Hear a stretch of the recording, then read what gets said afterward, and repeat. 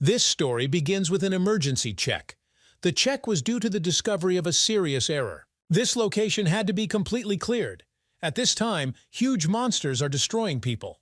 The main character is a blacksmith named Aiden. He holds his little sister in his arms and asks a girl named Ellis to come to her senses. At this moment, the girl tells her brother to run away. Suddenly, a huge monster with horns and huge claws appears in front of the main character. At once, this monster begins to emit a huge beam from its shoulder that burns everything in its path. The main character was very wounded. He starts screaming and calling for his sister, but at this moment, he sees his sister dissolving into space. He tries to catch her and asks why this is all happening. The main character doesn't understand what they did. Aiden starts crying and asking for this to end. The sister takes her brother by the hand and asks for forgiveness. Ellis begins to dissolve into space and says that her brother must survive. When his sister disappeared, Aiden looks at his hand and sees that his sister left a rubber band on it. At this moment, the monsters look at the main character and say that the error has been found. The threat level of this bug is low. And yet, he is one of the reasons for the error that appeared.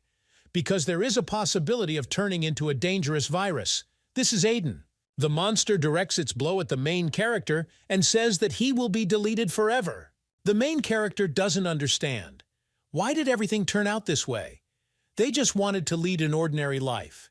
He doesn't understand why they needed to be removed. In a world that was terrorized by magical creatures, one day the system's chosen players suddenly appeared, which subsequently began to hunt them, and the people were heartily betrayed by their savior. After all, thanks to them, the threat of attacks by magical creatures on ordinary people has receded. However, the peaceful life did not last long. After some time, players began to treat people like toys, as if this was in the order of things. They committed many atrocities against them. But despite this, ordinary people could not answer them. And the reason for this was system moderator, that everyone who went against the rules was branded under the name of a bug, and during an update or check, such people were deleted. To be honest, the main character didn't care about either the moderator or the players. Their life was too complicated to have time to think about such things. Personally, the two of them benefited from regular checks. After all, while they were being carried out, everything seemed to freeze. But the main character and his sister, oddly enough, could move. The main character didn't care why it was like that, and staying alive is of paramount importance to him. After all, at a time when everyone was freezing, the main character could steal something to eat and no one could notice. The system indicates that the enchanting was unsuccessful, and the equipment was destroyed. This was when the main character broke his sword at his job. After all, the main character is a blacksmith, and at that moment, a blow lands in the guy's face. They start beating him up and say that there was a 50% chance of success, and Aiden managed to fail in the task. The boss says that because of the main character, he just lost his valuable resources. Then the man began to kick the main character and says that as soon as he imagines how much begins to boil with anger, he told Aiden to die. At this moment, the man began to stop and say about the fact that Aiden is really going to die. But the man did not see this as a problem. After all, this guy is a simple person. When the boss and his friend left, they decided to go somewhere else. The boss says that the system would have loaded this guy back anyway, and if not for the penalty of karma, the man would actually kill the guy for what he did. At this moment, the younger sister begins to call the main character. She asks if Aiden is okay or not, but Aiden is angry because he told his sister not to come down. After all, this place is dangerous. Ellis says she wanted to do something to help her brother. Ellis brings a handkerchief and begins to wipe his brother's face. She asks why these people treated him so cruelly. After all, Aiden didn't break the equipment on purpose. The main character tells his sister that everything is fine, and these are just such players. Ellis says she'll try to grow up as soon as possible. To help his brother, the main character understands that it doesn't matter that his job is difficult, but for the players, he's just trash. As long as he can protect his sister, he doesn't care. However, Aiden doesn't understand what's wrong with this system. After all, some kind of nonsense is happening. Aiden doesn't understand why they have to be removed. The main character is angry and says that he will destroy this system no matter the cost. The main character is immersed in some space. He sees that everything is gradually disappearing. At this moment, a huge hand appears and takes the guy by the head, and the system says that this location will be completely cleared, and Aiden will be restored. After all, his time has come to fulfill his role. The main character is again transferred to the city, and all the houses there begin to be rebuilt. Aiden does not understand how he managed to return. After all, he clearly remembers that he was given the authority of a first-level moderator. The command line is unlocked, and the main character has access to use commands. A panel appears in front of the main character.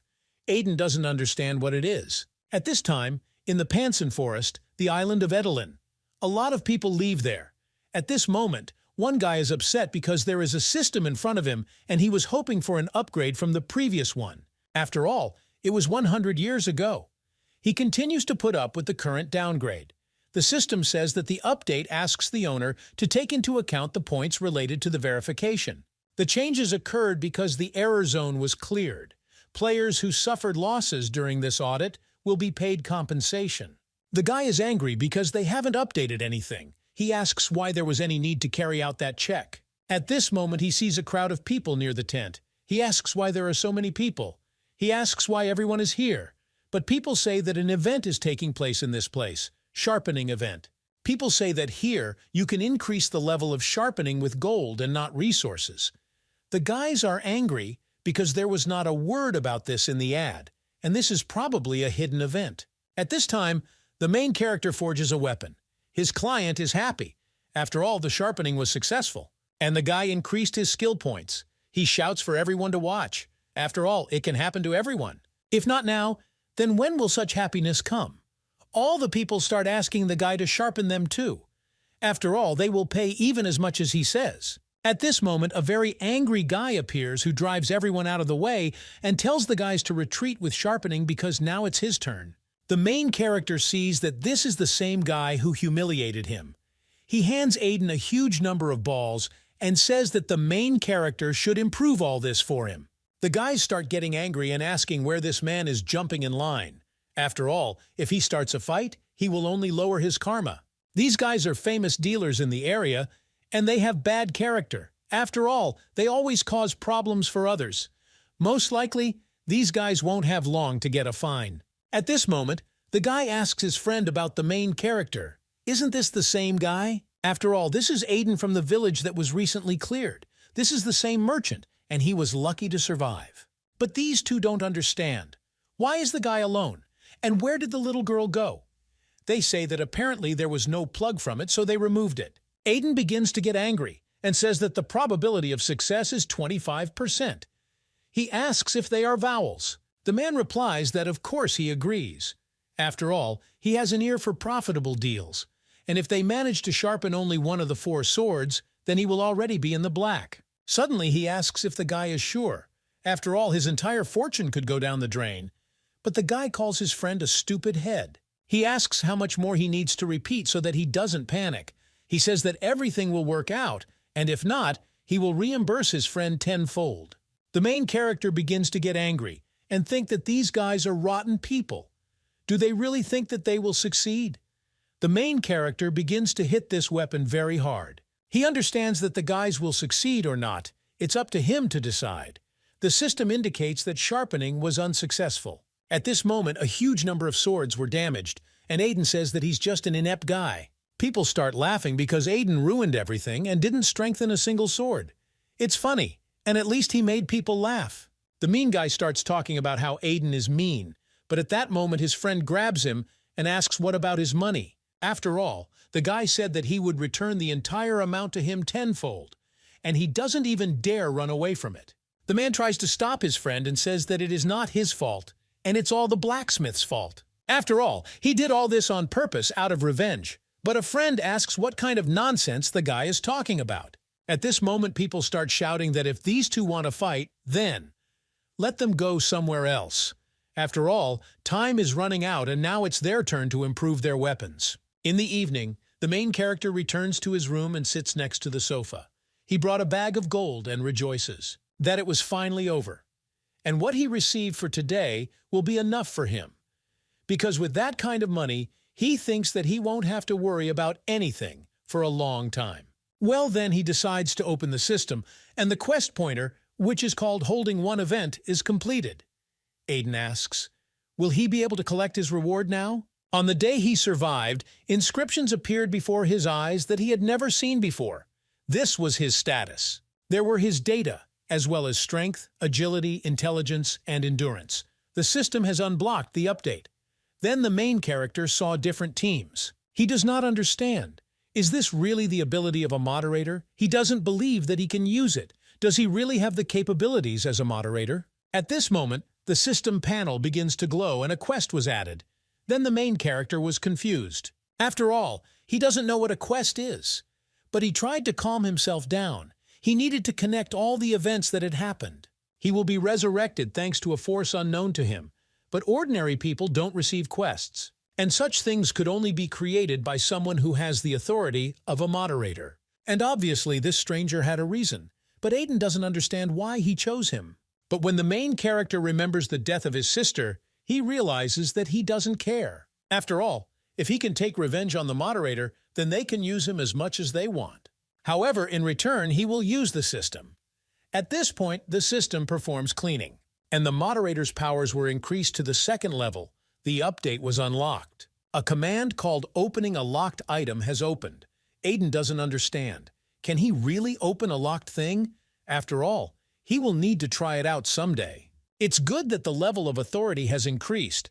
He asks nothing bad will happen because of this. After all, no matter how it is, he is still weak, and he will not be able to defeat even beginners. And if he is branded a bug, then Aiden will not be able to do anything when the next check is launched. And it will simply be deleted. The main character hopes that there must be some way.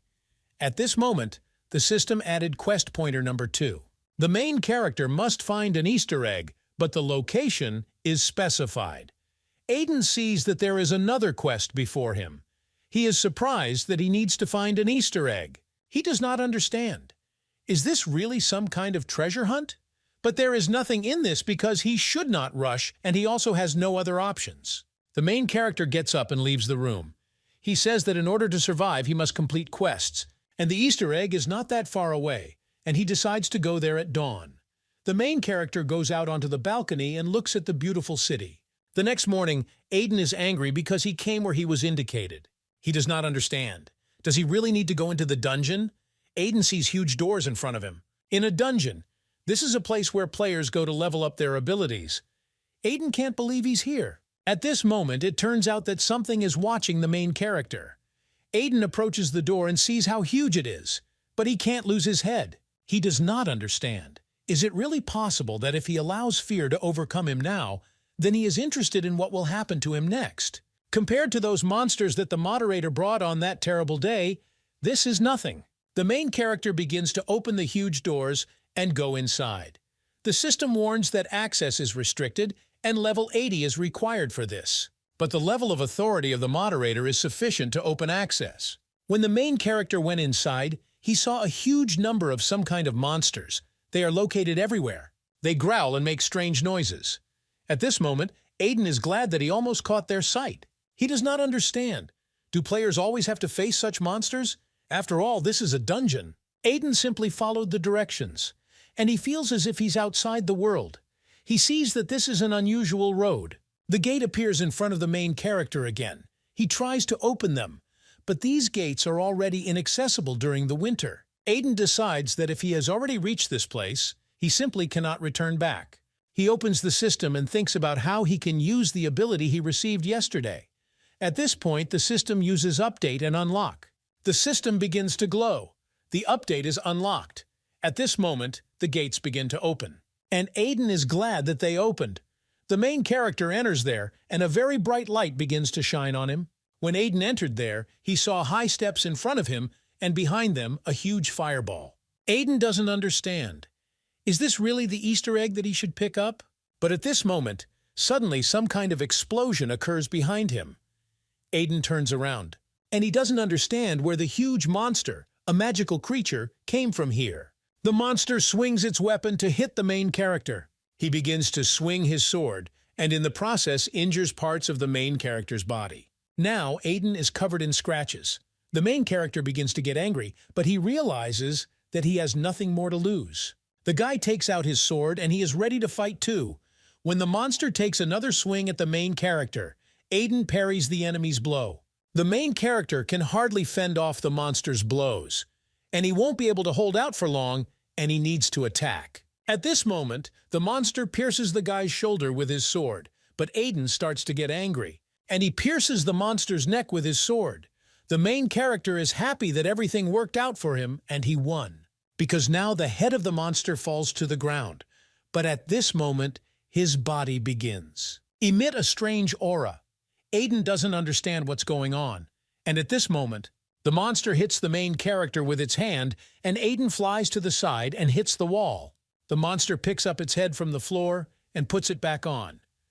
Aiden doesn't understand how this is even possible. The main character is upset because he knew that nothing would work out for him. Aiden is losing hope in his life, but he remembers how Ellis told him that his brother must survive. At this moment, the main character opens his eyes and takes out his hammer. He gains incredible strength, and his eyes begin to turn red. He understands that if he manages to survive, he will become much closer to his goal. The monster swings at the main character again, but Aiden is ready to parry this blow. When the main character uses his hammer against a monster's sword, the enemy's weapon splits into pieces, and the system says that the sharpening was unsuccessful, and the equipment was destroyed. Aiden doesn't understand. Does the system really recognize this monster as equipment and not a magical creature? Aiden realizes that this is his chance, so he swings at the monster and wants to kill him. After several strikes, the system indicates that sharpening was unsuccessful, and with just a few blows, the monster falls apart. Aiden throws an incredible amount of punches, and the system is already tired of notifying that the imprisonment was unsuccessful. The final blow of the main character falls directly on the monster's head. Aiden sits next to him and rejoices that he succeeded. Now the main character completes the quest called Find the Easter Egg. The moderator's powers have been increased to level 3, and editing update is unlocked. Aiden sees that he has a new ability. He doesn't understand. Is it really for her that he came to this place? The main character experiences incredible pain from the blows, but he decides it's time for him to return. When the main character leaves the cave, he feels very bad, and he begins to lose consciousness. The main character falls to the ground. At this moment, the silhouette of a man suddenly appears in front of him. He's wearing a cloak and you can't see him, even his face. But when the person takes off his cloak, it turns out to be a girl with blue hair. At this time, a metal ball flies out of the cave and heads towards the body parts of the monster that the main character killed. Char enables scanning and confirms that the dungeon keeper has been destroyed.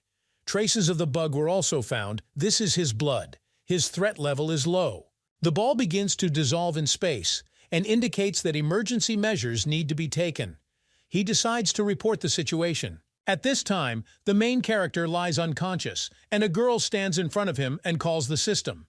At this moment, Aiden hears some strange sound, and the girl takes the guy by the hand and tries to press something in the system. She wants Aiden to accept her as a friend. At this moment, the main character comes to his senses and he starts screaming. He asks who the girl is. The girl replies that her name is Arya. Aiden believes this girl is a player. It uses status checking. To find out information about this girl, Arya tells Aiden not to be so scared. After all, she is a good person. At this moment, the main character sees that this girl's status is unavailable. He thinks this is absurd. Aiden doesn't understand that the minimum possible karma is 100. If so, then the girl is dangerous. Aiden asks Arya to move away. He asks what she needs. Arya gets angry and says that Aiden is too boring. After all, she actually cured the guy. She dropped healing potions on him. The girl doesn't have much healing potion, but she spent a couple of bottles on the guy. She asks if it is true that she is kind. At this moment, the main character takes himself by the shoulder and sees that there is no wound there. And he understands that the wounds have indeed healed. Arya says it was a gesture of goodwill, and she just never met guys like Aiden. And he interested her? Aiden doesn't understand. What is this girl even talking about? At this moment, suddenly a panel appears in front of the main character, which begins to glow. It notifies that a quest has been added called Raising the Level. Aiden doesn't understand why the quest appeared now. He is glad that it seems that only he can see the quest window. But be that as it may, Well, there is no desire to get involved with a suspicious player. Aiden gets up from the ground and thinks that he needs to leave this place as soon as possible. He thanks the girl for her help and says, "What if Arya doesn't ask for anything in return? Then he'll probably go." Aiden starts to leave and says goodbye to the girl. Arya looks after the guy for some time. At this moment, the main character sees that the system is giving the guy a request to add Arya as a friend. It turns out that the girl, "All this time I followed the main character." Aiden turns and says that the girl is done following him. He asks why Arya is following him. After all, she is already getting on his nerves. He asks Arya to leave. The girl asks why she can't follow the guy. After all, you can't call him strong. She asks what will happen if he falls down again. After all, if this happens, then the guy will again need the help of a friend like Arya. Aiden says the girls will stop pestering him. He tells Arya to get out, and he doesn't understand when they manage to become friends. At this moment, Arya says that she was right, and Aiden does not even notice that he is now in great danger. Suddenly, Arya tells Aiden to turn around, and when the main character turns around, a huge beast attacks him. The main character uses the inventory and takes out his weapon from there. He fights off the beast, but after this beast comes another flock of such monsters. Aiden asks where so many magical creatures came from here. He does not understand. Did the animals smell the blood that remained on his clothes? At this point, Arya says that the situation is not simple. She asks if she wants her to help the main character, but Aiden replies that he can handle it himself. After all, there are no options to complete the new quest. He must kill them, and he has no other way to become stronger before the next test. The animals begin to attack the main character, but Aiden is ready to fight them off with his sword. At this time, a ball with information approaches the system operator named Lloyd. Now Lloyd knows that the Easter egg is missing. He is asking, is it really possible to steal it? But of course, this is possible if a person kills the dungeon keeper. However, he was equipped with immortal armor, and in theory, it is impossible to defeat him. At this moment, the metal ball shows the pictures that he was able to copy, and there it is clear that only fragments remain of the dungeon keeper. Lloyd says it's weird, and if they do nothing, then the moderator. He soon finds out what happened. The system operator thinks that he needs to check everything personally. At this time, the main character is still fighting with magical creatures. He is more than sure that this is the work of the bugged one. After some time, the main character dealt with his magical enemies, and he destroyed everyone. The guy is tired, but he is glad that he did it. It's even surprising to him that he, a simple man, managed to defeat so many magical creatures. The editing team appears in front of the main character, and Aiden thinks that this ability is actually very good, and he couldn't even imagine that this would happen. After all, his stat points are doubled. Aiden sees that he will be able to increase his stat points not only by doubling. However, the consequences are not long in coming. Next time, he will need to be more careful in using the ability, which has helped in many things. But it would be great for the main character to know what other abilities can be unlocked. But at this moment, Aiden does not understand why his level is still the same and his points are still at 0. In order to become stronger in this world, Aiden must increase his level, and this can be done in 2 ways. The first way is by completing quests, and the second way he can increase the level by hunting magical creatures. Well, Aiden doesn't understand how this happened, and he thinks about what's clearly here. Something is wrong. Maybe he should try another way. After all, following the logic of the main character. He spent the next few days fighting magical creatures, and he had no choice. Other ordinary people did not give him tasks. No matter how many monsters he kills, no matter how many teams. He didn't lead, but the level was categorically in no hurry to increase. And then it dawned on the main character. He realized that ordinary people cannot surpass themselves, but the players of the selected system are a different matter. And when he did not happen to be one of those who his destiny was to remain on the outskirts of development. Aiden doesn't understand what he should do now. He is sure that there is always a way out. At this moment, Arya asks the main character to listen. She asks when Aiden will add her as a friend. But Aiden doesn't understand how much longer Arya plans to follow him around.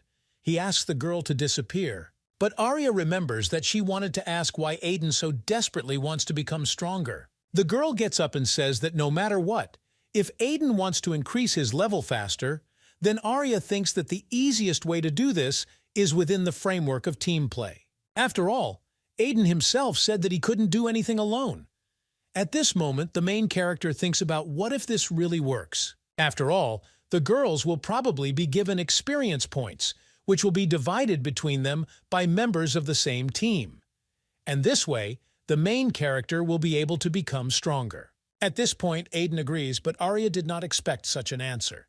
She asks, was she really heard? But Aiden once again repeats that he agrees to this team play for the girl. Arya begins to be incredibly happy, and she rushes into the arms of the main character.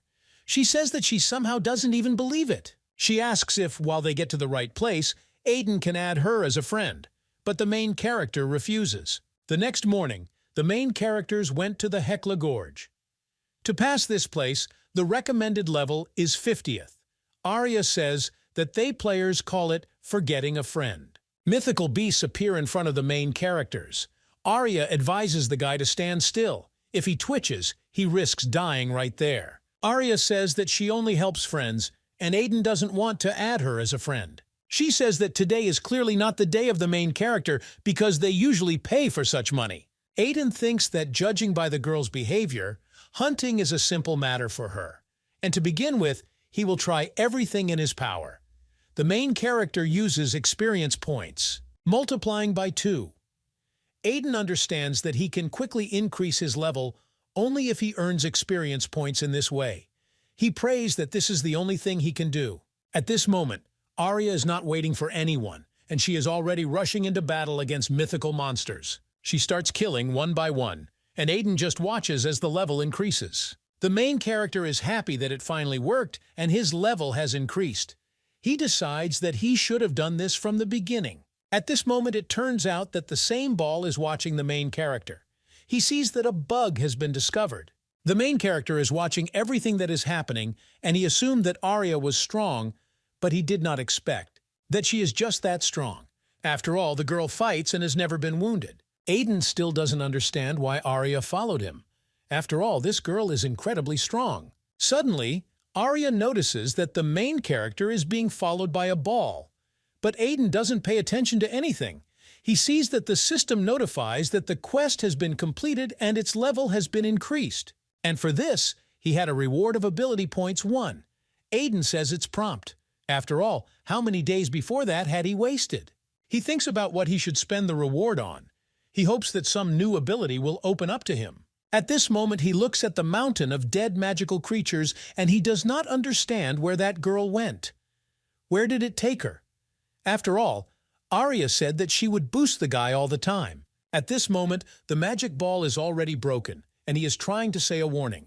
The fact that the object was entered into the destruction system, and numerous losses may occur. Arya finishes off this magic ball with her foot. She says he is too noisy. Arya doesn't know what he is, but he bothers her, and she will not allow anyone to touch her goods. Aiden accepts a friend request from a girl. Arya is incredibly happy because Aiden is new to her list of friends. She thanks the guy. She asks, has Aiden finally realized that she is good? At this moment, the main character says that the girl will stop making noise and he just added her as a friend. The main character began to travel with a random player he met named Arya. He still doesn't understand what the girl saw in him.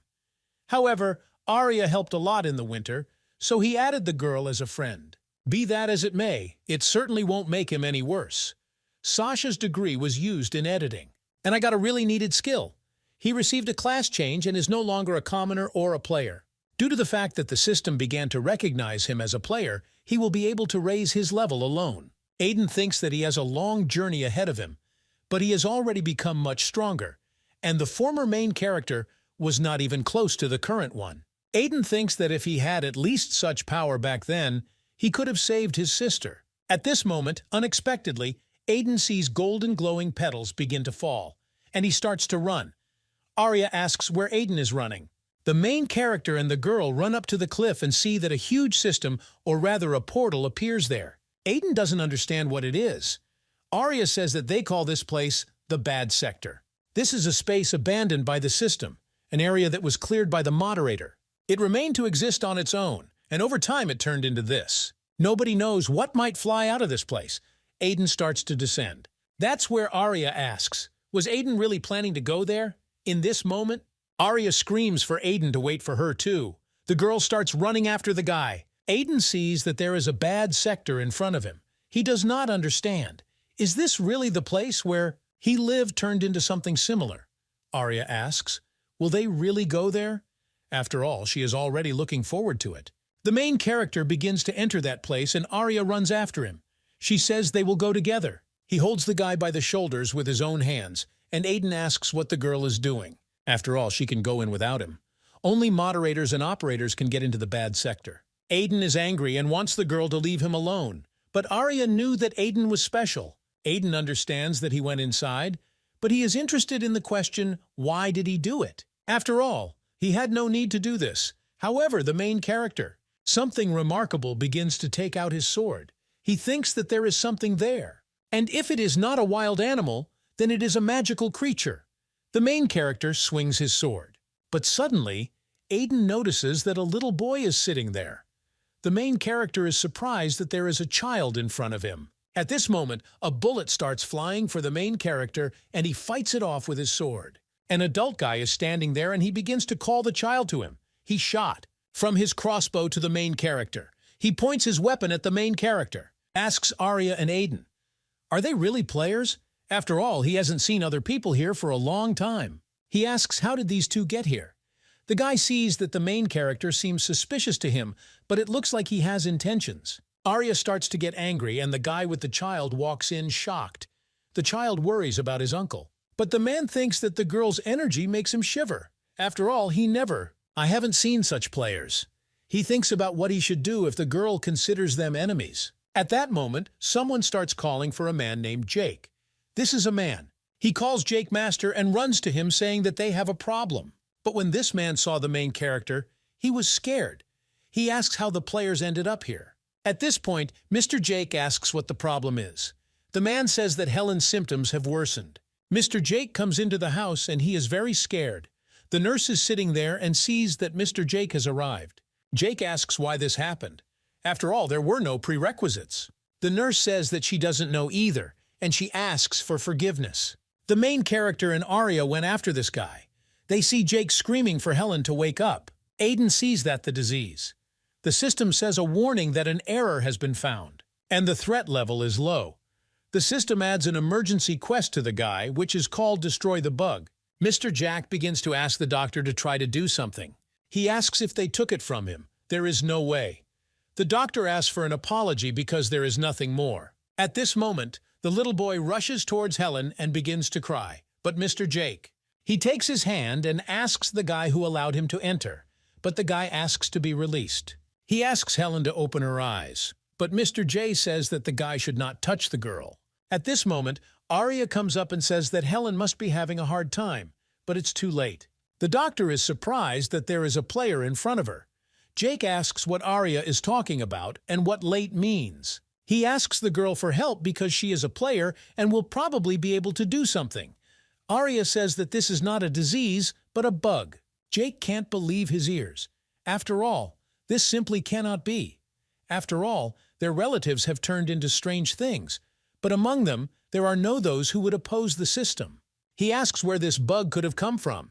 Arya says that it appears not only in cases of resistance to the system, there are different types of bugs. They won't be able to help anymore. The worse a girl becomes, the more damage she will cause to everything around her.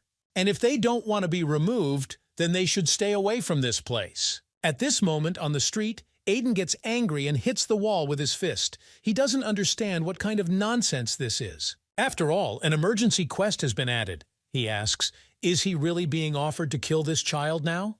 The system asks if the main character wants to kill the bug using his moderator powers. Aiden refuses and says not to even ask him about it. The system says that, for failure to complete the quest, Aiden will be fined. The system asks, is Aiden really giving up on the quest? Aiden asks, is this really the only reason he was brought to this place? Aiden is not like the man who killed his sister, and he never follow his instructions. It doesn't matter whether it's a system or a bug, he will destroy everything. After some time, the main character enters the room where the sick girl is lying. He tells everyone to leave this place because he wants to examine the girl. Jake asks, is there really a way to cure her? Aiden isn't sure, but he says it's worth a try. At this moment, The little boy grabs the main character by the cloak and he begins to cry and asks the gentleman to save his younger sister. The main character approaches the girl and puts his hand on her head. Lights start to shine around, and they don't understand that this is happening. Arya is also perplexed by what is happening. At this moment, the main character finds himself inside the space of the system. He sees that even the end of this space is not visible.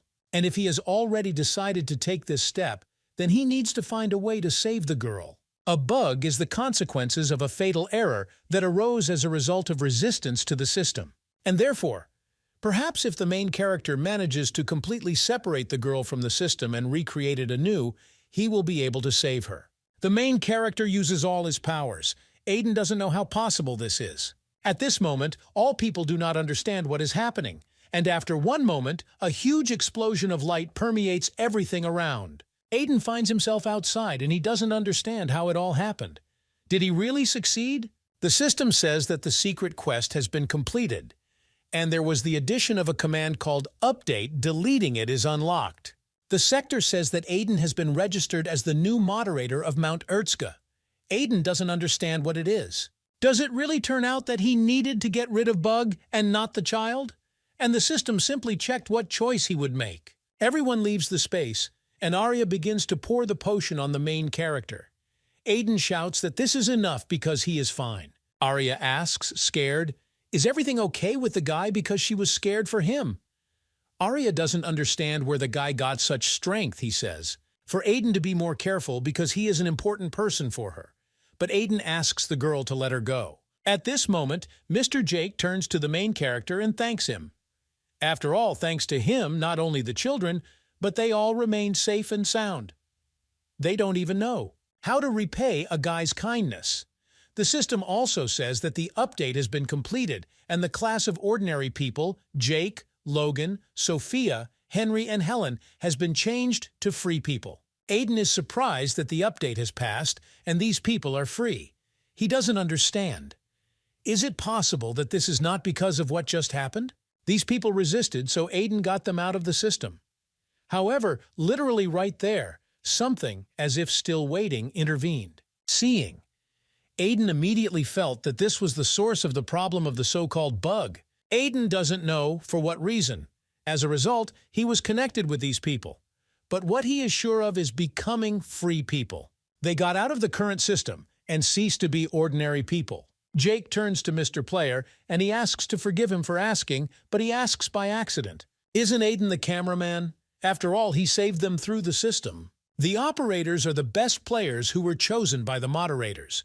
And if Aiden is no longer a moderator, then Jake cannot find an explanation for the miracle that happened. And in general, they owe the main character an immense debt, so they ask Aiden to let them join him. The main character says that he is not an operator, and moreover, they practically do not know each other.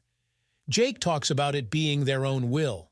And besides, Aiden is now the owner of this place, so their request is very appropriate. Aiden thinks about what he should do. Should he really tell them that he is a moderator? At this moment, Arya approaches the main character and tells him not to forget. After all, the one who changed the destinies of these people was Aiden, and it doesn't matter what decision people make. They will agree with anyone. Arya says that Aiden should not think for a long time and do what he considers necessary, because no matter what, fate is already predetermined. Aiden looks at the girl and thinks that sometimes Arya speaks as if she knows everything. Aiden both understands and doesn't understand her. But at this moment he realizes that Arya is right, and he decides to do it his own way. Desire. To begin with, he will give people something. They need it the most. The main character presented these people with a lot of delicious food. They are happy because they haven't eaten normal food for a long time. Jake says to make sure the kids eat as much as possible. The gentleman is glad that Aiden shared his supplies with them and thanks the guy. And he says that, by the way, he was already starting to worry about the children because they didn't have enough food. And this amount that we have now will last for a long time. Aiden asks how long things have been like this. Jake says that this village was originally a good place to live. Even if she is not very beautiful, she is. There were also a lot of players in this place. This continued until, as a result of an inspection, the village was cleared. An unknown wanderer helped them. He did not remove them, but saved them with his mystical power and disappeared. After that, in order to survive imprisonment here, they all went out of their way. And when? They fought for life together, but in the end they became close and became almost like a family. The main character remembers his family and younger sister. At this time, Arya looks at the main character, but to the side she notices a huge chest. Arya comes down from the second floor and asks what the chest is. After all, he looks too decent for such a wilderness. Jake says it's a consolidated storage facility, which can only be used by players, and since it is connected to the system, it can be located anywhere. Aiden is surprised that it is connected to the system. Jake says that he used to be a storage guard. However, after this place became abandoned, the chest cannot be opened, and perhaps the system does not allow this to be done. The main character says that everyone should move away, and he approaches the chest because he heard that players are collecting various rare items, and if he manages to open the chest using the powers of a moderator, he will be able to use everything that is in it. At this moment, unexpectedly for everyone, the chest actually opens and a huge inventory appears there. He will use it. This is as much as he wants. There are a lot of items of equipment, potions, money, and food. Jack starts screaming and asking what it is. But at this moment, Arya rejoices. The main character chooses one weapon and begins to sharpen it. The system indicates that the sharpening was successful and skill points were increased. Jake asks if this is even legal. At this time, the guy is holding a sword in his hands. At this moment, Jack and Logan are holding weapons in their hands. They see that a master's axe is added to them, a protective necklace, a protective ring, two-handed sword of the Imperial Guard. At this time, Jake asks the main character if they take such an amazing weapon. After all, the main character also improved him. At this moment, the children and Sophia are holding various expensive things in their hands, and they are surprised by what is happening. Sophia asks, "Are these items really very valuable?" They are interested in what if the sharpening failed. Aiden tells them not to worry because they have plenty of resources. The main character says that people should not think that they owe him anything, and they considered it his gift. The main character asks them not to regret anything. The main character thinks that after waking up, he has the opportunity to ignore the rules of the system, and only he decides whether the sharpening will be successful. And if this is the case, resources will not be wasted, and this money and food will be enough for them not to worry about anything for a long time. The village of Ertska has a population of 5 people and resources of 150%. At this moment, Arya appears in front of the main character, and she also asks what Aiden will give her. The main character replies that Arius already has plenty of good equipment. The girl is upset. Aiden thinks that from the general storage, he was able to get a lot of things, food and money now he has in bulk. And the new equipment is extremely powerful. All this is the property of the players regardless of the main character. After all, at this time, players opening their inventory do not understand where their weapons and money went. Storage is also part of the system. At this time, players write a complaint. They ask, they work. Whether the operators, where did their items go? In addition, players will certainly receive compensation for items missing as a result of a system failure. And the most important thing can be called the main character's loot, which is in his hands. This is a cloud system and has a passive ability. A space from which, if necessary, you can remove any item or equipment. You can store anything in it. When the main character looked at the objects that came out of the chest, he thought that there was nothing serious there. And then Aiden decided to put his hand inside the vault to find out if there was anything else left there. Suddenly he found something.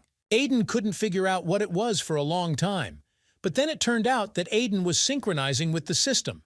After all, the main character cannot pull out his hand, and at this time synchronization occurs. When the synchronization ended, the main character continued to ask him to let him go. And after some time, Aiden flies away. The chest turns out to be empty, but the protagonist's hand begins to glow. It's hard to imagine anything like this. Now Aiden can use shared storage whenever and wherever he wants. And in the future, this will be very useful to him. At this time, Mr. Jake approaches the main character and addresses Aiden. People thank the main character. After all, even if Aiden had simply freed them, they could not have wished for anything more. Now they just want Aiden to give them a task, and they will do whatever the main character asks them to do. Aiden replies that they are no longer ordinary people, and from now on, they do not need to follow orders.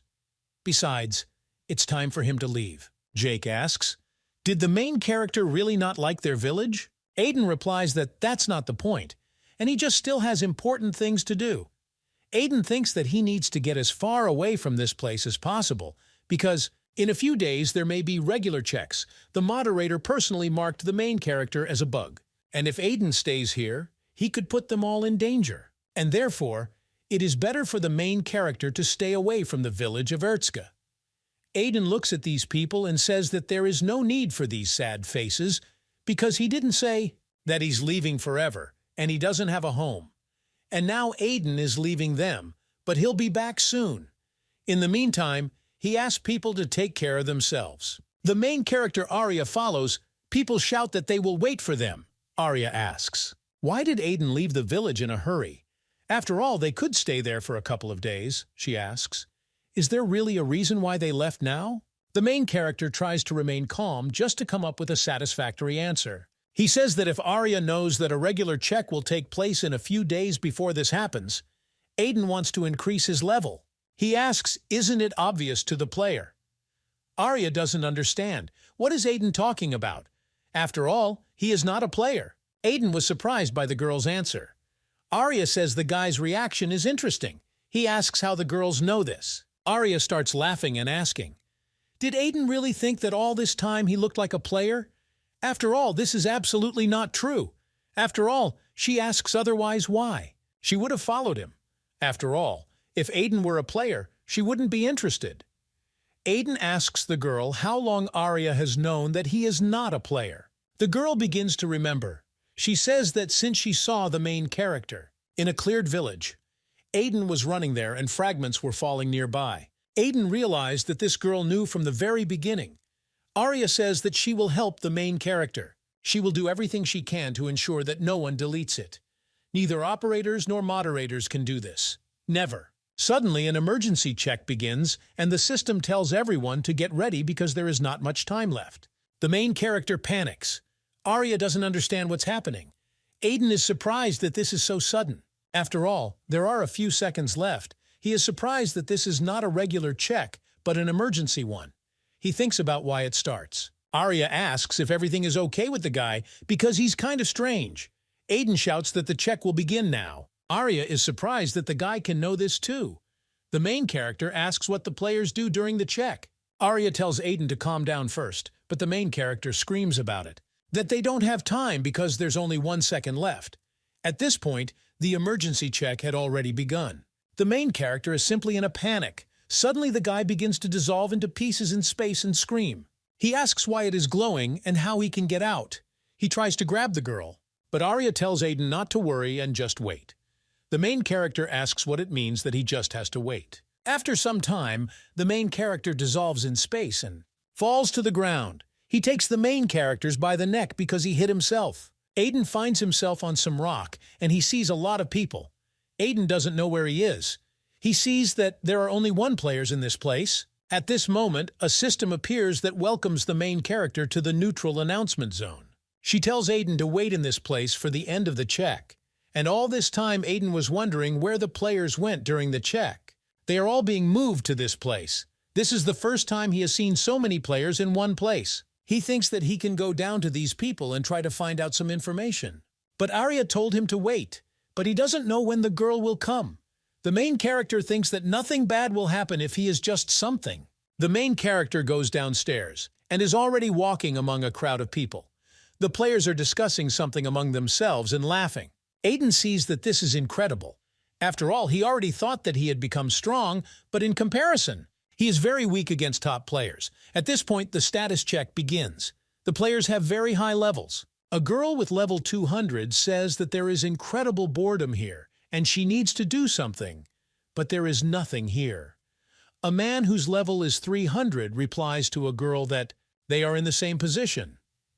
Aiden thinks that he still has a long time to grow and level with these people. The main character wonders when the check will end. He decides to find Arya. After all, he had a lot of questions for the girl. One man says that the check will be completed soon. The guy standing next to him asks what will happen after. The man asks in surprise, "Doesn't the guy know that the next test will be a new one?" People get angry because they are very bored. They want it to be finished as soon as possible. The players are angry because they were not even warned in advance. He asks why constantly arrange checks. Aiden sees that there are many strange personalities among the players, and it would be better for him not to get involved in anything. At this moment, the main character touches some guy with his shoulder. He looks at him and thinks that now he will have problems. It's a strange guy pouncing at the main character and takes him by the clothes. He asks where Aiden is going so quickly. Is he really blind? The guy gets angry and asks, does the main character really want to be beaten? Aiden thinks that he shouldn't attract attention to himself, and if everything takes a serious turn, then only he will be worse off from it. Aiden is glad he knows such stupid guys. Like this. And if you don't react to his blows, this guy will soon calm down. The guy who is angry with the main character is already raising his hand to hit Aiden. But at this moment the guy stops his hand. He is sure that the main character hit the guy by accident. He asks the angry guy, "Is this how they treat newcomers? After all, does he really not think with his head?" The angry guy starts to get angry and ask who he is, and if he doesn't plan to get punched in the face then. Let him go. At this moment, the unexpectedly evil guy notices the emblem on the guy's armor. People see that judging by the pattern, the blonde guy is from a guild called Griffin. There are 5 main guilds that contain the largest number of rankers and high-level players, and the Griffin Guild is the most popular of them. The players discuss that this guy is clearly in trouble, but at least he will be taught reason. The evil guy turns to the main character and says that he was just lucky. The players laugh because the guy is scared. He says just let Aiden catch his eye and he will beat him again. The main character thanks his savior. But the guy replies that Aiden should forget. And by the way, the guy says that Aiden better avoid people like this guy. But in general, the guy extends his hand to the main character and says that he is pleased to meet you because his name is Kevin and he is a member of the Griffin Guild. The main character shakes the guy's hand and says his name is Aiden. Kevin asks, "Is Aiden new?" After all, now stupid guys bully only those who are weaker than them. And if Kevin had not intervened, this guy would have continued to humiliate the main character. Kevin says that if they have already met, he asks if Aiden would like to join his guild after checking. Aiden asks why this is for the guy because he's unlikely to get any profit. Kevin says he honestly doesn't have a goal in mind. And after the update stopped being released, new players began to appear much less frequently. Therefore, some guilds and smart players began to voluntarily help new players and invite them to teams. They protected the younger ones and said that if they needed anything, they should turn to the elders. After all, they had a fresh student. That's why Kevin followed suit.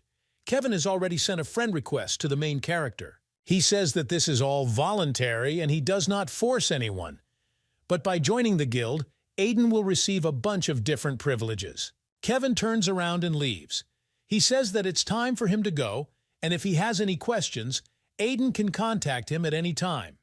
After all, they always welcome newcomers. Aiden thought that all the players were basically bad, but it turns out that not all of them.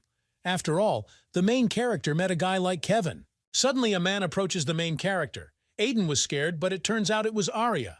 The girl laughs because Aiden is scared. He asks how the girl found him, but Arya replies that she has her own methods. At this moment, Arya gives the guy a present. Aiden sees that in front of him is the same guy who wanted to hit him, but now he is all beaten up and almost unconscious. Since Arya was late, she had to deal with this guy. Aiden says that if Arya pulls such tricks, her karma will decrease. Well, at that moment he remembered that the girl didn't know this, and so he said that it didn't matter. The main character and Arya turn around and begin to leave. Arya asks how the guy is doing with all this. Aiden doesn't understand. What exactly is the girl talking about? But Arya is the guy's impression of this place. After all, there is nothing special here. But Aiden says it's not bad. At this moment, it turns out that the main character has been being watched by system operator Lloyd all this time. 3 operators were collected in the system.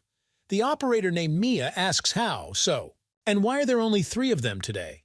She doesn't understand why this stupid guy named Lloyd started acting without even consulting them. She gets angry and shouts, asking why Lloyd suddenly decided to conduct an inspection. She asks where he even goes now. An operator named Selena, a girl with an angelic appearance, tries to calm down the operator, Mia. She says that Lloyd would not start something like this without a reason. Selena thinks that Lloyd will contact them soon. Suddenly, the operator named Zenon says that Lloyd just wrote to him, and Lloyd says that he discovered a bug. Zeno thinks that removing Lloyd's bug won't take much time. Selena talks about how interested she is, but Mia continues to be angry. And she says that she has her own things to do, so let Lloyd hurry up. Zeno suggests observing what is happening there. At this moment, a screen opens in front of them, and the operators see the place where the players are now gathered. They are wondering what kind of bug this is. At this moment, all players receive an update stating that the emergency check has been completed. The players are surprised that this time, everything went very quickly. They don't understand if there is news about events or anything like that. The guy who, in the face of the system, says that there is no news, and there's only information about fixing the bug. Players say that they don't even wait for updates anymore. At this time, Arya is surprised that the premature termination occurred. She does not understand why so suddenly. After all, this usually doesn't happen. Aiden asks in surprise, "Is it really over?" The girl has a bad feeling about this. Suddenly, Arya notices that she is under the control of the system. And not only Arya ends up there, but also all the other players. Someone took advantage of special powers, and something is wrong here. Arya turns to the main character and takes him by the shoulder. She says that she thinks that someone will come now to remove the main character. But Arya tells Aiden not to worry because she will definitely come up with something. At this moment, all players begin to dissolve in space, and Arya also begins to disappear. At the last moment, she shouts what she will do, all because she needs Aiden. The main character sees how everyone has disappeared, but it turns out that only he remains. Aiden does not understand what is happening in this place and why he is left alone. Arya is in the normal world. It indicates that the operator has crossed the border. She doesn't understand how they dared to do something like that in her presence. Frightened, Aiden stands alone and does not understand. Are they really going to remove it? But he tries not to panic because he knew that this day would come someday. And he was preparing for this all the time, so he will not allow himself to be removed so easily. Never. At this moment, Operator Lloyd appears in front of the main character, and mythical monsters follow him.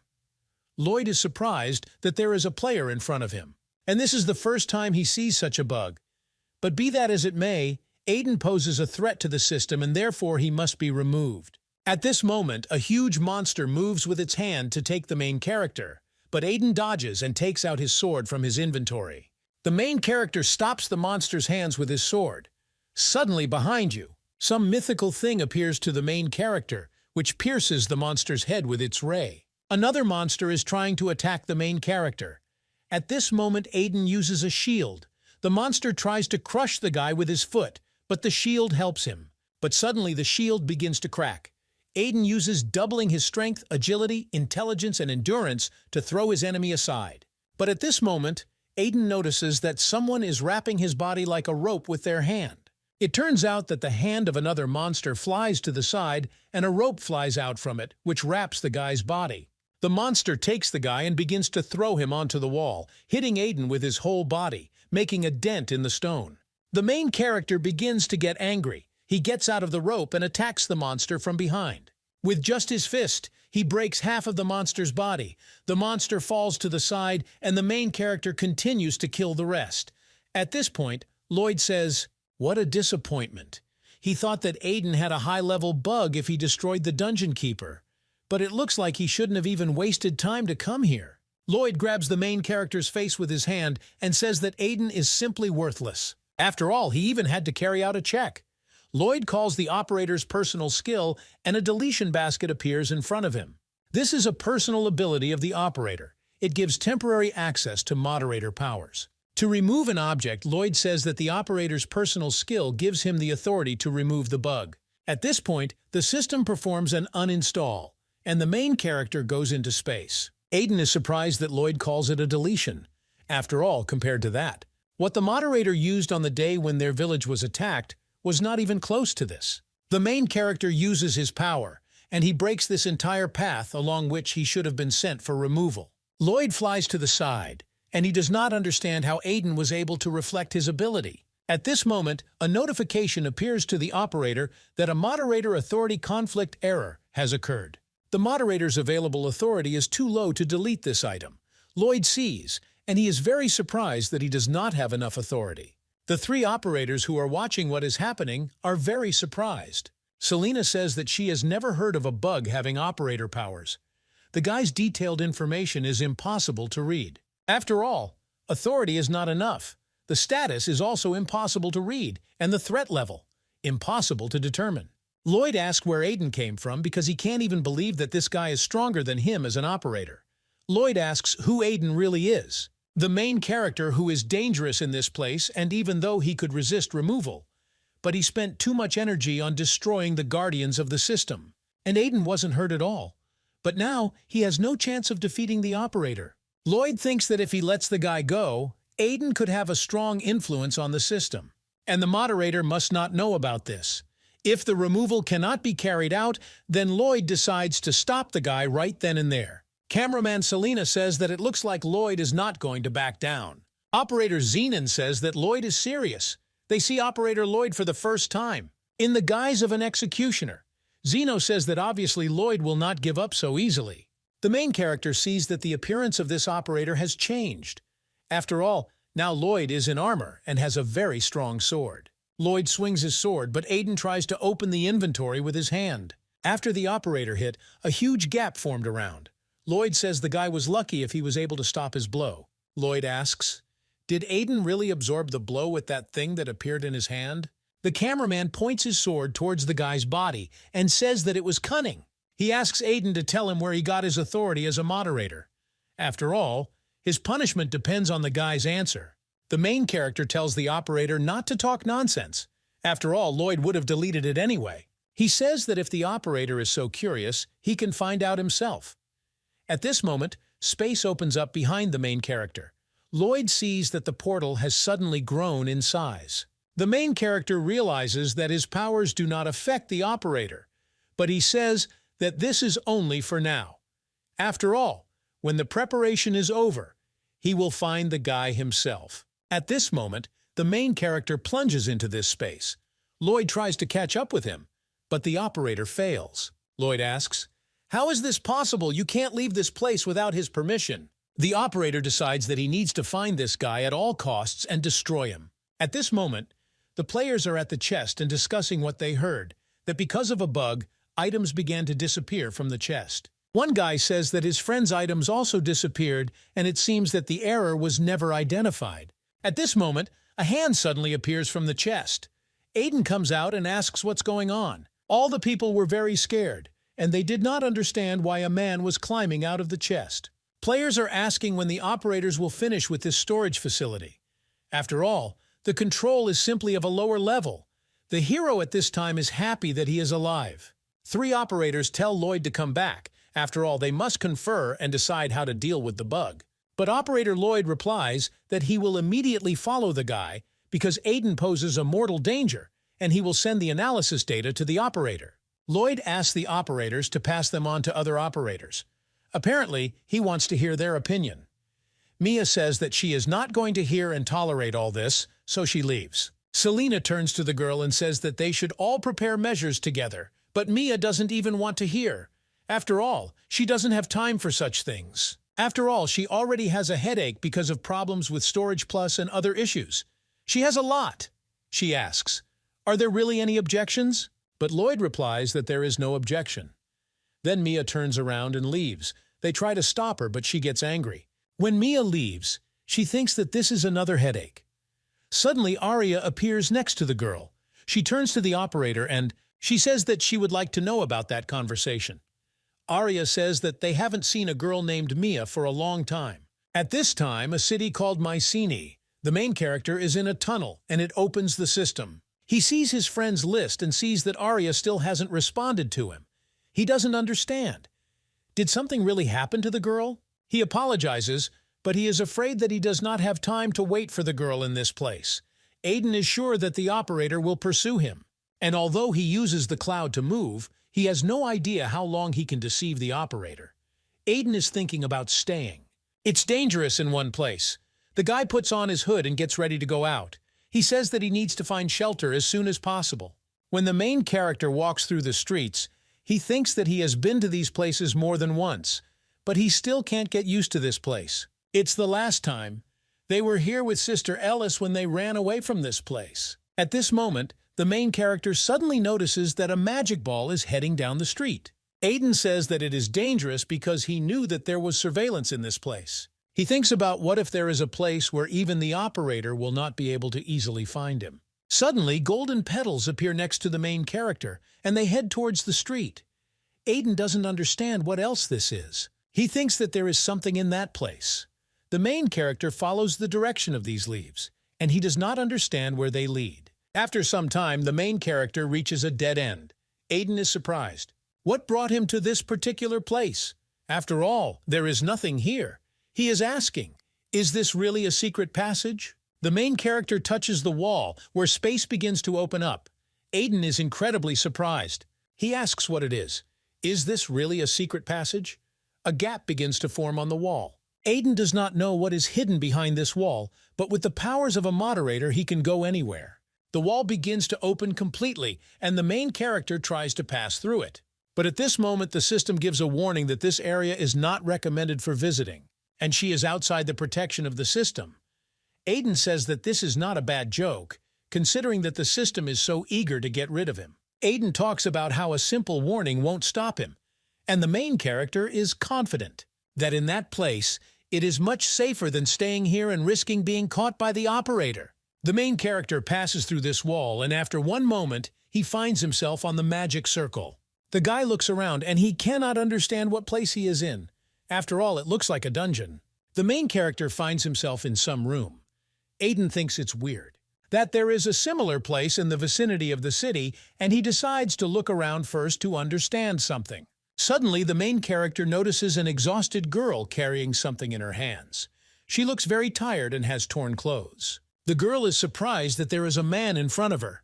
She throws away the thing she had it in her hands, and the girl was incredibly scared. Aiden tries to calm her down, but the girl started to run away. The main character shouts for her to listen to him. When the main character followed the girl, she screams that they have an intruder. At this time, Aiden sees a lot of people there. They sprayed fire and set up tents.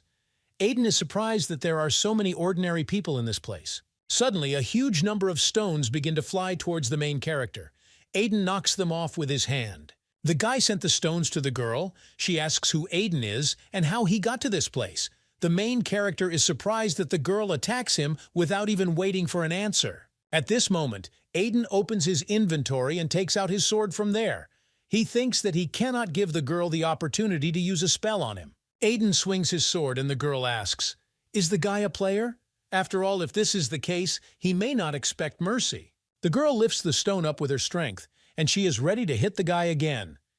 At this moment, two men ask if the girl is okay. After all, they can help her. A girl named Celia replies that everything is fine and they don't have to get into a fight. Men ask why this is so, but Siri replies that they will only get in the way. The main character notices that all these people have a low threat level, and they are all marked as a bug. Aiden tries to stop them, and he says that it looks like there is some kind of misunderstanding. The men ask what kind of misunderstanding there could be here. They say that the main character should not deceive them, because it is clear from him that he came to remove them all. The men order Celia to destroy this guy. Celia says that this location was created by Mr. Sirius. He said that no one except the moderator would be able to enter here, and if the guy found them, then he may not hope to get out of this place alive. Suddenly, people hear a voice telling them to stop. People were scared because it was the same voice, and it was Mr. Sirius speaking. The voice says it again, that this guy is not their enemy, and they're asking the guy to be taken to him. The girl Celia obeys the instructions of her master. She tells the guests to follow her, and she will show the way. But Celia tells the guy to remember that she won't take her eyes off him. And if he decides to do something stupid, she will punish him instantly.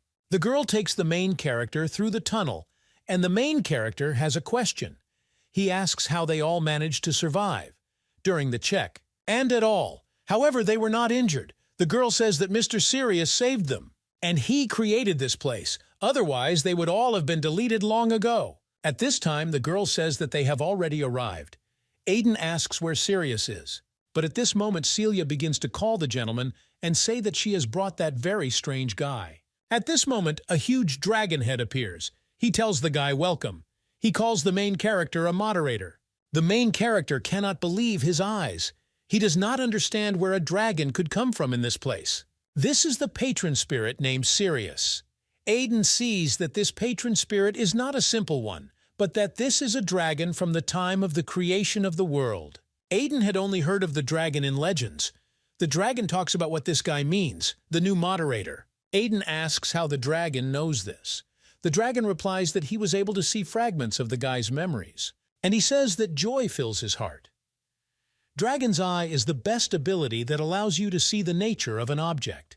The dragon can't believe that a creature like this guy appeared in a world where everything literally stopped. He says that means the new moderator has the ability to cure bugs. At this moment, Celia was very surprised by what she heard. The dragon says that he has finally met that fateful person. Suddenly, the dragon turns into a man, and he calls the main character a new moderator. He asks to tell if he can fulfill his one request. Celia is surprised that the gentleman turned out to be human. The system is adding a quest. This is a quest from Sirius. The main character must protect ordinary people. What follows Mr. Sirius and fulfill his request? Celia says that Mr.'s mother is unstable. And was it really worth it for him to waste his strength on changing his appearance? Sirius answer, that he's fine. Aiden thinks that this quest is completely different from the ones he completed before. He thinks that first he should listen to what they tell him, and then he will decide what to do next. At this moment, people followed the girl and the main character. They begin to listen to what is happening there. But Celia runs up to them and tells them to all leave. After all, they have an important conversation. Aiden asks what Mr. Sirius wants to ask him. The gentleman replies that everything is simple. He asks if Aiden could cure people and take them to his village. After all, as the main character, he already sees that in this place, all the people are marked as bug, and Sirius helped them escape. During the check, he defended me all this time, but he can no longer help, because he can no longer suppress his illness. At this moment, the gentleman opens half of his body, and there is a huge spot that absorbs his body. The system indicates that the threat level is high. He says that you think that even for Sasha, it will be difficult to fix such a bug. After all, Mr. Sirius never managed to do anything, and as long as the people around him didn't get hurt because of him, he would want Aiden to save them. Sirius asks the main character to fulfill his request, and he will give him his star. When Celia heard this, she began to get angry and ran to the master. She asks why the sir is saying this. The gentleman replies that he has nothing more to offer the guy as a reward and asks for an apology from the girl. After all, he is too weak. This is the only way to save all people. The main character says that he doesn't know what the gentleman is talking about, but he doesn't need it. But he still agrees to fix the bugs because it's not that difficult. After all, be it a bug, or the system will destroy everything that threatens it. The quest was accepted by the main character. After some time, all the people gathered around the main character and Mr. Sirius. They ask Celia if it's true that Aiden will fix the bugs. After all, something seems to them that this can't happen. Celia is also not 100% sure, but they have no choice but to wait because Mr. Sirius is never wrong. At this time, the main character stands in the center of the circle that has formed and tries to use all his strength. He plunges into the system to rid everyone of bugs. The main character sees that he is already in the system, but he is surprised at how many people there are because there are about 40 or 50 of them. The main character goes to complete tasks and says that now he only has a dragon left. He approaches the dragon and says that the situation is not very rosy. After all, he suffered very badly. At this time, there is some kind of absorbing creature in the center of the dragon's chest. Aiden says that this bug is much more powerful than the others, and if he leaves everything as it is, big troubles could happen. The main character tries to destroy, but he is attacked by this bug. The main character is surprised that the bug tried to absorb him. Aiden begins to get incredibly angry and says that some useless bug dared to attack him. The guy screams so. They disappeared.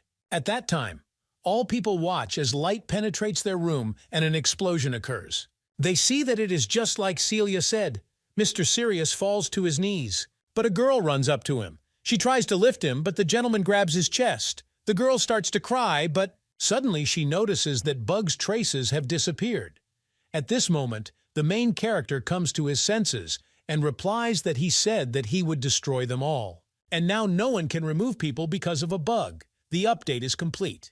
The system says that the class of ordinary people for more than 50 people was changed to the class of free people. People begin to rejoice because they will not die, and now they will no longer be removed.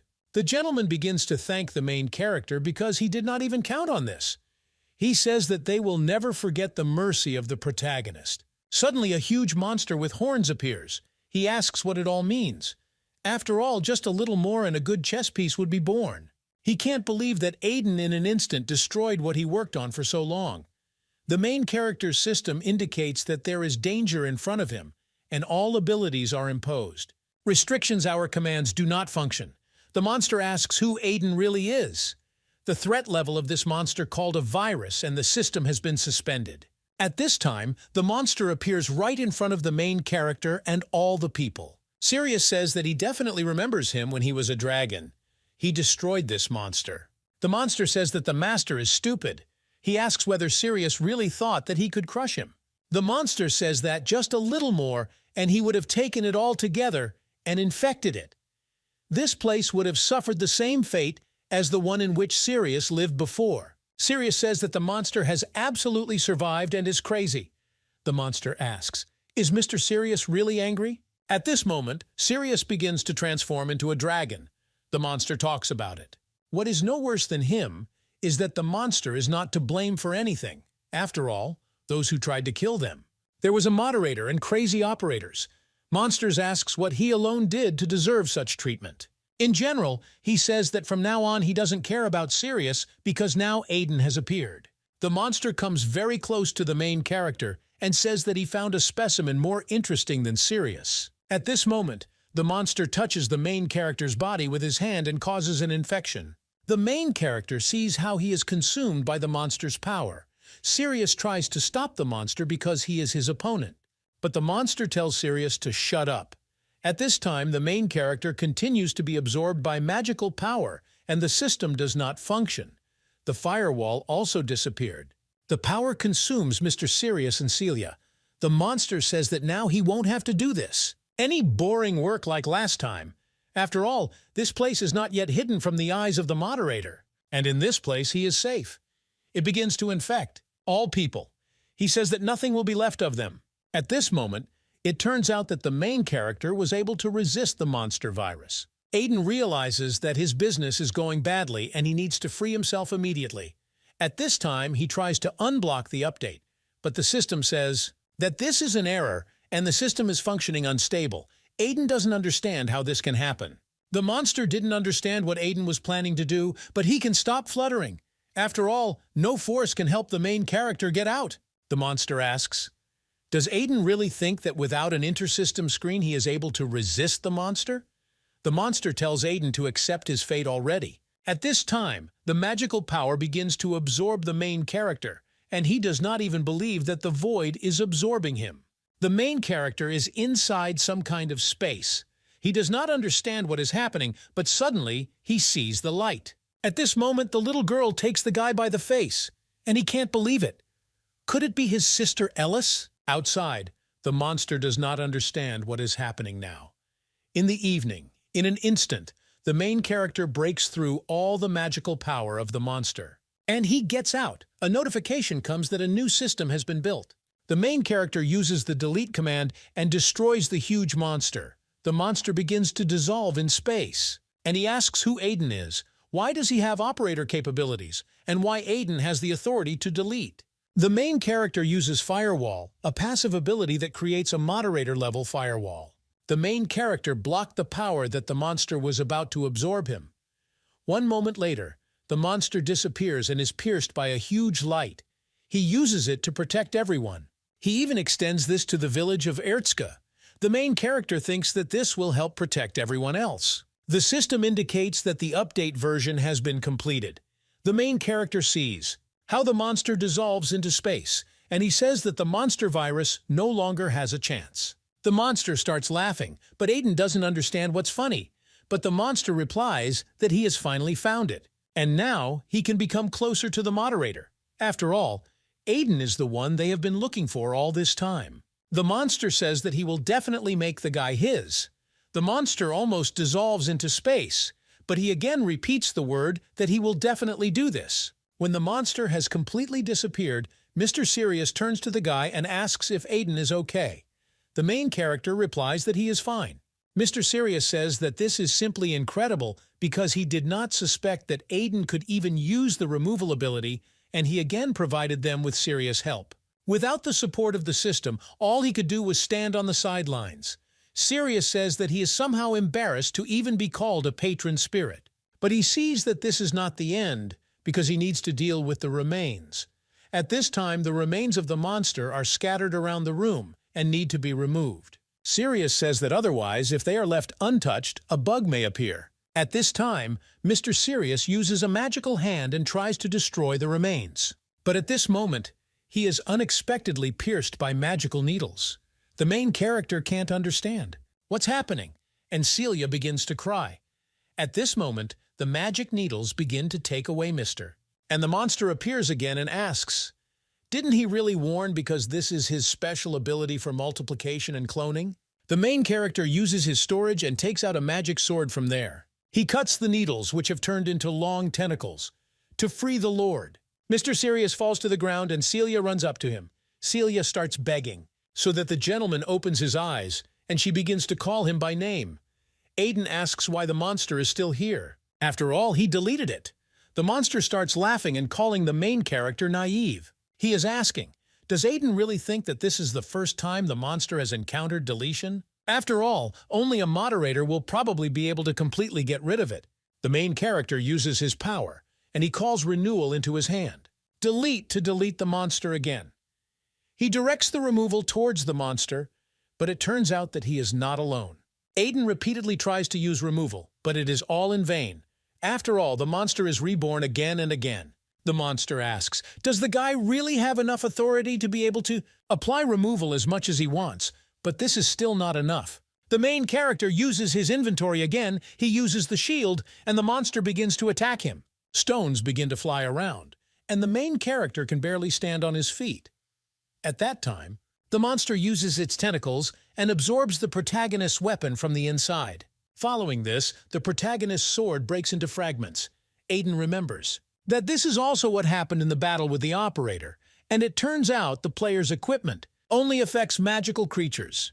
The main character thinks about what if? He's right, there's absolutely no point in sharpening, and this evil spirit is simply playing with him. After some time, many of the main character's weapons lay on the ground, and they were all destroyed. The monster asks when Aiden will give up. Aiden begins to get angry because neither removal nor attacks affect the monster. He just keeps cloning. Aiden asks what kind of monster is this virus that cannot be removed. The monster is curious because he must take the guy with him, but this firewall works. Gets on his nerves. Therefore, the monster says that he will probably swallow the guy whole. The monster begins to absorb the main character again. Aiden uses removal and knocks the monsters aside. But the monster attacks the guy again and says that it's useless because he's deleting. The guy can't keep up with his expansion. He tells Aiden to take it. Your fate, and close your eyes, and then it will all be over. At this time, Mr. Sirius is trying to get up. And to say something, Celia asks if the gentleman is okay. The girl will try to somehow heal the master with her magic. She asks the gentleman to hold out a little longer. Well, Sirius says that he is fine. After all, the girl herself knows that magic cannot cure this. They have a firewall, and Sirius was careless. His mistake was that he came in. Beyond the level of a bug, he says that he may soon turn into a virus, and it is unsafe to be near him. He says that you, girl, left. Celia begins to cry and say that they just found a way to escape, and this cannot happen. Sirius apologizes to the girl, and he tells Celia to help the new moderator. After all, this is their only way, which everyone must adhere to. At this point, Sirius smooths his hand into his chest and tries to heal himself. The monster continues to absorb the main character. He understands that it is becoming more and more difficult to resist him. Aiden is thinking about what he should do because he needs to come up with something. After all, now, anything, even the most insignificant thing, can help the main character. At this moment, the main character remembers that he has a sledgehammer, which he used to sharpen a weapon. This is an Ellis hammer. Aiden doesn't understand why this hammer doesn't break down like other equipment.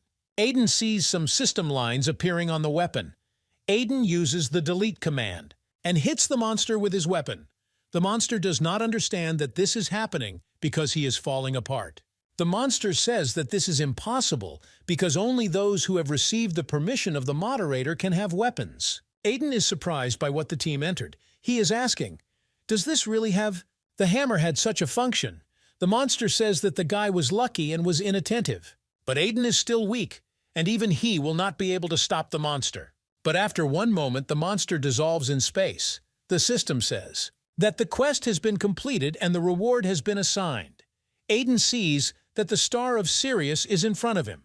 Celia gave it to him. She says that Mr. Moderator should take advantage of this. But in just one moment, Aiden breaks this thing with his hammer and points it at the monster, which has appeared again. This is the first time the monster has seen such a weapon. The main character uses a sword that burns with fire.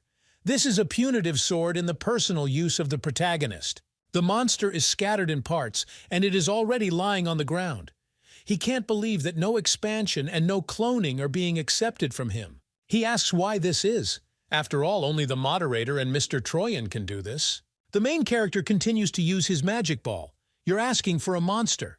For the guy to stop using this because the games are over. The monster was planning. Take the guy off of you unharmed. But at this moment, the monster starts screaming at the guy. And use the magic beam, he says. Aiden refuses humbly. Accept in turn, must reap the fruits of his stubbornness. A huge flaming beam begins. Go with the monster's company. The main character uses his sword and he tries to fend off the monster's blow. He calls the delete command and confronts the monster. After what happened on the street, the earth begins to heave and stones fly in all directions. The main character with his hammer is inside a huge gorge. A portal appears in front of him. Monster sees that one of their copies has disappeared. It could have been removed either by an operator or a high-ranking defender. He wonders who exactly was who. After all, here they really have an interesting specimen. At this time, the virus worm looks at the main character and says that if everything is done correctly, it will even be able to hit the moderator. So will Mr. Troy for sure. At this moment, an incredible explosion occurs, and the worm begins to dissolve in space. But at this moment, the cameraman Mia appears. The virus says that an uninvited guest has arrived. He says that he and the girl have not seen each other for a long time. Mia has finally found the virus. She says that he tried well to hide all this time. The virus speaks, that the girls were very lucky to find him. He asks how Mia knew that he was here. I didn't bring the moderator with me. The guy asks if Mia can handle it on her own. And isn't she underestimating him too much? Mia realizes that the information Arya told her was correct, and the virus was indeed hiding in a bad sector. Mia doesn't understand why she didn't think of this herself. This is an incredibly big omission from her as an operator from the outside. Mia attacks the viruses and says that for the worm, she alone will be more than enough. The girl begins to attack the guy, but the virus repels her blow and Mia is thrown aside. After only one moment, the virus begins to consume the girl. After all, he said that she should have brought with her, though, would be a high-ranking defender. But Mia herself is to blame, and now must deal with these consequences herself. Smoke rises around the virus girl. The virus is starting to come to see. What's going on there? Suddenly some strange light appears, and at the moment, the worm flies away from such an incredible blow. Mia asks if the worm is saying that she underestimates him. Mia says that it is the virus that is looking down on her, and today Mia did not want to remove the virus. At this time, the monster virus continues to consume the body of Mr. Sirius. Celia begins to cry over the gentleman because it is no longer possible to help him. After all, inside his body, the dragon is chained and stretched to the sides. At this time, the dragon asks why the moderator is preventing.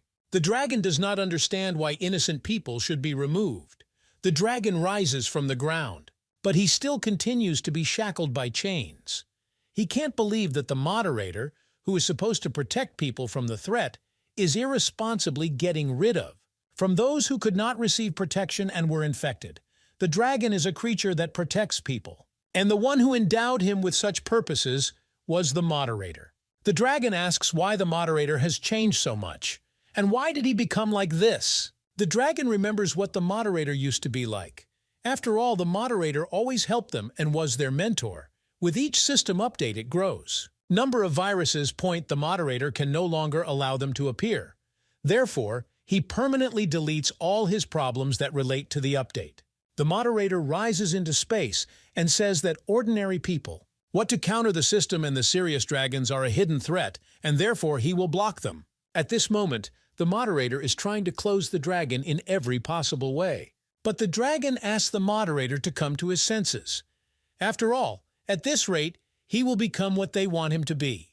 The dragon realizes that he could not do anything and was blocked. It's been a long time. How his appearance changed, and his scales no longer shimmered as before. But time is back. He won't be able to rewind. And if such a will is a system, then should he simply come to terms with it? The dragon remembers how a human child came to him, and she was all alone. People used to come to him, but no one dared to get too close to him. Some even brought him many different things, calling them offerings. People said it was a magical creature. The players didn't pay much attention to the dragon. Then the dragon asked the child, "Is she really going anywhere? Where is her family?" He then said that if the girl wants, she can stay in this together for a while. Then the dragon decided that the girl should be given a name, and then he called her Celia. Celia was different from ordinary people. She had a natural talent for magic, and the dragon taught her all the abilities of self-defense. Only Celia was a human child, and therefore the dragon could not leave her next to him forever. Before it was too late, he returned her to the people, and fortunately, the girl settled down well among them. Now the dragon no longer has a purpose, its former appearance or strength. However, he was glad that he could protect this child. That was until he encountered a virus, energy unconditionally. This is something the dragon has faced before. This is the virus that chained him. If the dragon hesitates, everyone will be removed as happened in the past. The dragon must stop the virus no matter what it takes. The system says a warning that the dragon has escaped from its destination. The system does not provide it with protection. At that time, the virus reached the city where Celia lived. Then the moderator and the operators had already found out everything. He needs to quickly get out of this place before the inspection begins. Then the dragon appeared and used teleportation to move the selected point. Then the monster did not understand what was happening, but a huge dragon appeared in front of him. The dragon began to get angry and ask questions. Is this monster really to blame for everything? He begins to attack him, but the monster says that it looks like it's his fault and good luck is on his side. He uses magical space and dissolves. To the place he needs, he says that the dragon must have come to stop him. But alas, he was too late. After all, infection has already begun in many places. At that time, the monster infected the dragon. He says that the dragon will make an excellent specimen, so he will leave him the treasure for last. The monster asks the dragon to take care of itself and not be removed. The monster then disappeared and told the dragon to try his best. Then the check began. After all, a notification has arrived that a deadly error and bug have been discovered. Then they decided that this territory and ordinary people still had not come up with other ways to remove it. Among all those people was Celia. He decided that he would not leave people in this place, and then the dragon used teleportation and took them all. The dragon decided that he would protect them. Once upon a time, the moderator found a little dragon and said that from now on, his name will be Sirius. The moderator wanted the dragon to become a light for those who have lost their way. After all, he was the brightest star. The main character goes out into the street through space and says that this opportunity is incredibly useful. He thanks the girl Celia because thanks to the main character he was able to get out. Aiden says that the place he manages is on the other side and you can't see it from here. Celia turns to the master and thanks him because without the help of the main character, they would not have survived. Celia begins to cry and thank the guy for removing Mr. Tolik. Otherwise, it would have become a virus. Celia is sure that Mr. Sirius would not want such an outcome for himself. And moreover, the main character opened a new path for them. And that's why Mr. Sirius wanted people to follow Mr. Aiden. At this time, the system receives a notification that Celia and 50 more people are registered as residents of the village of Erzka. The main character leaves and all the people followed them. Aiden turns to Celia and wants to ask the girl something. He asks what kind of star it was. Celia. To tell the truth, she herself doesn't know for sure, because she only knew that she was the source of Mr. Sirius's power, and the fact that he protected her from the heart. Sirius said that there are other similar stars, and she doesn't know anything anymore. Aiden understands that he did not think that the powers of the moderator, which for a long time remained unchanged after being consumed and the stars collapsed. At this moment, the system says that the moderator's authority has been increased to level 4. Aiden thinks that if he had not absorbed her, that virus would have done it for him. Suddenly, the girl Celia says that it looks like they are in the right place. She asks, "Is this really the Master's village?" When they look around, they see only destroyed buildings. The girl says that this place needs major repairs, so only 5 people live in this place. At this moment, the main character is met by the residents of this village. Jay says that they were waiting for him, and Sophia is happy that the gentleman has returned. Aiden asks, did they really know that he would come today? Jake replies that someone was a little ahead of the main character. Suddenly, Arya approaches the main character, and she begins to hug Aiden and rejoice because the girl knew that Aiden would return to this place again. Arya talks about what Aiden forced. Worry about her. She says that she won't let the guy go anywhere more than once. Arya is surprised at how many people he brought. She asks what happened, but Aiden replies that he will tell you later. Celia looks at this girl and doesn't. She can understand who she is because the aura and power that emanates from her are so great. And this is just like from Mr. Sirius, although this girl's aura, perhaps even more powerful. Aiden asks what Arya has been doing all this time since he couldn't contact her. Arya says that Aiden will soon find out about this himself. At this moment, suddenly, behind the back of the main character, someone lands from the sky. He asks, who fell from the sky? All people are surprised. Is this really a player? But they see that it is an operator. People don't understand. Should they run? But they have nothing to fear anymore. After all, they are no longer bugs. Aiden thinks that he is not feeling any better now. Is this really another operator? After all, if things go badly, he can use his hammer again. An operator appears with the name Mia. She turns to Katya and asks for forgiveness because she missed the guy. Mia rushes into Arya's arms and talks about Tom that she is incredibly guilty. But Arya replies that everything is fine and that she did a good job anyway. Aiden is very surprised by what is happening. Arya apologizes to the guy and asks how surprised he is. Arya decides to introduce the guy and the girl. She says it's an operator named Mia. Arya says that Aiden can trust her like no one else. After some time, everyone sat down at the same table. Mia looks at the main character now she remembers that this is a simple person who received administrator and operator powers. And these are people who escaped from the current system. Aiden turns to Katya and says, what's going on because the operator can delete them?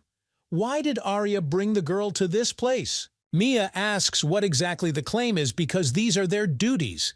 They do everything in order to protect this world, and to do this they need to get rid of all the gods. Aiden asks, is there no other way out? The main character begins to get angry and asks why they need to be deleted. Mia shouts back and asks, does Aiden really think they are doing this on purpose? After all, of course, removal is the only way out. Aiden tells Mia not to lie to him because he can fix bugs. Mia doesn't believe the guy's words. She tells Aiden not to lie to her because it's impossible. Arya tries to stop this dispute. Mia says that she doesn't believe that bugs can be fixed. After all, no one except the moderator can do this. Arya says they should get straight to the point then.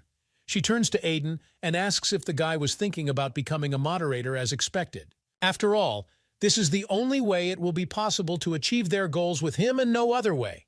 So, Arya tells Aiden to consider her question rhetorical because he is obliged to become a moderator. The main character is surprised by the proposal that he should become a moderator. He asks, what is Arya saying? After all, first, she brought the operator to this place, and now he asks him for this. Aiden can't even comprehend what Arya is up to. He asks what is the girl's purpose. Arya says that she wants to remove the current moderator from his post. Arya apologizes, but she says that's all she can tell the guy. But she tells Aiden to believe her because she's not lying. After all, Aiden himself wants to take revenge on the moderator. Aiden doesn't understand how Arya even decided to do this. Well, Arya says they have the same goal. Why don't they join forces? After all, she can't handle it on her own, and she really needs Aiden. Arya received a fine from the moderator, and now she cannot use most of the system. The main character has a lot of questions, but he thinks that Arya won't answer them now. Arya asks why don't they now discuss their future plans. Firstly, having moderator powers does not make the main character a moderator himself. And to become a real moderator, he needs to create content. And for this, Arya thinks that it would be better for him to personally go through everything that is in this world. Mia asks if Arya is sure that such a stupid guy will make a good moderator. After all, it would be better if Arya became the moderator. Mia apologizes for being very tactless. Arya begins to pat the girl on the head and says that there is nothing wrong with it, and Mia can ignore it. At this moment, Mr. Jack approaches the main character and says that Aiden said to share the provisions with everyone who arrived. But now Jake fears they may not have enough. He asks if Aiden could use the vault again. Mia doesn't understand. What kind of storage are we talking about? At this point, the main character reaches out his hand and uses the vault. He takes out a huge bag from space. And at this moment, Operator Mia receives complaints due to the fact that many people are missing items. The main character gives everything that the master needs and tells the master to take it. And if he needs anything else, he can say it because everything is just like that. Cameraman Mia begins to get angry and attack the main character. She bites the guy's hand to whom he hands over the bag of food. She asks, "Is it really all just like that?" Now, Mia understands who is really to blame for everything. Mia tells Aiden to return everything back at this very moment. In the evening, people had already set up tents and lit a fire. The main character and Arya are further away from people, and Arya drips potion on the main character. Says cameraman Mia is a damn vixen. Arya replies that operators have many different concerns. But Aiden doesn't understand why he should care. After all, Mia then told him that Aiden should just try to use the storage room again. Aiden tells them to figure it out themselves. After all, she pissed him off and left. He asks why Arya invited her at all. But Arya tells Aiden not to be so angry with the girl. After all, Mia came to help them. Arya says that Mia happily listened to her request. Arya says that she could not contact the main character precisely because she was dating the operator Mia. And the operators then notice the main character. And if he wants their plan to come true, then he needs to get out of the control of the operators. So Arya distracted them. Aiden asks how Arya did this. But the girl replies that it is a secret. After all, in this world there are other creatures that threaten the system. The main character remembers the virus monsters with which he fought. He is asking, "Is Arya really talking about viruses?" The girl is perplexed to ask. Does the main character really know about them? Aiden reveals what he knows, because before he returned to this place, he fought with one of them. Arya is incredibly surprised by what she hears, but Aiden replies that he did it by helping people. At this moment, Arya puts both hands on the guy's chest and uses her strength. Aiden asks what Arya is doing anyway. Arya thinks about the traces of infection. The guy doesn't. She doesn't understand what kind of virus has revealed Aiden's abilities. After all, if this is really the case, she will have big problems, and Arya will have to completely figure it out. The main character tries to calm the girl down. He asks what is happening to her. Arya asks in bewilderment if it's true that Aiden met the virus. She asks how did this happen? The girl says that if this happens again, Aiden should give up everything and run away. After all, viruses in some sense are even more dangerous than the moderator and the operator. They can devour a person in an instant. Arya says it's a miracle Aiden is alive. She asks if Aiden understands this. The main character says that this is true, and if he had made even the slightest mistake, he would have been captured. But really it's all right, and this monster has already been removed. Arya is surprised that Aiden said that the monster was removed. She asks how he did it. The main character says that they helped him. Otherwise, he would not have coped. What to remove the virus? This is not an easy task, and perhaps Aiden was actually born to become a moderator.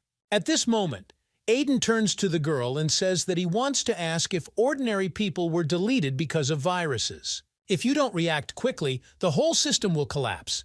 At the moment, they have not come up with any other measures other than satisfaction. Aiden understands this, but still he cannot forgive the moderator for what he did. After all, innocent people were removed only because they were in the wrong place, although even they had nothing to do with the virus. Aiden says that the current system is one big mistake and not viruses and moderators. The main character decides that they need to create a new system that no one can access. Reach with your own hands, and Aiden will take on this role.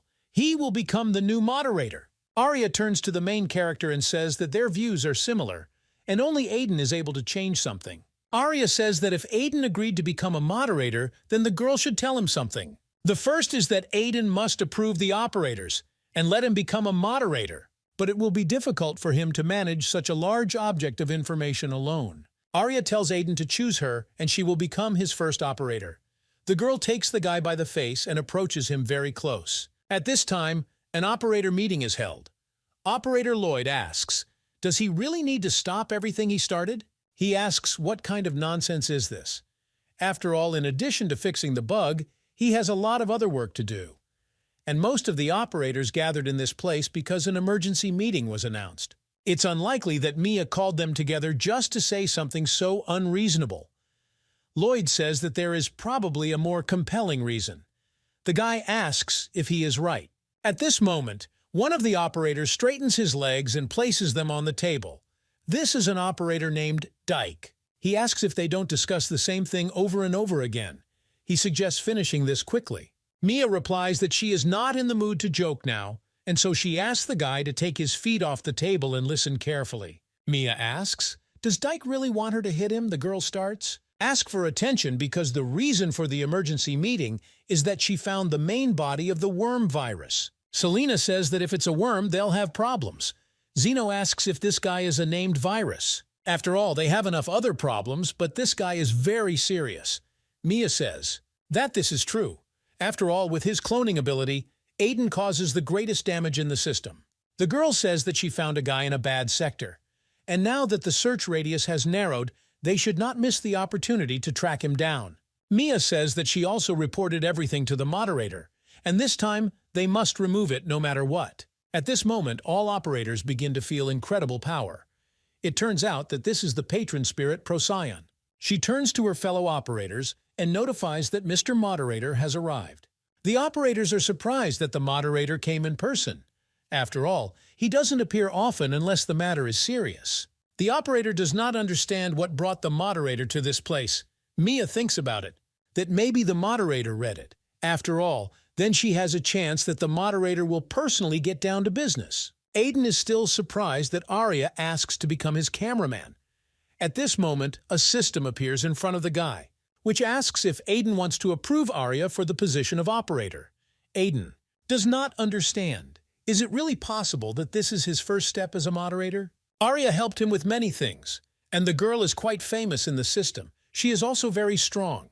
You couldn't find a better candidate for the position of the main character's first cameraman. Therefore, the main character agrees. The system indicates that the main character has become able to use the system. The firewall has been reformed. Arya becomes the cameraman. The girl begins to rejoice. She throws herself into the arms of the main character and says that she is incredibly grateful to the guy. After all this time, it was very difficult for the main character to agree with the girl's words, but he asks her to let him go. He asks where this girl has so much strength. He wonders what level Arius is. At this moment, the girl's status appears in front of the main character and it says that he is unavailable. He asks if Aiden wants to reveal Arya's status as a moderator. Aiden wonders if this function is now available to him as a moderator. After all, as soon as Aiden had time to think, the system itself invited him to find out. The main character thinks that this is very timely. Therefore, he agrees with the system's proposal. But at this moment, the system says that an error has occurred. After all, the moderator's authority is not enough, and the guy's request was blocked by another moderator. Aiden doesn't understand. Is it really true that even his current powers are not enough? Aiden doesn't understand what the girl could possibly be doing if it's such a secret. The next morning, the people in the village began to start building and making a comfortable life for themselves. At this moment, the main character is told that they are going for resources. This is Jake and Celia. Aiden asks what happened to the resources he gave. Jake answers that there are more people and he thinks that resources will quickly be used up. They try to get them themselves, but more and more magical creatures appear in the area. And therefore it has become more difficult for people to hunt and get wood. There is a suggestion that this is happening because of the dungeon nearby. Jake is going there to explore, and it will not be easy for him alone, so he will go there with the magician Celia. At this moment, the main character opens his inventory and says that the guys don't need to do this. He asks why they should bother themselves. After all, he will simply use the inventory. At this moment, the main character remembers how Mia reacted to this last time, and he remains very scary. After all, then Mia told Aiden not to dare to use the equipment. At this moment, the protagonist's hand shakes and he removes his inventory. At this moment, the main character approaches. Arya asks, "Was the guy going to the dungeon? After all, girls are very interesting." Aiden says that it was not he who was going to do this, but Jack and Celia. Arya asks, "What does it say?" After all, she doesn't know about these two, but Aiden will definitely go. After some time, the main character and Arya, Jake, and Celia went to the dungeon. Aiden doesn't understand. Is this really the second dungeon after that very time when he went looking for an Easter egg? After all, he has also met those who are stronger than magical creatures, so he shouldn't have any problems. At this moment, the main character says that they need to come in, but Arya stops them. After all, she knew it. She asks, was Aiden just going to walk in there like that? After all, it turns out that Aiden doesn't understand anything about dungeons. She asks if Aiden knows what types of magical creatures spawn there, and does Aiden know what items to take with him? Arya asks if Aiden knows how to fight against magical creatures. The girl asks if Aiden has ever killed normal magical creatures because they are not wild animals, which are found in the surrounding villages. And in addition to mastering magic, they also know how to set traps. They are like players. Arya says that if Aiden is strong enough, of course, then he doesn't have to worry about anything, and he can cope with them alone. Arya says that is why Aiden is prohibited from using moderator skills in this place. And in the future, he will find himself in dungeons more than once. In order for him to understand what it's like for a simple man in the street, he needs to experience everything himself on his own body. Arya says that they will all benefit from having experience fighting in such places, because this will help them become stronger, level up signs. After all, they are no longer ordinary people. After some time, the main character and his friends entered a dungeon and they fight with magical creatures. Aiden orders everyone to retreat. They don't understand where magical creatures come from in this place. The main character, Celia and Jake, take a break. After all, they are very tired. At this moment, Aiden is angry because Arya was right, because he did not rate the dungeon. And if it weren't for the girl's help and advice, Aiden almost fell into my trap. An ambush also awaited them. Aiden understands that these fights would be much more difficult. After all, when he fought with one mythical beast, he was immune to physical attacks. There was also immunity to magical attacks. Suddenly, Arya approaches the heroes, and she was really looking for them. She apologizes for leaving them because she needed to find something. At that moment, the girl and I came. Two mythical beasts. Aiden asks who came with the girl. After all, they are already swinging at her to kill her. But Arya says that everything is fine and Aiden doesn't have to worry. At this moment, the girl kills her opponents with just one blow. She talks about how Aiden constantly pays attention to these worthless animals, and it's a waste of time. Arya looks at the heroes and says that they are making progress. After all, she had already begun to worry that the level of this dungeon was high for them. But for newbie raiders, they do a good job. Jake says it's incredible, because he can't even believe that they can now increase their level. After all, he feels how strength fills his body. And now the guy understands why players are chasing a higher level. Arya takes the guy by the shoulders and says that Jake and Celia will thank the main character because thanks to Aiden's power, they all received an update. After all, what would they do without him? He even says that they should stop telling them all sorts of nonsense and they should go already. After some time, the main character and his friends come to huge doors. Celia says that she feels a powerful energy that comes from within. She asks if they can cope with this energy. Arya asks why Aiden stood in one place. Is he really not going to come in? The main character asks, is Arya really laughing because he already thought that he would die before reaching this place? He says that if they go further, they will not get out unscathed. Jake appeals. The main character says that a question recently came to him. After all, if they are no longer ordinary people, what will happen if they die? After all, before, the system would revive them back, but now he asks, are they really going to completely destroyed?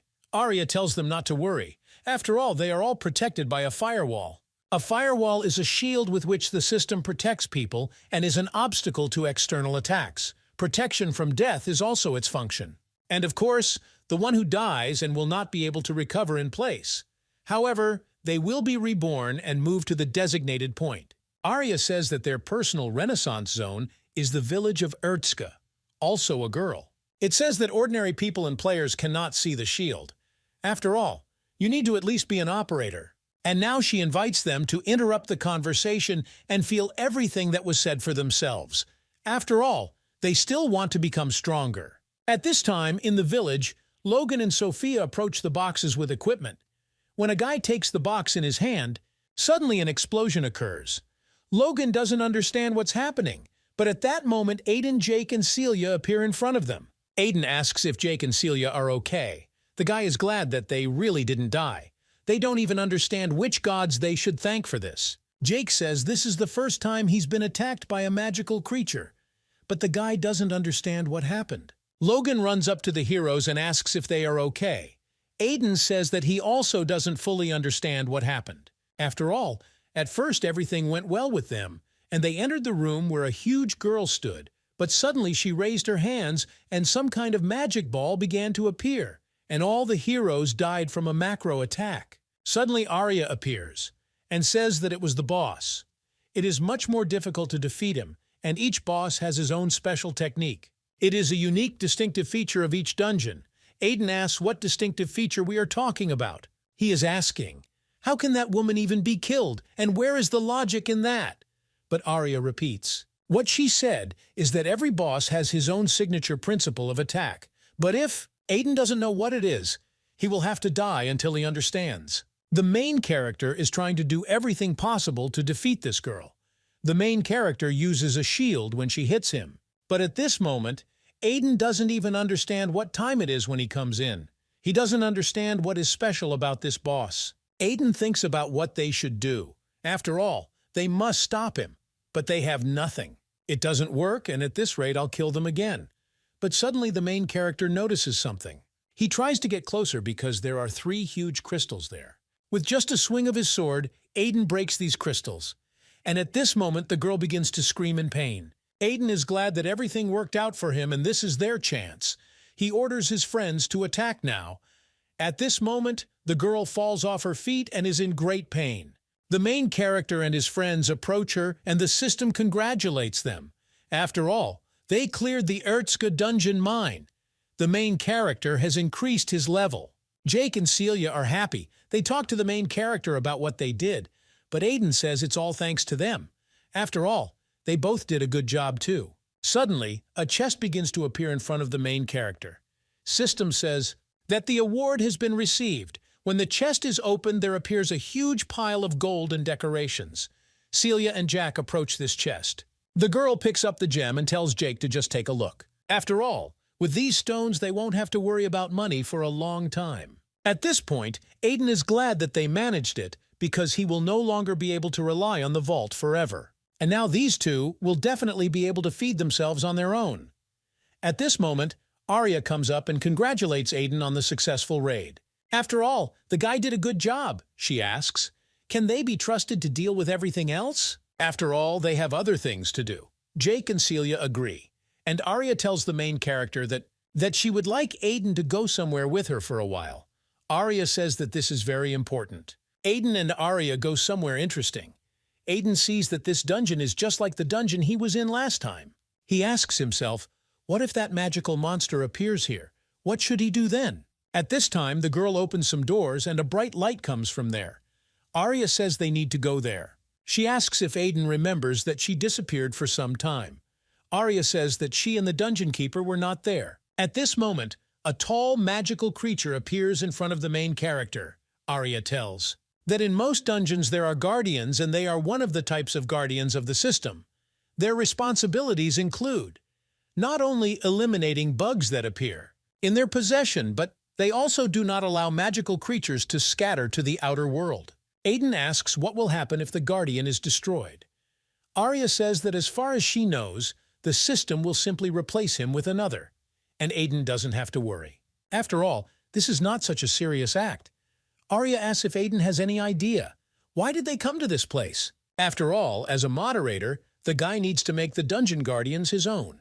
However, if he poaches too many at once, the operators can find out. So it's better for him to take things gradually. Arya says that it's not difficult, and Aiden can try it once. After all, the principle is the same as with ordinary people. At this moment, the main character extends his hand to the keeper and touches his chest. The system indicates that the dungeon moderator has been changed, and a new moderator. At this moment, the magical creature bows to the main character. Arya congratulates the guy because now this entire zone has passed into his possession. Arya says this is a good start, and if he continues. In the same spirit, the girl thinks that they will get along without problems. Aiden says he needs to find more cameramen. After all, he needs people whom he can trust with this place.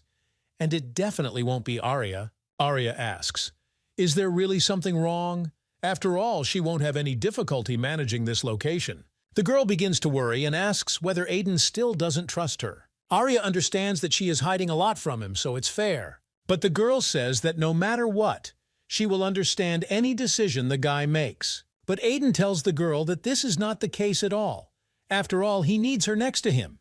He asks if she wouldn't like to stay here. After all, it would be much more useful if she helped him try out all the content of this world. In addition, Aiden says that he needs to find something, and for this he must increase his moderating powers. He says that it doesn't matter to him what secrets the girl has because now she is his operator. Aiden says that he will overwhelm her with so much work that she won't know where to go. So Arya can get ready. Arya says Aiden may not be sure. After all, she will make a true moderator out of the guy at all costs. After some time, the main character and his friends return to the village. At this moment, Celia and Jake are standing in front of the main character in bewilderment. He is asking, "Is Aiden really inviting them to become his operators?" Aiden asks. "Don't these two really want to?" But Jack says that's not the point. But this is a very responsible position, and he does not understand that he can simply entrust this position to them. But Aiden replies that he offered these two such positions for a reason. After all, while they were together these few days, Aiden felt something. He says that the residents follow precisely these two.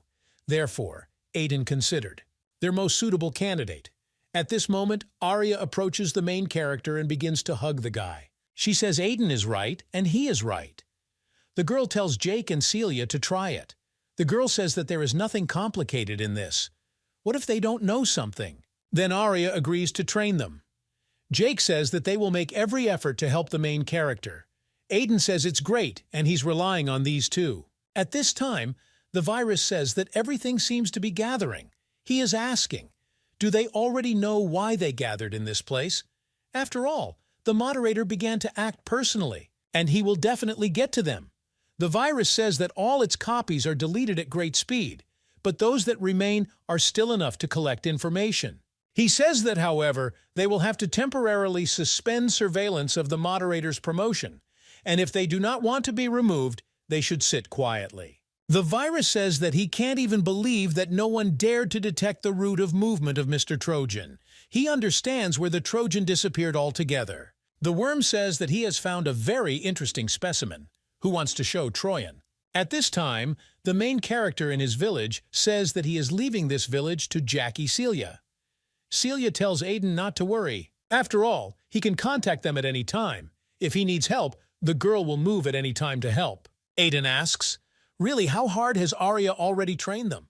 But Arya says she didn't have to choose. Arya tells Aiden not to worry, because these two have kept up well with the pace of training, and the village will be in good hands. In her free time, Arya developed a project that Aiden entrusted to her, and now this place will most likely be hidden from other eyes for a long time.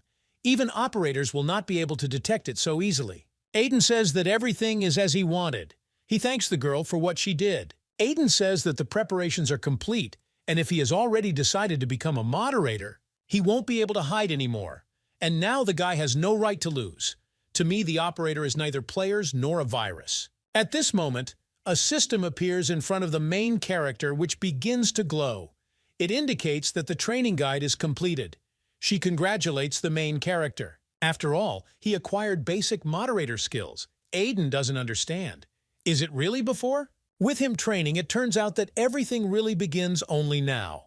He wants everyone to see how he will change this system. After some time, the main characters Arya set off on their journey. The main character asks where he should start. Arya replies that she knew this would happen, which is why she thought of a bastard with recommendations for wandering noobs. She asks if the guy wants to listen. A system appears in the main character that says that Kevin is calling a voice call. Aiden is surprised to receive a voicemail. Arya is perplexed and asks when Aiden managed to meet other players. Aiden asks why Arya got so angry. He asks the girl to be quieter because he wants to answer the call. At this moment, Kevin says that they haven't talked to the main character for a long time. He asks if he is distracting the guy. Aiden says Kevin isn't distracting him. He asks what's wrong. He asks if Aiden remembers that the last time he invited him to join their guild. So Kevin says that they are going to help newcomers at this time. Kevin asks if Aiden wants to be in on it too. After all, the reward will be considerable. At this moment, the main character thought, it's possible. This is a good chance. Aiden thinks it would be nice to test out among the Ira players and get to know them. Aiden agrees and says that he will. Now Kevin will wait for the main character. After all, he will send him the coordinates, and Kevin says that they will see each other later. After the conversation, Arya begins to get angry and asks where Aiden was going to go. The main character doesn't understand what's wrong, but Arya asks why he needs help from other players if she is there. After all, the girl has prepared so many things for the guy, and will he really just ignore it now? The girl tells Aiden not to respond to this guy, but the main character says that he just meets Kevin, and it won't last long. After some time, the main character, the girl, reach the city of Downtown. Aiden says that this is the same place they walk into the door with the beer glass emblem on top.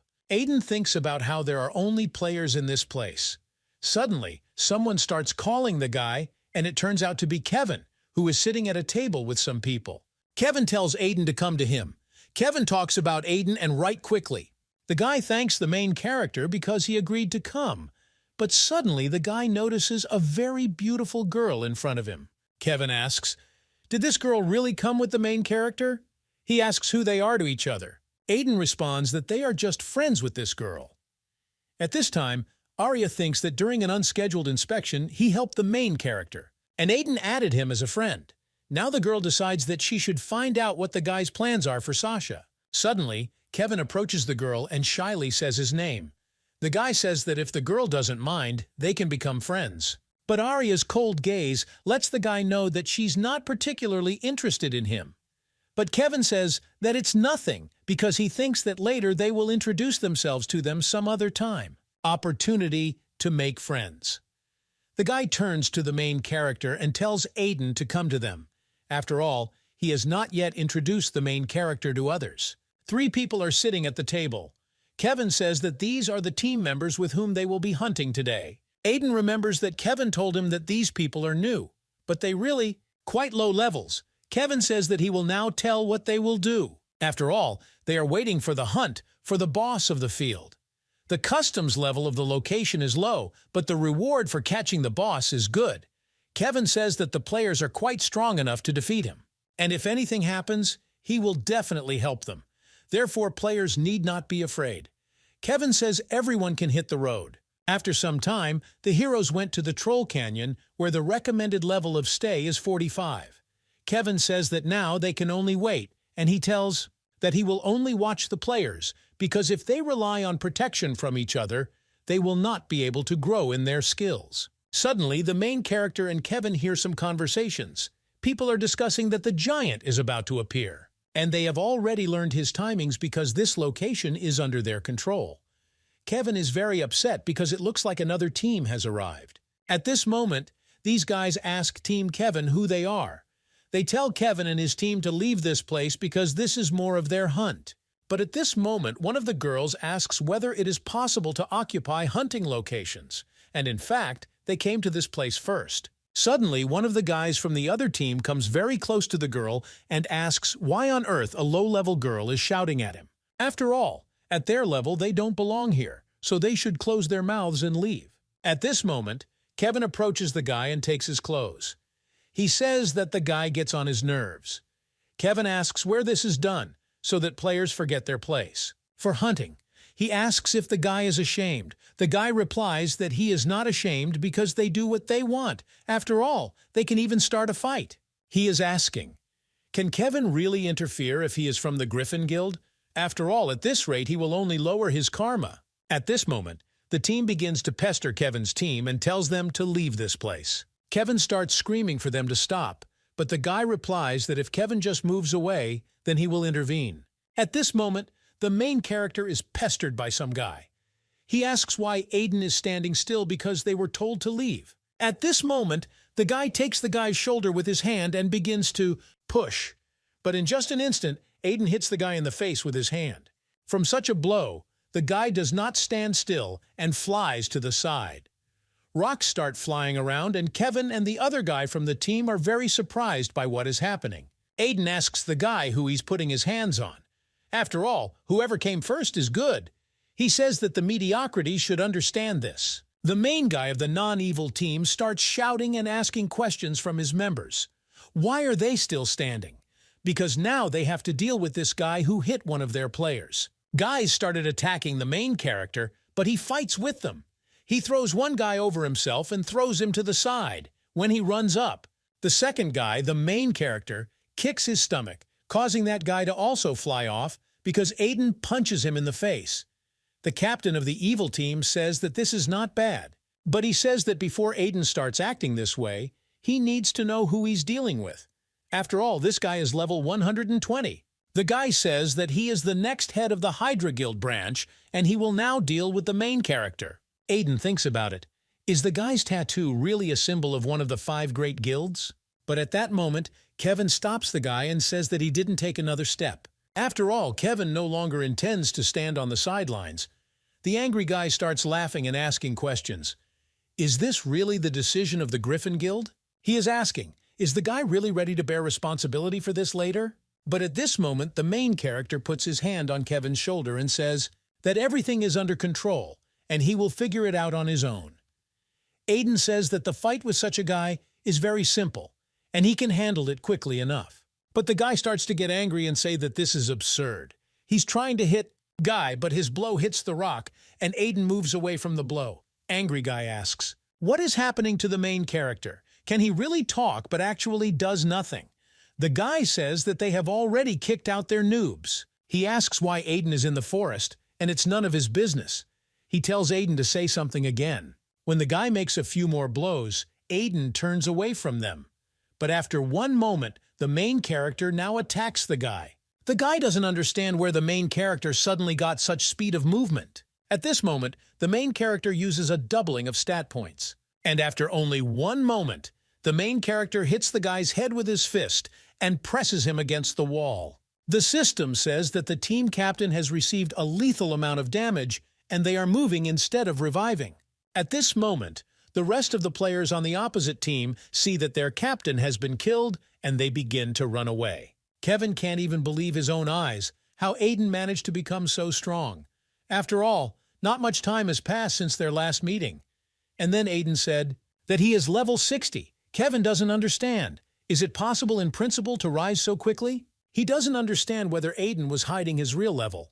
At this point, the team members talk about how cool it is, and Aiden is simply better.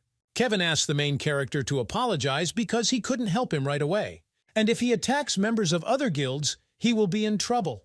And now, Kevin says that the guy's karma will decrease. He hopes that this is not critical. Well, Aiden replies that Kevin shouldn't be afraid because everything is fine. At this moment, the system says that the guy's karma has been reduced by 17. The evil guy is reborn. He begins to get angry and hit the wall with his fist. He says it's a shame. After all, he can't even believe that he was defeated by some low-level player. And now, he runs around calmly and doesn't even think about raising his hand for the future. Head of the Hydra Guild branch. The guy says that Aiden will pay double for humiliating him. At this moment, it turns out that Arya was watching everything that was happening from the roof, but the evil guy is on his way because he needs to talk with the head of the guild. Arya heard all this. Now the main character fights mythical beasts and defeats the boss. The team players think that Aiden killed the mythical beast and everything worked out for them. They say it's a great job. They decide that Aiden helped them and they want to add him as a friend. Aiden thinks that it is much easier for him to fight monsters when there is a tactic. He doesn't care about the award, but the experience gained is priceless for him. Kevin approaches the main character and says that Aiden is great. After all, Kevin is seeing such a strong newcomer like him for the first time, and so he asks if Aiden might still join their guild. Kevin says that those guys from the Hydra Guild, whose Aiden together, will be ready to throw away even their own reputation and pride. Kevin knows exactly when. But these guys will definitely want to take revenge on the main character. If Aiden joins them, then even the great guilds will not be able to just touch him. Kevin says they will protect the main character. The guy sends the main character an invitation to the Griffin Guild. The system asks if Aiden would like to accept the invitation to join the Griffin Guild.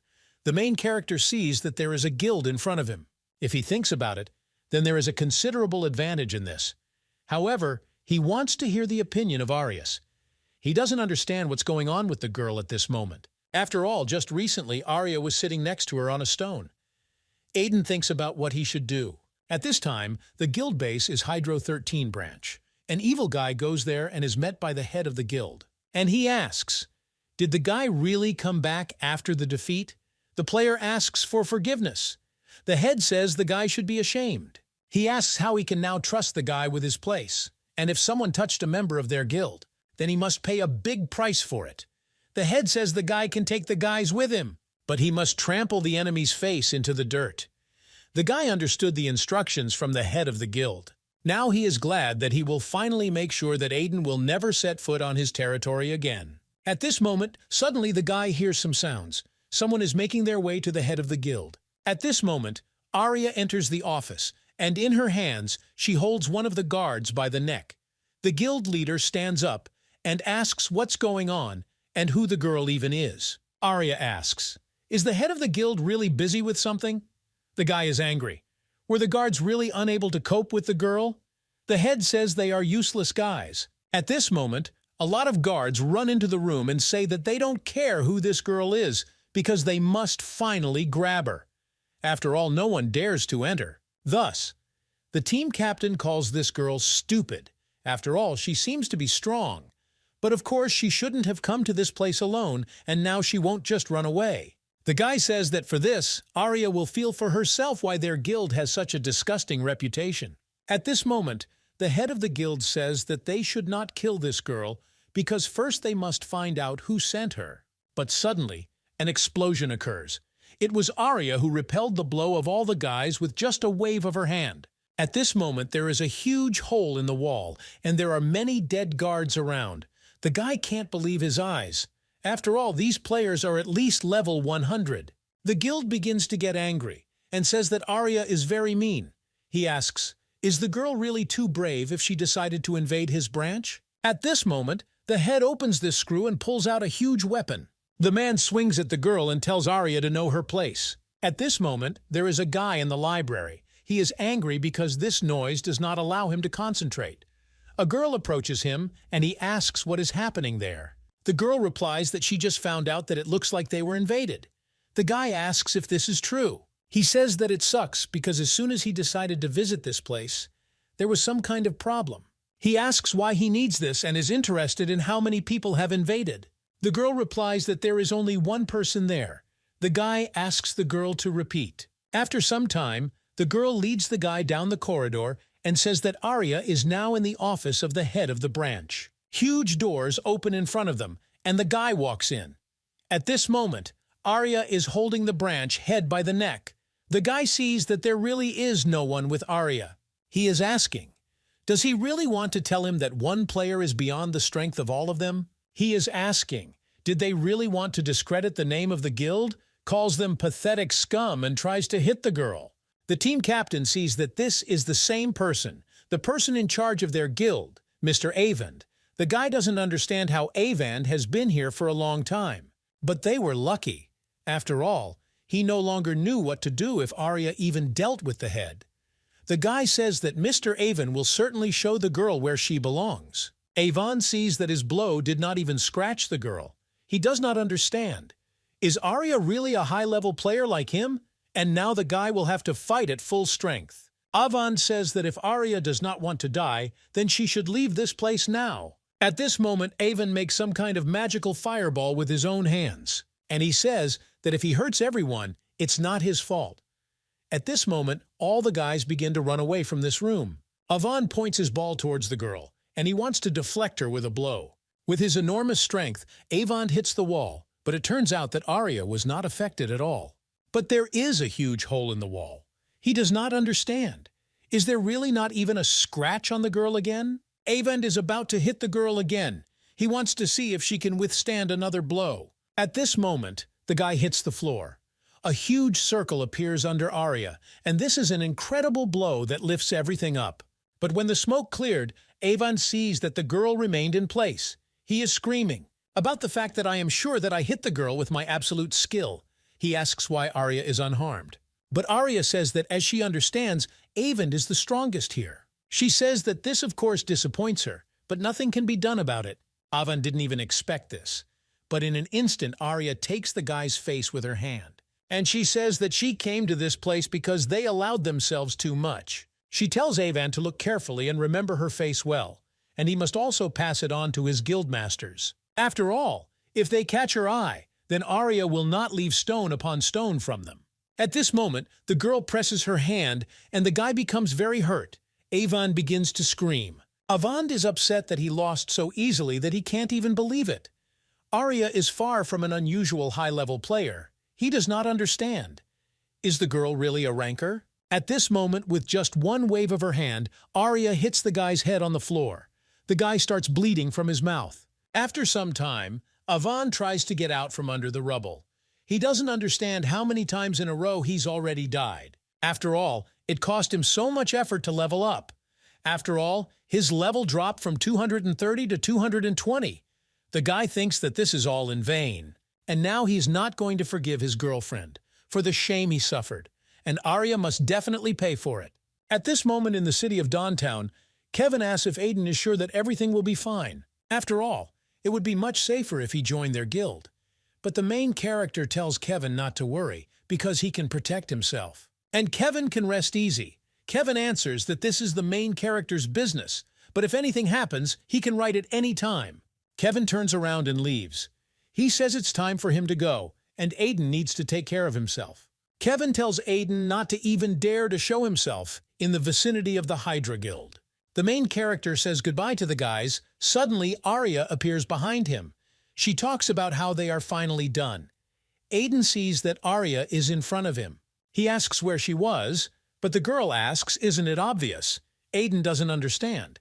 What is the girl talking about? But Arya says what she imagined. That now the guys will be angry with the main character, so she dealt with them.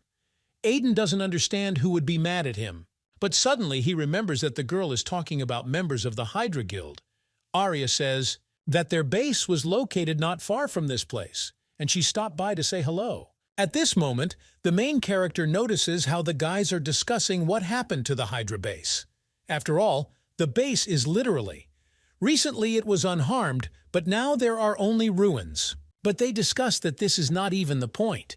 They don't understand how this could be the work of the other 5 guilds. After all, there are also rumors that the culprit of the incident was a ranker. They discuss that this could lead to a guild war. Arya says that they don't have time to waste on the main character. And Aiden now has no reason to worry about any guild anymore. After all, the girl will completely figure it out on her own. Aiden sighs and thinks that this kind of thing is a girl's style. And although they attacked on the main character, but he would have to postpone exploring the world. Therefore, Arya and eliminated possible interference for him. At this moment, the main character opens the portal and holds out the girl's hand. He tells Arya to take it. After all, to tell the truth, even then he wanted to give it to the girl, but it took him a little time. At this moment, Aiden hands the girl a talisman.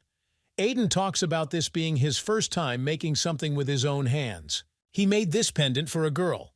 Aiden says that this pendant has a function to communicate with him. It also indicates their location. And so from now on, to rush off somewhere must first give a signal to this thing. Aiden asks that Arya not disappear again without saying a word to him. Arya thanks the guy and presses this pendant to her chest. She says that she will carefully store and use it. The system says that the pendant of the main character is for personal use of Arya. At this time, the meeting of operators has ended, and they are discussing the fact that today the meeting has exhausted them. They hate their job. At this moment, Mia calls Zeno and asks, "Is the girl already leaving?" Mia turns to the guy and asks, "Does he really want to talk?" Zeno tells that he found the main body of the worm, and this time it was very active. But unfortunately, he was unable to catch the worm. But there are few operators who are able to withstand worms alone. Mia says that if that's all, then it's gone. After all, they already have a lot to do and plenty to do. At this moment, Zeno asks, why was Mia not the first to make a report? After all, when it comes to a virus, first of all, you need to report it to the moderator. Zeno asks if this is not so. Zeno says that if Mia did, as it should be, or perhaps the result was different, but Mia was not sure of the accuracy of the information. Zeno asks, was it her information or was Mia getting close to someone?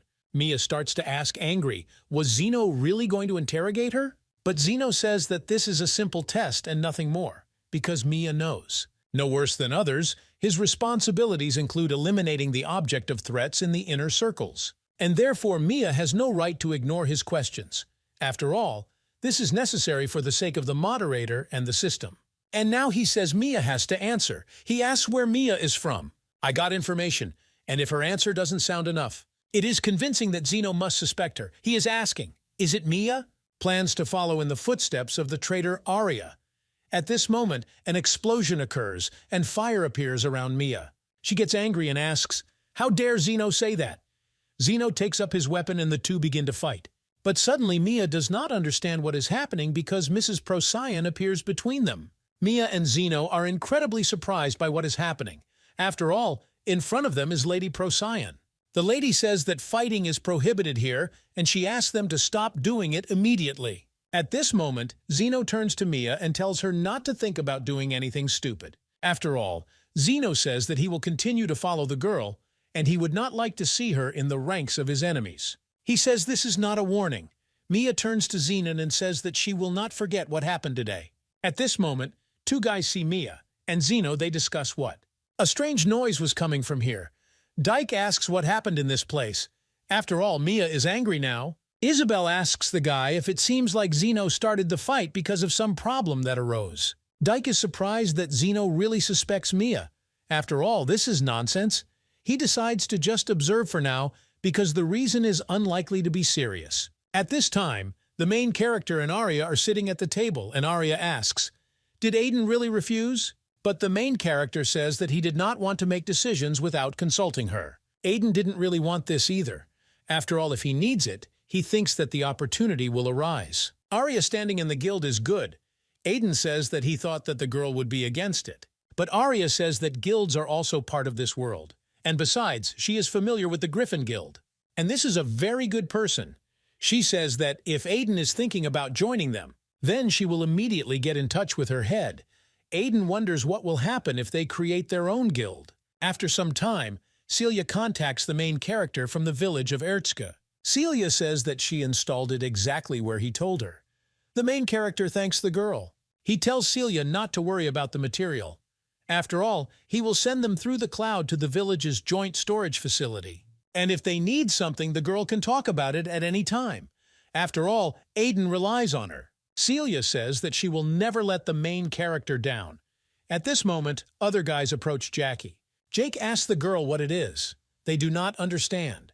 Was Celia really talking to Mr. Aiden? At this moment, Celia begins to push Jackie to say that they should not stand around, but go about their business and carry out the master's orders. At this point, Aiden asks, do they really not need anything else to open a guild? Arya said that nothing was needed. After all, the hall is the minimum conditions for its creation.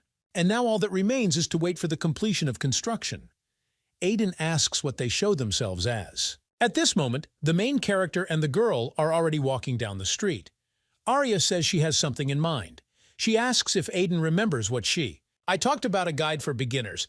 She offers the guy to go to that place. What did you plan before? The main character agrees. After some time, the main character and Arya come to the challenge tower. Aiden asks what this place is. After all, the atmosphere here is very scary for him. Arya says that this is a challenge tower, and players visit it more often than other places. The rules here are simple. If a guy defeats a monster on one floor to pass, on the next day, some are looking here for valuable things to profit from. Or they want to set a new record. But this is for the players. It's enough for them to have fun and gain experience. Aiden says that fun is of course good, but he decided to become moderators. Therefore, he will do everything conscientiously. Arya says that she forgot to tell the main character something. After all, here its level is completely unimportant. Here is the ability to combine abilities, on the contrary. If Aiden doesn't mind, before they go to the tower. Then Arya would like to see what class abilities Aiden uses.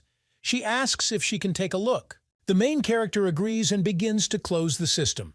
The girl thanks the guy for this. But at this moment, Arya is incredibly surprised. After all, the levels of all abilities are maximum. What is this all about, and where does this guy get such skills?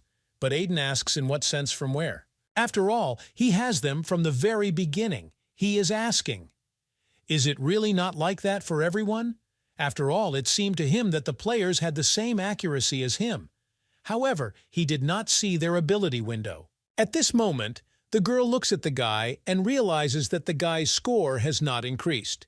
But for such a low level, Aiden seemed strong enough to her, and now she understands what was the matter. After all, the main character has class skills that cannot be combined with each other, and she hasn't seen anything like this, even with current operators.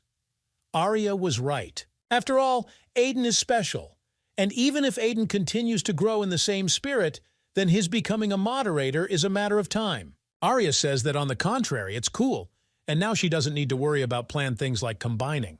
The main character is already inside the tower, and he begins to fight with mythical beasts. He cuts one of them in half with his huge weapon. After some time, 3 more huge mythical beasts appear in front of the main character, and with just one swing, the main characters chop off their heads.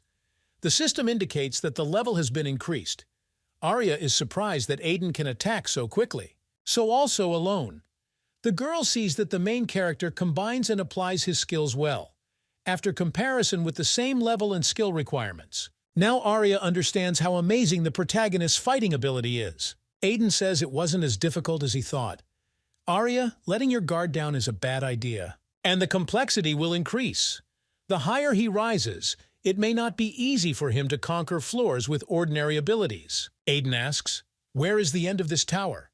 Arya replies that the end is already on the 50th floor. Now, the main character understands that they are halfway there, and he invites the girl to hurry up and conquer the remaining part. The main character approaches the steps. He sees that, as Arya said, the difficulty increased quickly as they climbed the tower. The monsters are not comparable to those that lived on. The lower floors appeared one after another, and boss-class monsters also interfered with the main character. But he was able to overcome all this using the skills he has. At this moment, the main character had already reached the 49th floor. A huge monster with an incredibly powerful weapon appears in front of him. Everything around begins to suddenly darken, and stones begin to fall. The main character believes that it was dangerous. After all, the monster's strength is incredible. And on top of that, the monster is also quite agile. Aiden thinks that it will be bad if he hits him with his weapon. Aiden says that if that's the case, he doesn't understand if he should try using magic skills this time. The system announces that the main character is using mastery of magic. Aiden uses physical enhancement plus acceleration. He says that this is his first time using such a combination. However, this is enough to get rid of this monster. The main character pounces on his monster, and he is ready to hit him. In just one instant, the main character hits the monster directly with his hand. Hit the head from below, causing the monster to fall to the ground. And now he has a huge dent on his head. The system says that the 49th floor has been successfully cleared, and the level of the main character has been increased. Aiden says it's not bad, and he feels like he's compatible again. Help characteristics increased, and now all he has left is the last floor. The main character is already approaching the huge steps and climbing up. Space appears in front of him, and from there the beast gets out. He thinks that this monster is the final boss. Suddenly, a huge circle appears under the protagonist's feet. It's a dam barrier. The effects of general skills are reduced, and Aiden will receive a temporary increase to his level. At this point, all skills are reduced by 50%. Now the main character understands everything. After all, if this is a debuff of this magnitude, then the players will have a hard time. But resistance to the normal state occurs, and Aiden is a good opponent for this monster. The system says that it was removed. Aiden sees that even the monster's best skill doesn't seem to be working for him. At this moment, the main character opens his inventory and takes out a very large sword. He decides to get this over with quickly. He is attacked by a huge monster. But Aiden uses his weapon with just one swing, and the battle begins. The animal begins to scream, and stones begin to fly towards the guy. The main character uses protection, and he points it towards the stones to break. They are torn apart, and so that they do not fall on him. When the main character has dealt with the stones, he heads towards the monster to kill him. The main character makes a swing and cuts the monster's body into pieces. The monster falls, and the system congratulates, because the test tower on the 50th floor has been cleared and a personal record has been achieved. Aiden doesn't understand. Is it really over now? After all, it was better content than he thought. But now he still doesn't understand where the exit is. Suddenly, the main character notices that there is a portal in this place. He does not understand. Is this really a way out? After all, despite the fact that this is a way out, it looks quite strange. At this moment, Arya appears from behind and begins to congratulate the main character. After all, she didn't think that Aiden would cope and get to the top. She says, "What is this? Because it is impossible to complete all 50 floors on the first try." Aiden says that the girl arrived just in time. He points with his fingers and asks what kind of strange portal this is. Arya doesn't understand what it is. The main character asks where this portal leads. But it is said that the girl does not see anything. Aiden doesn't understand. Can't Arya see him? The main character wants to understand what is happening and whether he is the only one who sees this portal. Suddenly, the main character notices that he begins to dissolve in space. He does not understand that this is happening, but he begins to be pulled into the portal. Arya screams at Aiden to hurry up and leave this place. Arya tries to grab the guy, but Aiden disappears. The main character finds himself in some kind of space. He does not understand what is happening. Is this really related to administrators or operators? The main character sees that there are all floors there. Are these really the players climbing the tower? Aiden lands on the ground and he can't figure out what this place is. Suddenly, he notices a network light. Is this really serious? Aiden thinks about it. Is it possible that the light is guiding him? The main character approaches the door with the number 3 written on it. Suddenly, a system appears in front of the main character and it gives the guy a task. It's called Forgotten Reward. For this task, you will receive a first-level administrator plus a team. These are quests. They haven't seen him for a long time. It seems to the main character that the quest is not over yet. At this moment, Arya tries to contact the main character through her medallion. She asks if Aiden can hear her. Aiden is surprised that it is Arya. The girl says that she is now incredibly relieved because she now knows that Aiden is safe. Arya couldn't send him a message, so she used the June pendant to contact him. Aiden asks if the girl can determine his location. Arya replies that she came all the way out to find him, but there is a problem. After all, she had never seen anything like this before. Arya thinks she can defend herself and get to that place, but she believes that it will attract attention. She says that in any case, she is looking for another way, and Aiden should wait a little longer. But Aiden responds that this is not necessary. Arya doesn't understand. What is the guy talking about? Aiden replies that something has come up that he needs to do, something only he can accomplish. Aiden asks Arya not to worry because he can leave whenever he wants. After all, he used the cloud. He tells Arya to wait a little. If something happens, he will contact her. Arya understood what the guy was talking about, and she replied that in this case, Aiden should be careful. At this moment, the main character approaches the door and tries it. Open with your own hands. Suddenly, the doors open very easily, and the main character sees that there are not 2 rows of mythical animals there. He is surprised that there are a lot of monsters in this place. He asks why there are so many monsters in this place. Besides, they don't move at all. At this moment, someone answers the main character that it is because they were unable to update.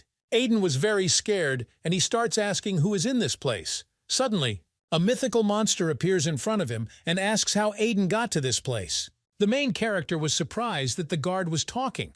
The guard says, "The fact that no one except the administrator can enter this place. High security system, an unknown, unidentifiable entity." At this moment, all the monsters begin to wake up. The guard talks about it, that he feels that a power similar to that of an administrator comes from Aiden. However, Aiden is not an administrator. He says that all violators must be expelled. At this moment, mythical monsters begin to attack the main character. Aiden tries. Fight them off. Swings his sword and hits monsters. He inflicts wounds on them. He understands that it will be difficult with conventional weapons, so the main character opens his inventory and takes out a hammer. The main character doesn't understand. Should he really give it his all then? The main character begins the battle with the monsters, and with just one swing, he hits the monsters as well. Because of these blows, monsters fall apart.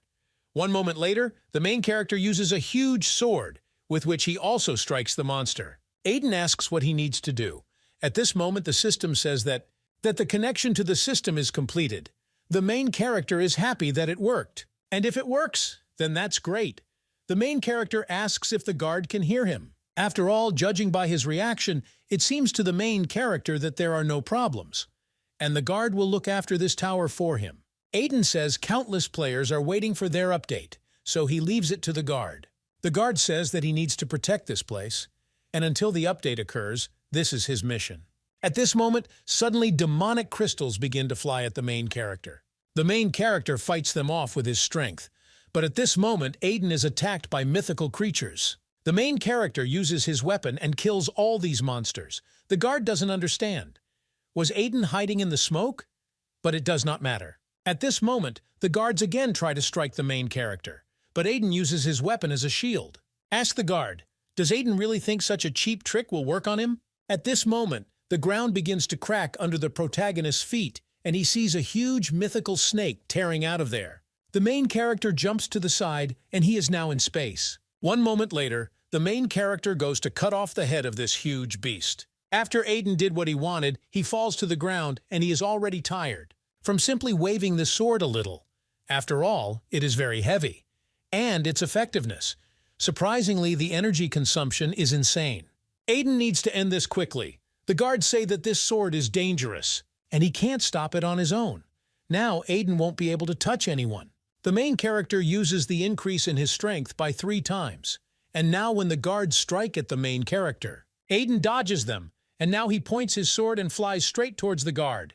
The main character points his sword directly at the guard's head and hits the shield that the guard made. In an instant, this shield breaks into fragments, and the main character hits the guard directly in the body. Due to such a strong blow, the guard's body breaks into pieces. Now the guard falls to the ground, and the main character approaches him with only smoke all around. It does not mean that he was created for the system, and therefore he moves for the sake of the system. It doesn't matter what he thinks because he is simply exploring the mission that was given to him. And finally, it will happen soon.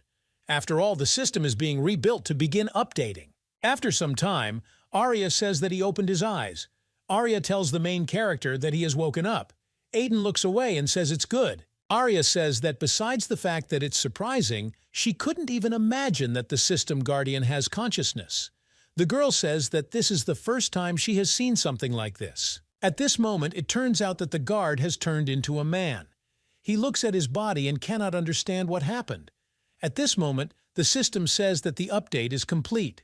After all, when the main character defeated the guard, and he said that it was amazing. After all, he couldn't even think that there was someone like that among the guards. Suddenly, the main character noticed some shining object inside his body. Aiden couldn't figure out what it was. When Aiden picked it up, it turned out to be a magic ball that glowed red. Suddenly, the main character began to call Arya. Through the necklace, the girl addresses the main character and says that she called him because she was worried. She asks nothing happened. Aiden replies that Arya called him on time.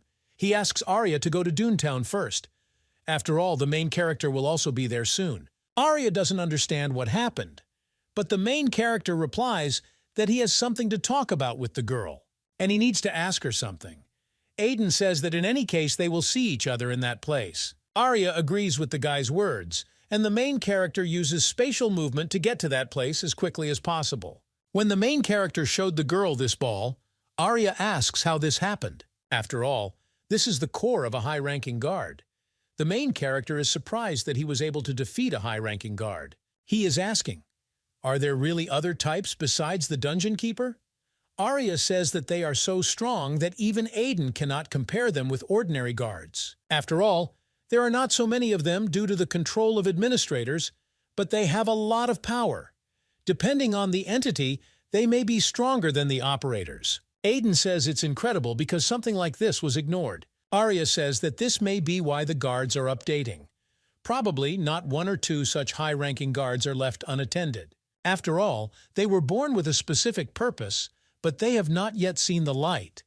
Arya addresses the main character and says that this world has stopped.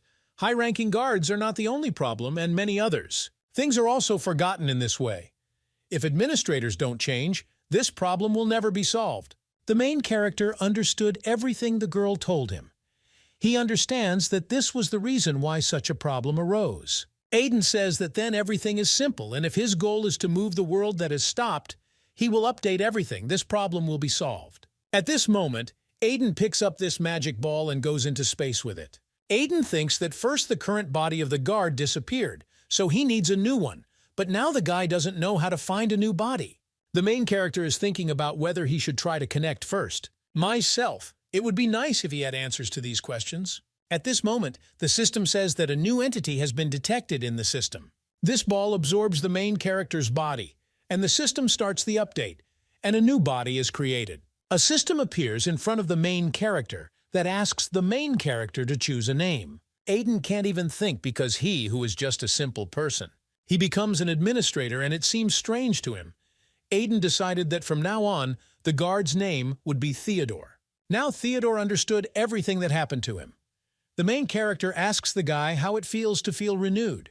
Theodore asks, has the main character really updated it? Aiden says that's exactly it. At this moment, the guy kneels in front of the main character and begins to thank him. After all, Aiden fulfilled his long-cherished wish. From this moment, no matter what happens, he will follow the main character, Sir Administrator. Theodore says that he swears by it. After all, Theodore is the high-ranking guard of the protagonist. At this time, the monster is angry because this monstrous guy can really think that this place was found only by one. After all, hundreds of copies of the monster have already disappeared. And apparently this time the administrator is determined. The monster says that it looks like it will also be deleted if it remains in this place. At this moment, the administrator appears in front of the monster and he directs his power to stab the monster. But at this moment, the monster is surprised because it didn't even notice the administrator. At this point, the administrator uses permanent deletion. The monster doesn't understand how this happened. But the administrator thought that the large monster was hidden. The monster says that he has been waiting for this moment for a very long time. Now the monster, with all its essence, attacks the administrator, and he wants to kill him. But at this moment, the administrator flies away. The monster says that he will never let the administrator go and will destroy him. At this moment, the monster directs a deadly ray from its eye towards administrator to destroy him, and this causes an incredible explosion. Smoke and ash rise all around, but Procyon appears in front of the monster, which protected the administrator. The monster asks how dare such a small lizard get in his way. At this moment, Procyon asks if the administrators are okay because he needs to rest. Procyon says that she will take care of the monster herself. At this moment, the girl uses sentence and exclusive. The administrator puts his hand on the girl's shoulder and says that everything is fine and he can deal with it himself. Procyon tries to stop the administrator. But at this moment, the monster says that in fact they do not have a virus. The end. And the monster couldn't even think that in this short time when he was focused on finding Procyon, they guys had grown so much. The receptionist takes off his mask and says that he is really fed up now. When the administrator takes off his mask, an incredible explosion occurs. The monster doesn't understand. What is this dark space? Is the administrator planning to do this? So that he couldn't escape. The moment the monster starts screaming and talking, that at this rate, everything will be deleted. He is trying to disperse so that as much of him as possible is saved. He asks the monsters, "We found a way to get out. After all, they must escape this place." Administrator uses magic ball, and he wants to direct it towards the monsters. He says that their annoying behavior, he will completely remove it in this place. He guides this ball, and all the monsters start flocking to it. After all, this is some kind of retracting force. After only one moment, all the monsters gathered in one ball, which is in your hands, and the administrator applies the delete functions permanently. The worm virus, which was standing on the mountain at that time, does not understand what is happening, but it feels incredible pain in its chest. The virus does not understand how this happens, because its copies all at once will now be difficult to restore those that existed. He decides to see how long the administrator can rule this way. Procyon came up and asked if the administrator was okay. At this moment, the administrator puts on his mask, and he goes into the portal. He says that he needs to return. Procyon just looks after the administrator with a frustrated look. After some time, the administrator is already sitting in his office on a chair. Suddenly, he notices that he has received secret reports that Zeno sent him. The administrator sees that this letter is about the behavior of Mia, who has recently become suspicious. The administrator thinks it's quite possible that at some point the girl ran into Arya. The administrator expected this. After all, since Mia began to follow Arya more than usual, then Arya. Is it really? She still has no plans to return. At this moment, the administrator sees another message from Zeno. This is about the abnormal behavior of Procyon. Zeno also found indirect evidence that the data was leaked to the outside world. Zeno suggests that it may be Arya. At this moment, photographs of the main character are visible on the screen. The administrator remembers that he definitely deleted this guy with his own hands. But the administrator cannot understand how Aiden stayed. On top of that, Aiden even gained administrator powers. The administrator doesn't understand. Is this really a new virus? After all, be that as it may, he needs to act. He calls his team and turns on the search for Aiden. But at this moment, the system says that access is denied, and the system was unable to complete this operation. The administrator is very surprised by what appears on the screen. He doesn't understand what kind of information he can't see. He thinks about whether this means that the main character's number is higher than the administrator's. After all, the administrator was looking for this guy all the time, and he couldn't even think. That will find him this way. The administrator opens the sign and doesn't understand. Is this really the same guy? This is Trojan. At this moment, the administrator calls Mrs. Procyon to him, and the girl appears at that moment. The administrator says that there is something he needs to do, and Procyon must act with caution. If he finds out that the administrator has noticed, he will hide again. The administrator says that they must take possession of the main character. The girl understands everything the administrator tells her, and Procyon says that she will put everything she has on the line and definitely get this guy. After some time, the main character, Arya, as well as Theodore, set off on their journey. Theodore turns to the main character and says that this should not happen. Aiden can leave it to him. After all, Theodore agrees to do this to the best of his ability. Aiden understood everything the guy told him, and he tells Theodore to wait a little. After all, if they decide this, in the village they won't be late. He asks Katya, are all high-ranking guards really like this? After all, this is so stunning for the main character. Arya replies that of course it is. After all, since they are talking about experience only for the sake of administrators. In addition, they've been neglected for a long time, and therefore they are even more motivated. Aiden says that if you think about it, then the demonic monsters were also left unattended. He asks why there were demonic monsters in that place. Arya reveals that this is because demonic monsters are also part of the system. One of the roles of high-ranking guards is to get rid of from demonic monsters at the proper time. And even demonic monsters with Theo were left unattended because they couldn't update. Aiden asks, does this then mean that the demonic monsters posing a threat were just a lie? Arya replies that this is true because demonic monsters, this is nothing more than equipment for player growth. Aiden needs to think about this. She asks, does the main character really think that demonic monsters pose a threat to them? After all, they will never die even if they are attacked by demonic monsters. Arya says that since they are perfectly protected by the system, nothing threatens them. And what really makes them dead is infection with a virus or deletion. The main character thinks that this is shocking. He doesn't understand. Have they been living a lie all this time? After all, Aiden certainly thought it was strange. They never raided the village, because they never left the territory allotted to them. They were there all this time, under the control of the system. At this moment, the girl begins to call the main character and tells Aiden to hurry up because they have already arrived. At this moment, the main character and Arya, as well as the guards, came to the village of Erzka. The main character looks at everything that has been built there. Arya says that the village has changed somewhat. The hero replies that the villagers must have been working hard. When the main character arrived in the village, he approaches the children and asks how they are feeling.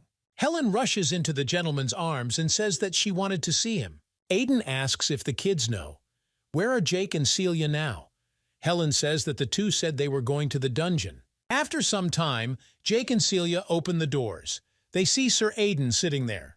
The main character is glad that these two have already arrived. Jake asks how Aiden arrived.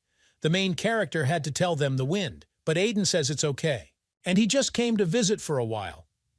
Aiden thinks this is a clear effect of the experience point increase event. After all, now Celia has 101 and Jake has 92nd. The main character sees these two growing up quickly. Jake apologizes to the master, but he asks who the man is who is standing behind him. At this moment, Theodore says that as soon as he looked at the guys more closely, they looked like operators. Theodore says he is pleased to meet them. After all, the guards are here to help the new administrator, and he is a high-ranking guard named Theodore. He asks the two to address him as they see fit. She is surprised that there is a high-ranking guardian in front of her. After some time, the main character told these two, "What happened to him?" Celia replies that she heard from Sir Sirius before. High-ranking guards are very talented. Jay says it must have been difficult. Aiden replies that he's had enough of this story. He asks how the village is doing and if anything happened while he couldn't contact them. At this moment, Jake turns around to Celia and does not understand whether they should tell this to the gentleman. Aiden asks what about their reaction. Has something really happened? Celia says that the fact is that the players came to the village. Aiden asks what they said. Celia replies that they weren't causing trouble or anything. They were good-natured people. Jake says that the players simply exchanged a few items and that's it. And they listened to several or they tried there for about a day and came back, but they don't know when. Something like this will happen again, so Jay says they are preparing in their own way. At this moment, the main character exhales and says that it is an incredible relief that nothing bad happened. But he turns to Arya and asks, "How could this happen?" Arya replies that she knew this would happen, but she didn't think it would happen so quickly. After all she did was change the search and convince that nothing was displayed on the map. But specifically looking for this place is another matter. After all, if these people were specifically looking for, this is the place they could do it, because the village does not have enough powers to restrict freedom. Aiden understands what this means, that it is impossible to completely block the village, but they can't do anything about it. Aiden asks if that means they have to think about it, so that players visit them further. Aiden turns to the operators and says that if anything happens, they should let them know whether it's Winter or Arya. At this moment, Theodore turns to the main character and asks the main character to give him an order too. After all, he will help him immediately. The main character says that he just had something. What did he want to ask the guy to take care of? Because that was the reason he returned to the village. The main character asks if maybe they will start testing it then. Arya asks what Aiden means by testing. Aiden replies that he received another command. When the conversation ended, the main character and his cameramen went outside. People are discussing what Sir Aiden is planning to do now. People don't know, but they decide. Just watch and find out. Aiden knows that this quest has brought him great benefit. The system says that the administrator's main character's powers have been increased to level 5, and the guy also received a new command called copying. Aiden sees that his strength has increased and he has a new command. And if this is so, then Aiden will probably be able to do it. The main character turns to the girl and asks if Arya told him this before. To be a true administrator, Aiden must be content aware, and now Aiden is going to show the girl new content. The main character goes into space. Aiden decides he needs to remember. This is the same feeling when he saw the eyes of the players climbing the tower, and Aiden wanted to copy this one. But what he needs is not just a copy. After all, it needs to be improved. New image. The system indicates that new content has been updated. The system asks Aiden to select a name for the new content. Aiden thinks about it. What name should he choose for the new content? And he calls it Challenge Tower. At this time, Arya and the rest of the people were left with weapons and did not see only a huge bright light. Jake turns to Mr. Aiden and says that she is huge. After all, a tower appeared in front of them. At that moment, Aiden appears and says that he is finally done. He tells that it was too tiring. The main character turns to Theodore and says that from now on, he leaves the management of this tower in charge, and Theodore must also look after the people. Theodore says Sir Aiden can rely on him. After all, he will never disappoint him. The main character begins to lose consciousness, but at that moment, Arya catches him. The girl says that Aiden did a great job, and the main character really succeeds. At this moment, two players are being led down the street, and one guy says that his friend is lying to him. But the player says that the guy has already made fun of him several times. But the guy says that this time it's true, because that city is full of rare items that are difficult to get. And at first he thought that there was some kind of event there, but they said that these things seem to be common here. And so before anyone else finds out, they need to go there and see everything with their own eyes. At this moment, a third player appears in front of them, who said that this was quite strange. After all, at the time when he went to the village of Erzka, he remembers that it was an ordinary place. And after the administrator blocked her visit and stopped. The guy says it doesn't matter now.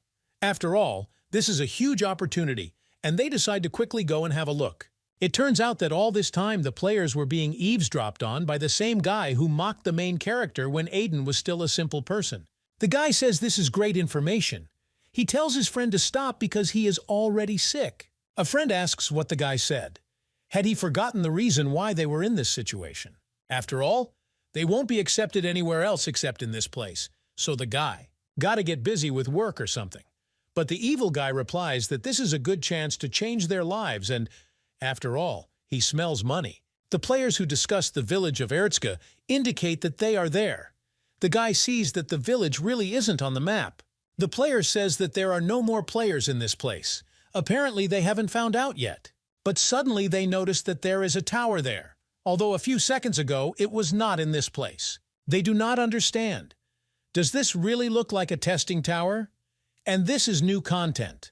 The player asks if there was an update here. One of the guys opens the system. He says that there is nothing like that in the advertisements. They don't understand what's happening, but they decide to go quickly and take a look. The player sees that these two madmen won't be able to do anything about it anyway. And he probably misunderstood everything. When players go inside the village, they see that the village doesn't look much. The guy says that he thought so too then. But the elder will understand all this only when he sees it with his own eyes. In this moment, the elder notices that there is a forge there, and he decides to go check it out. When they enter the forge, two men are working there. They discuss that this should be enough and decide to take a break. They thank Sir Aiden for making a big difference in their lives. After all, the main character taught. Their different skills and techniques. Aiden selects and provides only the best materials. And thanks to the main character, the residents' tools became extravagant. After all, a diamond pickaxe and a jade axe appeared. When players enter the forge, they see that the city is strengthened, and they decide that it's good that they came. Residents of the city see that these are players, and these are the ones who came to this place before. The man asks what they can do for them. The main player says that both the weapons and armor are excellent, and he would like to buy a few, but they don't have price tags. The player asks if they sell these things. The men say they don't want the player's money, but if they listen to their request, then they can give the guy what they want. The man asks how the players could notice. Then this village is abundant compared to the past, but they are missing one thing. He says that there is no shortage of this, but lately they have not eaten properly. After all, lately they have only vegetables. After all, the food is in this place. Not really because it's hard to get good ingredients locally. The man asks why they couldn't. The players would share their food with them. The player is surprised that they're simply asked for ingredients. The guy says that men should not refuse later. After all, the players will now take the ingredients from the warehouse. The head of the players is surprised that these people exchange food for equipment. This is amazing. Players go to the warehouse, but at this moment, The main one cannot understand why there is nothing in this place. Really, this was not a quest, but they don't have time to worry about it. The player must find them faster. At this moment, the evil guy and his friend had already reached the village. My friend couldn't even think that there wasn't a hidden village on the map. The guy replies that they must use this chance and must first open the hidden item. At this moment, the guy opens the doors, where Sophia and Logan stand. Logan starts to get angry. Well, one of the guys says it looks like an ordinary house, and it doesn't look like anything important.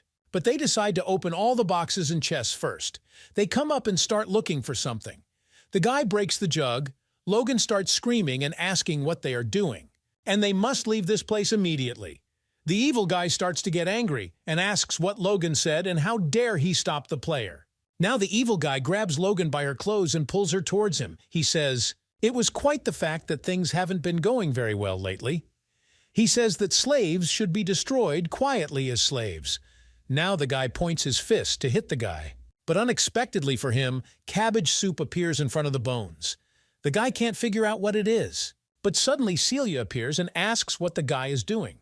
Does he really want to die? After some time, the main character wakes up, and he does not understand whether he has lost consciousness. But Aiden sees that he has used too much energy, and using commands is taking a toll on his body. Arya is glad that the guy woke up. Aiden asks, "Did the girl really stay with him all this time?" Arya replies that Aiden needs to understand how important he is. The main character asks how long he slept. Arya replies that Aiden was unconscious all day. He was probably exhausted. Arya says that things will get better once he learns how to use commands. After some time, the main character gets out of bed and is about to go outside. People are happy because Mr. Aiden has woken up. Jake runs up to him and asks if everything is okay with the main character. After all, they were worried. Aiden replies that he is fine. At this moment, Sophia runs up to them and begins to ask for forgiveness. She calls the main character. And Aiden doesn't understand what happened. But the girl says that one of the players who came. The village is causing a commotion right now. The main character suddenly takes off from his seat, so the earth even cracked under his feet. Aiden heads to the house where Logan is now. At this moment, the two guys who snuck into the house fly out, and Celia sent them out. The guy says it's impossible. He doesn't understand why a simple person is so strong. At this moment, Celia notices the main character. She's glad that Aiden woke up. At this moment, the player remembers the blacksmith Aiden. Celia is surprised. Does the main character really know this guy? Aiden says that he knows him a little and can already tell what happened. This guy is probably wandering around looking for valuables. Aiden asks, did the guy really learn nothing after losing all his money? That the guy will die today? At this moment, the evil guy opens his inventory and asks if Aiden knows how many problems there are. He delivered it to them. When the guy tries to get his equipment to hit the main character, at this moment, a fist flies directly into his face, and so the guy flies off to the side. Jake appears in front of him. The guy tells the player not to get close to the main character. After all, Aiden is not someone a player can disrespect. Doesn't understand what it is. After all, he is a player of the chosen system, and how these two became cameramen. The angry guy doesn't understand. What kind of place is this anyway? Aiden asks. Is it really all because of him? After all, none of this happened if he would have successfully improved their things that day. And it must have been hard for him, so Aiden thought about it. The main character will improve them again as an apology, and all for free. At this moment, the main character takes out his hammer. The evil guy is trying to stop the main character, but Aiden comes up to him and tells the guys not to worry because he will take this seriously. After all, this time he will not let them down, and we shouldn't just wait. The system says that the improvement was failed and the equipment was destroyed. Now the main characters are left almost without clothes, and they are running away from this village. They shout that all the inhabitants will die when they see them for the last time. The main character turns to Celia and asks the girl to add these two to the blacklist. Aiden says he doesn't care how Celia does it, but she just can't let those guys of yours come back. The girl agrees with the words of the main character. Aiden talks about being the moderator of this place for now. He won't let the players do whatever they want. After all, they no longer need to do anything for the benefit of the players, and they too should start preparing. Aiden says, apparently, dress even more players and hide. It will soon become useless. Celia replies that it's a matter of time before the operators find out about this, and they need a plan. Arya says Celia is right. After all, since the system of this place is different from other villages, they don't know what the players will do. The main character says that then they should try to attract more players. Jake appeals. He says to the main character that it would be better to hide so that rumors don't start to spread. Aiden says they will get caught sooner or later. If the content of this place is useful to the players, then everyone will start coming to this place. And if this happens, then neither operators nor administrators will be able to get rid of this place. Jake says that then they should prepare before more players are brought in. The main character stretches out his hands and tells the operators to take his hand. After all, he thinks about this together with Arya. And he planned to do it when everyone was in this place. After all, whatever happens, they shouldn't go into shock. He asks them not to let go of his hand. At this moment, the main character and his friends go into space. They can't understand what it is. Aiden explains that this is system space, and it's okay, so Celia and Jake must remain calm. After all, from now on, Aiden will share part of his power with them. At this moment, the system says that synchronization and moderator rights have been distributed, and also the cloud was discovered. Aiden says this is how operators can use cloud storage, and this will help them protect and govern the village. There are items in the cloud storage, which the main character and Arya collected, and operators can use whatever they need. Aiden will do everything he can to support the village. The update has been completed, and the main character says that from now on the operators must become more serious. A few days later, players come to this village. The main character watched completely from the side and says that the players are starting to gather. Aiden thinks the tower will fulfill its purpose properly. Arya says that apparently the players like it. She asks if Aiden feels something. The main character replies that he still has a lot to do, and all he did was make a small change to the tower. Arya says that, but that doesn't change the fact. What is this new content point thanks to this? She has attracted quite a lot of problematic guys. Aiden says these guys ended up increasing his karma, and in any case, he thanks Theodore for this.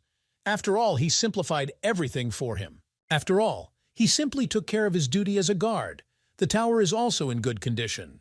And there are clear differences compared to previous content, also Theodore says, which is positively perceived by the players. Aiden says it's great. They must continue in the same spirit. The main character says to contact him immediately, with him whenever Theodore needs help or has a problem. The guy agrees, and Aiden says he would still like to attract even more players. After all, there are more players. It will come if there is an obvious benefit in this place. What players want most is development. The main character uses double experience points, appears in front of the players. Notice that they will receive double experience and reward inside the challenge tower.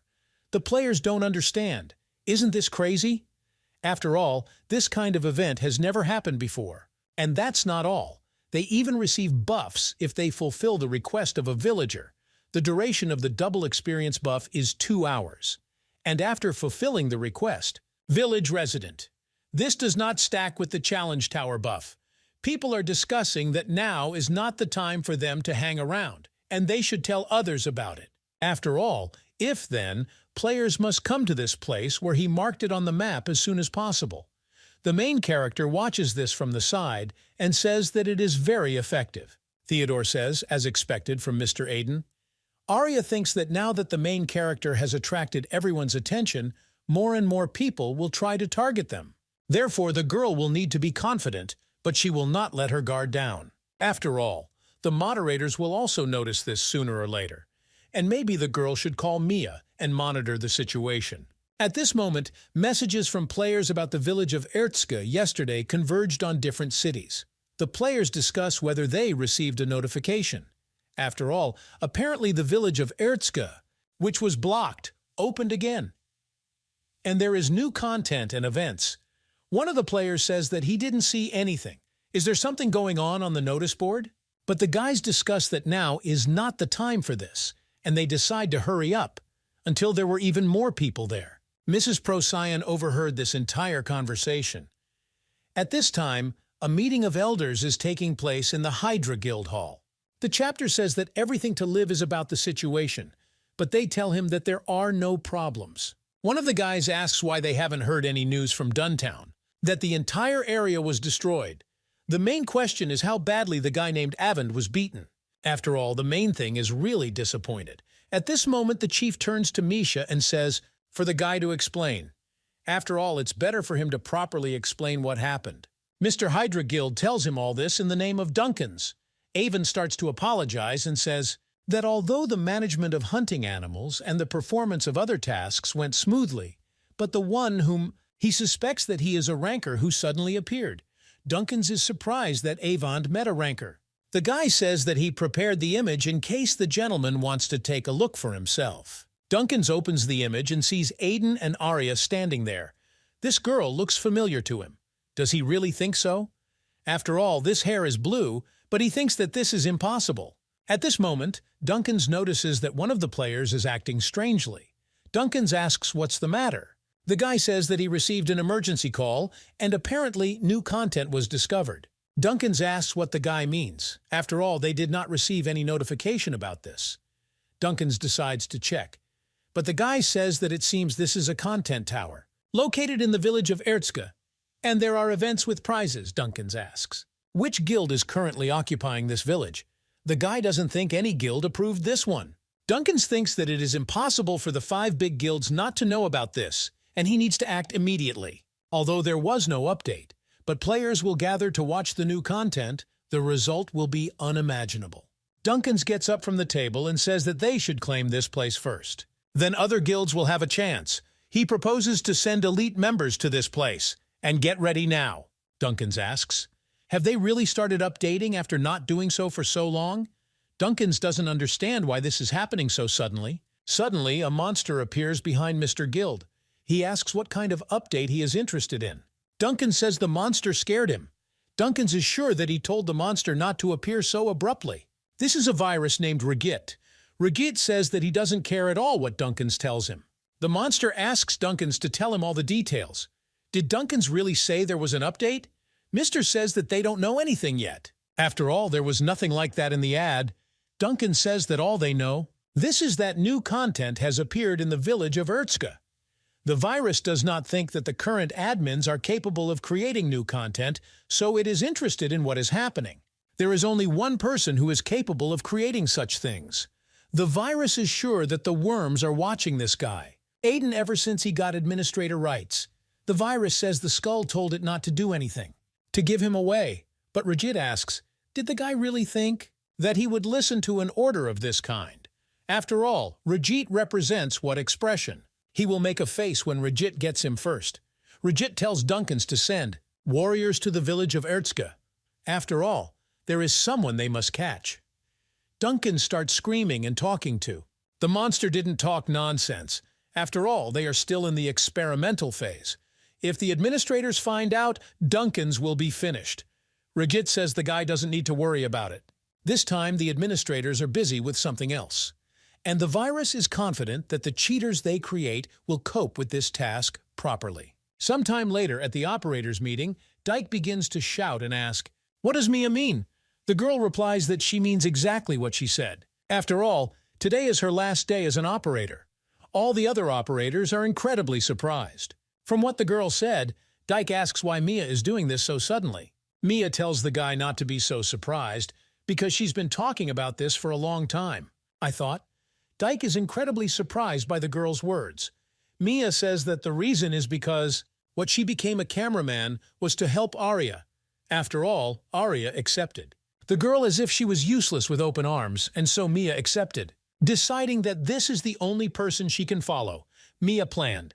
Wait until Arya returns, but this is no longer necessary. Dyke asks, who is Arya? Zeno replies that the guy doesn't know her. After all, the members are different from those that were before. It's just Mia and him, and those who until now have been operators. Mia says anyway. She leaves. Well, Dyke is trying to stop the girl. Mia talks about how she will return the noble weapons. Dyke tries to stop the girl. But at this moment, Lloyd asks, is Mia really thinking that she could leave like this? Mia asks if she thinks so, then what? Zeno says that he has no reason to stop the girl. In a normal case, this would be the case. However, by order of the administrator, Zeno cannot let her go. Zeno asks, is Mia going to go looking for Arias, he is asking? Has Mia forgotten that Arya broke a taboo? After all, Arya put her hands on something she shouldn't and put the administrator in danger. After this incident, the leader changed. Zeno asks, "Doesn't Mia know this?" Zeno says Mia's work as a cameraman is excellent. And Zeno doesn't want to do this to an old comrade, but the administrator's order is unconditional. And so he asks that Mia not make the wrong choice. Mia starts laughing and asks what Zeno even knows. She tells the guy to try and stop her if he can. At this moment, an explosion unexpectedly occurs and a piece of the wall breaks off, because Mia breaks out to run away and Zenon tries to catch up with her. Lloyd asks what's going on. After all, when Procyon is not around, they have some problems. Isabel says they have to catch up with them. Before leaving, Dyke turns to Celine and asks what about her. The girl replies that she is fine and people like her will only get in the way. Selena says she won't get involved in this matter. At this time, a fight takes place between Zeno and Mia. Zeno uses his sword and points it towards the girl. Mia, in turn, uses fire. After only one moment, Mia rises and begins to float in the air. Fire emanates from around her, and she begins throwing fireballs at Zeno. The remaining operators are watching what is happening. Dyke doesn't understand what to do. After all, he must stop these two. But Dyke will die if he finds himself in the center of what is happening. After all, there is fire. Lloyd says that won't do. Isabel invites them to cooperate with Zeno. At this moment, Isabel and Lloyd are already flying off to team up with operator Zenon. But Dyke doesn't understand what's going on. He asks them to wait for him. At this moment, Dyke starts shouting for Mia to wait. In just one moment, Lloyd approaches Mia and tries to hit her with his sword. But at this moment, Mia puts her fiery hand and interrupts the guy's blow. The girl asks, "Is Lloyd planning to stand in her way?" Lloyd replies that just like Zeno said, they must follow the operator's orders. And it is a great sin to break a taboo, and helping such a person will bring enormous chaos. But at this moment, Mia tells the guy to shut up. She uses her fiery hand and hits the guy right in the stomach, from which Lloyd flies off to the side. After all, the girl's flaming punch is incredible. This is the kind of blow the guy makes a huge hole in the mountain. Mia doesn't understand that the other operators even know. They don't even understand. Why did she do this? Mia says Arya did all this for the administrator. And if Lloyd still thinks about stopping Mia, then he should get ready, because now Mia won't hold back. Lloyd holds his stomach with his hand because it hurts him a lot. He is surprised by such a village. After all, who would have thought that he would be so battered after just one blow? Lloyd doesn't understand how they can stop the Dot Girl now because commands are useless against operators. Now Isabel is trying to attack the girl. Isabel is attacked from behind by her, wants to stab Mia. But the girl sees that she is being attacked and she tries to repel the blow. Dyke is completely watching from the side, and he sees that Mia is not joking. The guy is thinking about the fact that this is not at all like Mia. After all, he didn't even think that there was such a big difference in strength between the operators. Lloyd approaches Isabel and asks if she can move. The girl replies that of course she can. And the guy should take better care of himself. Lloyd doesn't think they can defeat Mia even if they attack together. Lloyd didn't even know Mia was so strong. After all, his body does not listen. He says that it has finally come to this. After all, she had been waiting for this for a long time. At this point, Isabel goes into battle again. Lloyd shouts that the girl has no chance. After all, they must work together, and still. Now Isabel is next to Mia, and she says that she always wanted to fight with the strongest operator, Mia, for real. Mia asks, "Is this really?" She is the strongest operator. After all, the only one worthy of this title is Arya. And at this moment, when the girl says this, she pushes her away and gets sick to the side. Suddenly, Mia notices a bright light from the side. She turns around and sees that it is Lloyd who is attacking her. The girl tries to fend off the guy's blow, but at that moment Isabel attacks her again. An incredible battle takes place, from which a hole has already formed in the ground. Rocks fly everywhere and high smoke rises. Lloyd hopes it worked. But Isabel tells the guy not to let his guard down, because it's impossible for Mia to lose so easily. At this moment, Isabel notices something, and she tells Lloyd to dodge, because now there are a huge number of smart balls flying that can hit them. Lloyd doesn't understand. Can even the two of them cope against Mia? At this point, Mia starts to get very strong. She gets angry and makes a huge fireball in space. Isabel and Lloyd don't understand what's happening, but in just one moment, Mia directs this huge fireball at the guy and the girl. Suddenly Zeno appears and tries to fend off such a blow. He swings his sword, but suddenly stones begin to fly. Zeno stands in front of Mia. Zeno says that Mia has become stronger, and even much stronger compared to what the girl was like when she first became an operator. Zeno says that if nothing is done, they will not be able to defeat the girl. Mia asks, has Zeno really decided to act seriously? Zeno sees that this power is not intended for such a thing, but he has no other choice. After all, the administrator's orders are absolute. At this time, the main character is now fighting with a mythical creature while completing his task. At this moment, the system says that the guy's level has been increased. Aiden decides to continue in the same spirit. After all, raising his level is going smoothly. After all, now the main character is already level 250. At this moment, the main character is in the sand zone. Aiden talks about how he still needed a private area like this. At this moment, the main character is talking on the phone with Theodore and says that Theodore gave him a stronger magical monster this time. Theodore asks if the gentleman will be okay. The guy thinks that the main character should rest. Aiden asks what the guy is talking about. After all, so far everything is going so well that he needs as much as possible. Improve your strength more, he is asking. Does Arya agree with this opinion? But at this moment, Arya does not answer the guy. After all, because in front of the girl there is a warning system and they talk about Mia not responding to messages. The girl turns to the main character and says that something happened, so she needs to leave. Arya says that since Theodore is with a guy, they can cope without her, and Arya will be back soon. The main character is surprised. He says that Arya knows how to make noise, but Aiden wonders where the girl went. But since this is Arya, there shouldn't be any problems. At this moment, Celia calls the main character and says that a huge crowd of players is coming towards them. Aiden replies that it's nothing unusual. Not happening. Ask, is there really something wrong? But Celia says that this time everything is different, and she thinks that the players are members of one of the 5 great guilds. Meanwhile, the fight between Mia and the rest of the operators continues. Isabel watches what happens between Zeno and Mia. She sees that as soon as Zeno took off his helmet and his level increased, the girl can't understand. How is this possible? After all, who would have thought that Zeno was hiding such power? After all, when Isabel asked Zeno, the guy didn't give her a clear answer about the helmet, and the girls thought that the guy was also from the Dragonoid race. At this moment, Zeno swings his sword and he tries to attack the girl. But unexpectedly, it turns out that Zeno was able to wound Mia with his blow. And now, the girl has early on her hand. But she's not serious yet, so Mia tries to fend off the rest of the guy's blows. Zeno swings his sword again, and he wants to hit the girl. Zeno says that Mia is complicating everything. Dyke doesn't understand. Is this really the girl's justice regime? After all, he sees him for the first time. Dyke doesn't understand if this means that the girls have been driven into a corner. After all, now Mia uses huge claws made of stones. She points one hand to strike Zeno.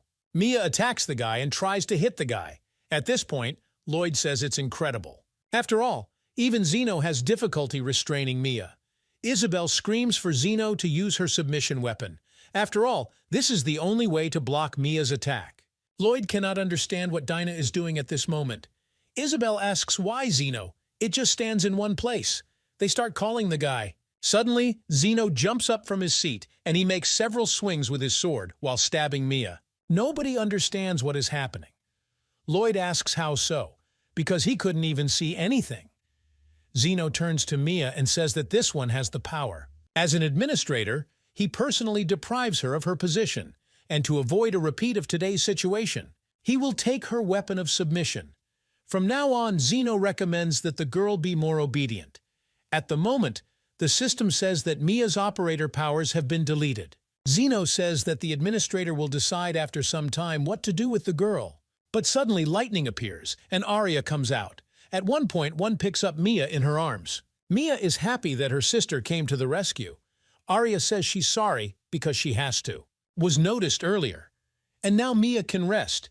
But at this moment when Arya says this, Zeno is already attacking her. Arya starts screaming in front of him. Zeno asks how this could happen because he was sure that the system blocked most of her abilities and skills. Arya talks about taking Mia with her, and also the girl will be grateful if Zeno just lets her go. But the guy answers so that Arya doesn't make him laugh. After all, they won't go anywhere.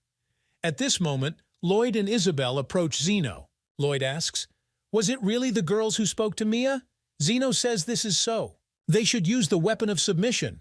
After all, Arya is the first operator, and at a certain point she was equal in strength to the administrator. Lloyd and Isabel are incredibly surprised that Arya is the first cameraman. It's a crushing feeling of pressure. Therefore, operators feel it. Suddenly, Isabel looks at her hands in surprise, and she realizes that she is shaking. Arya says that she only came to pick up Mia, but in the end, everything turned around exactly this way. At this point, Isabel wants to test how effective her power is against Arius. Isabel goes into battle and tries to attack Arius. Isabel tries to stab the girl, but Arya blocks the blow with just one hand. And Isabel flies far to the side from such enormous force. Arya asks, "Did she really hit the girl very hard? After all, Procyon hates it when—" "I'm breaking something here." Arya is glad that Procyon is not here now. Zeno tries to attack the girl. He swings his sword and he understands. What can't hit a girl? After all, Arya is so fast that she dodges every blow. But Arya then extends her hand and uses lightning. She hits the guy with it and Zeno flies to the side. Zeno tries to get up from his knees and asks, "How so?" After all, lightning is a mid-level ability. He doesn't understand why the attack was so powerful. Zeno says that Arya is just a monster. Zeno tries to attack the girl again. He swings his sword but again misses the girl, and in just one instant, his sword breaks into pieces. Arya asks, "How can a guy attack her when she has no weapon of submission?" The girl says that she is aware that a lot of time has passed since their last meeting. But Arya asks if Zeno is underestimating her too much. Zeno doesn't think that. Arya is in a position to tell him how to fight. Zeno tells the girl to come to this place. This is shamelessness on her part. After all, the guy only has to look at the girl and he can no longer contain his rage. Zeno tries to hit the girl with his sword, but Arya fights her off with her dagger. Zeno says that antivirus protects what is most important, and that was the work that Arya did. Zeno says that if Arya had only carried out her duties correctly, then Mr. Administrator would not have had to change. Arya swings her sword and tries to hit Zeno, but suddenly at one moment someone grabs her by the arm, and at that moment Zeno dreams of her. It turns out that the Administrator appeared in front of them. The Administrator says that they have not seen Arya for a long time. After some time, a spatial portal appears in the forest, through which Mia escapes. The girl falls to the ground and realizes that she cannot stop. After all, she must move on. At this moment, Mia is holding, "In my hands is the same medallion," which the main character gave to Arya. Mia thinks that she needs to quickly tell the main character the truth. At this time, it turns out that a huge number of players with Hydro are heading towards the village of Ertzka. The remaining players begin to disperse because they do not want to get involved with this guild. The Vice Guildmaster asks, "Is it really here?" After all, this is a very small village, and he brought a lot of his people to this place to capture such a place. The assistant says that the intelligence group reported that no one else presented anything. The Vice Guildmaster says that this is luck, and then they can calmly take everything in this place. He turns to the members of his guild and says that they were having fun because it is now their property. At this moment, the main one is told that someone is coming. It turns out that Theodore came to the Hydra Guild. The assistant asks who Theodore is. He must explain what he is doing here. The Vice Guildmaster says that there are always people who don't understand hints. The guy Theodore moved out of their way and did not interfere. After only one moment, the guard summons a huge number of crystals from which magical rays begin to flow, to destroy the Hydro Guild. The guild members don't understand what's going on. The Vice Guildmaster says that Theodore is crazy. Now the guy is very angry and he wants Theodore to die. The guy starts to attack, but Theodore uses a shield. The guys notice how the captain is already in the hands of the guard. Theodore took the guy by the throat and lifted him up. All the guild members are scared. They don't understand what's happening. The Vice Guildmaster wants to understand what kind of monster this is. They can't understand. Is Theodore a ranker? Theodora says that based on his observations, he came to the conclusion that they are hostile to the Hydra Guild. And Theodore defends this place in the name of Mr. Aiden. Theodore says that the Hydra must be eliminated. Suddenly, the guy starts calling Mr. Aiden. He says not to rush. After all, the Hydra Guild will still return to life. Aiden thinks it's worth at least listening to why they're here. Aiden tells Theodore to let this guy go. Aiden reveals that he is the owner of this area. He asks why the Hydra Guild came to this place in such a crowd.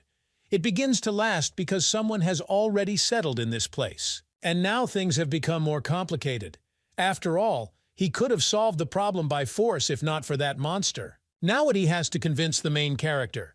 The Vice Guildmaster asks to wait a minute because there was a misunderstanding, and they didn't come to fight.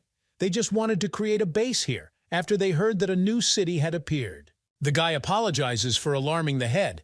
After all, they needed to find a new one. Base for the guys, that's all. The Vice Guildmaster says that this is also good for the main character. After all, if a large guild settles here, the market will increase and there will be more people. And the guy says that it sounds profitable. The main character is lost in thought and he doesn't understand what to do. After all, the Secret Master thinks that this stupid guy will definitely agree. After all, as soon as he captured the guild hall, then this place will become theirs. But suddenly the main character says that he refuses. The Vice Guildmaster is very surprised by this answer. But Aiden asks, is the guy really stupid? After all, he is not interested in being a guy. But in the end, he almost directly stated that he wanted to benefit from the resources and content in this village. Aiden asks what kind of fool would agree to something like that honor. The Vice Guildmaster begins to get angry and ask questions. Does Aiden think he's stupid? Does Aiden really think he is so special if he can play the king of such a small village? He is asking. Is Aiden himself an administrator or operator? At this moment, the Vice Guildmaster addresses the members of his guild and says that enough is enough, and he orders the players to take everything from this village. After all, even a ranker cannot cope with such a crowd. The Vice Guildmaster shouts that the participants should not leave a single object in this place. Jake turns to Celia and says that this is exactly what Mr. Aiden said. Celia replies that they will be exhausted after using the ability, but they are ready to protect the main character.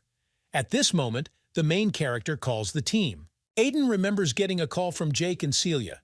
Aiden then asked, was it really one of the 5 guilds that came to them? He asked, does their sign really look like several snakeheads? Then Celia replied that this was exactly the case. After all, this is the symbol of the Hydro Guild. The girl asked how Aiden knew, but she knows that Theodore will intercept them. They asked Mr. Aiden to leave this to them. After all, he and Theodore will somehow stop them. Well, Aiden said that it is not necessary for them to fight with the guild itself. After all, the Hydra must definitely have many enemies. And the main character has a good idea. At this moment, all players who are in the village received an event update. It was that people would pay dearly to try to capture this area, and they must bring down justice on the members of the Hydra Guild who came to rob the villages. Reward. For this there will be a buff for 10 hours for each destroyed guild member. And also during the quest, karma will not worsen. After what Aiden did, he felt bad. Jake asks if Mr. Aiden is okay. After all, Celia knows that this is hard work, and that's why she thanks the main character.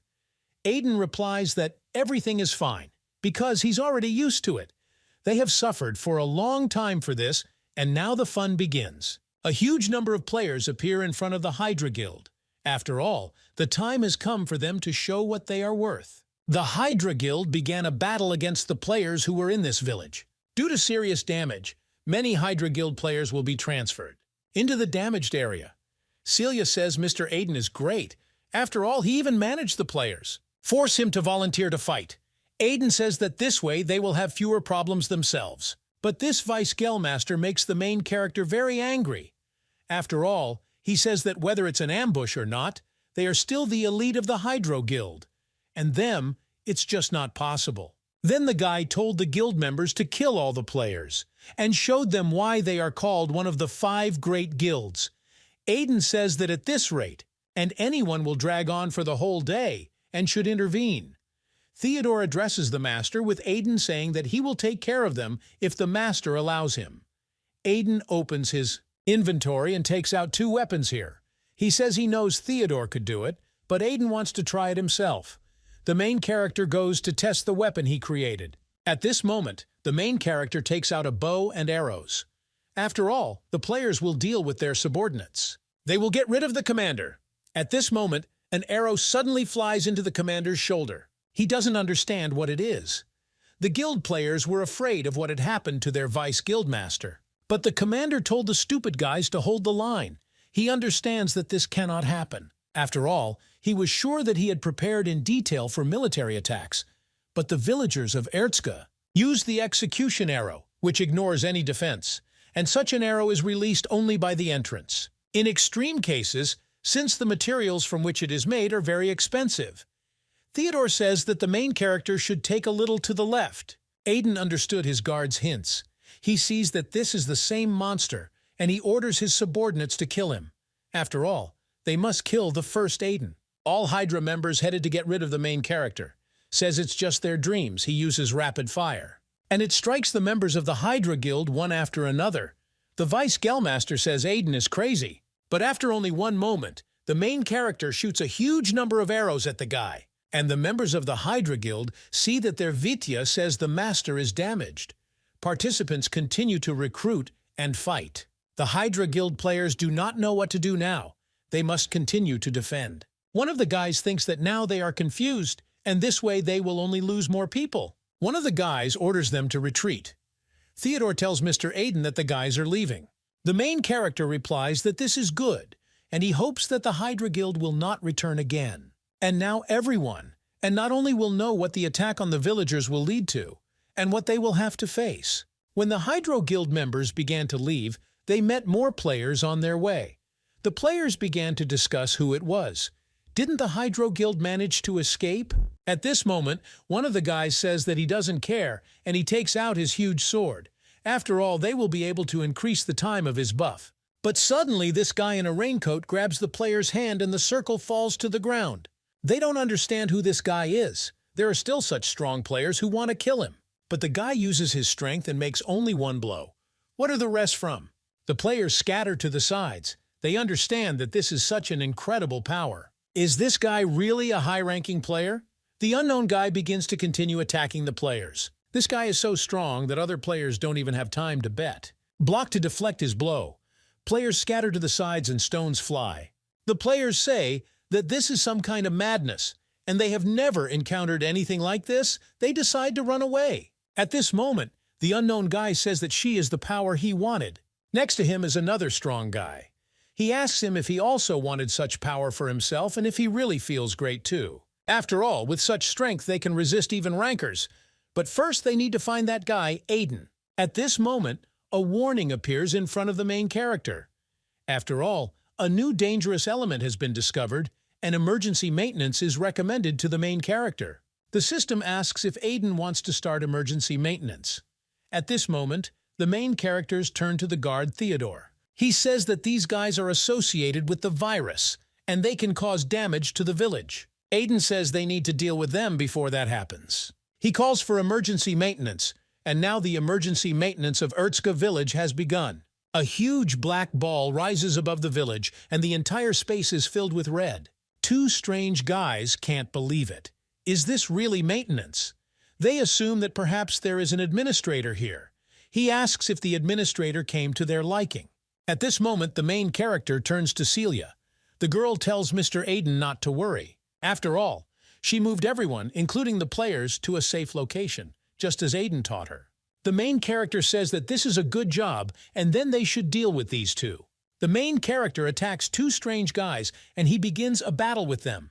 Shards of stones begin to fly around, understands what is happening. But suddenly he sees that this is the same guy. At that moment, the evil guy grabbed the main character by the hand. He says that Aiden found a council that matches the description they were given. And who would have thought that Aiden, he will come to them himself? After all, this is the same guy. Another guy begins to attack the main character and says that Aiden will go with them. But suddenly, a huge ball begins to fly towards the guys from the side, and it hits. From which they fly off to the sides, they find themselves among the Ulamki. It turns out, Theodore and the guy say that anyone who dares to harm Mr. Aiden must be eliminated. Theodore turns to Mr. Aiden and says that he will take care of these guys. At this moment, one of the guys attacks the main character and asks where Aiden is looking. He hits the main character and says that he got Aiden. After all, the guy thinks, which hit the main character powerfully. But at this moment it turns out that Aiden stopped the guy's blow with his hand, and now he is squeezing his hand. The guy doesn't understand how this could happen. Aiden directs magical lightning into the guy's body, and they begin to electrocute him. The guy screams for the main character to let him go and begins to insult him in every possible way. But the main character says that the guy got involved with something dangerous. At this moment, the system says that editing has occurred, and the strength characteristic has increased by 10 times. The main character tells the guy to be grateful that he met him as the current administrator. Aiden hits the evil guy in the stomach, and this makes the guy fly up because the main character sat down incredibly. This is the blow that causes the guy to start bleeding from his mouth. Aiden says that he is incredibly glad that he raised the level, and after increasing the characteristics, he felt better. He is now thinking about how his guard is doing. But when the main character sees the guy, he realizes that it looks like he shouldn't have worried. After all, at that moment the guy dealt with another enemy. The main character comes up to the guard and says that Theodore did his job well. The guy thanks the gentleman. Aiden says that this guy was very fast, but Theodore easily caught him. And Theodore says that the guy didn't seem fast to him. In addition, the guy's movements were predictable. The guy asks what the main character will do with them. After all, need to consider removing them as an option to prevent something like this from happening again. Aiden replies that if he will do this and will be no different from the current administrator. The main character said that he would deal with these guys using his own method. The main character heads into space, and he finds the magical bodies of these guys. The main character does not know how these guys deceived the system because they receive such enormous power. But Aiden is confident that these guys abused their rights as players, so Aiden will cut it off. Their connection to the system as players. Jake says it's great. After all, Mr. Aiden deprived. These guys are the abilities that the players have, and now these guys are no different from ordinary people. The system says that 2 guys are deprived of their rights as players. Aiden says these guys were targeting him from the start.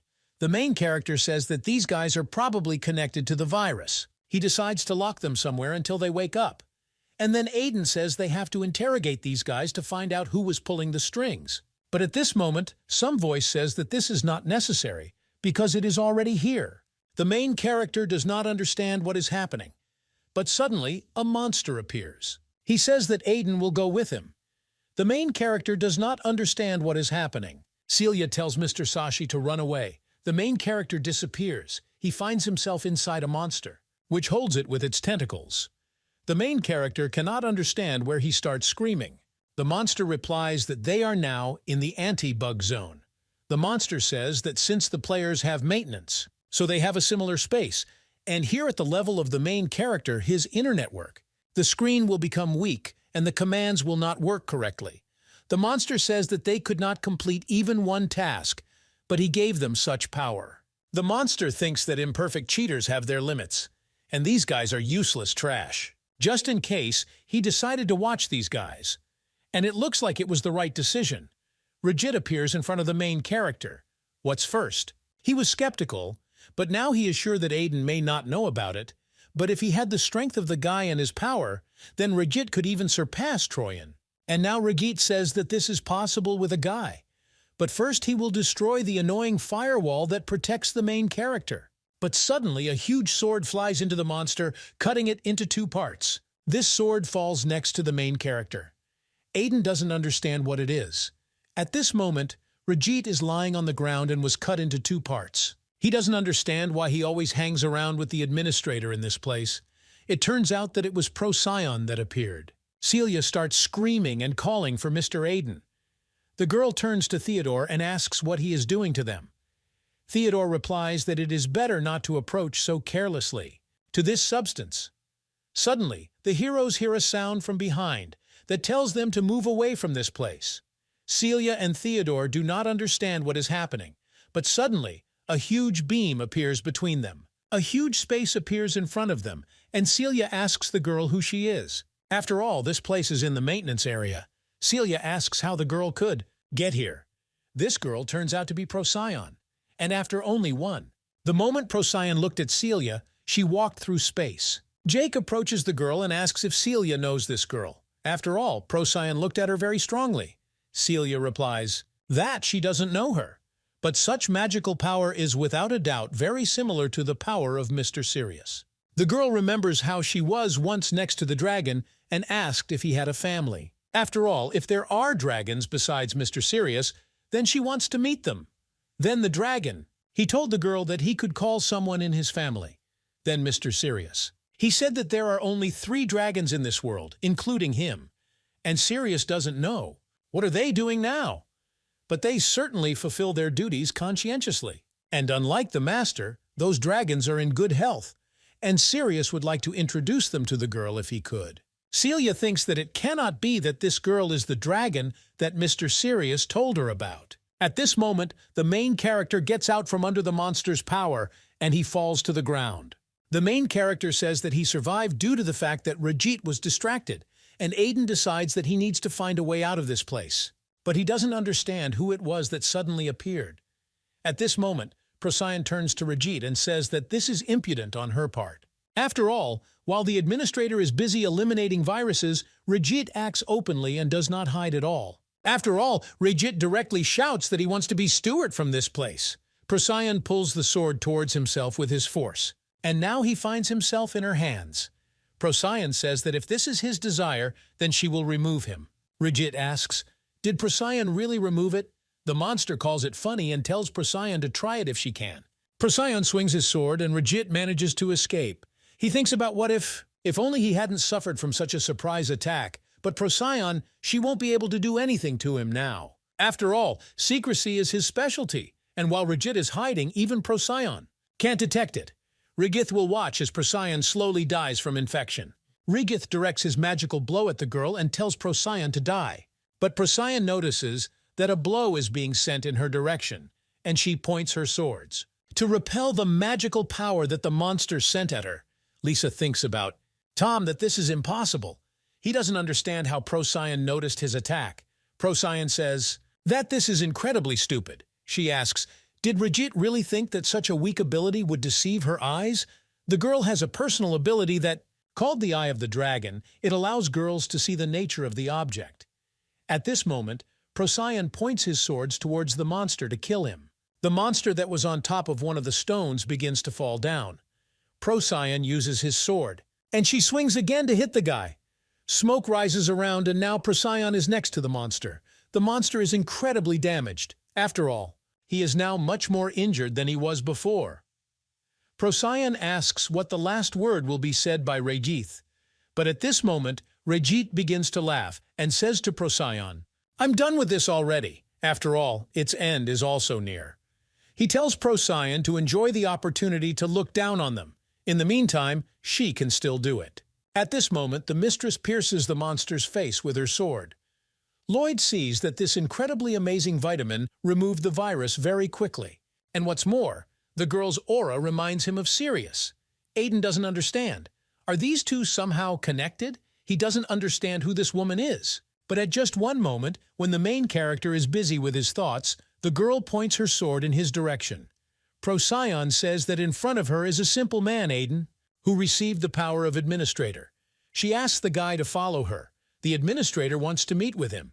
In the place where there was a battle recently, only a small part of the body of the monster Rajit lies. At this moment, space opens up and a virus called a worm appears. He asks what is happening here, and how did the legendary rhythm end up in such a situation? The worm says that Rajit found something to do and disappeared somewhere.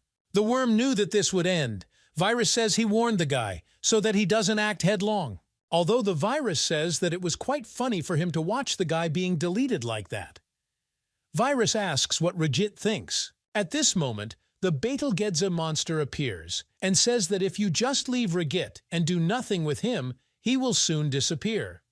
The man says that how unusual it is for Betelgeuse to start a conversation with him. Betelgeuse says that they have no time for idle talk. Betelgeuse says that the virus should not stand still and do something. Betelgeuse asks if the guy's ability to multiply won't be enough to help. The virus says that he was just joking.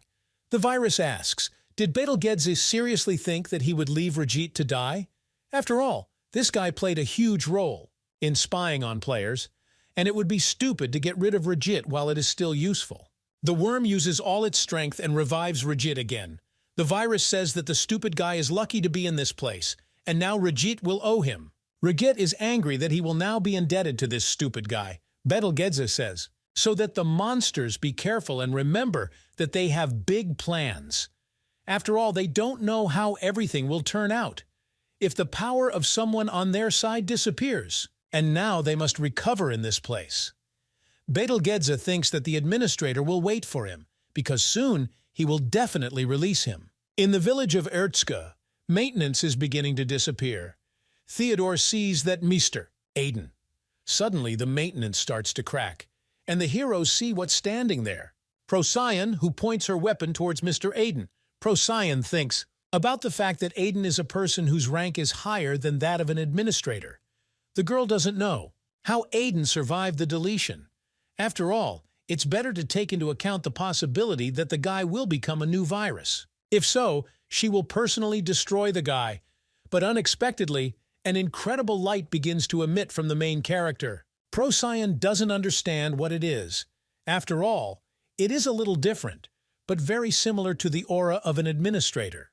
Procyon doesn't understand. Is this really just a coincidence because that Aiden is a simple bug girl using her dragon eye? Aiden sees that it's her. Same ability as Mr. Sirius. Is Procyon really a dragon too? After all then, I either didn't have time with the gentleman, but now everything is different. The main character will not allow her to look inside him as she wishes. At this moment, the crystal lights up inside the main character, which begins to glow with incredible light. Procyon doesn't understand what's happening. When she wanted to see the strength of the main character, the system said that access is denied. Procyon is surprised that the guy's power is blocked. After all, she had never had anything like this before. Namely, just as I thought it was she needs to deliver this dangerous person to the administrator as quickly as possible. At this moment, Theodore begins to scream and call Mr. Theodore stands between the Mr. and the girl. Theodore tells Aiden to stay behind him. At this moment, Aiden does not understand what is happening. Well, Theodore says that this man is dangerous and he doesn't know how long he can hold her back. But while she is busy with him, Aiden must run to a safe place. Procyon says that Aiden recently acquired administrator rights, but he has already become a subordinate. Such a person. Procyon means that even the high-ranking guards who guard the administrator do not have the same strength as this guy. Aiden says that judging by the girl's words, he assumes that she has a close relationship with the administrator, and she seems to know a lot about him. He is asking, does this really mean that she also knows about this place? The main character remembers how his village was removed and how his younger sister died. He says, does the girl really know about the feeling that he has for the administrator? He says that they will stop talking a lot and Procyon must tell him now. Why is this strange administrator Procyon responding that she cannot say this here? She asks Aiden to follow her, and she will not allow anyone to insult the administrator. Aiden asks what Procyon will do. He is asking, does the girl really think that he will respect the one who killed his innocent sister and him? At this moment, the main character uses a huge sword to stab the girl. He says that no one dares to poke him. Aiden tells Procyon to leave. And she told the administrator that if he wants to talk to him then, let him come on his own. At this moment, Theodore uses his defense crystals, which can easily strike the girl. At this point, the girl uses her flying swords and says that she seems to have no other choice. She is a hero with strength. Procyon and the main character are already ready for battle. But at this moment, Mia appears and says that they have had enough of fighting. Aiden is surprised because this is the same Mia. Procyon asks why Mia is in this place and where she got such wounds. The girl turns to Procyon and asks her to take at least 1 minute for the girl to explain herself. At this time, Arya is sitting at the table opposite the administrator, and there are other operators around them. Arya talks about how it's been a long time since they all got together like this. The administrator agrees with the girl's words. He says that her return is under attack, and he is very sorry. After all, these were necessary measures. He asks Arya to understand him. At this moment, the girl sits at the table and her hands are magically connected. The administrator is sure that the girl had her own plans. But in the end, she crossed the line. And recovery. This is a forbidden team, the power that is capable of. Turn this whole world into nothing. The administrator says that the lost power that no one couldn't and shouldn't have used it. He says that Arya knows what happens to those who violate the ban. The administrator says that he could not lose the girl. He asks Arya to listen to him for once. He asks that Arya leave control of the system to him, and she herself return to her original duties. Arya says it looks like the manager was misleading, so she will explain that she is no longer the operator of this place, because she's now Aiden's cameraman. At this moment, the girl breaks her handcuffs, which shackled her hands. Operators, already pointing his weapon towards the girl because that they know she will run. Lloyd is surprised by how easily Arya broke the bonds he created. The administrator himself, he sees that the girl has incredible strength. The administrator motions with his hand for the operators to put away their swords. He asks how Arya knows about this guy, and he asks what Arya says about the cameraman.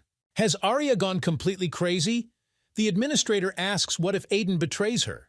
What will she do then? After all, this is a bug that returned after its eternal deletion command. And no one knows whether it can turn into a virus. After all, it changes so quickly, and it is dangerous. The administrator says that now it no longer matters, and he ordered for Procyon to bring this guy here while they meet. The administrator will make a decision when he personally sees the impact Aiden has on the system. She says that if Aiden goes to this place, then that's great. After all, they still couldn't hide forever, and the fact that Aiden had been hiding for so long already impressed her. Arya says that if everything turned out like this, then it's time for her to put an end to their drama. She says that she will remove the guy from the position of administrator. At this moment, Mrs. Procyon communicates with operator Mia, and now she understands what happened while she was away. She understands that Mia is like this. In this way, I lost my operator powers. Procyon tells Mia to leave Arya to her and take care of herself. After all, Mia did a great job. At this moment, the main character is watching the girls, and he does not understand what they are talking about. But suddenly he realized that Arya had been taken away by the administrator. Procyon asks what Mia meant when she asked for a minute. Mia says that's exactly it. She meant it. After all, it just looked like Procyon was going to drag that guy away with them. Procyon asks for an apology, but she can't help but do it even if Mia asks for it. After all, Procyon must do as the administrator ordered. Mia says this guy can fix the buggy. At this moment, Procyon is incredibly surprised. Does Aiden really know how to fix bugs? She asks what Mia just said at that moment. Mia says that Arya told her that Aiden is very important. Procyon understands that, judging by what her ability shows, Mia is telling the truth. Now Procyon does not understand if fixing the bugs is possible, what the administrator was trying to achieve. After all, if everything is so, then it turns out that this person has a unique recovery ability. And then, if Mrs. Procyon's guess is correct, then perhaps he will be able to return the administrators to their previous state. At this moment, Mia approaches the main character and hands him the medallion. Mia says about the fact that Arya asked to convey this to the main character. Aiden did this for Arius. Mia answers that it was Arya who told her to come to this place. And when Mia left, Arya asked me to tell a message for him. Arya said she'll be back soon. But it looks like things have gotten a little more complicated. But Aiden must wait for the girl a bit more. At this moment, the main character presses the medallion and thinks about what he was thinking. Well, this is Arya. Everything will be fine, but it's hard for him not to worry. At this moment, Procyon. They turn to the guy and the girls ask, is their conversation really over? The girl talks about it, which is their problem, not resolved. And as Aiden already understood, in order for it not to happen, Procyon must take the guy. With myself. After all, if she lets him leave, which definitely won't happen, then there are many who will come. Behind him instead is Mrs. Mina, and the lady says that the best option for the guy is to follow her. The main character agrees and says that he will do it, but Procyon must not forget something. The fact that he will not be polite to the administrator, and just as restrained as he is now. After all, no matter what happens, he will say what he wants. Procyon understands. What is the guy talking about? At that moment, the girl creates a spatial circle and says that there is no point in delaying anymore. They should leave. Aiden asks, really? They teleport right there. At this moment, Mr. Aiden begins to call Theodore and says that it is dangerous to go there alone. He asks the master to take him with him. At this moment, Jake and Celia ask the master to take them too. But Aiden responds to tell the cameramen to stay in that location, and at the last moment, Aiden says that he trusts this village to the guard. Aiden asks Theodore to protect the people. After all, Aiden can only trust him. The guard understood what the gentleman told him, and he said, as for the return of the main character, he will protect everyone no matter what. After only one moment, the main character and Procyon set off on their journey. At this moment, Rajit says that he has already talked about this, but he is against it. After all, what can Betelgeuse do without Troyan? After all, the administrator will simply delete them all. Rajit says that Betelgeuse cannot even guarantee that he will defeat Procyon. The virus says that Rajit is right, but with this, everything changes somewhat. At this moment in the hands of the protagonist, a sword of incredible power appears. Rajit says this can't happen. After all, Trojan wields this sword. The worm says that finally, all preparations have been completed and the hour has come for the administrator to fall. The worm tells the administrator to just wait. After some time, the main character and Procyon are already moving. Now the main character understands. Where is the administrator located? Procyon turns to the administrator and says that she has brought a guy.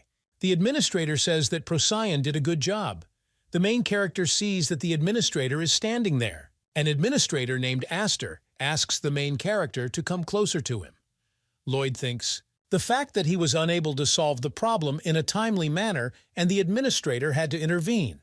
Aiden has become much stronger since their last meeting, and even his aura had completely changed. Aiden asks why the administrator called him. What does he want to tell him? The administrator asks if Aiden heard from Troyan. Aiden replies that he didn't hear anything. The main character asks, is this man really the reason he is here? The administrator says that Trojan is a terrible danger to this world. She came from another world and is able to withstand the power of the administrator. In addition, she created viruses that serve her to destroy everything. And now Troyan is interested in the main character. Administrator says it's just a guess. But he thinks girls need administrator skills. And therefore, the administrator must protect the main character as quickly as possible. Aster asks, didn't Aiden ever think that this was all very strange? After all, the administrator definitely deleted the guy, but Aiden survived. The administrator asks if he would be wrong in his thoughts that someone from the outside interfered with all this. Aiden thinks this can't be true. Is this all true? The administrator says that he remembers the day of the inspection well, and that time was special. After all, he came, and this was one of the many places where they spotted the Trojan. But her trail ended at the place where the infection progressed in full swing. And the Trojan is not a simple virus. After all, even the administrator finds it difficult to distinguish her from others. If Troyan changes his appearance and hides, then it will be impossible to find her. But they couldn't just leave everything as it was either. And so the administrator did the only thing he could and took measures to prevent further damage. Aiden asks, is that why the administrator removed his sister and the others? After all, there had to be another way out. The administrator replies that he was not there.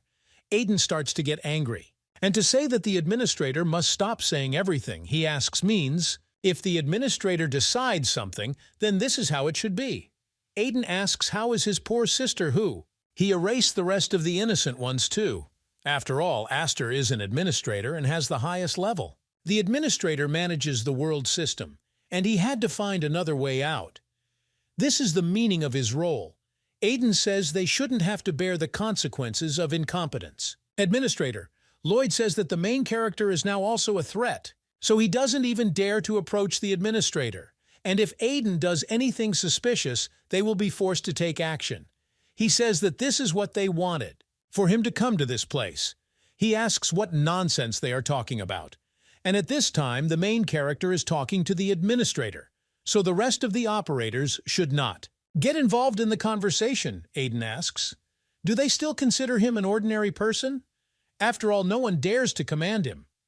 Lloyd sees that the guy has so much pressure. Like an administrator, the guy doesn't understand how the main character became stronger so quickly. At this moment, the main character notices a voice and asks everyone to be careful. After all, if they touch the main character, she will become their enemy.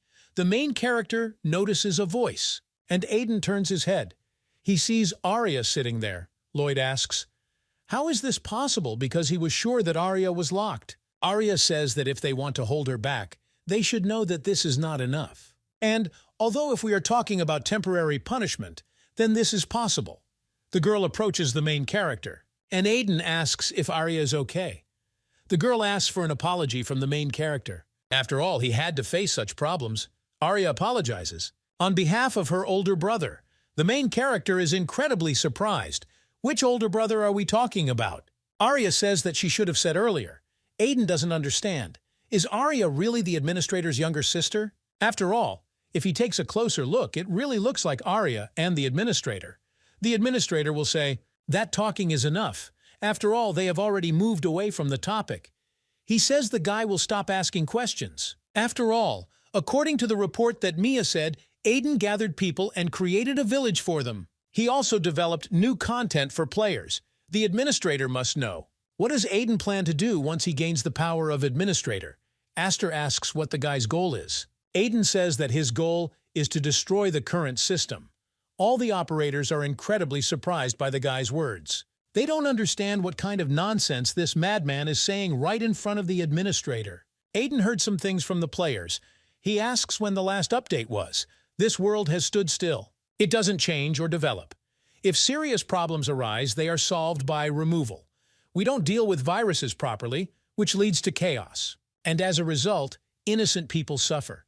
Aiden says that it is better to quickly destroy such a system rather than let everything take its course. Aiden says that he is different from the administrator and can fix bugs. Operators begin to get angry and say that it is impossible to fix bugs. After all, even an administrator cannot do this. Arya says it's true. After all, she witnessed several such cases. And if they still don't believe, they can ask Procyon. Although Arya thinks that Procyon has already confirmed this, the administrator turns to the main character and invites him to talk a little in private. At this moment, the two guys are enveloped in a force that separates them from the operators. The administrator says that in this place no one can interfere without his permission. Aiden asks what the administrator wants to talk to him about in person. Aster says that Aiden is right. After all, the administrator knows that everything is going wrong. And he is an administrator and should know about this. And although she knew that this was the only way out, he knew that removal was the only way. However, when the administrator looks at the guy, he realizes that there was a different choice. Asta lost his emotions again after he lost the dragon Sirius. And then he tried to direct the administrator to the true path, but Aster did not listen to him. The administrator thought that the dragon was rushing there for his safety, but this led to him losing Sirius. At this time, Arya was watching him and decided that the guy did not have the right to be an administrator. And then Aster failed again. The administrator is sure that he will fail everything again if continue to hold this position. Therefore, Aster is ready to give up her rights. At this time, operators observe that the barriers disappear. Dyke asks, "What were they talking about?" At this moment, they do not understand what is happening. But when the main character appears, and the administrator, Aiden, presses him against the administrator with his sword, Aiden kept thinking about it. What does the administrator want to tell him? And if the administrator plans to just let everything go to the breaks? Let him not even try, Aiden asks. Does Aster really think that if he refuses? With administrator rights, everything will be resolved immediately. Procyon asks the administrator, what were they talking about? After all, in what sense does he want to give up administrator rights? Aster says it's natural. Think so, and if Aiden wants, he can remove it. Procyon screams for the main character not to do this. Aiden agrees, and says that he will do as the administrator wants. Aiden says that Aster should suffer as he suffered too. At this moment, operators attack the main character and tell Aiden to take his hands off the administrator. But at this moment, the main character doesn't understand the operator. Really? This is the delete command. All the operators are interested in is how Aiden can use the same command as the operator. Aiden yells for everyone not to move. He is asking, do they really think that he didn't use this command because he was stupid? Aiden could erase this place if he wanted. If they don't listen to his warning, he will not spare them. At this moment, Procyon begins to beg the guy to wait. Procyon asks that Aiden not delete the administrator. Aster didn't have all this for the sake of preserving peace. There is no choice but to use the most difficult and painful method. And all this accumulated as a burden on his shoulders, and Aster deteriorated. Procyon shouts that if Aiden doesn't understand this, then he can erase her, but not the administrator. Procyon asks Aiden to let Aster go, but the main character refuses. After all, no matter what Procyon tells him, it will not change the offense into an administrator. Aiden asks, what about his sister who has already been removed? How can he just forget about it? Aiden says that if they want to stop him, they must bring her sister back. If he can't, he will kill the administrator. At this moment, the main character turns his gaze to Arius, and he sees that the girl is looking at him. The main character equates himself and his sister to Arya. After all, the administrator is her brother. The main character cannot do this. At this moment, the main character throws his weapon, and Procyon runs up to the administrator. Arya approaches Aiden, and the main character turns around and leaves. Arya didn't say anything to the main character, but now she's getting upset. The administrator and asks why he did this. After all, everything could go wrong. Zeno thinks that he is usually so indifferent, but now everything is different. Zeno does not understand what happened and whether it is possible to return the administrator's emotions. She knew that one day this would happen, so Aiden said it right. After all, everything they did was only a temporary solution. The administrator stands at the center of this world, and Aster couldn't use his role, and the new administrator is much better. He has already appeared. Asta says that Arya chose him, so he trusts his sister's decision, and the administrator himself will retreat from everything. Operators ask what it means that the administrator could not. They are asking, why does Aster say this? Procyon replies that this is not true at all. After all, thanks to the administrator, this world still exists. Zeno says that refusal does not solve anything, and someone will have to take this position. If more bugs appear and if the infection spreads, then things will get out of control. Zeno understands how painful it was to remove people, and they all know who stopped the viruses. They were not at fault. Procyon tells the administrator that it is not too late and they can fix everything. And the girl has a proposal. She asks why don't they ask the main character for help. At this moment, the main character does not understand. Is he really being asked to cure the administrator? Aiden asks. What can he do if the administrator, not even an administrator, says that perhaps Aiden noticed that his condition is not entirely good? His ability to fix bugs is an ideal skill that no one has ever had. If Aiden really owns him, then the administrator thinks that they can help each other. She said that she wants to destroy and remake the system. There are many things that an administrator can handle. Can help the main character to create a safe world. The main character has the potential to become a great administrator. And if Aiden solves Aster's problem, the administrator will help him understand the administrator's rights and remember his shortcomings. The administration asks if they should work together. At this moment, the main character agrees. Aiden points his hand to the administrator and says that there is no point in delaying, and they must start now. But Aiden warns there are no guarantees, that he could cure him. Arya says it's okay because it's Aiden, and Aster can trust him. Arya is confident that Aiden will be able to return his brother to his previous state. She says that he has already decided to give up the role of administrator, and he trusts and will follow whoever his sister chooses, because her decisions are always correct. At this moment, the main character plunges into space and sees that it is incredible. After all, Aiden had never seen such a bright light. It's as if the light of the whole world is concentrated in this place. But this is true, but Aster's condition is well preserved, and although his situation is not the best. But first, the main character needs to pass his powers through the administrator to find out whether the restoration process is underway. At this moment, suddenly the main character's hand begins to glow, and Aiden does not understand what it is. After all, it's my sister's bracelet that glows. And control it. At this moment, the main character hears a voice that tells him not to worry. A silhouette of his sister appears behind the protagonist's backside, saying that everything will be fine.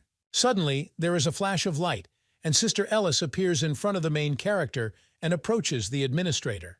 The girl places her hands on Aster's head. Cameraman Selena stands at a huge door, and she begins to remember how she was a child, and the world was destroyed before her eyes. At that time, the administrator and his magical creatures came to destroy the city. Then the administrator deleted everything that was in his way without hesitation. Then, a monster approached the girl and asked what would remain after the administrator. It will erase everything indiscriminately. But he calls himself an administrator. The monster then said that Selena woke up. He asked her what impression the girl had from such a terrible scene. After all, now Selena is left alone. But at the same moment, the little girl took her sword in her hands and pierced the monster's body. The monster asked, "Did Selena really think that this would work against viruses?" He said that the girl is an incredible temple, and they are recruiting those who want revenge on the administrator. That's why they woke her up in the middle of the check. Since then, they just got rid of from those who are useless. But the monster is ready to accept the girl. After all, it will certainly be beneficial in the long term. When Selena remembered all this, she snuck inside the room and saw a huge crystal there. The girl raises her dagger and wants to hit Crystal. But when the girl looks at her dagger, she remembers viruses. The girl swings her sword and breaks this crystal. Procyon asks everyone to stay away from the administrator and Aiden. After all, now administrators, very vulnerable. And this can be called their only weakness. Procyon says that administrators cannot interfere until both of them open their eyes. At this moment, there are many notifications from the system about danger warnings. After all, a critical error occurred. The operators cannot understand what happened. Dyke asks why this happened so suddenly. At this moment, their entire space begins to fill with purple color. The system indicates that the functional system has decreased and commands are limited. Zeno asks how the viruses got into this place. After all, they shouldn't have a chance to get into this place. Dyke says that Selena should be responsible for the safety of this place. He asks what the girl is doing. The monster says that it looks like everyone has gathered in this place. He asks if this is not the best time. The worm says that this is the moment when the administrator cannot move, and God himself gave them such a chance. At this moment, all the viruses came together. The worm says that since their last, the meeting took quite some time, and the worm says that viruses and operators should greet each other. After all, Betelgeuse, Regit, as well as the F-virus and the E-virus came with him. The worm says that they are probably disappointed that there are so few of them, but operators need not worry. At this moment, a very huge number of monsters appear. The worm says that he brought everyone with him. Zeno does not understand how such weak viruses could get into this place. At this point, the operators use their weapons. After all, monsters are just begging to be deleted. Zeno says that everything turned out well, and now they can remove all the monsters at once. Procyon meets Betelgeuse's gaze. They have the same eyes. Procyon turns. Arya says that she is sorry to ask a girl for such a thing, but will Arya be able to look after them herself? Arya agrees with the girl's words, and at that moment, Procyon sets off on his journey. Arya thinks, the fact that this is strange, it's as if the viruses knew what was happening and decided to attack now. But while Arya is here, there's not even a hair on the administrators' heads. He won't touch me. But Arya doesn't understand why she's so worried. The girl hopes that nothing bad will happen. At this moment, the main character in space begins to cry, because in front of him is his sister. He asks if it's really Ellis. The main character goes to the girl. But at this moment, Aster stops him. He says it's the monster and not his little sister. The administrator asks, who would have thought that she was right under his nose? This is her Trojan. The administrator starts screaming for Aiden to run away. After all, he didn't have a sister from the very beginning. And this is all part of the plan that Troyan made. Aiden points his hand at his little sister and uses eternal removal. But at this moment, the girl takes her brother by the hand and says that it is useless. After all, Aiden just has to look at himself. It's all because he used her power. She gradually destroyed the guy from the inside. And now Ellis decides to return her. And also, she will transfer her power to one. At this moment, Trojan from the chest of the main character takes all the power, and the same Trojan girl appears in front of the main character. At this time, the operators continue to fight the monsters. Monsters in incredible numbers, but with just one swing, they can kill several monsters at once. Isabel is also on her way to battle, but suddenly the head of one monster begins to emit rays to kill the operators. But at this moment, Dyke uses his bow and pierces the head of one of the monsters with an arrow. They say that operators are stupid. Monsters ask if they should target the administrator. Don't continue. Like this. They decide that this is what they need to do. At this time, a huge number of monsters are directed towards the administrator. After all, they need to get rid of the administrator before he wakes up. The operator is shouting that the monsters are now attacking the administrator and they need to stop them immediately. When the monsters are already approaching the administrator, they suddenly begin to be shocked, and a huge ball appears in front of them. The worm says to let the monsters break through at any cost. But at this moment, Procyon is using. She says that as a patron, she orders that all remaining guards, she must come to this place now. At this time, a huge number of guards arrive, and they all stand behind the mistress. Procyon orders the guards to protect themselves from viruses and protect administrators. Magical creatures begin the battle with the virus, and he asks what's going on. After all, the worm said that they could not do anything if the worm interfered with the structure of this place with the help of the Trojan power. But the operators are still strong. The worm says that Rajit is right, and he did not teach such a possibility, but that doesn't mean they don't have a chance to win. After all, you cannot use the delete command here. The longer the battle goes on, the better for them. At this moment, the main character and Aster begin to experience incredible pain. Procyon was afraid for the administrator. At this moment, Arya runs up to her brother and asks what is happening. Did something go wrong during treatment? Arya sees black spots appearing on her brother's face, but Arya sees that it is early in the eye. This is a good sign. After all, brother is getting better. But Aiden doesn't look good. Arya doesn't understand what's going on inside the guy. Aiden says that this is all wrong and this cannot be true because he is sure. At this moment, a yellow light appears behind Arya. Arya says it's impossible. Viruses are surprised too. Rajit begins to rejoice and says that it's finally done. He asks where Troyan has been for so long. After all, the worm was diligently looking for her. In this moment, the system warns that it will suffer critical damage, and the system cannot function normally. And also administrators no longer have rights, and all firewalls are disabled. At this moment, ordinary players in the cities do not understand what is happening. They think that this is probably another test, but they are upset because their hunt was going very well. After the hunt, one guy drags his friend. After all, he is very wounded. The guy tells his friend to stop playing weak and go himself.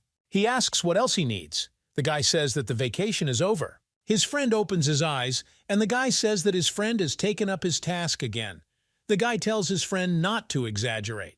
After all, they are players who cannot die. But at this moment, the guy falls right on his face, to the ground. The system no longer provides protection, and revival is now impossible. People don't understand what's happening because the system tells them that this is an error. Players are surprised that they cannot respawn. They ask what will happen if they die.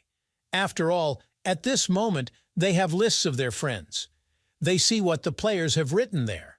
The word is that they are dead. Players try to call their friends, and they hope that they are still alive. But at this moment, the player dies. And they can't even believe how demonic. The animals that should be in the dungeons are now out. The system indicates that there is a warning that requires urgent action. At this moment, a huge number of monsters come out and the system warns about this. People don't understand what's happening. At this moment, in the place where the operators are gathered, Troyan rises up and emits bright rays. Zeno asks what's going on now. Lloyd sees that the firewall is gone. They don't understand if the administrators are okay. After all, as soon as he appeared, this person, everything didn't go as it should have. Procyon begins to call Arya and talk about how the girl should protect the administrator. Arya uses her weapon, and she tries to hit the Trojan girl. But at this moment, Trojan uses a shield. Arya was sure that Troyan had lost her strength. Arya asks why this is so. Arya sees the girl's form. She asks, "Did Troyan really take away her brother's power?" But Troyan replies that she only returned what belonged to her. At this moment, a huge dagger begins to fly from the sky towards Troyan. But with speed, the girl manages to put up a shield. Procyon shouts that Trojan cannot be in this place. The lady also shouts for the operators to protect the administrators. After all, Trojan is behind all this, and operators must remain vigilant. At this moment, they are immersed in purple again.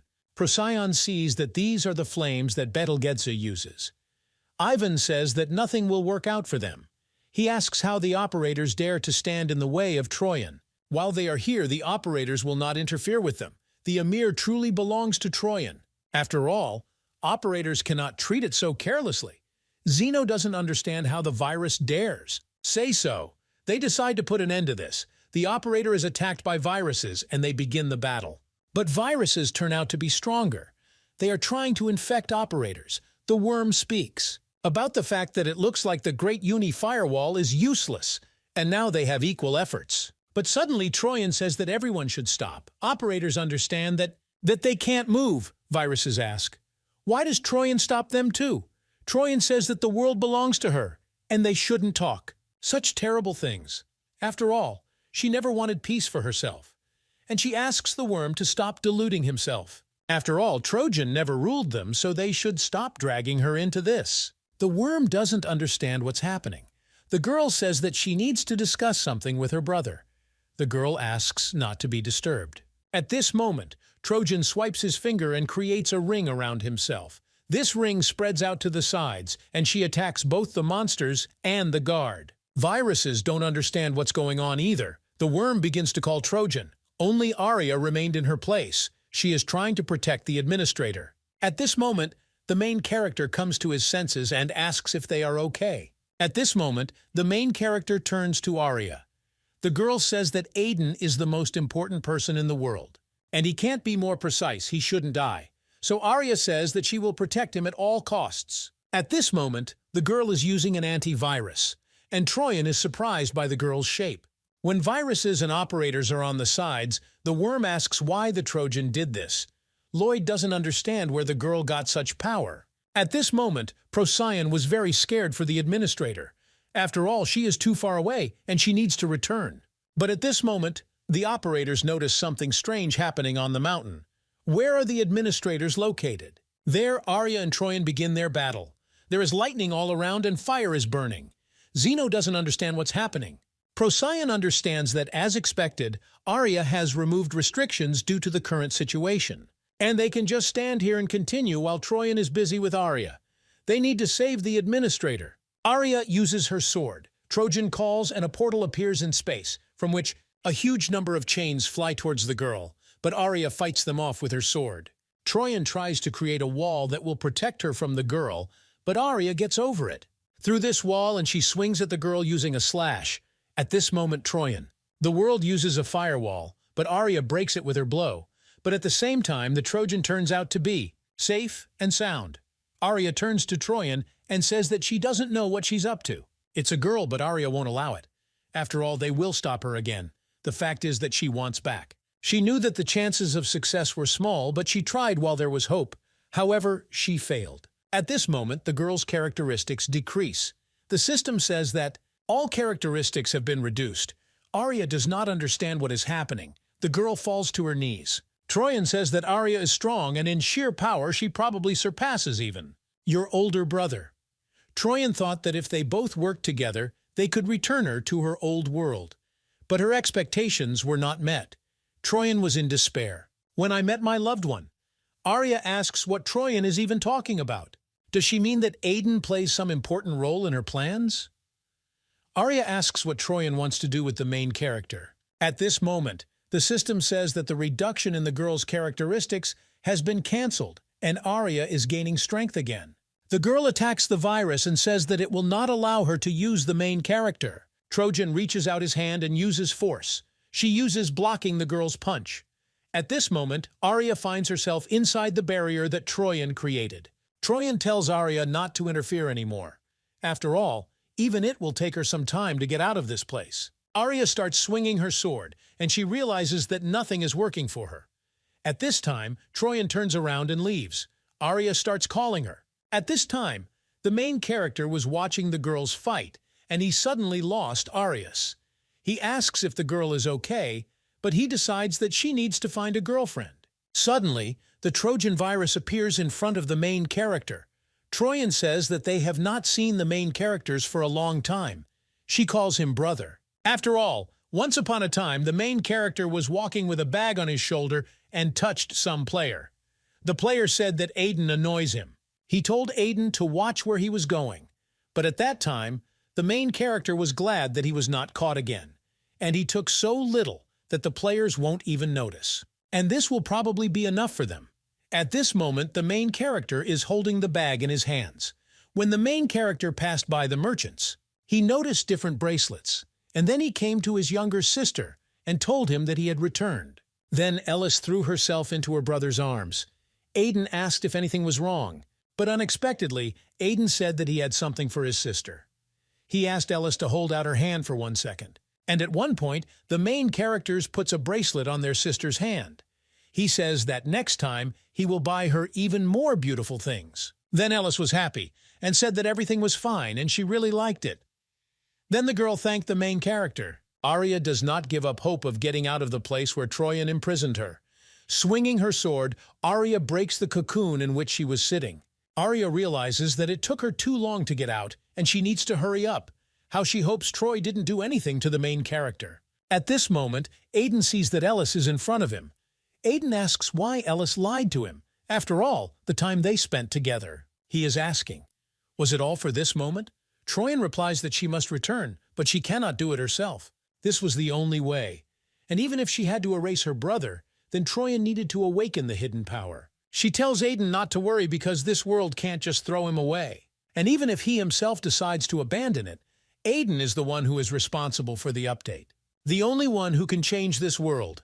The Trojan wants to use permanent deletion to delete the main character. But at this moment, Arya tries to protect the main character, and Troyan uses eternal removal on the girl. Arya ends up in the hands of the main character, and she begins to disappear into space. And Aiden starts calling the girl, but Arya says that she wanted her brother back to the previous state and wanted him to give up administrator rights. When Arya saw the main character, she thought that the goal was achievable, and Arya hoped that his powers could heal her brother. Even though Arya knew that Aiden wanted revenge on the administrator, but from the very beginning, she became close to him only to use him. Arya asks for an apology from the main character, and at the last moment she simply disappears. Troyan says that it seems that the main character was very important for this girl if she voluntarily fell under the deletion command. But Troyan says it's even better. After all, this is a good opportunity to awaken the main character. Aiden says that Ellis has already taken all the power for herself. She asks how much more she needs. After all, Ellis says she wants to come back. Aiden asks if removing it will help her. He asks Ellis to say something, but Troyan replies that the situation has changed. And now there is no point in removing my brother. She tells Aiden not to look blank. After all, there is a way out. Aiden can still save the girl. Trojan says that if this is for him, then the system will satisfy his any request, regardless of its complexity. Trojan doesn't know how long. It will take time, but she asks that Aiden find her when you wake up. Troyan begins to dissolve in space and says that she will wait for her brother. At one point, Troyan disappears. The main character begins to get incredibly angry and hits the ground with his fist. Aiden begins to cry and asks what this disgusting situation is and how he can accept it. After all, because of him, Arya disappeared. Aiden remembers the words to his sister, and she then said that if this is for the main character, this system will satisfy any request, regardless of complexity.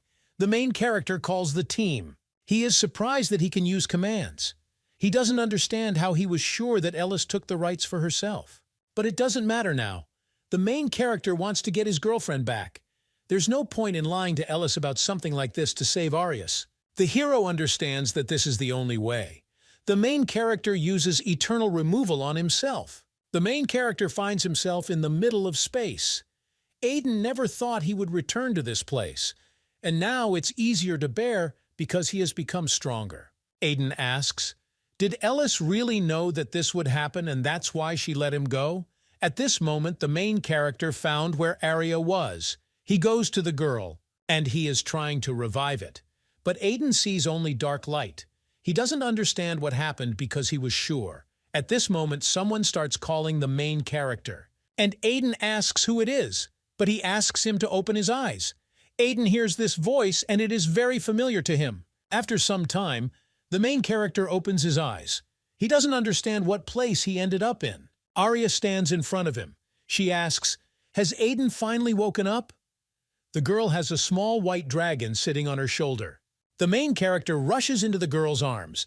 He asks if it's true that Arya is now in front of him. Arya replies that it's true and she's fine now. Arya asks Aiden to calm down, that he would never see her again. Arya doesn't understand. What is the guy talking about? Dragon to ask. Doesn't Aiden remember what he did? The main character says that this cannot be. After all, Sirius is now in front of him. Sirius was sure that the girl had been erased. Arya thinks Aiden is a little confused due to the rude awakening, and he should get some rest. Aiden must now listen to the girl very carefully. After all, he slept for 3 years. Aiden asks how this could happen. Arya asks, does Aiden really not remember anything? After all, he restored them. And the main character used a huge number of opportunities to restore Arya. He didn't understand how much time had passed. The main character was lying on the ground, exhausted. He didn't understand whether a week or a month had passed. He didn't remember, and he had a very strange feeling. Over time, he could not understand what he should do at all. After some time, the main character noticed the crystal. He asks, why is she here? After all, in front of him now, there is a star that belongs to Mr. Tolik. Total. Once, she helped find a way through a difficult situation. Aiden didn't understand. Does the star really want to show him something? The star directed the main character, and Aiden remembered that he came here to save Arius, but Aiden didn't understand how he could forget such an important thing. After all, Arya sacrificed a lot for him, and when he had not done anything for her yet. However, now everything is different. Now, the main character will be the one who will save the girl.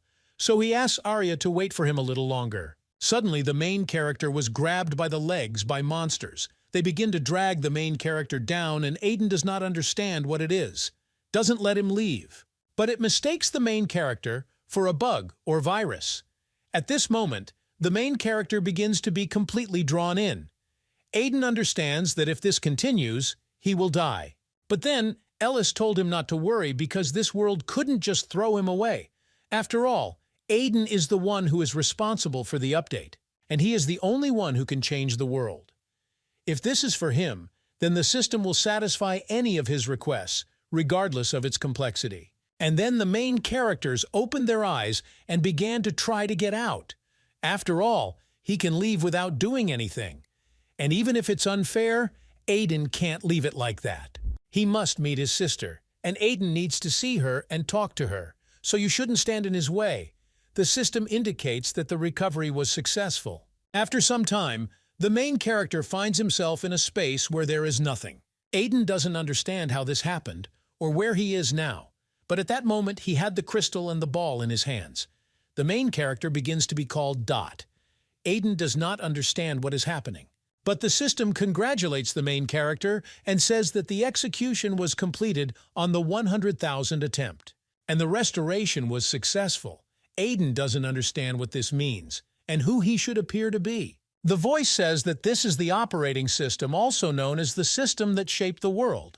She does not have a physical body, so she cannot grant the request. Aiden doesn't understand. Is the system really just talking to him like that? The system responds that this location has been created to help awaken him, and she had a temporary consciousness to provide the main character with the necessary help. Aiden understands that the temporary title means that it won't last long, and first he needs to know something. The main character is sure that he deleted himself, but he is still alive. He is asking, did the system really save him? The system responds that it cannot allow the main character to disappear. After all, Aiden must be restored regardless of the circumstances, and all methods for recovery were used, although the decisive choice remained with him. The system says that everything will be as the hungry hero wishes, and she will accept his any request. Aiden feels the power of the administrator, but the rights were taken away. Aiden asks if Ellis returned it. The system responds that this is incorrect. After all, Aiden is not the only administrator of the world, and the right cannot be lost or taken away. After all, the power belongs exclusively to him. Aiden understands that everything will be as he wants, and then with the power of restoration, he can save the others. The system responds that this is possible. The main character wants to save his friend Arya. The system presents the main character with a warning. It is impossible to calculate the consequences of the restoration of Arius. The system asks if Aiden wants to continue.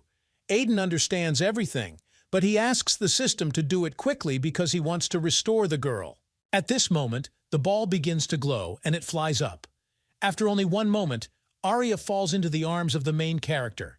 Aiden starts crying, but now Arya turns out to be alive. After only one moment, the girl opens her eyes. She does not understand.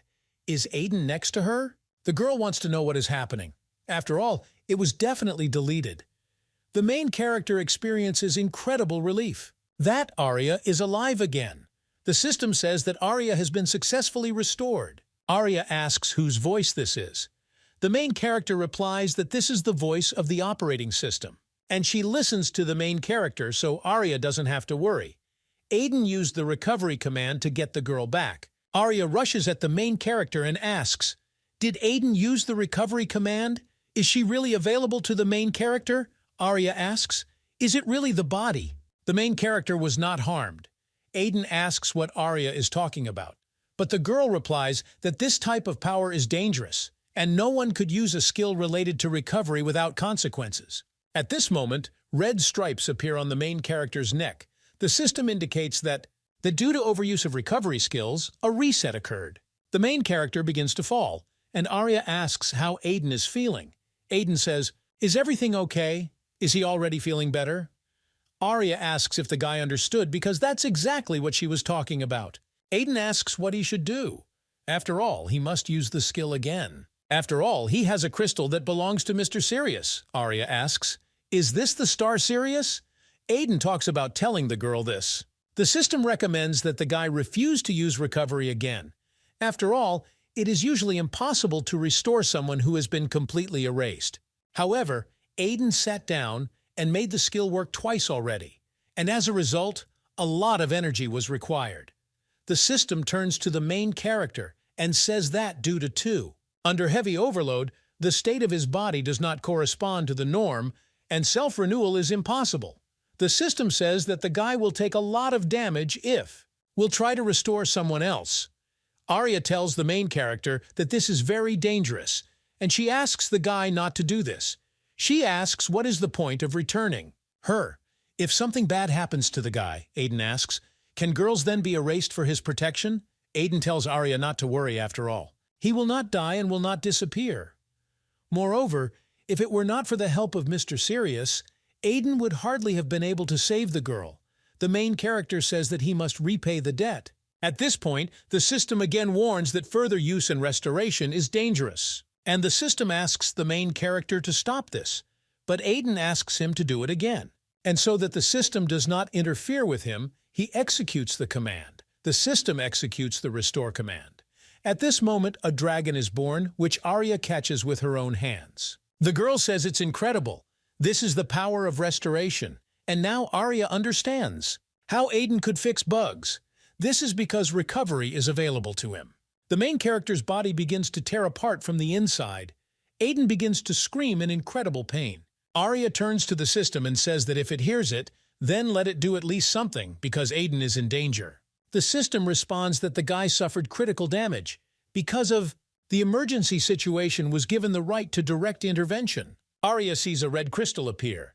The system says that it is searching for solutions. After one moment, the search is completed, and the system says that it is confirmed that Aiden received critical damage. At this moment, the guy falls to the ground. The system says that, as she was previously informed, Aiden is no longer capable of self-healing. And in order to restore the possibility of regeneration and increase its effectiveness, its powers will be transferred to the main character. The operation will take a long time to complete. When the process begins that work, her consciousness will be suspended. The system asks Arya to take care of the physical condition of the main character while the operation lasts. The system starts the operation. She enters the guy's body and a huge light begins to emit around him. At this point, Arya asks, "Did Aiden remember?" After all, she then waited for him for a very long time when he woke up. Arya asks how Aiden is feeling because he slept for a long time. She asks if the guy has any discomfort. But Aiden replies that he feels rather the opposite, because he is already full of strength, and now he thinks he can do anything. The moment the main character calls the team to create, and strange things appear. Arya and the dragon are incredibly surprised. Arya doesn't understand how something this size could appear in an instant. At this moment, the main character uses the restore command. The dragon sees that he has seen a lot, but this is something incredible. Now Arya sees what the true strength of the main character is. After all, Aiden is now an updater.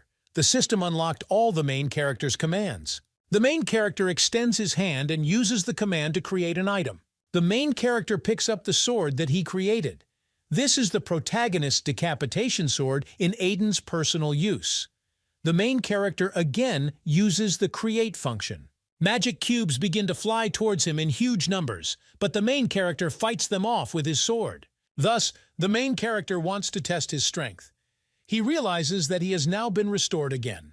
Aiden remembers that unlike the punitive ball, this one is stronger, and no matter how much the main character didn't use the fatigue command, he doesn't feel the point. It's probably due to strength, which he received from the operating system. Arya says that it was incredible because Aiden created the weapon of submission so easily himself. Aiden asks, "Is this really surprising?" But the dragon says that it usually requires putting your heart and soul into the long process of creating your weapon. As an operator, even Aster requires a lot of effort to form unique high-level weapons. However, for the main character, it was easy. Arya sheepishly asks if Aiden can create a weapon of submission for her too. After all, it was removed in the last battle. Aiden asks why this is excessive politeness. Even if Arya hadn't asked, he still thought about creating a weapon for her. At this moment, the main character creates a sword for the girl, and Arya is incredibly happy. Arya thanks the main character. Aiden tried to make the sword as similar to the one she used before. After all, it is closer to her. And for Mr. Sirius, the main character makes bracelets. He says that these bracelets will help him until he grows up. After all, they increase strength and protection. So the dragon will need them. Aiden says they can take their time and get used to the weapon little by little. After all, there is no point in being here. The main character invites them to leave, but at this moment, Arya takes the guy by the shoulder. Arya says that she is glad that they can leave this place, but she asks if the guy should deal with his hair first. After all, it is very long. After some time, the girl cut the hair of the main character and said, "Which is so much better." Aiden thanked the girl, but Arya asks Aiden to wait. She still has to change her clothes and come back. Arya left and said that she would do it quickly. The dragon asks if Aiden is really going to Troyan. Mr. Sirius is not going to stop the guy. But the herbal one is more dangerous than he thinks. The dragon asks if Aiden will go anyway. After all, this is impossible. Aiden says he wants to know what he needs. Ellis will do whatever it takes to achieve this. As the only member of the family, he is obliged to support her. So he must meet his sister. First, they have to get out. The dragon says that this is true. If they stay in this desert a little longer, they will go crazy. At this point, Arya says that she agrees with the dragon's words. If it weren't for Sirius, she would definitely go crazy. At this moment, the girl had already changed clothes. She asks, what does the main character think, and does such clothes suit her? Arya approaches the guy and asks why he is silent. Arya doesn't understand that the main character is out of the blue. But Aiden tells Arya to stand still for a second. At this moment, the main character puts the necklace on the girl and says that he is returning it to her. At this moment, the necklace begins to glow, and the system indicates that the item has been received for personal use. Aiden tells Arya not to give it to anyone and to always carry it with her. After all, she is his first cameraman. What does it mean that it's time for them to leave? Aiden takes the girl by the hand and thinks that a lot of time has passed. Now he wonders how things have changed. The main character goes forward and uses the exit. They depart from this place. The system indicates that the update has been completed. Both the main character and Arya got out of this place. But when the main character got out, a very scary picture appeared in front of him. At this time, the whole world is destroyed and chaos is happening there. One of the guilds begins to run away. Mythical beasts are chasing them. They hid and are glad that the creatures are now gone, but they thought that they were finished. At this moment, it turns out to be Kevin. Kevin says they should hide in this place for a while. Other guild members agree. After all, this time everything could end badly. Avoid even the slightest danger if they can no longer revive. The guy asks, is this really the best way? After all, they increasingly encounter magical monsters. Kevin says that's true, but he expected danger but didn't think it would be this bad. After all, before the world changed dramatically, there were no magical monsters in this area. However, it seems there are no safe places left. The guy says that Kevin said that in this place there was a village called Erzga. There are all sorts of rumors about her. Rumor has it that the village of Erzga is still protected by a firewall, and there are operators there. That's why many survivors take risks and leave the shelter in search of. This participants do not understand whether the other members of their guild are okay. The girl talks about Tom that she's worried about the supply team. After all, they were lucky to escape, although the virus attack was unexpected. And she would like to know what happened to those who remained in that place. Kevin replies that unfortunately, they don't have a chance against viruses. Probably no one else survived except them. After all, viruses are very dangerous. Kevin is not sure if the rumors are true, but they should try to look for this village. After all, they will obviously be safer there than in this place. Suddenly, when Kevin looked out, a huge mythical creature appeared in front of him, and a flock follows him. They are approaching the players. Kevin pulls out his weapon and tells the mythical creatures to fight them. After all, they won't give up so easily. But at this moment, suddenly a mythical creature is killed from the sky. Kevin doesn't understand. What's happening? But Celia appears there. She says that she was wondering why it was so noisy in this place. But she's glad they made it. Celia asks if this team is okay. Kevin asks, what are they? Celia is told that the guild members should not worry. After all, they are operators of the village of Erzga. Celia says they will take them to a safe place. Kevin is happy that they are finally saved and the rumors were true. He is incredibly relieved that there are still operators left. Celia. He asks if the virus has already attacked them, but Kevin doesn't understand. What are they talking about? It looks like something dangerous was following them. At this moment, a huge monster appears on Earth. Kevin sees that this is the virus that attacks. To the supply team. Celia sees that for the first time the virus has gotten very close to them. The girl decides that they need to get rid of him before he gets to their village. The virus is strong, and that means, for the removal command to work, it needs to weaken the monster. The girl uses her power, and Jack takes a huge sword. They are trying to fight the monster. Kevin watches everyone, and says that it's incredible if they are so much stronger. Then no virus threatens them with such operators. This is not enough because the monster is very strong. She tells Jake to be careful. After all, the monster is not so simple. At this moment, the monster tries to attack them. Celia says to deal with the monster, they need the help of operator Mia. Suddenly, some kind of beam appears from the sky. Celia asks what it is. Jake says that the virus was destroyed with one blow. They don't understand who might have such power. But at this moment, the main character appears. Celia can't believe her eyes. Is it really Mr. Aiden? Jake asks. Doesn't he really think so? But Celia says it's true. They ask if it is true that Mr. Aiden came to them. The main character replies that this is true. He says a lot of time has passed. He asks how his operators live now. He apologizes for taking so long. Celia approaches the main character and says that she knew that Aiden was alive. Jake says it's an incredible relief that Aiden is safe. The guild members cannot understand what is happening, but Kevin can't believe it. Is this really the same Aiden? Arya approaches the main character and asks why Aiden ran away.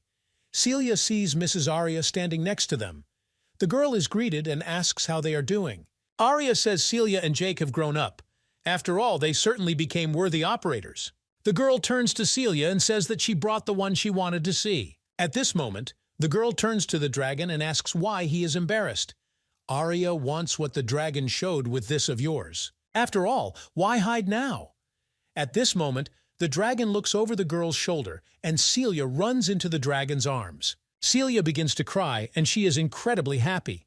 Celia says that she missed him incredibly much. Sirius replies that he missed him too, and he is very sorry that he brought her so much grief. The dragon talks about how he has become so small. But Celia, on the contrary, has grown since their last meeting. She also became a cameraman. The dragon says that he is proud of the girl, and from now on they should be together. Celia promises him. After some time, when the main character told his subordinates everything, Celia asks how Aiden was able to remove himself. Jake, of course, understands everything, but it was risky. Celia asks what if something went wrong. Aiden replies that he knows everything, and he has already received a scolding from Arius and Sirius, and Aiden says this will never happen again. Guild members don't understand whether it's possible or not. This is listening. After all, they still can't do anything. It's better to remain silent. Kevin sees the main character and realizes that Aiden has changed a lot. The guy is glad that Aiden found out. He helped out of the kindness of his heart. But now Aiden is more than just a player, and Kevin understands that he cannot treat the main character the same way before. Players in their world are people chosen by the system. However, there are also those who were not chosen. They are called ordinary people. They are desperately trying to pretend to be in control of the system. And if a person is a player, then he will never grow old and will be able to accumulate experience and take possession of limitless power. Ordinary people were jealous because the players had advantages. And Slava. There were players who committed evil deeds, accumulating karma, receiving fines and losing good glory. Most players hunted for their own benefit, on magical monsters to gain items and experience that will help them achieve strength. But no one knew by what criteria and for what purpose the system selected players. Ordinary people with extraordinary potential became the chosen ones. And the goal is to protect the system.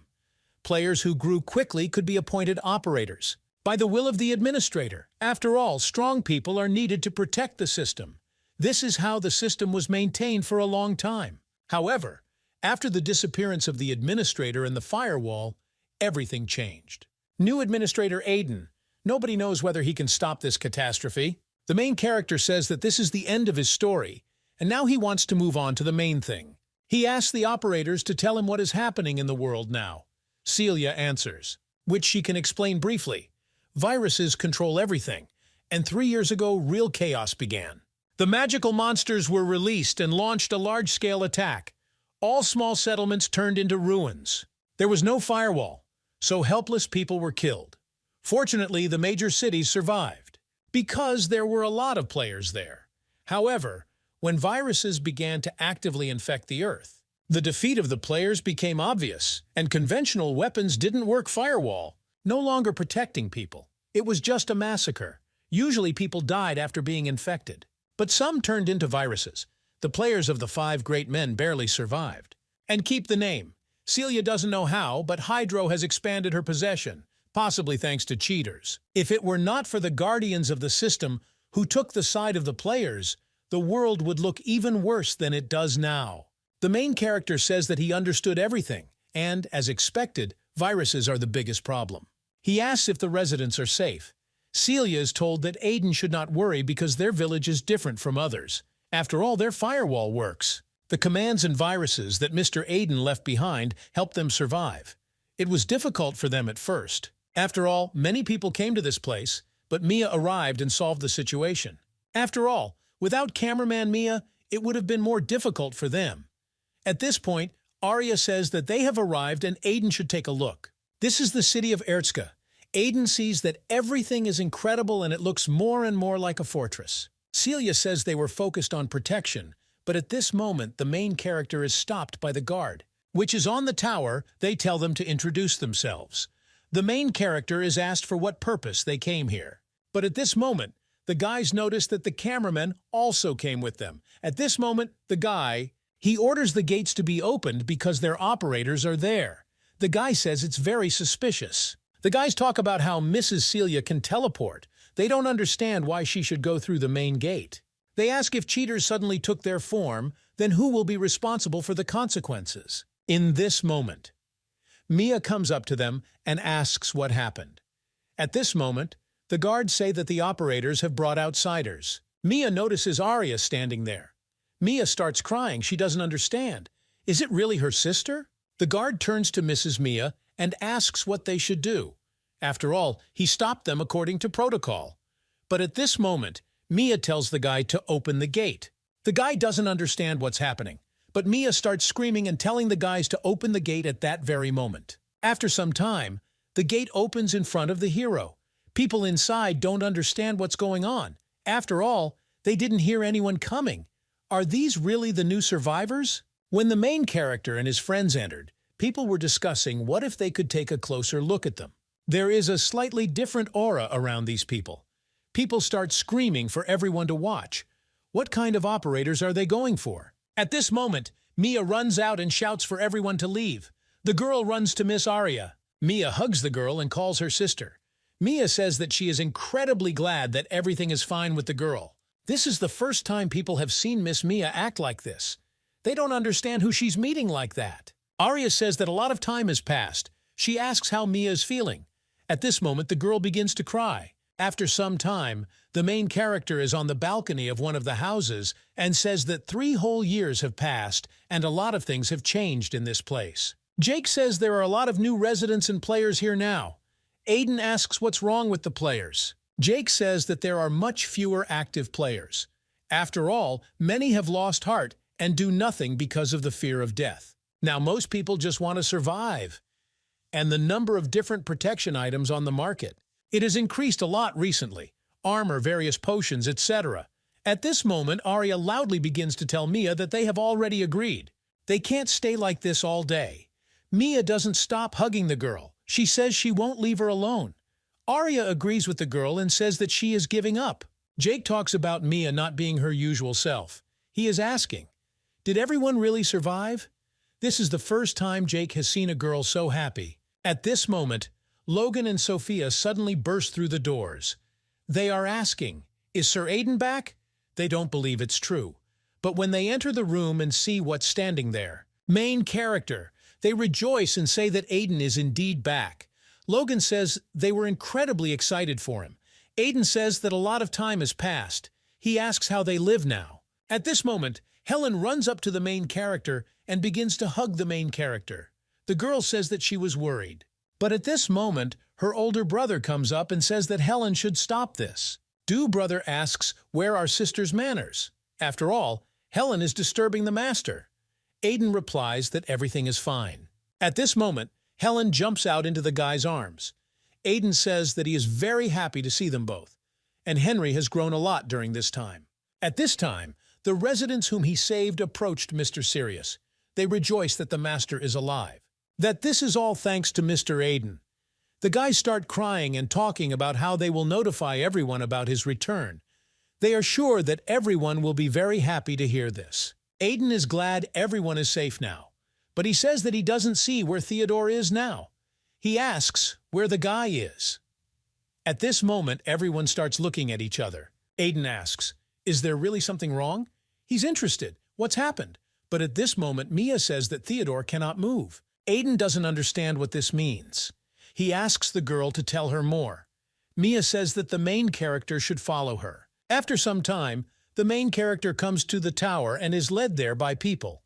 Mia says that Theodore is here, and Aiden has probably already guessed everything. And then, why this city, unlike others, can function normally? After all, before leaving, the main character said Theodore and he tried with all his might to keep his word. Mia says that at first this place was also protected from viruses, but of course there were demonic beasts. But all their efforts were aimed at viruses, and at the time of this, Theodore he continued to fight, to protect everyone, and he exceeded his limits. But they were busy fighting viruses, and the residents had no choice but to erect the fire shield. Mia says that Theodore sacrificed himself for this, and despite what happened to him, thanks to his sacrifice, they found peace and quiet. Mia says that if it weren't for the guard, nothing would have come of this. Mia asks the main character to help the guard. She begins to ask the main character. At this moment, the main character extends his hand, and he finds himself inside the tower. He sees that Theodore is there, and he is completely imprisoned. Theodore doesn't understand how much time has passed. It's as if he's already unconscious. If he relaxes even for a moment, he'll die immediately. But he thinks about what he has to endure for now. Aiden won't come back. When the wall fell, viruses destroyed the entire system in the world, except this place. They continued to attack without giving a break. But even in the midst of it all, the heroes now have hope. After all, Sir Aiden's wall protected them. They were sure that they were alive only thanks to her. But they could not continue to fight. Miss Mia still couldn't build the wall, and Miss Celia and Sir Jake still needed time. This was their limit, and the guard had to figure out a way to protect this place. And after all the deliberation, Theodore decided to expand the wall to the size of the city. He had to pay a big price, but this was the way it had to be done. And Theodore had no doubts. The guy was ready to do this even if he couldn't move. Then the monsters could not understand what it was and how there could be a wall in this place. They were chosen by cameraman Aiden. Then Celia used monster removal. Therefore, Theodore left them without a doubt to keep an eye on the city. Well, after that, everything was quite simple. All that remained was to wait for the day when the main characters would return. At this moment, the main character touches the guard's head with his hand. Theodore sees that the main character is standing in front of him. Aiden uses recovery, and now the main character thanks the guy because he carried out his order. After all, as expected of his best defender. After all, Theodore has been through a lot. At this moment, the guard kneels in front of the main character and says that he has finally waited for Sir Aiden. Theodore begins to cry. After all, he believed that Aiden would definitely return. The main character says that this is the case today. Everything is in the hands of the guy. When Theodore came out, his friends ran up to him. Celia says Theodore is fine again. They feel incredible relief. Theodore says that he was worried about them too. Theodore says that Sir Aiden restored it. And now Aiden is creating a new wall. The system indicates that the wall has been updated. At this moment, Arya approaches the main character and asks if the guy is finished. Kirill replies that he made the wall stronger so that there would be no more problems in the future. Arya turns to the guard and says that Theodore is incredibly loyal. If you survived all 3 years, the girl says it must hurt, and push really cool. After all, it was difficult to do all this for the first time, but it's okay. Theodore says that if it were all for her sake, then he would also risk his life. At this point, Aiden says that he realized something. After all, Arya said earlier that the moderators cannot decide everything themselves, and Arya is right. If it weren't for Theodore, there would be no trace left of this place. So they decide they need to gather more operators. At this moment, the main character begins. Call Miss Mia and ask if they can talk alone. But the girl refuses. She says that she is not the guy's operator. The only one who can order her is Arya. Arya says girls aren't worth themselves. Lead like this and she must obey the main character just like she does. Mia asks what he wanted. Talk to Aiden. The main character says that Mia is really interesting, in many ways, but Aiden will keep it short. He asks if Mia wants to become a cameraman again. Mia starts screaming and asking why she should become a cameraman. The girl does not agree. She asks, does Aiden really want her to do these things again? Because now she can finally be with her sister, and she would never agree. The main character said that judging by the girl's responsibilities, she is almost an operator. Celia and Jay said that Mia helps them a lot. The girl says she's just helping a little, and that's something completely different. Aiden agrees with the girl's words, and he says that I asked purely out of formality. Leaving someone so gifted as a simple person is not beneficial for the main character. He tells Mia not to worry, because he will repay her later as she wishes. The system says that Mia has become an operator. Mia begins to get incredibly angry, but Arya tries to hold her back. Now Aiden turns to Celia, and he asks the girl to get all the reports on the state of the city and bring them to him. Aiden also asks the girl to announce to the residents that these 3 years without the main character were filled with problems. So now that Aiden is finally home, he'll start spring cleaning. At this time, one of the viruses sits on his throne and says that he has gathered all the worm clones in this place. It would be enough to destroy the village of Erzga. He calls the people in the village cowardly scoundrels. The virus does not understand why they could not deal with such a small village with so many forces in their power. After all, Regit once told him not to run into problems. After all, such a newbie. How he doesn't even understand what he's dealing with. Regit said that he was busy and asked that the virus didn't approach him. The virus said that it was interesting. She asked who the guy was and why is he pretending to be good. The virus doesn't understand how they can sit back and do nothing. But the virus thinks that they will notice it after, how he will destroy this village. The virus says that it will prove that it is many times better than each of the other viruses. At this moment, one player fights against monsters. He told the two to stand together. The player thought that he had enough strength to cope with viruses, but he doesn't stand a chance against them. After all, they are just playing with him. At this moment, the virus hits the guy on the sword with only one hand, and an incredible explosion occurs. The player suffers incredible damage and his sword begins to crack. The guy realizes that he spent a lot of resources to get this legendary sword, and the monsters broke it so easily. The guy doesn't understand. Is this really the end? But unexpectedly, the people surrounding the monster are protected by a shield. The monsters don't understand why this happened so suddenly. They seem to have an idea who it could be based on the strength level. This is one of the operators in the village of Erdja. The man doesn't understand. Was it really the operator who came to their aid? But he is surprised that this girl is incredibly young. The girl couldn't even imagine that the difference in strength would be so huge. After all, this is not comparable to what happened before. Celia thinks it's all thanks to Mr. Aiden. After all, before she was powerless, but now she will not allow the situation with Mr. Sirius to happen again. Viruses say that it is incredibly stupid that a girl came to this place with such a pathetic screen. The virus says that it will simply break it and get to the girl. Celia thinks that she is not the same as she was before. Now the girl extends her hand or uses removal. With just one movement of her hand, she destroys a huge monster. People say it's incredible. After all, Celia destroyed this virus in an instant. Now the girl says it's over. Celia says the others can go out and take the survivors to a safe place. The man doesn't understand. Are these really the players who follow the operator? Celia says that she will scout the neighboring territory and the players should return to the city with the survivors. The girl's boyfriend goes to town. Celia tries to contact Jake through the system. She asks if her boyfriend can hear her. She says that they found several surviving players near the city and are almost finished. Protect the Earth from viruses. She asks if anyone needs help. Jake replies that everything is fine and he just finished. Jake didn't even know what was in this place. There are so many viruses hiding. He asks, where is Mrs. Arya from? This is known. Mia says that for her, it's as easy as shelling pears. Katya has a unique ability called antivirus. Mia says what's even better is to have a firewall. It's been a long time since Mia resigned as a cameraman, but she's doing much better now. At this time, the girl is watching how monsters burn. She says that monsters burn very well. She says that she also cleared her territory. At this point, Theodore was also finished, and he destroyed the 2 virus bases. Mia says that no one doubted the guy. Theodore turns to Mr. Aiden and says that they have completed the work that he entrusted to them. He asks if they can have a little rest then. Aiden tells the operators to make sure that none of the viruses remain alive. Asks if anyone knows where Mr. Aiden is now.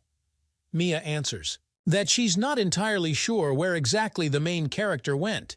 He just said he had something he needed to take care of. At this moment, the monsters are discussing that their business is going badly. After all, the village operators are destroying their bases. The monsters don't realize this is happening. They are asking, why operators? Suddenly, they decided to get out from under their weak external firewall. Monsters are discussing, have these arrogant people gone crazy? After all, if the monsters united, then they could provide greater combat power than those destroyed bases. They don't understand what they are waiting for then. After all, they need to stop people's plans right now. At this moment, the main virus observes what is happening. But suddenly, one monster is struck by a blow. He starts screaming and asking for help. But the monsters tell him to leave them, because they will die too. But suddenly, a huge explosion occurs. The main character appears there, and he says that he is hiding in this place. There are a lot of viruses. He is incredibly surprised. Aiden says that although he already knew about it, seeing it in person is simply stunning for him. The main character asks the guy who he is. But Aiden doesn't understand. Why would he need to know this? After all, he will soon go to hell anyway. The main virus rises from his throne and says that he has no words. After all, the main character is too stupid to be a cameraman. The virus asks if the guy understands that he is himself, digging a grave. After all, as soon as he is faced with its overwhelming power, Aiden will immediately go into despair. The virus asks why the monsters are just standing aside. He orders them to quickly get rid of this scoundrel. The virus asks the monsters to teach this guy a good lesson. The main character calls the stop command with just a click of his finger. Suddenly, all the monsters stop right in front of the main character. They don't understand what it is. After all, they cannot move. They understand that only the administrator has such authority. At this moment, the main character uses the shrink command, and he shrinks all these monsters into eternal removal. The main virus approaches Aiden and says that this is not bad. After all, Aiden dealt with a large number of viruses so quickly, and it seems Aiden is one of the strongest operators. But the virus says that Aiden attacked the wrong person. If he gets rid of the main character, then the matter will remain small. At this moment, the main virus tries to attack Aiden and waves its hand. Suddenly, there is an explosion, but Aiden manages to avoid the blow. At this moment, the main virus. It turns out that he is behind the main character's back and he wants to hit him. The virus says that Aiden is good at dodging, but he won't be able to hold out that long. At this moment, the main character uses stop, and the main virus does not understand what is happening. But he asks, did Aiden really think this would work on him? After all, viruses have natural resistance to the system, and among all other viruses, this guy has the highest resistance. And all the commands of the main character have no effect on him. After all, whoever goes against the main virus, everything always ended the same. So the main character must also prepare for death. The virus says that he was a simple player when he was struck by a virus, and he thought that this was the end. However, he was reborn outside the system. There was a world of chaos and lawlessness, and it was easy for him to survive in it because he was strong. The main virus was the best, and all it needed to do was destroy, and soon he realized that it's time for him to come out into this world. The more time passed, the stronger he became. The virus is confident that its power exceeds that of high-ranking viruses, and he will prove that he deserves to get his own name. It happened that he needed to prove himself, and for this he will destroy the village of Erzka, and thereby prove that he has the right to the name. At this moment, the main character directs his attack on the virus and says that he talks a lot. At this point, body parts of the viruses begin to break down. He doesn't understand what's happening. At this moment, the main character uses chains to reel in the virus. Aiden says he doesn't want to listen to him anymore. He asks the virus has nothing more to say.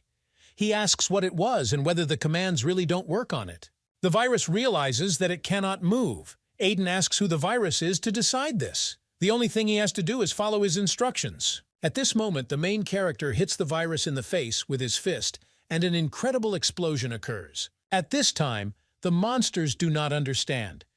Did they really come such a long way just to look around? One of the monsters says that she most likely came out, but he is asked to remain silent. After all, other places are also being checked, and the more he thinks about it, the angrier he gets. They don't understand how she dared to betray them. After all, if the monster only knew. If this happens, he would be more careful. They owe what belongs to Trojan. This is her sword. At this time, this sword is in the hands of Salinas. The monster says that if he finds her, he will tear her into pieces and then kill her. The monsters do not understand what is happening because a bright light begins to shine. Was Selena really right under their noses? At this moment, Tanya's cameraman appears, and she has a sword that belongs to Troyan. Monsters don't understand. Has Selena already started using the Trojan thing? They decide that it is dangerous, and they need to quickly warn others. But when they try to do this, with just one swing of her sword, Selena kills the monsters. The girl understands that this is not what she wanted, and in the end she is alone again. She doesn't understand what regrets she has left to continue all this. The chief virus is now lying on the ground, and he is almost unconscious. He does not understand how it all happened and how Aiden knocked him out with one blow. The monster wants to understand who this guy is. At this moment, the main character uses his power, and he lifts the virus into space. Aiden asks, did the guy really say that he was a player? And Aiden was going to delete it. However, he changed his mind. Now the main character wants to try something. The virus begins to scream and speak so that the arrogant guy does not think that victory is already behind him. The virus admits that Aiden is strong, but he will not be able to dodge this attack. At this moment, the virus. He tries to stab the main character and says that this is the end of his miserable life. The virus screams for the main character to die. At this moment, an incredible number of huge demonic needles appear from the earth, with which he wanted to pierce the main character. Aiden asks if the monster has finished his attempt yet. If this is the case, he will put an end to it all. The monster doesn't understand how this happened. At this moment, the main character takes his magic sword and hits the virus, cutting it into two parts. Aiden says that this is his first time using this sword, so he has not yet gotten used to it. He doesn't even understand whether the virus deserves death from his sword. After all, if Aiden leaves him, then over time he will simply disappear. But before that, Aiden wonders if the virus will turn into back to human if Aiden uses recovery. After all, he still doesn't know what the limits of this ability are. But step by step, Aiden will get the answer to this question. At this moment, the main character uses recovery. The virus begins to turn into a person, and Aiden sees that so far everything is going as planned. The main character thought that restoration was capable of this. But at this moment, the system says that an error has occurred. He doesn't understand what's going on. Has something gone wrong? After all, at first it seemed to him that viruses really turn back into humans. She looks like Aiden missed something. The main character thinks that he needs more information. Aiden doesn't understand what to do. At this moment, Arya appears, ready to fight the monsters. Arya tells Aiden to be careful. Arya asks what Aiden will do if this happens. Something bad.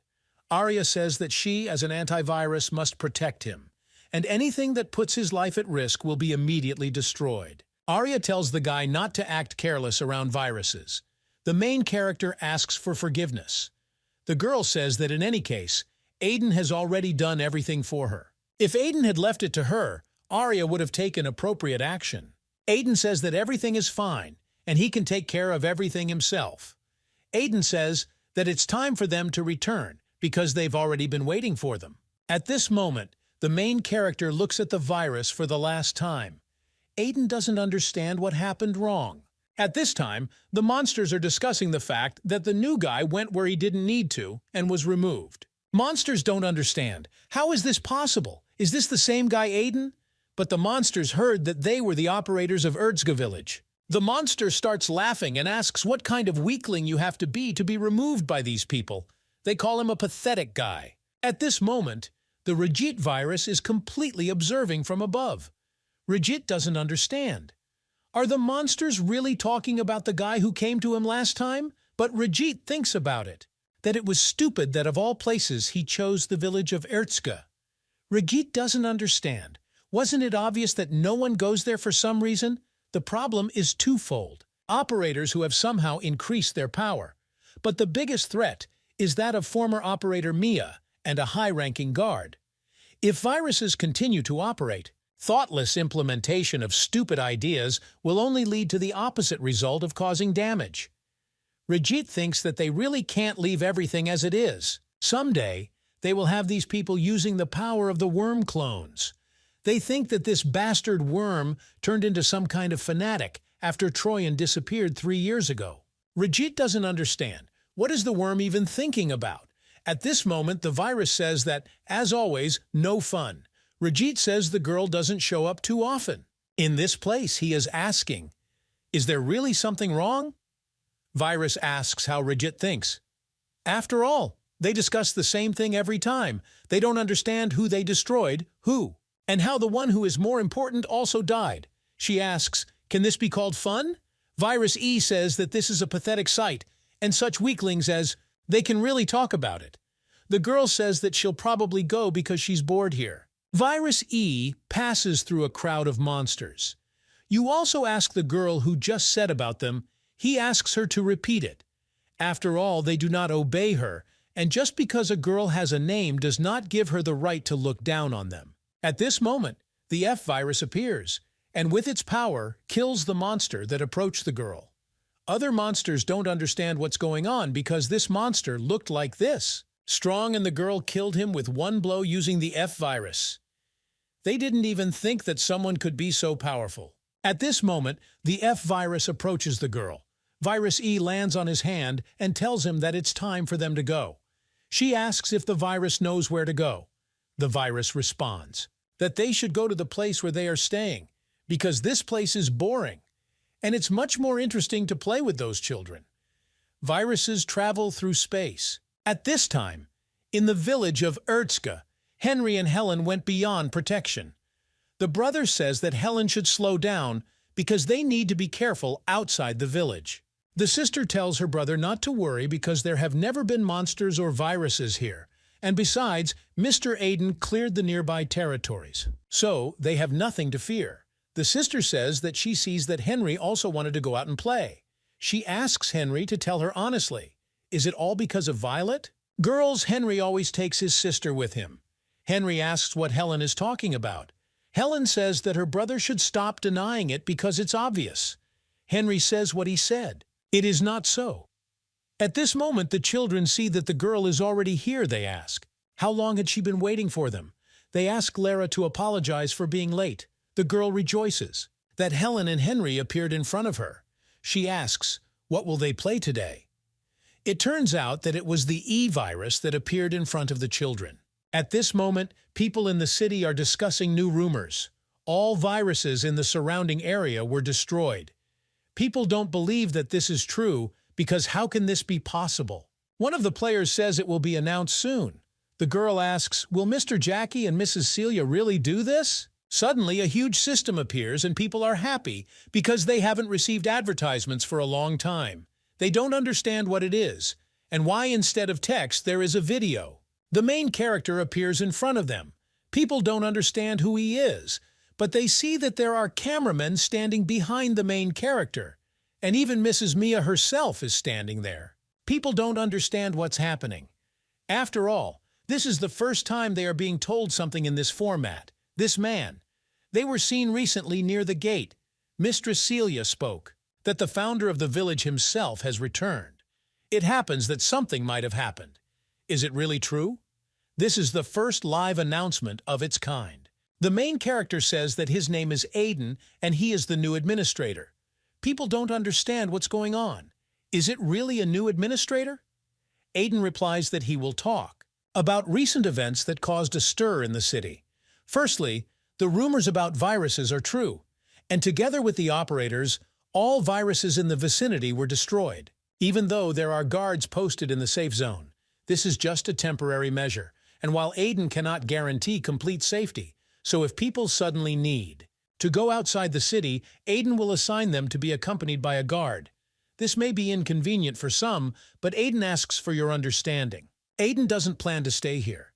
The village of Erzga is only the starting area, and the main character will not stop until they restore all the bases. Pre-existing systems. It has already been destroyed and therefore people will not be able to receive protection from it. This is the worst possible outcome. Although Aiden is an administrator, he cannot solve the problem alone. Therefore, he would like to recruit even more operators into his ranks. Aiden says that each of the players can try themselves, but the test will show whether they will pass this role or not. Aiden says that he will choose the wrong ones, simply strong, and will take into account their personal qualities, potential, and so on. And finally, Aiden says he will add a new category, which will be called free. If people become free, they will automatically become part of the system. After that, they will be under the main viruses. At this moment, the system gives an update to strengthen the world firewall of the village. A new category has also been added, called free. Aiden says now. There will be no division between ordinary people and players. The choice remains theirs, whether they will accept the new system or not. Also, fear of infection and death. Aiden knows what it's like. And yet if someone has the courage to fight and end it all, then they can pass the operator test. After some time, there was already a queue. 2 players discussed that this place is very crowded. Players may still have doubts, but ordinary people have no reasons to disagree. At this moment, people approach the magic table and put their hand there. Then the system says that the person's status has been changed to free. The players are thinking about what to do. Do you really agree too? The guy says there's no point in being a player anymore. And after the appearance of this guy calling, as an administrator, everything began to change. What if problems arise after the announcement? They're wondering if they can trust this guy. Players say, so that the guy does not forget that they defended this place for 3 years. He asks if this is not enough. The players discuss that if they change their status, they will lose all their advantages. One player answers that he is a friend. After all, they are the chosen ones. Aiden is supposed to do nothing, just like the last administrator, but in the end he made everything worse. The players don't understand. Why does the main character need all this? Suddenly, someone hits this guy on the head. The guy asks who did this. A girl stands in front of him. She says it was she who asks. What will the guy do to her? The girl asks if the guy even knows. What is going on in the world to say such nonsense? She asks what the guy did to somehow improve the lives of ordinary people. Even working together will not be enough. The girl hits the guy on the shoulder and tells him to get out of the way. After all, if he doesn't want to do this, then he should stop being a burden and get lost. The girl says that if she has a firewall, she will be able to fight again, and they won't hide anymore. At this time, the system says that 90% of the village population has become free. Mia enters the hall where there are many people at that moment. People rejoice and turn to the lady. They say that they heard something new, that Mia became a cameraman. People start congratulating the lady and saying that she is very nice. But Mia begins to get angry. She has enough so that people don't block her path and move. After all, they don't let her pass. People say that a girl is incredibly cute when she's angry. Now Mia understands why she didn't want to come. At this moment, the girl tells everyone to be quiet. After all, she came to this place to register those who want to take the operator test. She says that everyone should follow her. The girl says that it is not necessary to make decisions right now because the players can always make them. It doesn't matter if they are weak. They or strong ones should not pay attention to others. Mia says they will be the judge, not others. Suddenly the doors open and they ask you to wait. It's the players who show up and say they have something to say about it. They start walking forward and people are discussing that these players are all together for the first time and these people probably just want to take a test. Mia asks what they wanted. At this time, the main character is talking with Celia. He asks which rankers Celia is talking about. He answers that, to be more precise, they were, and they came to this place 3 years ago because of all the chaos. Although they could not do anything against the viruses, Celia heard that many people were saved from the monsters. That's why there are many people here who support them. Some listen to them, and not to the operators. And this was expected, as in those days, they had a very high level. Celia says that if Mia hadn't helped, they wouldn't have been able to calm the players down. In any case, this is all in the past, and because of difficult times. They collaborated with them in many ways. Celia is sure that one of them will become the operator. At this moment, the main character calls Mia, and the girl says that she is finished.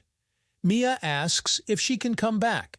The main character says that the girl can do it. After some time, Mia enters the room where the main character is sitting, and she says that she has brought those who want to take the test as Aiden asked. And the girl says that these 5 people she brought in the past were rankers. These are former rankers named Camille, Rook, Lily, Owen, and Isaac. Aiden sees that if these 5 times become operators, their power will increase significantly. Aiden sees that this is a good option. At this point, Owen turns to the administrator and says his name. The guy would like to personally say something to the administrator. Mia doesn't understand who this guy is. After all, he didn't warn about this. Mia asks the guy, "Just didn't say anything stupid. After all, your sister most likely hears." Isaac apologizes, but he can't say it. They all lost a lot due to viruses. Friends, associates, family, lovers, and even their homes. They didn't forget about it for a second. They were powerless and could do nothing. Filled with a deep hatred of viruses, they were waiting for this day. Isaac says the test is a complete waste of time. They ask the administrators to choose them as their operators, and Aiden will not regret it, that they can become just as good, like existing operators or even better. Isaac knows how hard they tried all this time, but nevertheless to protect people. Viruses require stronger operators. Isaac says that they ruled the guilds and were able to prove their strength. He asks Aiden to believe them. At this moment, Arya turns to the guy and says that he just said that Arya cannot leave this just like that. After all, Aiden himself chose the operator, and they went through her training. Arya asks, "Does Isaac really think he can be better than them?" For a moment, people don't understand how Arya ended up here. Isaac couldn't even feel it. He does not understand, is Arya really a ranker? He asks why, then he cannot remember her. Who is this girl? One player turns to Arya and says she did not dare address the gentleman familiarly.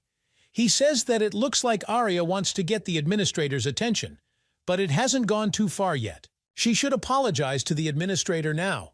After all, it's people like Arya who just want to get the attention of others.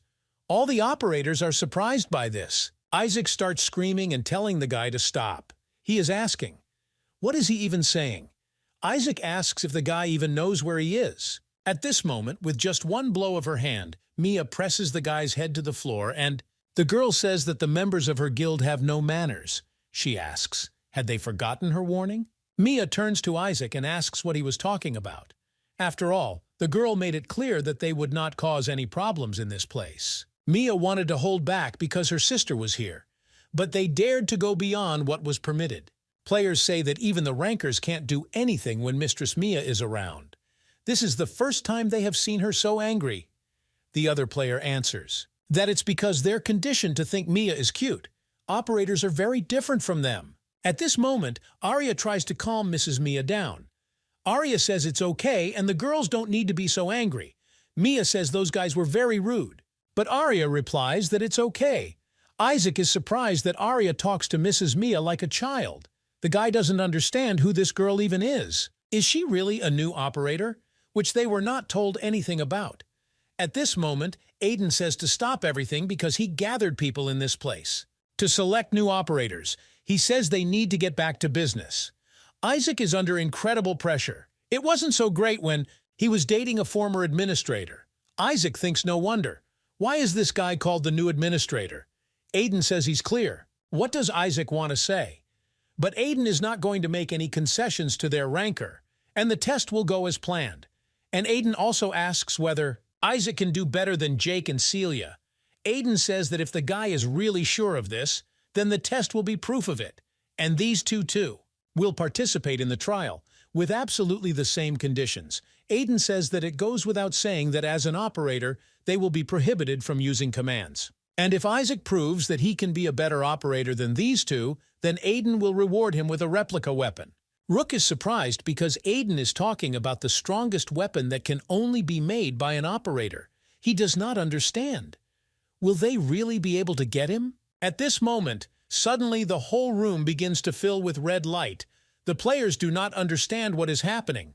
After all, the location changed in an instant. Aiden tells everyone to pay attention to what he's about to say, because now he will tell them about the details of the test. At this moment, the main character sees Kevin standing there. He squeezes the guy on the shoulder, and he leaves, saying that all participants will soon be sent to a special designated location. This is the Vanson location. All the players are incredibly surprised by what kind of location they will have. They are asking, will the test really take place outside of this village? Celia asks. Is Mr. Aiden serious? Jake says it might be too dangerous on the way there and back.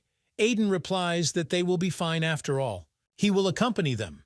Aiden says that a lot of time has passed since this place turned into ruins, and Aiden is sure that this area is infested with viruses. Vanson is the closest city to Erzga, and therefore the main character wants to clear this place.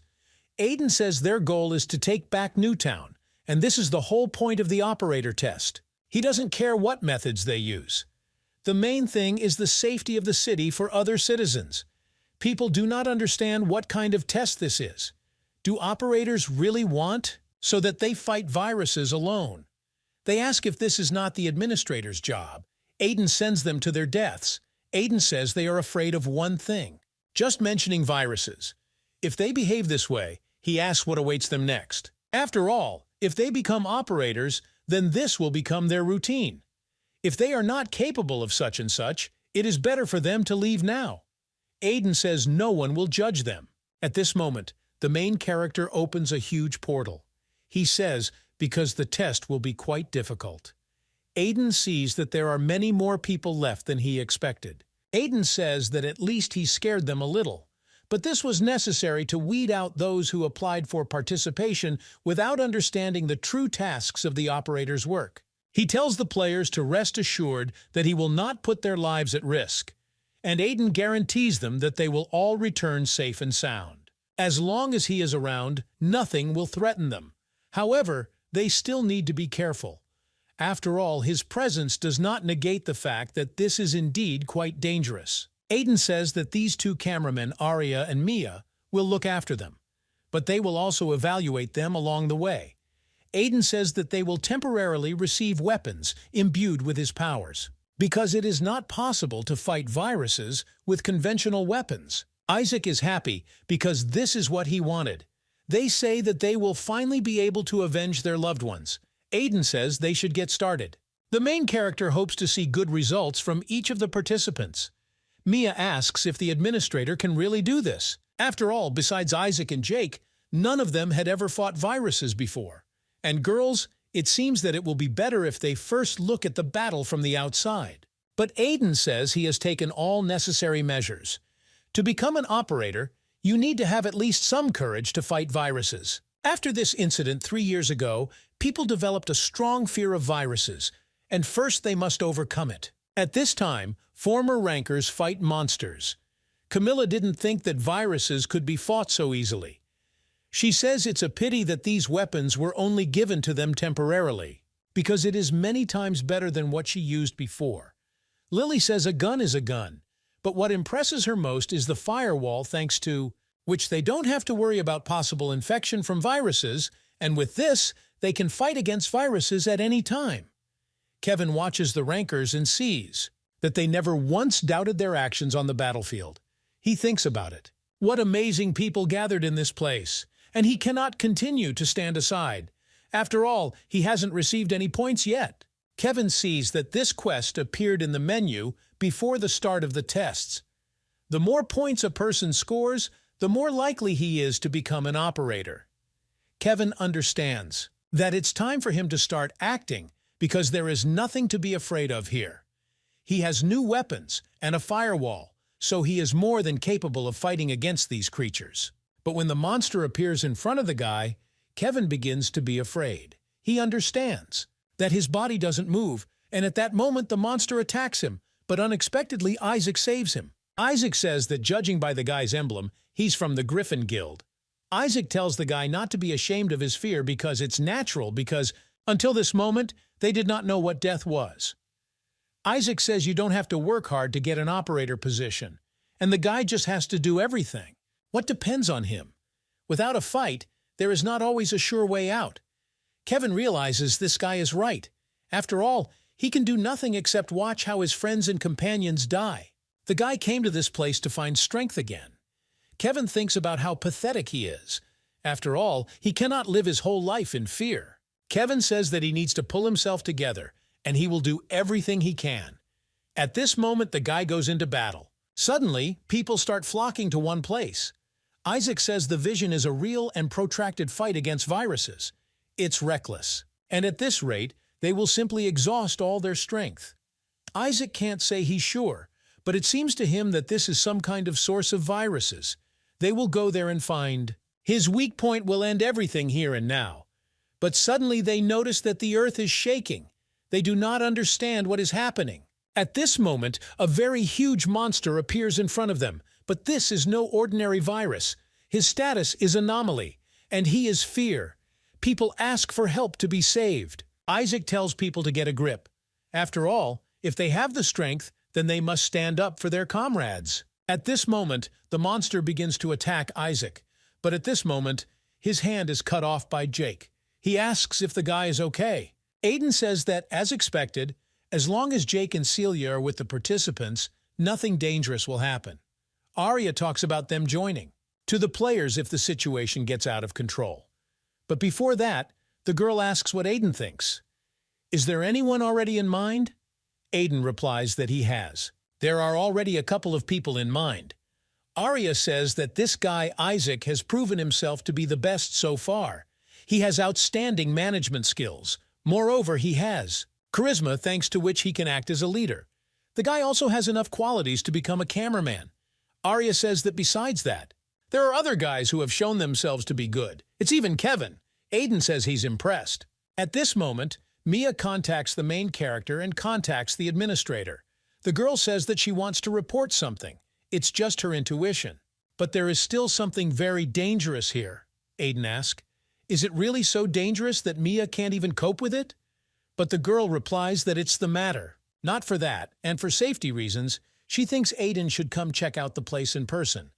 The main character agrees. He says, "What Mia does well. If she finds anything else, she must definitely tell them." Mia tells the main character not to worry. But Mia can handle this alone. The girl goes to fight the origin of the virus. At this moment, Jake inserts his sword into the head of the huge virus. He says that this virus turned out to be quite persistent. But it's good that given his impressive size, he was quite easy to defeat. Celia says that Jake is right. Isaac is surprised that Jake was able to kill this giant virus with one blow. The guy doesn't understand where these operators get such power. After all, their levels should be lower than his. Jake turns to Isaac and asks the guy to be careful. After all, these viruses are much more dangerous than ordinary ones, because they are infected demonic monsters. But Jake says that knowing the right method with them, it will be quite easy to cope with the strength of low intelligence. Isaac thinks about how he said in front of everyone that he could be better than these operators. But when a virus appeared that was different from everyone else, he immediately became worried.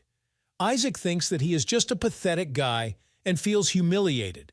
After all, only one confidence. It doesn't allow him to become a good operator, because there are a lot of things that they don't know about yet.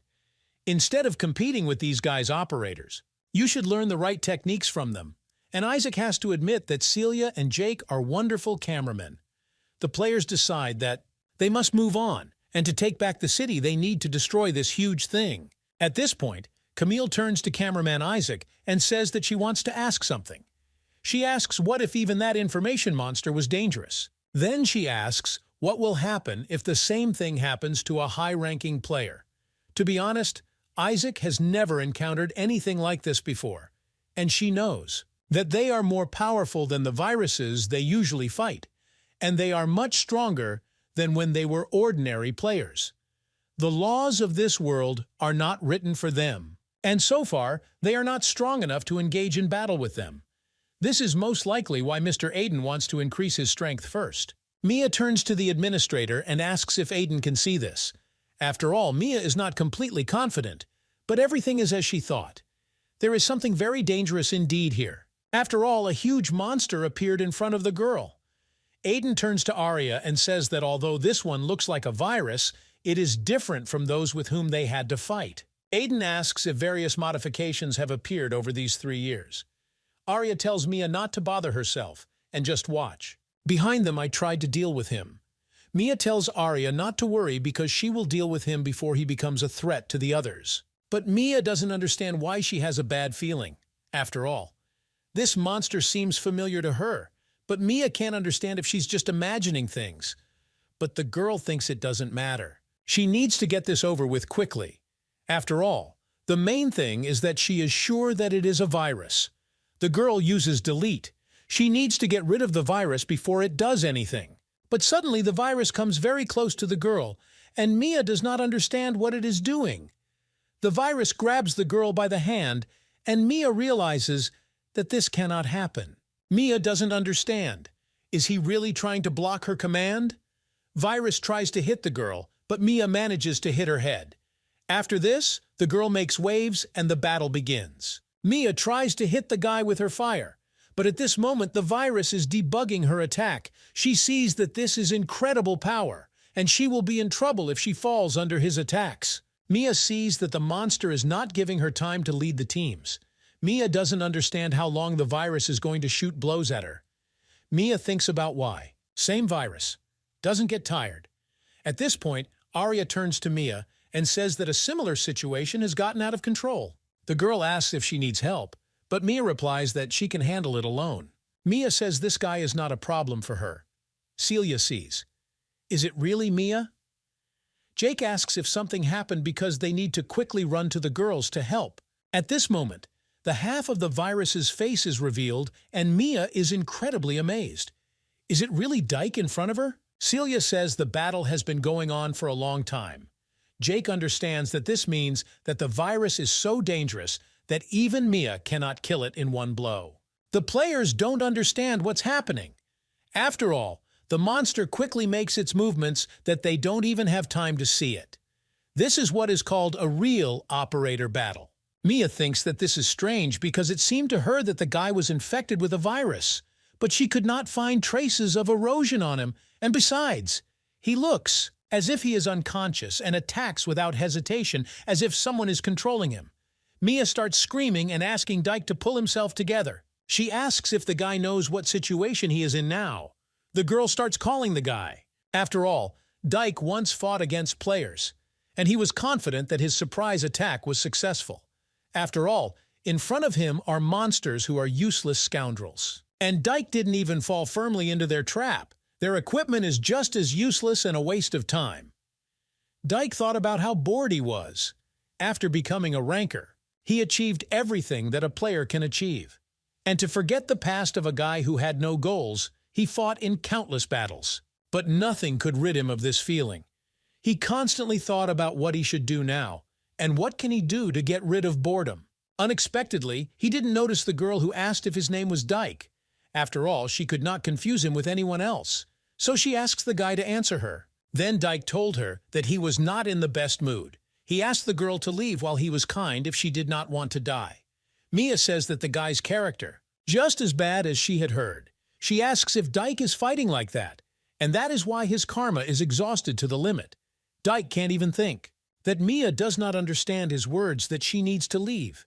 He asks the girl not to regret this, and he will not spare her just because she is a child. At that moment, Dike attacked the girl.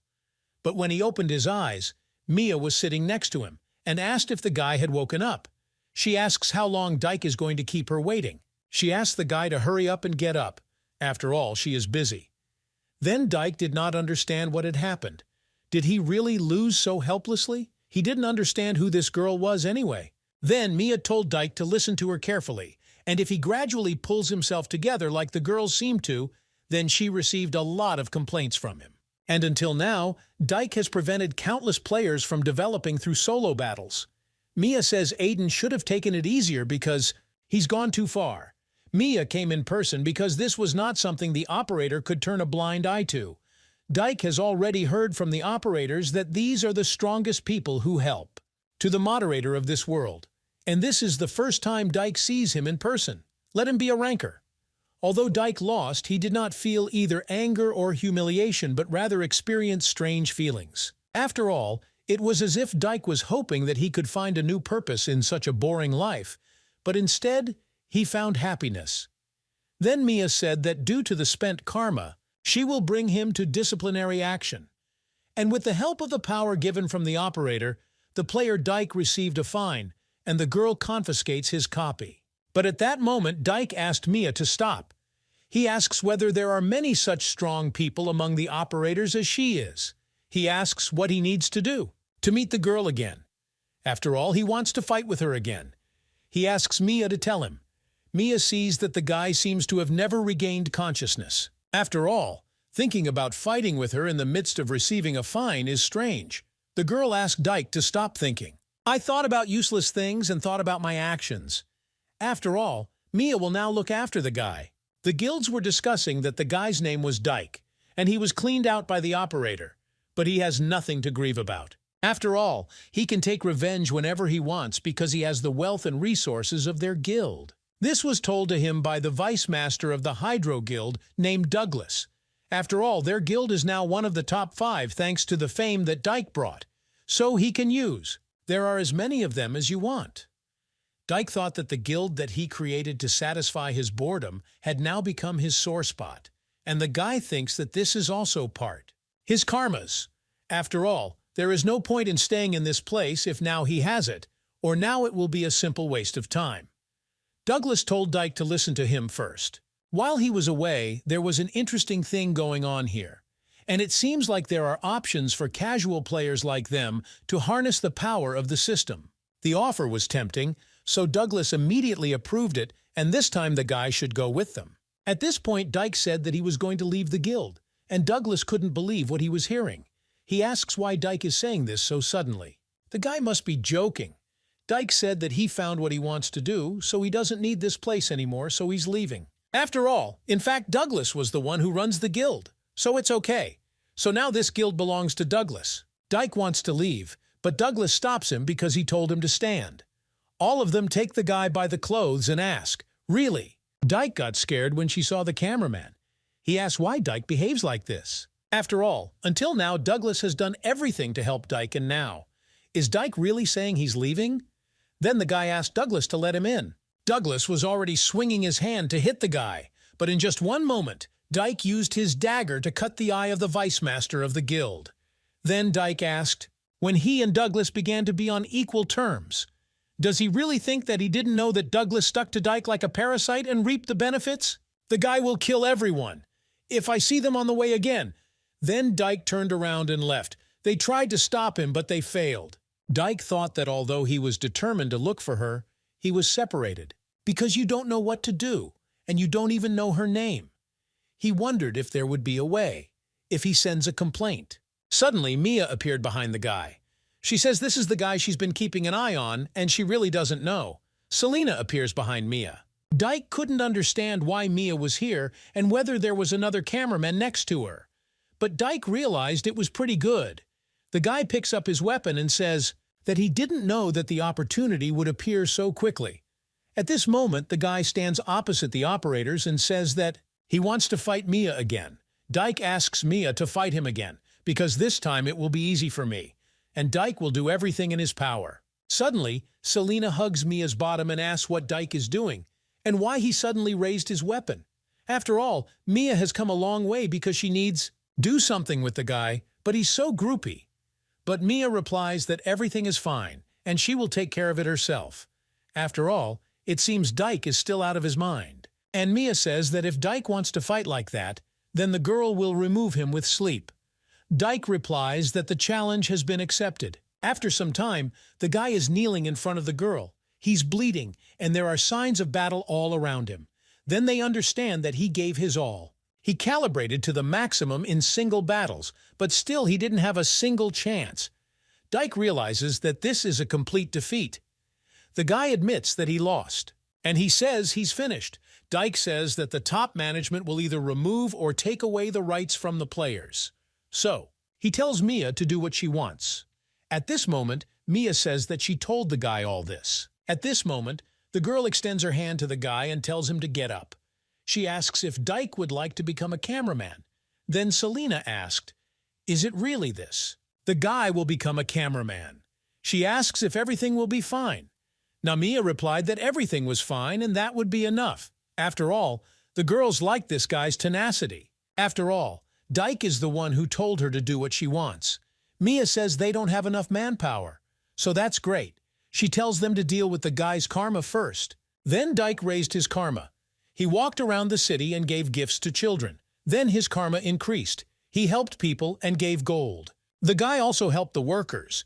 Dyke helped the old ones, and with the help of this, his karma was completely cleared. And then Mia brought the guy to the moderator. Dyke said at the time that he was very scared. After all, at first it seemed to the guy that there was nothing special in this. But when he stood in front of the moderator and was immediately empty. Selena answers, which, to be honest, was exciting whether the old days had led to problems. But Dyke says that even if he were standing in front of a moderator, he would not do this. If he had to do that. He asks if Mia wouldn't beat him to death. Definitely then Dyke. He was very sensitive, and now that he thinks about it, he really regrets what he did. And maybe this is because the guy had a very narrow view of what surrounded him. Since childhood, Dyke tried to solve any problems with the help of fights, and therefore he only pursued power. Dyke thought it was the simplest and most reliable, a way to survive in this world. But when he put this aside and looked at the world, Dyke realized that there are many more special and diverse things in this world. And Mia let the guy find out. Dyke says he really appreciates it, and if it weren't for Mia, he would still be playing solo battles and wandering around. So Dyke would like to ask the girl for a continuation. Dyke then said that if he again goes down the wrong path as before, then Mia should hit him hard, for the guy to come to his senses. Mia replied that Dyke doesn't usually say that, but the girl told the guy not to worry. Even if he didn't tell her this, Mia would have done it anyway, and then Dyke won't be able to cry because he feels bad. When Mia is now fighting a guy who has turned into a monster, she doesn't understand why Dyke is doing this. Mia thinks Dyke still can't hear her, The girl does not understand whether she should ask her sister or the moderator to help her. At this point, the system uses a light arrow and a pursuit brand. This blow is sent straight to the girl's heart. Mia sees that this is the skill Dike used the most. If a person becomes the target of this blow, then it will never miss. And then Mia tries to use the fire blast to repel this blow because she doesn't want to die. Mia sees that it will hit her directly. After only one moment, an incredible explosion occurs. The participants who are being tested begin to run away. After all, they will fall into the fire. Jake and Celia cannot understand what is happening there. They are worried about the operator, Mia. The girl continues to try to awaken Dike. Mia screams for Dike to come to his senses. After all, he is stupid. And at that moment, Mia hits the guy right in the face. An incredible explosion occurs again. After the explosion, ruins remained all around. Camilla can't figure out what it is. They do not understand. Was Mia really dealing with a powerful virus? After all, at this rate, this city will disappear. Camilla didn't want this, but their target was destroyed. People don't understand what will happen to the test now. At this moment, the operators are trying to call the girl. But suddenly, Celia notices that she has found the operator. Test participants run up to Mia and ask if she is okay. But at this moment, Mia is trying to do anything for Dike to wake up. Celia asks the girl who this guy is. Mia says that this guy's name is Dike and he is a cameraman just like her. Suddenly, one guy appears who notifies that they have a problem because viruses are getting into this place. And he thinks that the battle in this place allowed them to know their location. At this moment, an incredible number of monsters are heading towards this place. People don't understand what to do, and everyone must prepare for battle. But someone says that they need to leave this place. Mia tries to contact Arya, but at this moment the girl already appears in this place. Arya says that she knows everything because she watched Mia from the side. At this moment, all participants notice that operator Arya is upstairs. After all, Arya is a close associate of the moderator, and she's incredibly strong. At this moment, the girl uses her sword. She asks permission to help the participants a little. Arya uses lightning storm. At this moment, lightning is heard throughout the city, and they strike the monsters with incredible force. Camilla says it's an existence she can't believe. Isaac also thinks that this cannot be, and how is this even possible? There are so many viruses in one. The moment was destroyed by Arya. People don't understand what Arya was doing all this time. Arya says that she would not have time to sit idle, and the exams are not over yet. The girl asks if the participants want to become operators. After all, Arya deliberately spread it so that the participants should take care about the rest. Next to Mia, a space opens from which the main character emerges. Aiden says that Mia did a good job and the girl can leave the rest to him. Mia asks the moderator for help. She asks if they can do something about it. After all, Aiden said that he would do her any favor if she became an operator again. Aiden replies that he knows everything and that's why he came. All the viruses they have seen have nuclei. And Aiden will even be able to see this guy's core. This is remarkably different from what Aiden has seen before. The guy has a good chance to make things right. The main character extends his hand and uses force to penetrate the space. When the main character is in space, he sees that there is a Dike who is surrounded.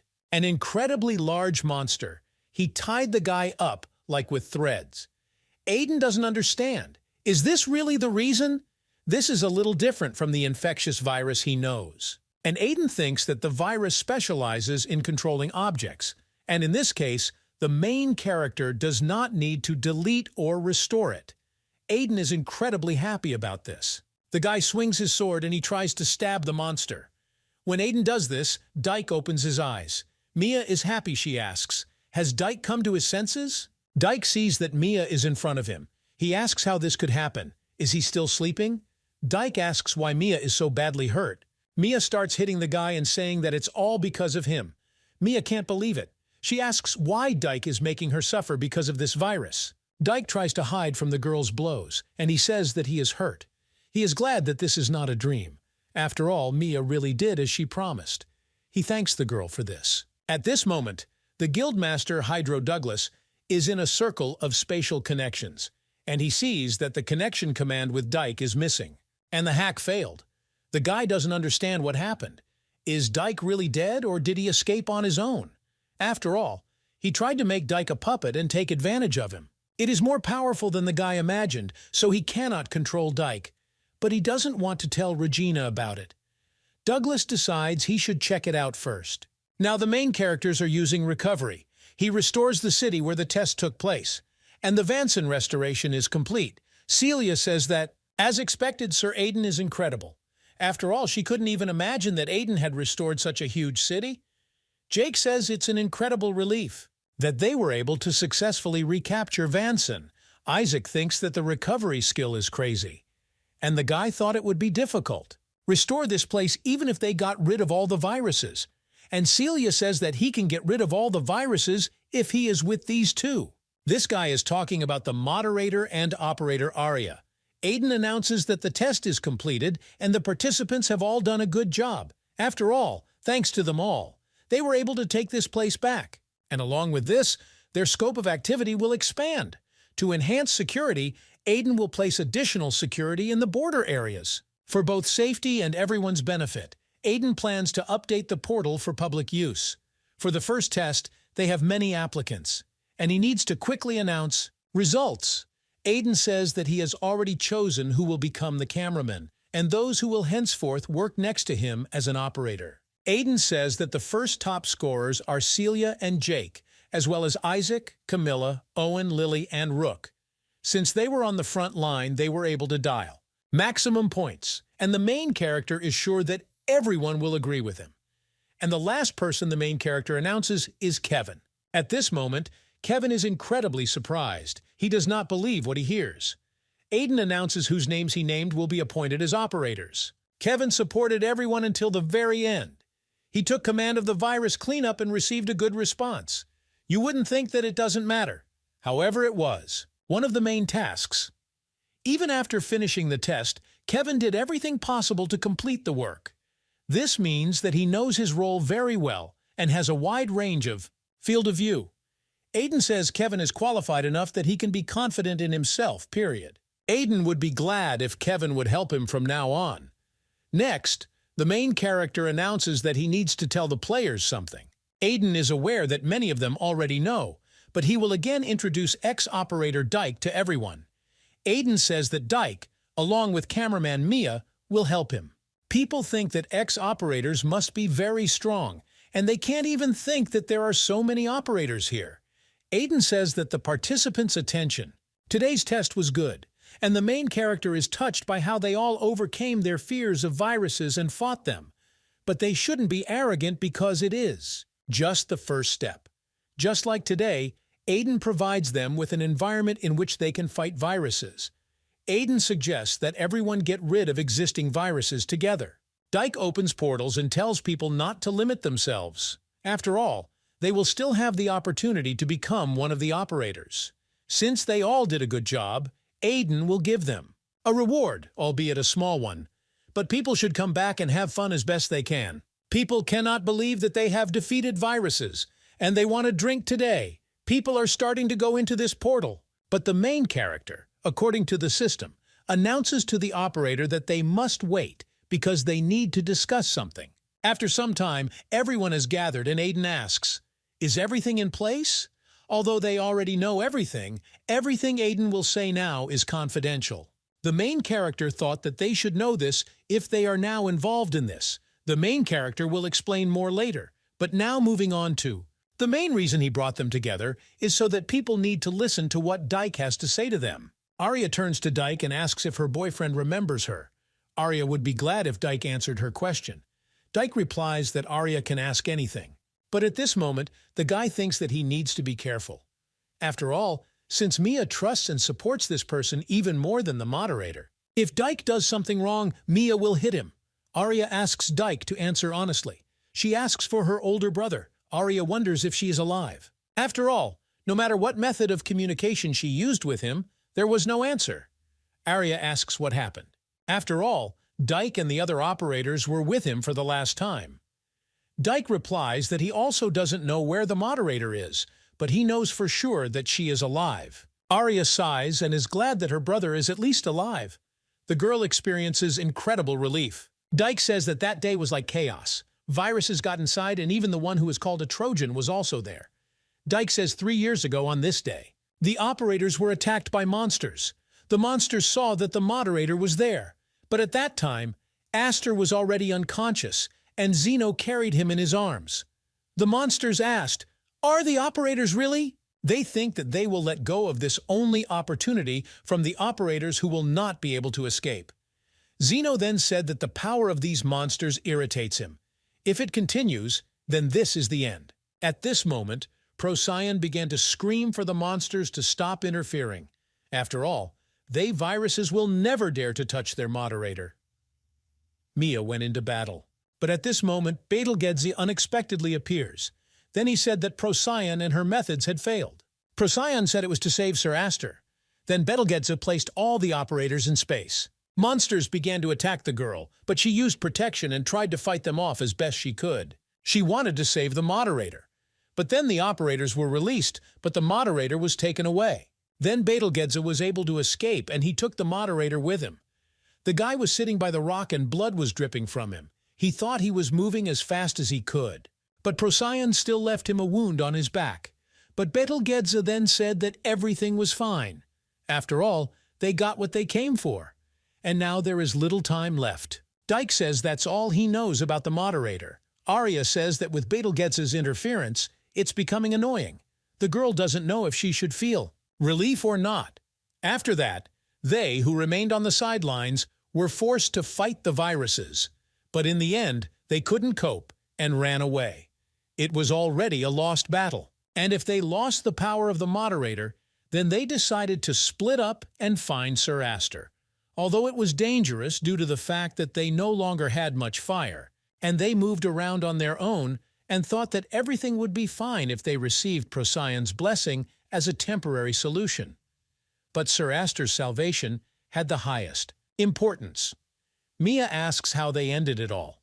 Dyke replies that about this, in the process of searching for a moderator in various places, Dyke accidentally encountered several players. When he saw them immediately, it became clear that there was something wrong with them, that these players are somehow connected with viruses. Dyke was excited by their abnormal strength, speed, and even skill. The guys were clear that they were no longer players. However, the players are uneven, but he planned to find out where they got this power from, and it turned out that all the paths led to the Hydro Guild. Having learned the truth, Dyke could not stand by and do nothing, even though now it's just a story. Dyke was one of the founders of this guild. It seemed to him that it was his responsibility to fix everything and end it. Isaac hears this whole conversation and he doesn't understand. Was Dyke really the master of this notorious guild? Dyke says that's why he came to the Hydro Guild. But considering that viruses were destroying everything, Dyke was surprised when he saw the guild in excellent condition. And it could be dangerous, so Dyke acted with complete caution. But he fell into their trap. The players there were not those they know, and among them there was a guy whose strength was the operator. It was too difficult for the guy to cope with so many people at the same time, and in the end Dyke was caught. Then they attacked the guy and grabbed him all together. And then when Dyke saw the master of the Hydro Douglas Guild, he used the system without moderator rights. And then Dyke turned into a virus. And after that, he doesn't remember anything. The Hydra Guild has already become a threat comparable to viruses. Players have been cheaters for a long time, from evil criminals with high karma. Since these guys have nothing to lose, they don't care how this world will end. However, the problem is that the first in the ranking, one of this guild, and if now he is a cheater, then the guy wonders how much more powerful he has become. These viruses, in turn, became stronger than they were before. And even Regan, which was not a combat-type virus, felt unusually strong. Just like other viruses, if they do not take the necessary measures, then people may also disappear. From the very beginning, Dyke knew that the guys from the Hydro Guild were suspicious. But Dyke couldn't even imagine what they combined with viruses, that the guild has gone too far. Aiden realizes that there is no time to celebrate the restoration of the city. They need more information about this guild. Now the fight against them may be more difficult than they expected. At this time, the monsters are incredibly angry. After all, they could not even imagine that people were following them all the way. The monster is already tired of running, and he will cut off at least one of their limbs even if he is removed. But at this moment, the monster is cut into pieces, and it turns out that all this was done by the ex-moderator Aster, who uses an antivirus. At this time, the worm thinks that they will find it. Monster tells him that although they are still in pursuit, this time they will not miss. And ever since they sent two of their last-named viruses, then they soon heard good news. The worm can no longer think that the monster has not yet found him. The worm asks how long. The monster is going to make him wait. After all, he is very disappointed. Asks the worm to wait a little more, and this time they will definitely do everything. The worm says that it repeatedly told the virus that this is a very important point. At this moment, a dagger flies into the virus's head. The worm uses more daggers and says that he gave the virus a chance to correct its mistakes, but this is really the best he can do. The worm says that it doesn't matter to him anymore and he will go on his own. After all, he had to do this from the very beginning. At this time, Operator Mia is glad that there is a sane weapon in front of her. Mia says Dyke has no idea how long she's been waiting for this. After all, if she has. It is in a fight with those named that she feels that she can win. Arya says that now all the operators should gather because she will briefly explain how the operator should act. Although they all need to adapt, since the current system is different from the previous one, the basic responsibilities have not changed. And this should provide safety of everyone and guide them. Arya hopes that the cameramen will all dedicate themselves to this role. Aiden says there is one more thing he wants to announce. As they all already know, the moderators have been gone for a long time.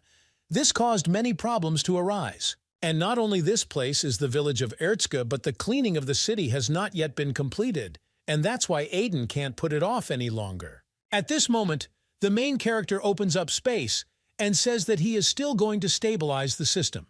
And during this time, he entrusts everything to Arya. The girl asks, "Did all the operators hear this? They must start with the basics. It may be difficult at first, but they will quickly get used to it. So operators don't have to worry." Arya says they need to keep up with her, and she will show them everything beautifully. At this moment, the girl begins to call Mia, and she says that together with Dyke, they will conduct an investigation outside the security zone. They only have information about areas in the vicinity of Erzka, and nothing else, so when they have the opportunity, Mia wants to go. She wants to thoroughly understand and become useful to Arias and the moderator. Arya says that if it's Mia, then she can trust her, this task. But Mia shouldn't overexert herself and get hurt. Dyke asks, "Did Mia come out really mean that they were going out now? After all, there is no time to rest." Mia asks what Dyke said. Barry responds that he didn't say anything and they should leave already. After some time, the guy and girl already noticed the monsters. They dealt with them and moved on. They walked for a very long time, and Mia even slept on the guy's back. Then they came to one place, and Mia said that staying here, she thinks it will be dangerous if they go further. That could also be a problem. Then Dyke asked what Mia meant. Mia can't figure out where she should see it. After all, the girl does not have such a broad horizon as Danny and other people from the tribe. But suddenly, they notice that someone is fighting. Then Dyke Mia couldn't believe her eyes. After all, Selena was there. Then Mia wanted to run to her aid, but Dyke stopped the girl. Mia asks why. She must stop because they need to hurry up and help her. Dyke says Mia wasn't there at the time, so she doesn't know anything. But Selena betrayed them and opened the way for viruses to enter. Dyke understands how Mia feels, but he asks if they will help her. At this time, Selena falls to the ground and the viruses talk about how persistently the girl acts. They are asking, isn't it time for her to give up? After all, she would have saved them all from many. It would be a problem if she just quietly let them grab her. Monsters ask, doesn't Selena think so? The monsters ask Selena to give them this item and die. But suddenly, an incredible force begins to strike the monster from the sky. The monsters cannot understand what it is and how they both got here. Dyke and Mia appear in front of them. Selena can't believe that Mia and Dyke are in front of her right now. She asks how. She asks to talk to them later. But Dyke replies that firstly, Selena stood behind them. She will need to properly explain herself about why she betrayed them that day. The monster doesn't know what's going on. But it turned out better than he could have thought. After all, This is a chance for them to get rid of the operator in one go and go beyond the Erdska village without a proper firewall. The monster asks, "Are the operators really asking to be infected?" The monster starts laughing.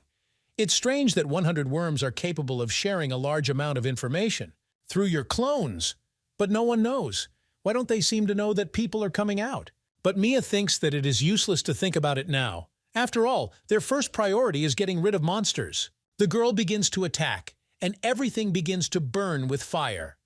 The monster says that Mia is incredibly slow. He is asking, do the operators really think they can hit them this way? But there was only one moment that the monster himself did not understand. How is this possible, but it was torn apart? The parts after Aster lost his power should not be from operators who still have powers, but even to have a weapon. At this moment, it turns out, Dyke used a bow and arrow, which he used to hit the monsters. Mia says that they have always been stronger than ordinary viruses, and their sane weapons only make it easier. Mia asks, "Is that all?" But Selena replies that not yet, because this is just the beginning, and the elites will come soon. Suddenly, a monster appears. He asks why he told the others to capture Selene, but the monster does not understand where his warriors went. But he couldn't even think that he will have more destroyers. He knows very well who the operators are because he has seen them, one day before going viral. After all, in front of them is the former cameraman Mia and Dyke. Named viruses named Aspis and Silence appear in front of the heroes. Silence says it's similar.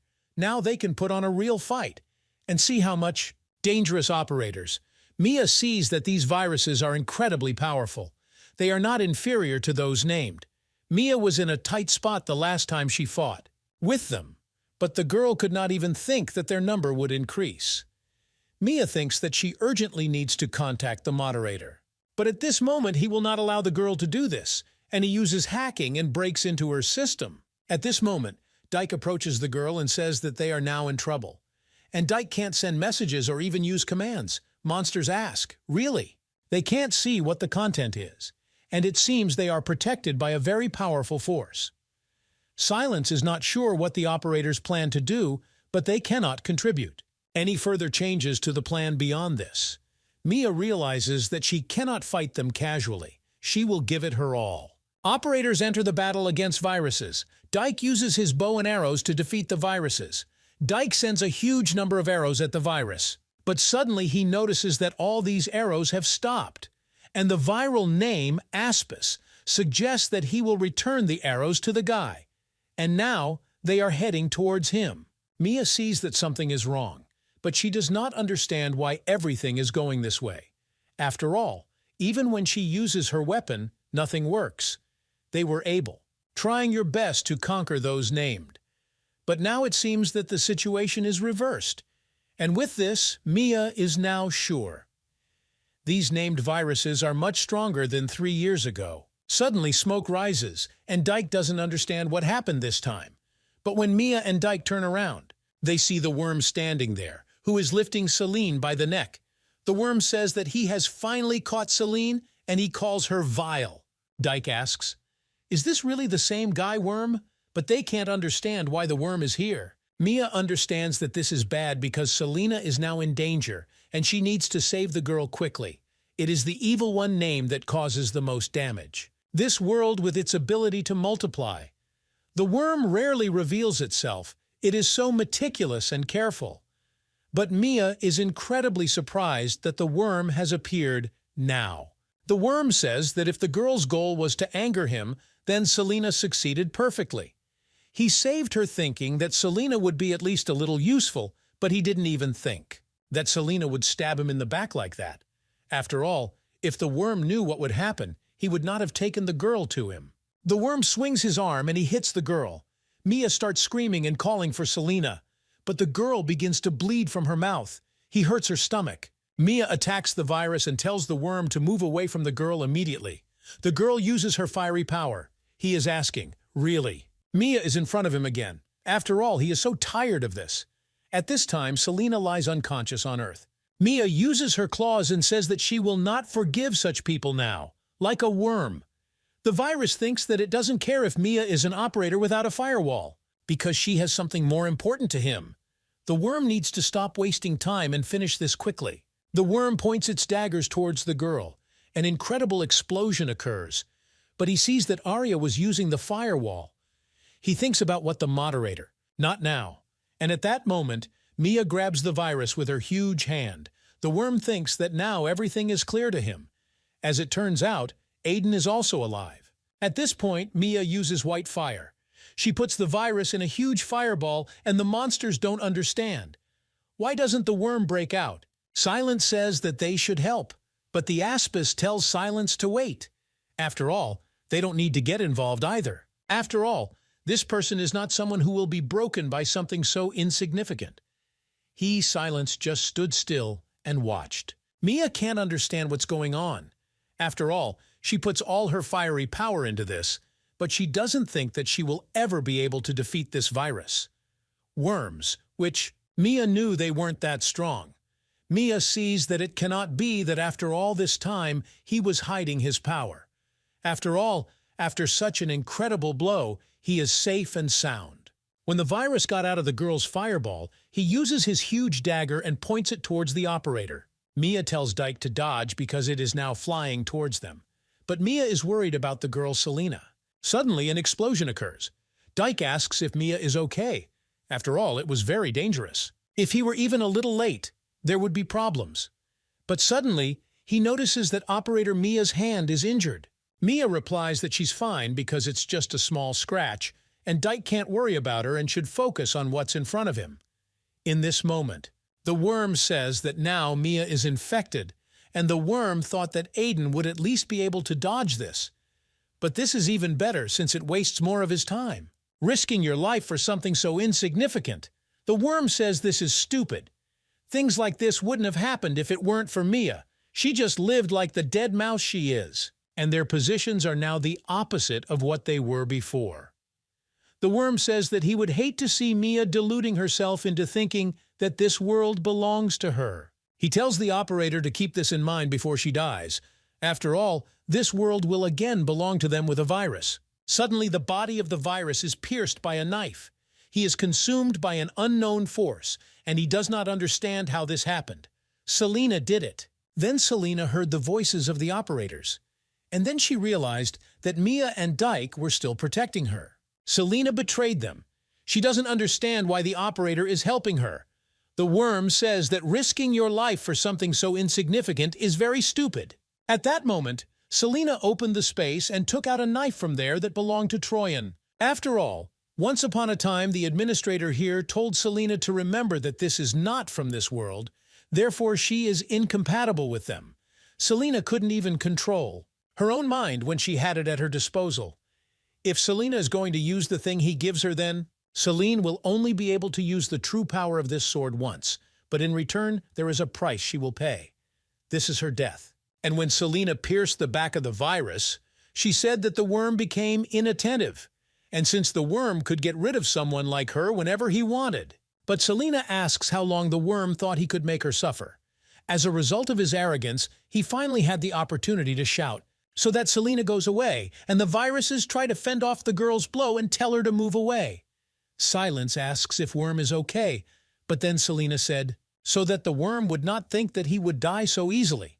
Mia was sure that the girl had a fatal injury, but it turned out that it was not too early. Selena realizes that it's all her fault because Mia and Dyke were also drawn into this battle by Selena. They're caught up in this.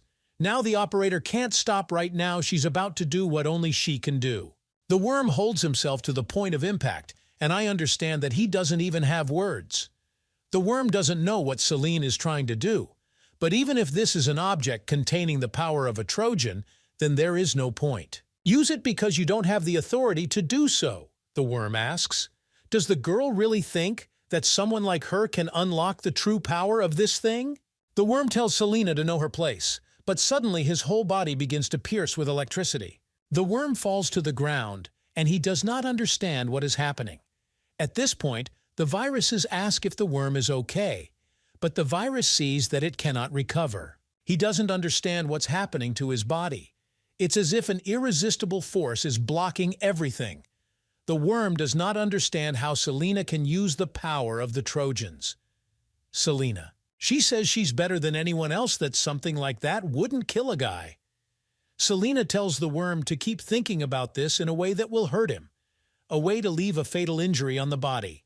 The ability to replicate and reproduce is a powerful skill that has always kept the virus alive despite the countless times the worm has been in danger. And because the worm took from Celine what she valued. At this moment, the girl talks about her family. Selena will do the same to a guy. She can't forgive her younger self for believing the lies of the virus. And so Selena is going to use everything she can if it means she can kill the virus. It doesn't matter which one. She must pay the price for this. Ask what they are doing. He asks the monsters to kill this girl immediately and right now. At this moment, the Aspis and Silence are trying to attack the girl. Selena realizes that she can't go back to using it once, and the girl will kill the worm with this power. She will personally see the matter through to completion. She flies up, and she takes out a huge sword. Her time begins to count down in seconds. At this moment, the girl swings her sword and she tries to kill the virus. Selena heads towards the worm virus, and the virus realizes that his body still has to recover. But at that moment, Selena pierces the body of the virus with her sword, and an incredible explosion occurs. After the incredible fight took place, Mia began screaming and asking questions. "Where is Selena?" Dyke began to ask the girl because he promises her that he can look for Selena. So, that Mia should rest because her condition is not in the best now. At this moment, Mia suddenly notices that Selena is visible in the distance. Dyke Mia runs up to the cameraman. They see that Selena is lying on the ground and her whole body is glowing with a bright light. Mia starts crying. She doesn't know what to do. After all, if this continues, Selena will die. At this point, Dyke tells Mia to look the other way. After all, that same guy is there. He is now sitting next to the stone, but he's still alive. This is a worm. Dyke realizes that this is a great opportunity. If Celine's words are true, then the worm will no longer be able to reproduce. At this moment, Dyke uses his bow and he wants to strike the virus. But suddenly an Aspis begins to attack him from the side. Dyke thinks that he can definitely kill the virus right now. Suddenly it turns out that Dyke is now lying on the ground and the virus is pressing him. Dyke is incredibly surprised that this virus is still alive. After all, how outrageous viruses have become for him lately. At this moment, Mia starts running to the guy to help him. But at this moment it turns out that the girl is attacked by a virus named Silence. Mia thinks about it. That now is the time for me to be like that. After all, after infection, her body does not listen to her. If this continues, she will die. At this moment, Mia notices that the worm has already started. Even though Selena can no longer move, he still does it. The worm begins to get angry. He doesn't understand. Somehow he doesn't dare. Does she really think she could kill him? And the worm won't allow it. The girl can die as she wants. He will infect her so that Selena cannot die freely. And after that, it will be the turn of other operators, and he will break. They are torn to pieces in front of the girl. Mia starts screaming for the worm to stop. After all, Selena still can't do anything. The worm swings at the girl, and he wants to hit her. Mia asks the worm to stop doing this. Unexpectedly, an incredibly strong red ray hits the ground from the sky. An explosion occurs, and the worm is enveloped in smoke. But when the smoke sifts through, the worm sees that the girl is no longer on Earth. He does not understand. Has Selena really left? Mia starts crying and asking, why did he come so late?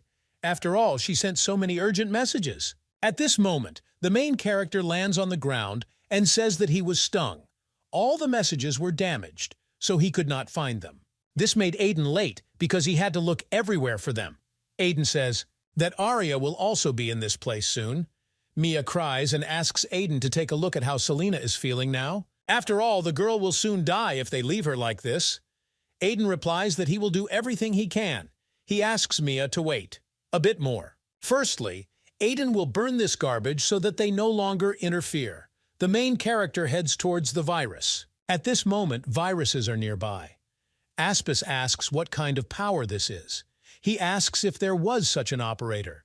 Silence says that there was no such operator, and they assume that Aiden is a moderator they've only heard about. But the worm says that this cannot be. After all, the moderator is no longer there. Aspis thinks that it is better for them to retreat. After all, Worm's condition is not very good now, and there is no need to fight with someone like the main character. On top of that, the worm can't use his skill now, because he has a huge wound in his body. Aspis says he will open a portal, so with the power of the virus, he can try to buy some time.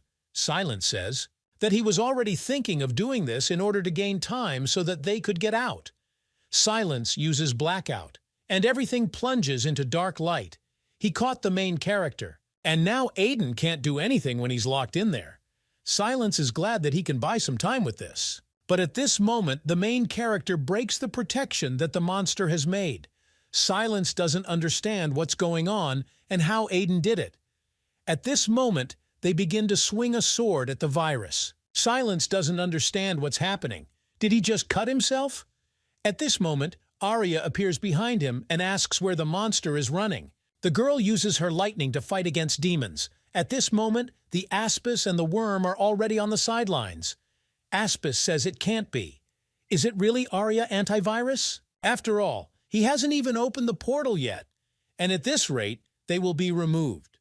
The worm tells the virus to just shut up.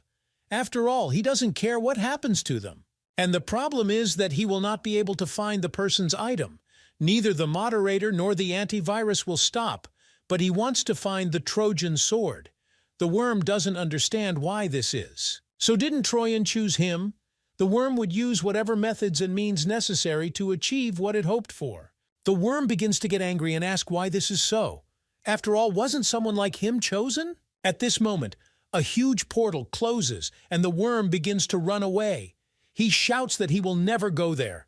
The worm asks himself, why did he do all this? After all, it was all for the Trojans, and all to make her wishes come true. But the worm doesn't understand why she does this. Why is she leaving him? The worm asked Trojan to tell him, as soon as she can do it. After all, the worm was watching her from the past world just to be close to her. No one knows and understands the Trojan like the worm. The worm will fulfill everything that she is old about. Therefore, he asked Trojan to use him. The girl called the guy a creeper, and she was sure that the worm knew her better. That a sense of duty is useless, and only with him this is impossible. And what Troyan wants is to return to the world from which she came. There is only one person who can realize. This comes to life. Therefore, she no longer needs the worm, because he is just a virus that cannot be accepted by this world. And Troyan will sleep until the time comes. She asks the worm to stop interfering with her and disappear from this world. The worm couldn't believe it. After all, Troyan told him that she no longer needed him, and the existence of the worm was denied.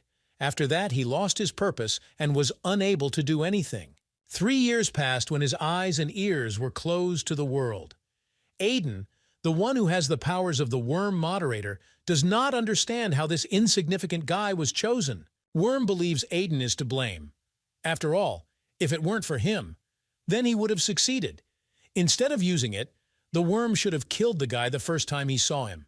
If the worm kills the main character and instead becomes a moderator, then of course Trojan will look at him again. At this moment, the virus screams that they have opened a portal. Aspis says that there is no need to fight the main character right now. They need to hurry. Suddenly, Arya appears behind the viruses and asks the Aspis how he thinks where he is going. After all, when she is in front of him, does the virus really think that it can escape? The worm understands that he does not want to use it recklessly, but he opens a portal and takes out a hammer because the virus thinks that in this situation, it will no longer help. The main character starts screaming for Arya to take care of herself. After all, this is an incredibly powerful weapon.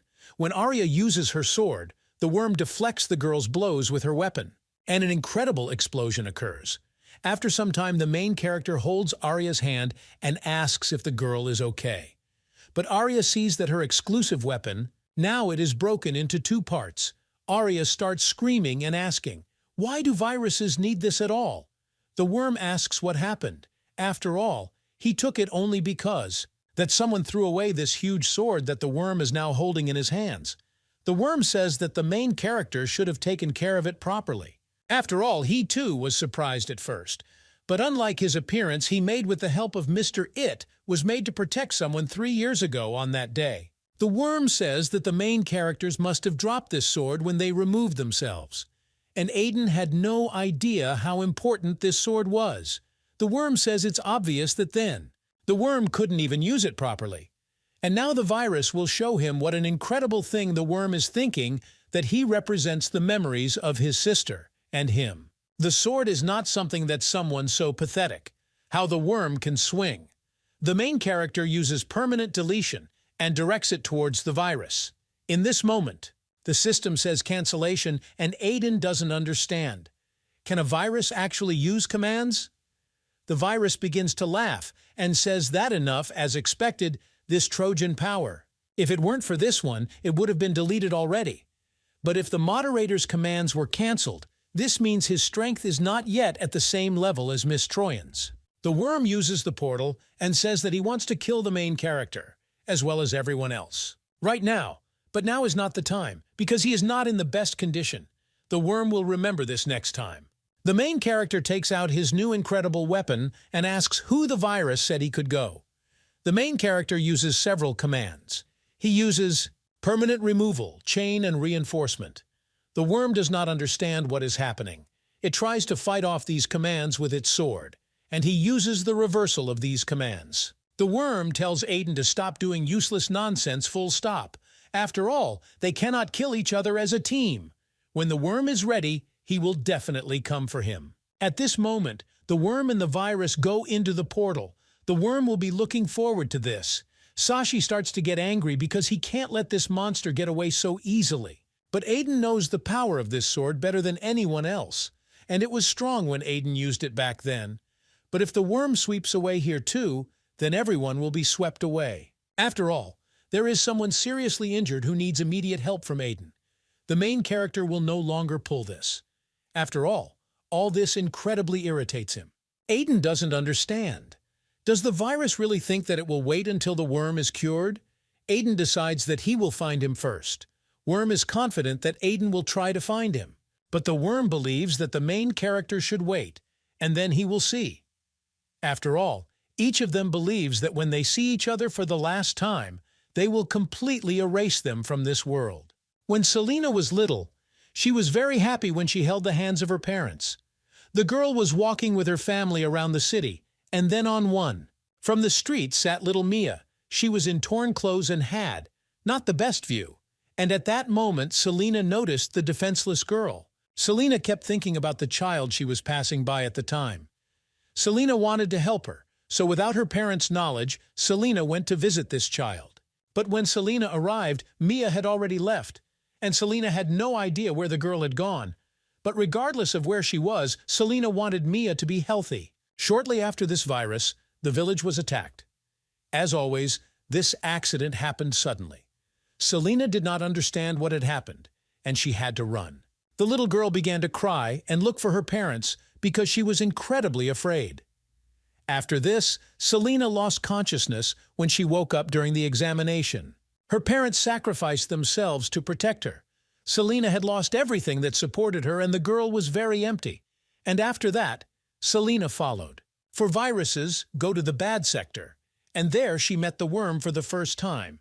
The viruses wanted Selena to become an operator for their own selfish reasons, and Selena could not forgive them. They were the reason why Selena lost everything, so she couldn't cooperate with them. But it was as if the worm knew her thoughts, and he proposed, which Selena could not refuse, was the restoration of the forbidden order of the moderator. The worm said that it has moderator powers and that with the power of restoration, he will bring back the girl's parents, and Selena should not have trusted viruses, but the naive and young girl believed these words, her parents who suffered. To protect the girl who died, Anya was ready to do anything to bring them back. And this is how Selena made a deal with someone she shouldn't have. She grew up going through many hardships due to viruses. Selena could survive to the end and become stronger, and the girl became a cameraman. Selena also met that girl she saw for a short time when the girls were younger. Selena was relieved to learn that Mia was doing well, and they became friends. And things became more fun to such an extent that Selena wanted to forget about everything that had happened so far and start over. But it didn't last long. The worm reminded the girls not to lose sight of the goal. And the problem was Mia. Selena did not want to ruin the long-prepared plan. But at least Mia, while Selena was thinking about what to do, the opportunity suddenly presented itself. Mia said she wanted to stop being a cameraman, and Selena intends not to tell Mia to stay. It was because what Selena hoped was to stop some distance between Mia and the other cameramen. Selena thought it would be better if everything turned out this way. And, as planned, Selena opened the portal. Then the viruses made their way to the operators, and the worm said that the girl had done an excellent job, and finally, Selena is worth something. Then the viruses left and told Selena to wait until she received the next command. Betelgeuse told the girl that he would transfer the moderator to another place, and let the girl know after he does it. Betelgeuse then told Selene not to allow Troyan to take the sword. Selena then realized that this was the first time Betelgeuse had spoken to her. Betelgeuse said that the girl had better listen to his words. Selena instinctively felt that she should follow what Betelgeuse said. After that, the world changed after the appearance of the Trojans, and it caused so much damage. The plan failed and only the harsh reality remained. Selena cried and couldn't understand how it all happened. After all, this is not what she wanted. She needs to find a moderator and return everything as it was. The virus told the girl that her role is fulfilled and she must return the weapon because now she is useless. She realized that this was what Betelgeuse had predicted. But Selena won't give up those weapons so easily. Selene has listened to everything the monsters have asked of her until now, but they have not yet given her what Selena asked for. It's better to find a way with the virus because it's the girl's turn to get what she asked for, as long as Selena takes this sword with her. The girl went to the place that Betelgeuse told her about, but isn't she not a bad sector? There the girl met the moderator. Aster said that he was waiting for her. The girl began to remember everything about how she was deprived of her parents and how her village was destroyed. The girl approached the moderator and grabbed his clothes. She said that the moderator deleted her parents and Aster has no idea about avenging her parents. To become stronger, what horrors did the girl have to endure? Selena says she has been waiting for this moment for a very long time. Selena pressed the moderator to a rock and started screaming. But the moderator said that, as expected, Selena was also a victim. Selena tells Aster to shut her mouth. She asks what he is talking about now. She asks that the moderators not try to speak as if he understands. After all, this is disgusting. Then Selene pointed Troyan's sword and tried to kill the operator. After all, the girl remembers everything he did. Aster said that he understands everything, and Selena can do as she pleases. With this, if this will at least reduce her resentment a little. Aster said he would accept it. To be honest, Selena knew that the moderator had no choice but to remove her parents. And even if he is the object of hatred, he will accept everything. Recovery, unknown force, which even Aster couldn't use. Worm's proposal to resurrect her parents was impossible from the very beginning. The girl's parents will not return even if she will kill the moderator. And the sins that Selena committed are now irreversible. In the end, viruses are to blame for everything. Selena realizes that it may have been desperation to accept their death. This forced her to vent her anger at the moderator. Then the girl released the moderator and did not kill him. The moderator says that he will continue to face the sins he has committed, and from now on, to make sure that there are no such victims, as Selena will no longer think of destroying the root of the viruses. And when it's all over, then the moderator will atone for his sins. Aster asked Tanya what she was going to do now. Selena replied that she didn't know, and she didn't think she cared anymore. Aster asked, "Really?" Selena no longer wants to take revenge on the worm. Selena said that it is impossible to kill the virus. He rarely shows his main body, and even if he does, for a girl, this is impossible since the worm can simply multiply its main body. And if everything is as the moderator said, the girl asks what Aster is doing here instead. To return and unite with the others. The moderator said that the others didn't have a firewall, so he didn't want to drag them into this anymore. This is a similar reason. Why didn't the moderator return? Viruses are especially dangerous here, so he needs me to let them come out. More importantly, the moderator is confident that the main body of the worm is somewhere here. On top of that, the Trojans also all lost something dear to them due to viruses. The moderator is talking about his sister, and that's why Aster is going to destroy all the viruses in this place. A few days later, The worm will tell the girl one more time before he leaves. Selena must be careful because this power is not compatible with them, since it is not from this world. And it was also difficult for the moderator to maintain his sanity with the strength that he had. If together with the thing that the moderator gave to the girl, then only once. Selene can only use the true power of this sword once. Then Selena left and the moderator did what the girl asked. Then he asked Betelgeuse if this suited him. After this, there is an endless pursuit of viruses. To return the sword, the worm sent an endless number of clones and named viruses. But in the end, Selena was able to wound him. Although Selena couldn't kill him, she thinks she did everything she could. And now everything is fine. Selena lies unconscious, and the main character tries to help the girl as best he can. He uses his power. At this time, Mia lies next to Selena. After all, the girl was also wounded. The system indicates that the update is complete. The main character begins to scream, but Selena dissolves into space. After only one moment, Mia comes to her senses, and Arya takes the girl. But it turns out that Selena simply disappears into space. Selena met Ellis there. Ellis asked why Selena did this. After all, she had a chance. After all, there was a way that Selena could live too. Ellis asked is Selena really okay? This is the first time Selena made a decision that made sense. Ellis said goodbye to Selena and said that she would not be hurt anymore. The girl returned to her childhood and remembered how she met a little defenseless girl. But at that moment, she still helped her and took Mia with her. In this world, two girls were already walking with Selena's parents. After some time, operators continued to fight viruses. Mia destroyed a huge number of monsters. Dyke said that girls do this enough. After all, she's not even resting, and at this speed, Mia will faint. He says that everyone is worried about the girl. Through the system, Mia turns to Theodore and asks the guy to make him stronger. Theodore wanted to deny it, but Mia begged him. Theodore sent the girl to extreme difficulty in a world called Boss Wave.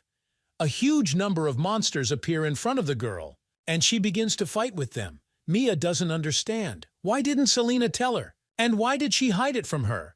After all, Mia should have known. After all, if Mia had been stronger, this wouldn't have happened. After the battle with the viruses, the main character's Aiden came to the girl and said that it was enough to do this because Mia had done it. Everything I could, Mia asked the moderator. Really, no way. After all, he has the power of restoration, she asked. Was it impossible to save Selena?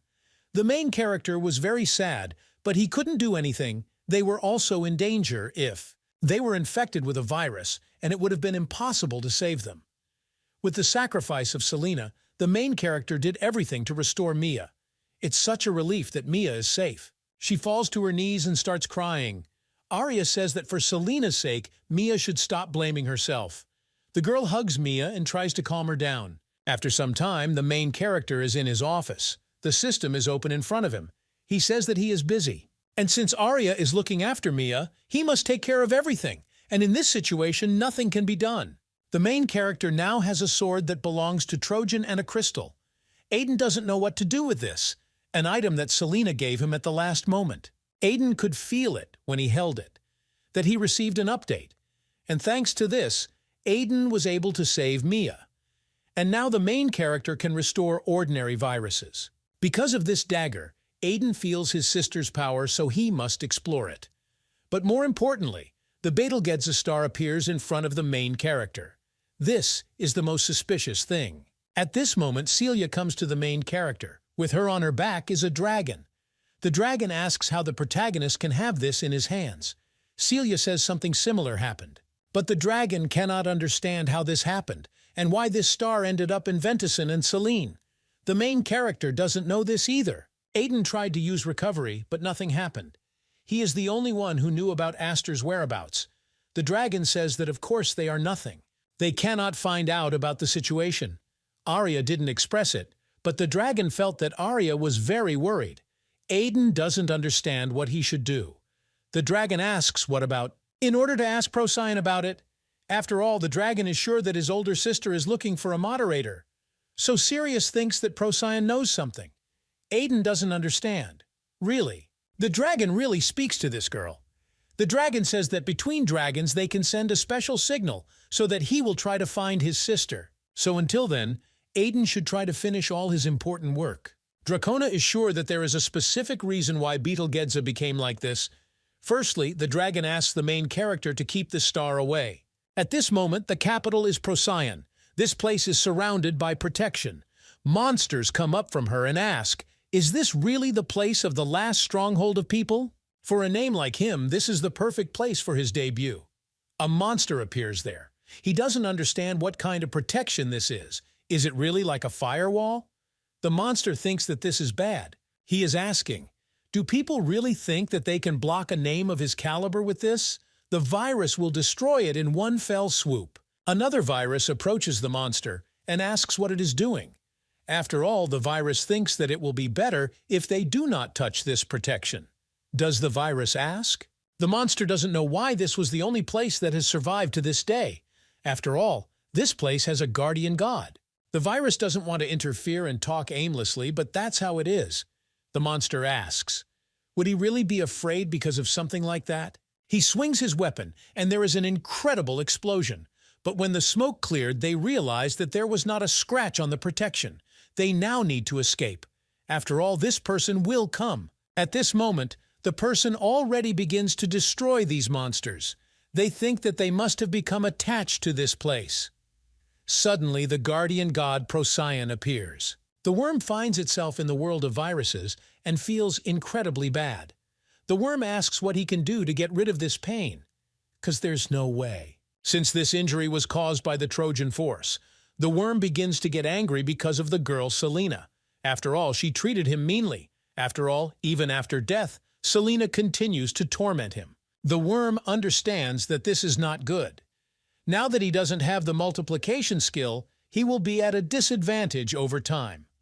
Until now, viruses could be supported. For so long, thanks to the speed of multiplication. But now the worm cannot cope with the speed of removing its clones. After all, from now on their total strength will quickly multiply. And right now, Aiden, who is raging to kill him, will not miss this opportunity. The worm thinks that he needs to make a decision. At this moment, Regit watches the monsters and thinks that he is bored. After all, after this day there will be viruses. Didn't show up, so it looks like Regit is no longer needed here. Suddenly a space opens up from above and Regit cannot understand what happened. At this moment, the worm comes out of space. Regit is incredibly surprised that there is a worm in front of him. After all, Regit hasn't heard any news from Worm. He doesn't understand. Why did the worm come so suddenly? After all, what is even more important for him is that he does not understand who these people are who are behind the virus. Regit thinks about what cannot be, that they are all named viruses. After all, this is impossible. They are either equal to Regit or higher. When did the worm manage to accumulate so much power? The worm turns to Regit and says, about the fact that he is pathetic as always. The worm asks, does Regit really think that he is still playing house with the players? With 3 years of their superiority in this war, Worm asks what Regith was doing. The worm says that a new moderator has appeared, and this is someone Regit also knows very well. Regit doesn't understand. Which new moderator are we talking about? Regit can't figure out if this guy wasn't removed. The worm says that from now on they should launch a full-scale attack, and this time they will do everything. Something they couldn't do 3 years ago. The worm understands that the powers of the moderators will be in their hands and they will regain their rightful life. Will fulfill her wish. At this moment, Procyon falls to the ground after killing the virus. She thinks that viruses are constantly getting stronger.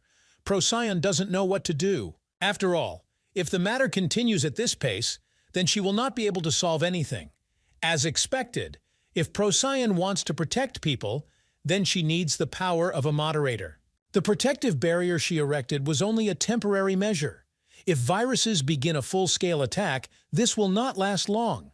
Procyon notices something in the sky. She does not understand what it is. After all, someone is coming, but it's not a virus.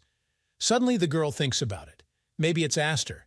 Procyon thinks she needs to take a look. A portal opens and the main character comes out, as well as Arya, Celia, and the dragon. Aiden asks Sirius if he is sure that Procyon is here. Unlike other places, this place seems untouched, And this is probably due to the fact that Procyon protects this place. People are safe here, and now the main character needs to find this girl. But at that moment, Procyon appears in the sky, and Aiden says that they no longer need it. After all, their work has decreased. Selena lands on the ground. She sees heroes. She thinks that this cannot happen. She asks, was Aiden really alive? But before that, this feeling of a girl. She doesn't understand. Is Aiden really? Received the authority of a moderator. After all, when Aster was a moderator, he was not so powerful. Arya runs up to Procyon and hugs her. After all, a girl. Long time no see. Procyon sees that Sirius also appears in front of her. She asks, is the dragon here too? The dragon says that they haven't seen their older sister for a long time. Procyon asks how this happened because Aster said that the dragon was removed. Sirius says that it happened. But Aiden was the moderator and restored it. Although Sirius is in this form and for the consequences of restoration. Procyon begins to cry and says that this is an incredible relief. Batona thought she would never be able to see them again. Suddenly they start running for Procyon, and asking the Order or the girl, they ask where such incredible power comes from. It turns out to be Zeno and Lloyd. They are incredibly surprised to see that Aiden is in front of them. The main character already suspected this when Dyke told him, but Aiden didn't. I didn't expect that the operators were here, Miss Procyon. After all, these are former operators. Isabel is also with them now. After some time, they enter the city, and Procyon asks Katya for an apology. After all, she could not protect the operator. But Arya says that everything is fine, and it's not Procyon's fault. Lloyd thinks that this is really unexpected. Normally, he would be happy about this, but he can't even think that the guy who was branded a bug is now the new moderator. And their hope. Lloyd doesn't understand what happened during these 3 years. Arya turns to Procyon and says that they came here to ask her something. Arya, firstly, asks if Procyon knows anything, and together with her older brother. Procyon replies that she doesn't know anything yet, but Procyon really doesn't know where he is. Procyon received no further information after being taken by Betelgeuse, and the girl thinks that the ex-moderator is alive. But Procyon is not sure about this, so she is terribly worried. And since then, Procyon has not seen Betelgeuse either. The girl wonders what happened. The main character extends his hand and says that if this is about it, then he asks if Procyon recognizes it. Namely, he thinks about what cannot be. She asks where this guy is from. At this moment, a star appears in the hands of the protagonist, which belongs to Betelgeuse. Procyon and Sirius began to look at the star Betelgeuse, and the main character explained everything that had happened so far. The fact that he can use recovery. Mia, Dyke, and what happened Selena. The operators regretted Tanya's death, and the main character told them about the limits and possibilities of the recovery skill. At this moment, Procyon enters the office and says that they are finished. Aiden asked if they found anything with the dragon. Procyon replies that they could not find anything. After all, Procyon and Sirius looked through the dragon's eye, but because of the damage, they could only see fragments of memories. However, they found out that Aster was in the sector just in case. They tried to give him a signal, but received no reaction. Procyon apologizes, Arya for giving her false hope. The girl replies that everything is fine. After all, they can just start looking for their brother right now. Aiden asks everyone to listen carefully. After all, the main character has something to say. Although they made a mistake, they all have the same goal, and that is viruses. Viruses are much stronger than before, and there are many of them. Aiden asks the operators if they will fight viruses with them. However, they all need recognize the main character's strengths. But Aiden is sure that it will be difficult to decide since it was a sudden proposal since they have been supporting ex-moderator Aster for a long time. Aiden won't be able to do anything if the operators reject his offer because from their point of view, Aiden is just an outsider. At this moment, Procyon agrees and says that they will accept the protagonist's proposal. Aiden says the operators took it more easily than he expected. In the end, Aiden is the only real moderator that Aster recognized. Although their methods are not always correct, as operators they never forget the goal of helping people. They will do everything they can to move forward to help people. Procyon says that they recognize the strength of the protagonist. Aiden says he understands how they feel, and it's a choice he likes too. After some time, Procyon comes out to the people in his city. Everyone greets the girl. They cannot believe that Procyon will come to the square. They call all the people and ask them to look at this place. Aiden says that Procyon is very popular. Lloyd says it's been like this ever since Miss Procyon stayed in this place. Protected the people in this city, all thanks to Miss Procyon, to the point that people changed the name of the city. Arya says that as expected, Procyon is incredible. Suddenly, someone calls the girl Big Sister and asks, isn't it too much because his mother is no longer the same as before? The little guy asks, is not it? He doesn't need to be in this form. It turns out that this is serious. Procyon tells the guy to stop crying. Procyon asks how long he plans to remain in his cub form.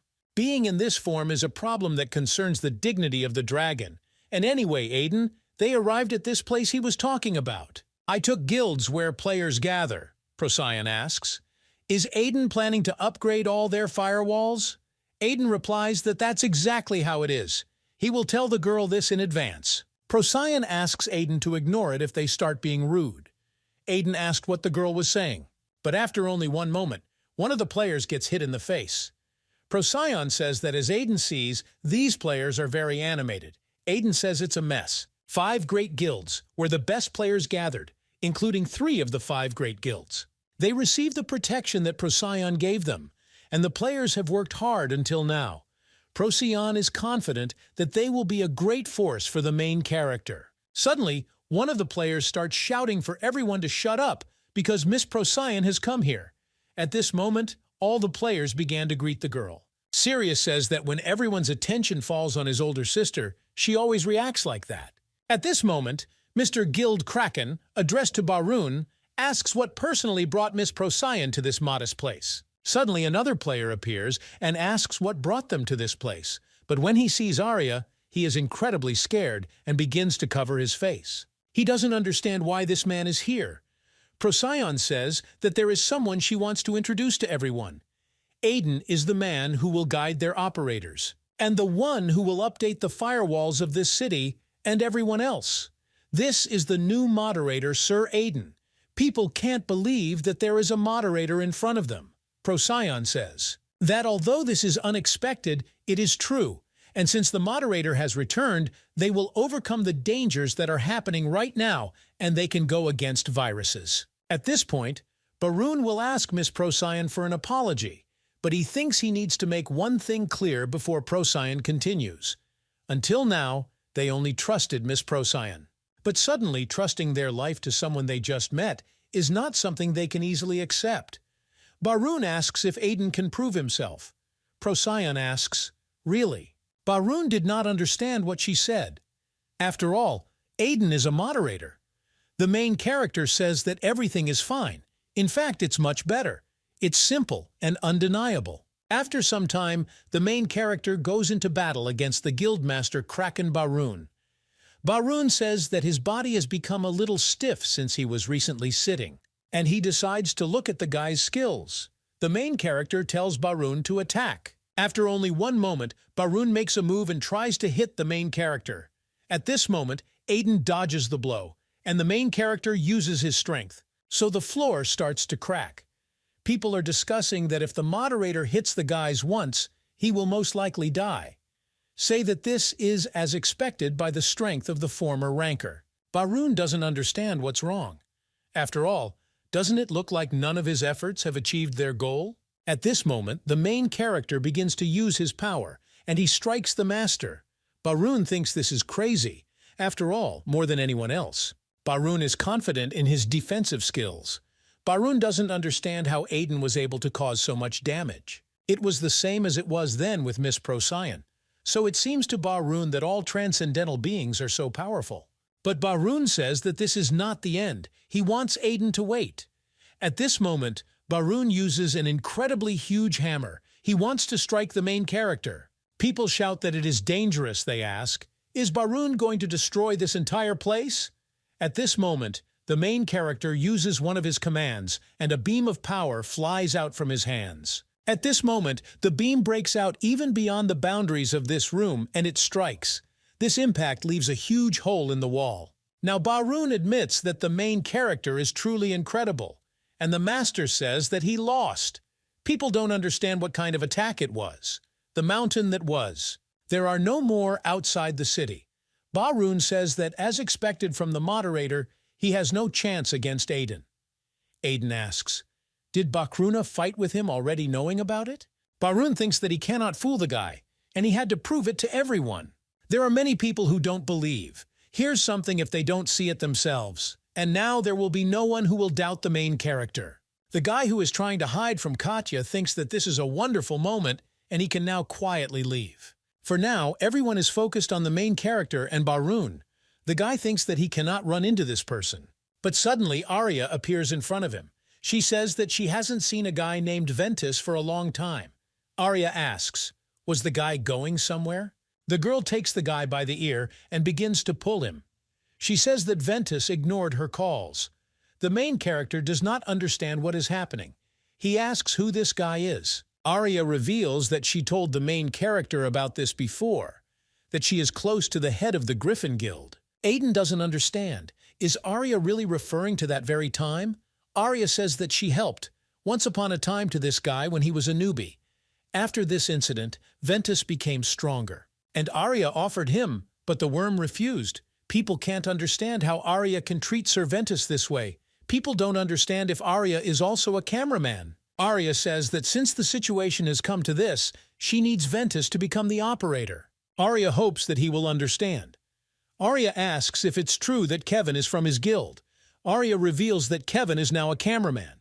Ventus can't believe Kevin is the cameraman. Arya says that Kevin is trying his best now, and now she will tell about the main reason why she is here. Arya says that the viruses have begun to actively move, and she needs people's help. She has enough power to fight viruses, but she doesn't force them. Arya says that the choice is up to players A, in the areas of which Aiden and others are lacking. Arya asks all people to help the main character, their new moderator. At this moment, something incomprehensible begins to happen to the main character. Fire begins to burn around him. Arya asks if Aiden is okay. Well, at this moment, the main character says about the fact that the worm is here. This guy is moving to this place faster than he thought. Aiden asks if the worm has noticed that the more time passes, the more advantageous he will be. The main character uses the firewall, and the system says that the update is complete, but suddenly they say that viruses have penetrated. Their numbers are not comparable to what they saw before, and there is no need to worry because Aiden is here. Outside the city, space opens up and an incredible number of monsters appear. There are a very large number of them, and they are trying to beat the defense. A virus girl appears who says that time is the only problem for this barrier. After all, as the worm said, apart from this guardian god, there is nothing special about this place. And now the girl is talking about how they can start. This is the beginning of the massacre, and the girl orders the monsters to destroy everything. The girl says that the barrier that Procyon made is now destroyed, and now these insects will not be able to do anything. The girl orders the viruses to erase all these people. People are starting to shout that viruses have made their way inside and must escape. People ask for help. At this point, the main character uses permanent removal and tries to remove the monsters. The monsters are surprised by such a defeat. They start getting killed. The girl asks why there is someone in this place who can use the delete command. The girl does not understand what is happening at all. This is different from what she heard. She doesn't understand why this is so. Is there really a moderator here?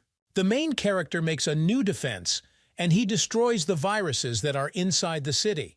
The girl says that their business is going badly because now there is a firewall here. And now their attacks will be useless. The virus with the girl suggests that they cannot remove this firewall on their own. Suddenly out. The main character is chosen where all the viruses are located. The virus doesn't understand. Is it really the same moderator in front of her? Aiden talks about what came here. Many named viruses, and he couldn't even think that they all came to this place. Aiden asks if it's true that they are asking him to delete them. Girl virus starts. Scream for everyone to leave, and we never fought this guy directly, but Aiden thinks that he won't let them escape. He goes after these viruses. Destroy them. There is a battle going on all around. Aiden is trying to catch up with all those viruses that are trying to escape. He uses his power, and most of the viruses start to die. At this time, the named viruses are at the top. Aiden realizes that something strange is because in this place he does not see the worm. Aiden doesn't understand development didn't come. This is the place to get things done. The main character does not understand where the virus is. But if he thinks about it, it's similar to viruses. They didn't know that the main character was in this place. And as expected, did the worm really go to his village? After all, the worm probably thought that the main character was there now, and all the strong viruses would go to the village of Erzka. If the main character continues to stay in this place, then he needs to quickly return because something irreparable may happen. At this time, Arya appears next to the main character. Arya tells the main character to leave it to her and return first. She tells Aiden to go and kill the worm. Aiden realizes that Arya was thinking the same thing as him. The main character agrees with the girl, and he says that he trusts her with this. The main character begins to run away. Arya now stands next to viruses. Arya says that viruses. Now she's annoyed, and now, when this amount of labor should be more than enough, they will make their viruses thoroughly understand that there is no longer a place for them in this world. At this time, a huge number of viruses penetrate into the Erzka village, and their defenses are already damaged. The worm came to this place. After much thought, there is no moderator here. At this moment, Theodore is kneeling in front of Vanya. He says that their terms will be in vain if they continue to maintain the firewall.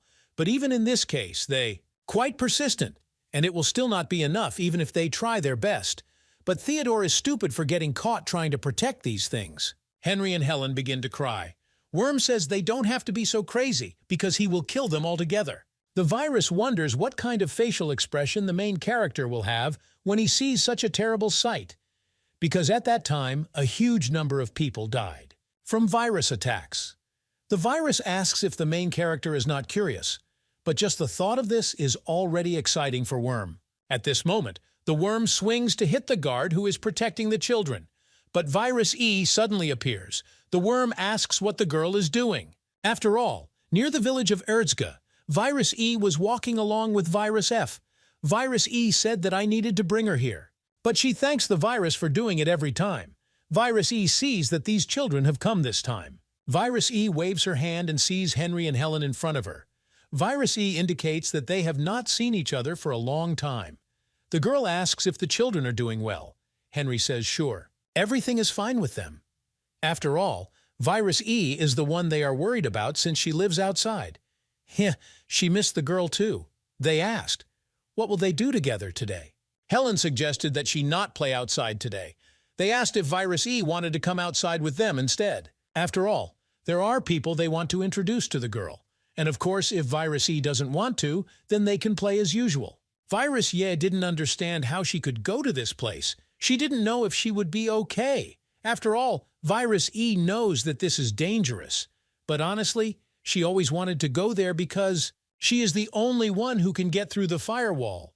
The girl thinks that it would be nice to be apart for a while and nothing will happen in such a short time. The F virus is watching the girl. At that time, Virus E passed through the firewall, and the girl was already in the city. She looked around and thought that this was incredible. After all, she consists of things that she cannot find in the bad sector.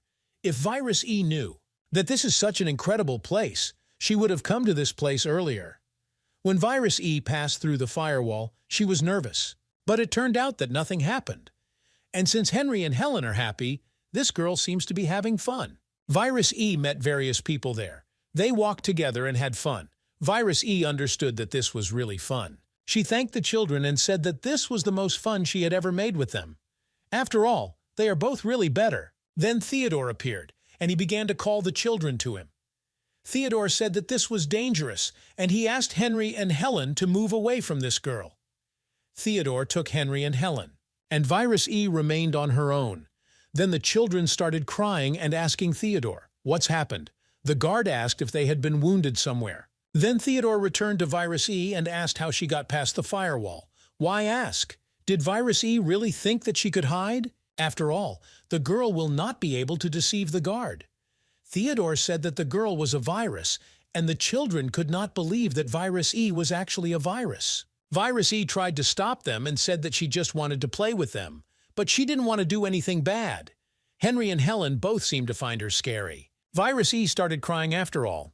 As expected, this was impossible. She said goodbye to the children and left. Theodore tried to stop her and use his magic crystals. He asked, "Is it really ideal?" He thinks that he will avoid it. But when Theodore used its crystals exploded and a lot of smoke appeared. But when the smoke dissolved, Theodore realized that Virus E had escaped. Theodore couldn't even think that he would not be able to notice the virus that had invaded their village. Davy thinks that he needs to take action now. The children think about Violet crying. Henry asks if they should be the ones to bring Violet back, because if they can meet her again, Henry wants to apologize. When the viruses have already attacked the village, all the people and operators stand and look through the barrier. They see that spaces open up above the barrier with the help of which viruses appear. The worm also came out from there, holding a sword in his hands that belongs to the main character. Theodore sees that there are viruses there, and Sir Aidan actually talked about it. But Theodore could not even think that this would happen so quickly. Theodore does not understand what kind of virus it was before. Was Virus E really conducting reconnaissance? The worm used anti-patches, and because of this, contact with the main character is blocked. First, residents need to receive as little damage as possible. They need people to be in reserve. Theodore thinks that Aidan should return as soon as possible. At this time, Virus E is crying next to Virus F. The girl asks why she was born with a virus. Virus E was near the village when she returned. In that direction, I saw that there were a lot of monsters there. Virus E asked, "What is going on now? And why is the girl in this place starting to worry about her friends?"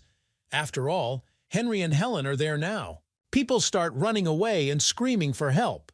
Suddenly, people begin to be invited to the shelter that the main character of the point created, because there is safety in this place. Logan thinks that even though they were warned before, to think that the viruses really came. This is the first time Logan has seen so many viruses. He thinks that the main character should come as quickly as possible. At this time, the worm is holding the main character's weapon in his hands, and there are a huge number of monsters around him. He thinks that this is strange for him because there is no reaction. The worm thinks about what the main character is up to, but it does not matter. After all, if Aidan doesn't plan to show up, then they'll just force him to do it. At this moment, the worm swings his sword and it hits the ground, incredibly hits her barrier, which protects the city, and an incredible number of monsters break in there. The worm tells the viruses to kill everyone who gets in their way. Suddenly, a red and blue beam attacks them from the sky. The monsters start screaming that they really don't understand what's going on. Mia asks how. They dared to enter this place. There are a huge number of moderators as well as guards. Mia says that viruses will not be able to take another step. She wants to end this now. The virus says that it seems to him that the operators are crawling out one after another, and no one knew that they had gathered so much power. The monsters are scared, but the worm says that this will come to an end. After all, one of them will disappear forever, after today. At this time, the monsters and the guards began fighting with each other. Theodore is trying to do everything to call the main character through the system. He tells Henry and Helen not to leave his side. Theodore thinks that this is bad. After all, he could not even think that the firewall would break so easily. While the main character is not here, the guard, as the next person in charge, needs to restore this cabbage soup. But the worm shouts that Theodore cannot do this. The worm asks, does Theodore really think that he will allow him to do this? At this moment, the monster is behind the guy. Theodore tries to protect the children, and they stand behind him. Theodore does not understand when the virus managed to get to them, that this is a moderator, but instead of him, his role is played by some random guy. At this time, Theodore is sure that the virus has the protagonist's sword. Theodore does not understand how the virus took this sword. The virus says that it will first get rid of the guy. After all, he will kill everyone anyway. The worm uses its weapon to strike the virus. But at this moment, the worm uses his sword to protect himself and repels the blow. He directs his blow at the guard. The children are worried. For your guard. Theodore thinks that this is dangerous because he's being pushed back. If this continues, he will die. The children begin to cry and think about at least someone helping the guard. At this moment, Virus E appears and stands up to protect the children. Henry and Helen see Violet standing in front of them. The worm asks, What does Virus E do, and how did she dare to stand up towards him? The worm asks. Has Virus E gone crazy? Virus E tells the worm to stop attacking and retreat and never attack this city again. The worm speaks that he has no words. He is asking, does Virus E really want to say that she wants to protect trash like these people? At this point, Virus E begins to get angry and question, is Worm really calling these people trash? At this moment, Virus E attacks the virus, and the virus tries to defend itself from the girl with its sword. Virus E means that these children are her precious friends. She asks how dare the worm try to kill them.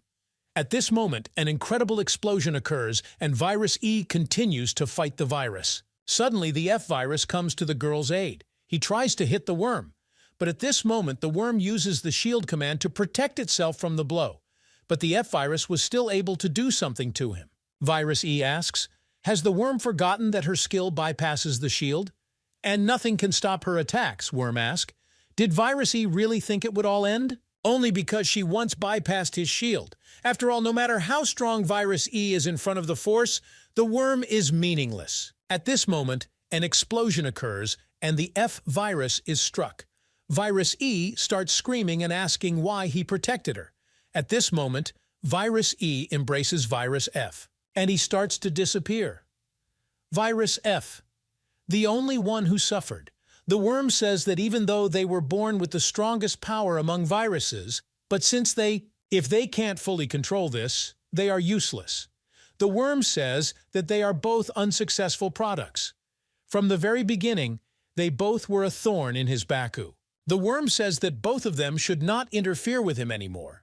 He uses this chance to get rid of both of them. But at this moment, something incomprehensible suddenly begins to happen in the sky. The worm does not understand what it is. After all, the area that he anti-debugged does not work. Valya doesn't understand. Is the moderator already here? At this time, the main character appears. All the operators begin to rejoice because the moderator Aiden has come, and he is here.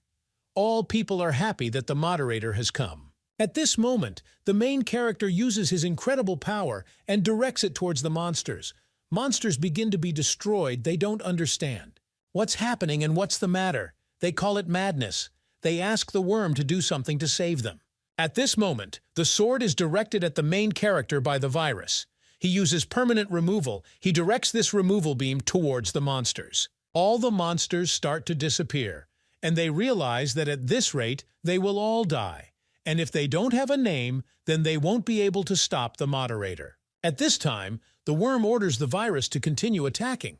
After all, even if Aiden is a moderator, he should have a stream. If they get rid of the moderator, then the firewall will go away.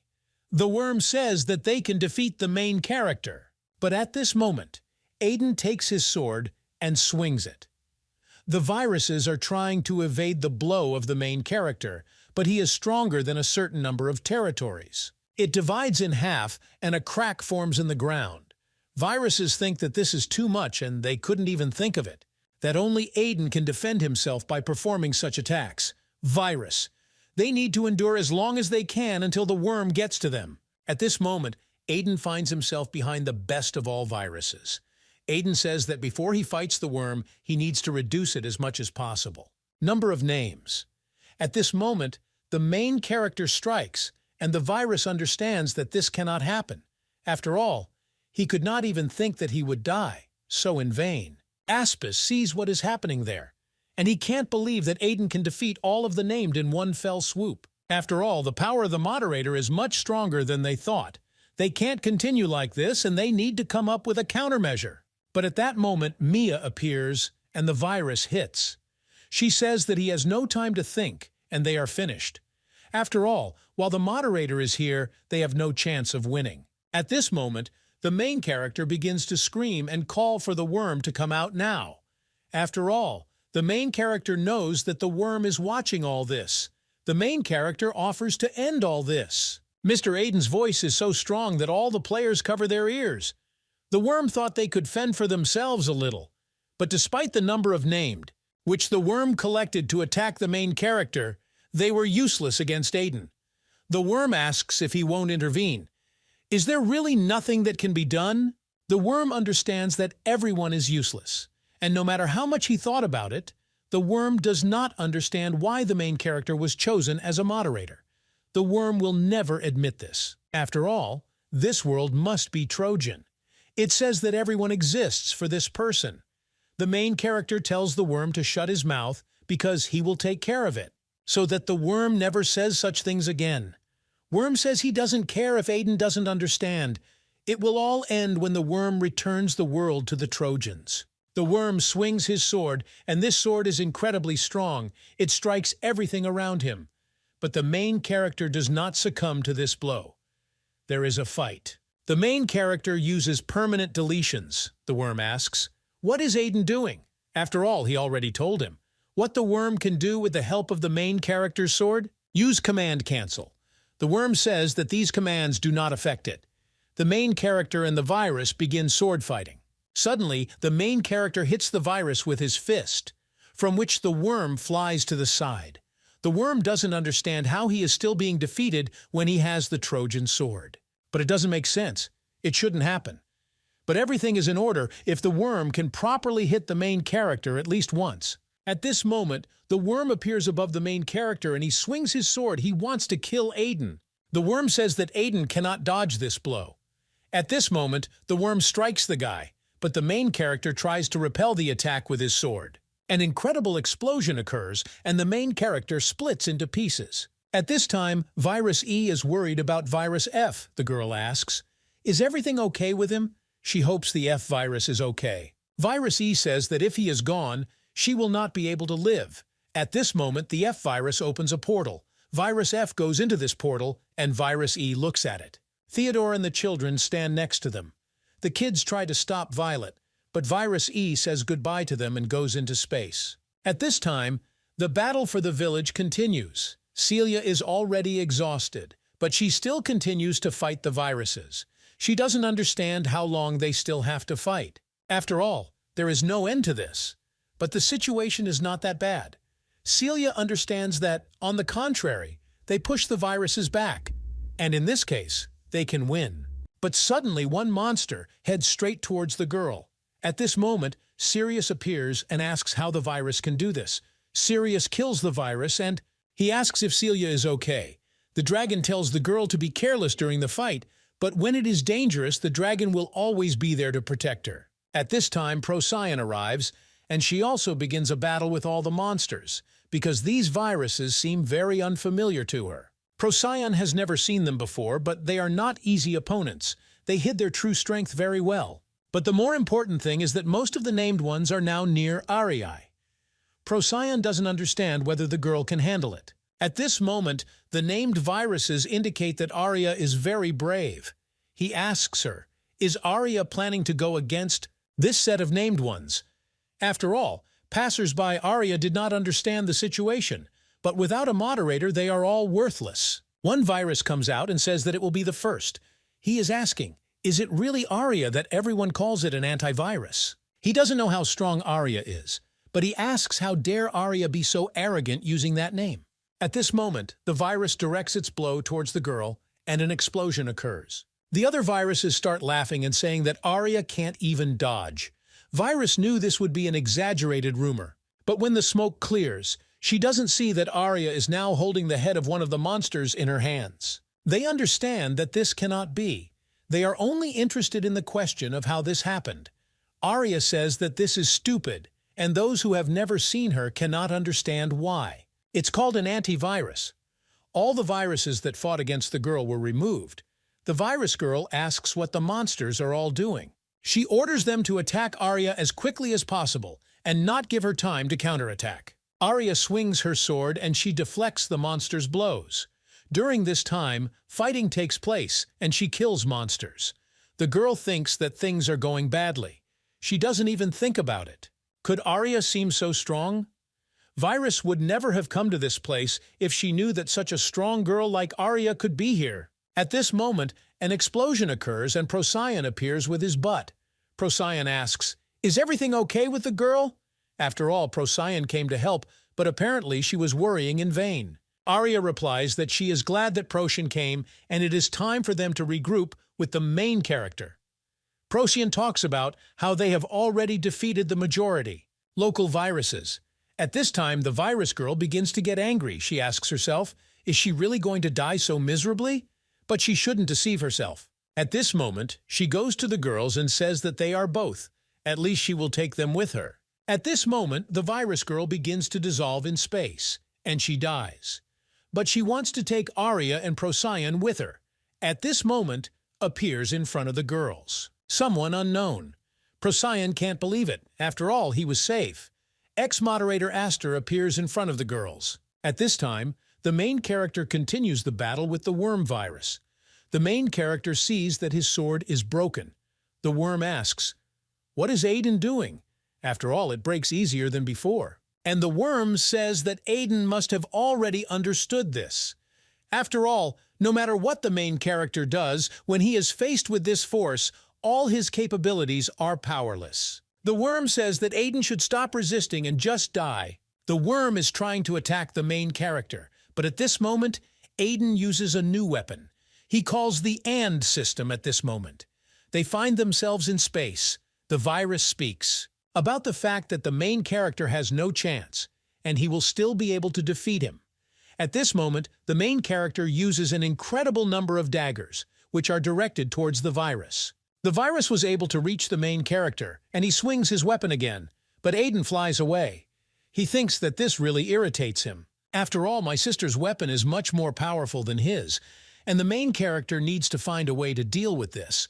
However, what worries Aiden more than this is that he doesn't understand how the worm dared use Ellis's power. He's such an evil guy. How the worm uses her as if she belongs to him. Aiden doesn't understand why Ellis gave him such power, and now that Aiden thinks about it, then he remembered how Ellis gave him a hammer. The main character then asked his sister, "What is this?" But Ellis replied that it was a secret. "This is a gift for her older brother." Aiden asked how Ellis got him.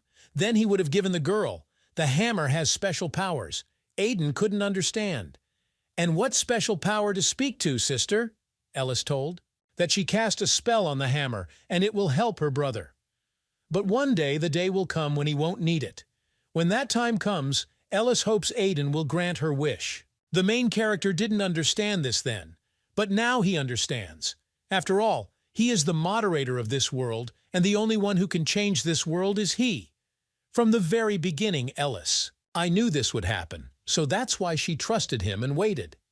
The main character is not sure that she can give her sister what she really wants, but Aiden wants Ellis to look. After all, the new changes and updates that he will create can change the world. At this moment, the worm cannot understand what happened.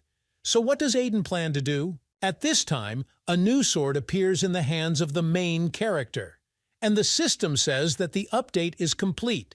The main character begins to swing this sword, and the worm says that Aiden is joking. After all, there is nothing in this world that could stop the power of the Trojans, and no matter what Aiden does, all this will be useless. The worm screams for Aiden the moderator to die. At this moment, a strong explosion occurs, and the main character points his sword towards the virus and directs the blow. What's happening?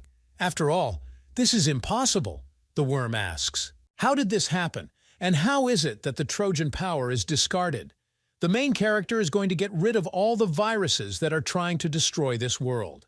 And the main character has already told the virus that he will completely get rid of it. The main character tells the worm that this is the end. The worm says that this is funny, and he cannot die. He tries to call Troyan. Well, after some time, the main character looks with a cold gaze at the cliff that was formed with the help of his blow. At this time, all monsters die, and the operators continue to fight them. Everyone is already furious. But at this moment, people begin to rejoice that they have finally won. And all thanks to the operators, because the number of viruses has decreased, people are incredibly happy about this. At this point, Mia says that she's exhausted, and Aiden said that one of them will disappear today. But Mia understands that they won, and everything is finally over. This long battle with viruses is finally over. The main character is holding a hammer in his hands, and it begins to disappear. Aiden, and it turns out that the hammer is completely destroyed. The main character says that, as Ellis said, until this moment, this power had helped him. But he no longer needs to rely on this power, and Aiden tells his sister to just wait. A little more, and he will find her. At this moment, the main character sees that the remains of the virus lie on the ground. This is a worm, the worst virus that caused great harm to the world. Up to this day, he shouldn't have to be such an easy opponent. Suddenly, the main character sees that the body of the virus disappears, but a huge ball remains. Aiden doesn't understand what it is. Is this the core that belongs to the worm? None of the other viruses produced anything like this. The main character says that if you think about it, the worm planned many viruses thanks to his new duplicate. And although they defeated most of the viruses, but some probably remained. If you analyze the virus, you may find out the weaknesses of viruses. If all goes well, they will no longer be a threat to this world. The main character uses search. He uses weakness detection. The system says that a deadly virus has been detected, and the healing of weaknesses is complete. At this moment, the system says that the update is complete. The errors have been fixed and viruses will no longer appear. Aiden says that everything is finally ready, and it seems to him that the main character has nothing more to do here. Aiden decides that he needs to quickly clean up this place and go to Arya. At this moment, Arya appears and greets the main character. The girl says that she has finally returned. Aiden approaches the girl and Arya says that she was trying to finish as quickly as possible and come to this place to help. But it seems that the main character has already finished everything. This also suggests that, as expected, she turned out to be alive. The ex-moderator stands in front of the main character. Aster says that he needs to talk to the main character about something. At this time, a worm is born from a crystal in the world of viruses. He can't believe he's alive, and he asks, who would have thought that he would have this virus? The worm doesn't think the moderator will notice he's there. The worm knew that this world had not yet abandoned him. And when he mutated his skills, and the duplicate returned. With them, the worm can kill the moderator. The worm decides to start again slowly and carefully. But unlike last time, they will not be careful and will begin to destroy and consume everything that exists. At this moment, huge eyes appear behind the worm's back. The virus does not understand that this is happening and who is behind it. But suddenly, the F virus appears there. The worm understands that no one should know about this place. But how did the F virus get here? At this moment, it appears perfect. Virus E indicates that the worm has become a variant virus, and probably because of his obsession with the desire to live. For the worm to answer her question, she asks what the worm, he really wants it. Does he really want to gain power and become a moderator? Virus E asks. Or, is the worm really seeking to destroy this world? The worm doesn't understand. Why did Virus E suddenly ask this? He decides that he needs to escape, but he does not guarantee his own victory against the girl. To begin with, the worm decides. Look around properly and find out if there is an opportunity to do something. The worm says that they both know that this world considers them intruders. However, this doesn't make any sense, because this world is just an imitation of the first, and they are the real owners of this world. After all, they were here first. The worm asks, will Virus E really not agree with this? After all, the worm only returns the power that originally belonged to them. And for this, they will need a Trojan, the first world moderator in her power. With all her strength, they can do anything. Virus E indicates that she understood the guy. Virus E calls a guy named Creeper Worm, asks if that person is not the only one who knows his real name. The worm says that this cannot be. Does this Trojan really mean that, as expected, the worm is no different from its creator? And in the end, he just wanted to use her. The worm talks about it. What Troyan misunderstood. At this moment, Rayan uses the destruction of the virus. The virus is dying down. He asks how Troyan can do this to him. After all, if you think about it, it was the worm who did everything because of her. This world should belong to them. Worm Clear said she was just returning him. He asks why. But Troyan is so angry, because compared to her, who was always hiding, the worm always tried his best. The worm screams and asks Troyan to tell him what he is wrong about. Troyan says that until the very end, the creeper thinks only about himself, and everything that happened happened precisely because of him. Until this moment, the worm did everything she wanted now. Pointlessly, he blames Trojan. The girl says that her name is not Troyan, but her name is Ellis. Ellis will say one last thing, worm. He was never useful in this world. The worm thinks that this cannot happen. At this moment, Ellis directs his power towards the worm, and he does not believe what is happening, but he begins to disappear. Ellis says that the worm has now completely disappeared. Ellis calls the virus F by the name of Teddy and apologizes to us for reporting the body of this girl. If she had not done this, then everything would have fallen into ruin. Ellis tells Teddy not to worry because she will definitely keep her promise to him. After all, the time has finally come. At this time, Ellis is alone on the spatial island in the world. She holds a magic ball in her hands. Shara can see how Ellis is now communicating with Teddy. At this moment, Ellis comes to his body. People in the village of Erzka are incredibly happy that they were able to defeat the viruses. The main character observes how people feel now. A world where improvements have begun. People have become free from viruses, and they enjoy a peace of mind that they have never experienced before. The main character and the cameraman did a great job to create barriers and all sorts of improvements around the world. And people did a good job too, quickly joining in with such drastic changes. However, with sudden changes, there are always unforeseen problems. When the viruses finally disappeared, bugs began to appear in the form of monsters. The main character continued to try to get rid of them, and fortunately, nothing serious happened. Due to the fact that Aiden spent all his free time doing this, a quest appeared. Many people voluntarily joined, wanting to receive part of the quest's rewards. And among these veteran players, they formed the basis of the team and were able to easily deal with the quests. At the end of the operation, a security system was added, even for newcomers. Of course, there were people who were not happy with the system and wanted to regain the benefits that they were like players. But most of the people were quite happy with this situation, so they didn't pay much attention to those who were indignant. And since now people, unlike in the past, are free, the barrier between ordinary people and players has disappeared. A lot of time has passed, but Mia continues to go to the place. Where is Selena buried? Mia says that she has been very busy lately, so she couldn't come. And almost all the viruses that threatened them were destroyed. Mia thinks that there is not long left, and the last headache will be the Hydra Guild players with Cheats and Regan. Mia talks about how she is working with other operators to gradually get rid of them. Mia thinks that with time they will be able to finally deal with them, the peace they so hoped for. Soon, it will become real. At this moment, ex-moderator Aster approaches the girl. She turns to Selena and says that maybe he came to this place for the sake of relief for Selena. It may not mean anything, but one day she will make the world the way Selena always wanted it to be. Mia says that the moderator has grown a lot, and now already he is capable of showing such emotions. Mia says that this is much better than his robot appearance when he was doing administrator work. Aster agrees with the girl's words. After all, he was not in the best condition before.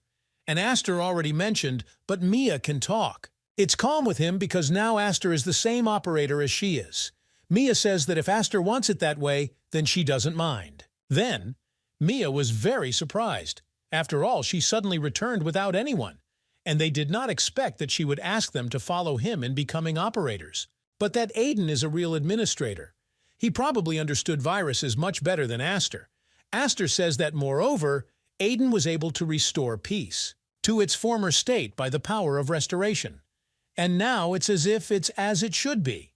Aiden will run them as an administrator, and he and Procyon will protect it as antiviruses. At this moment he starts laughing and talking about how stupid he is. He asks what is the point of saying all this now.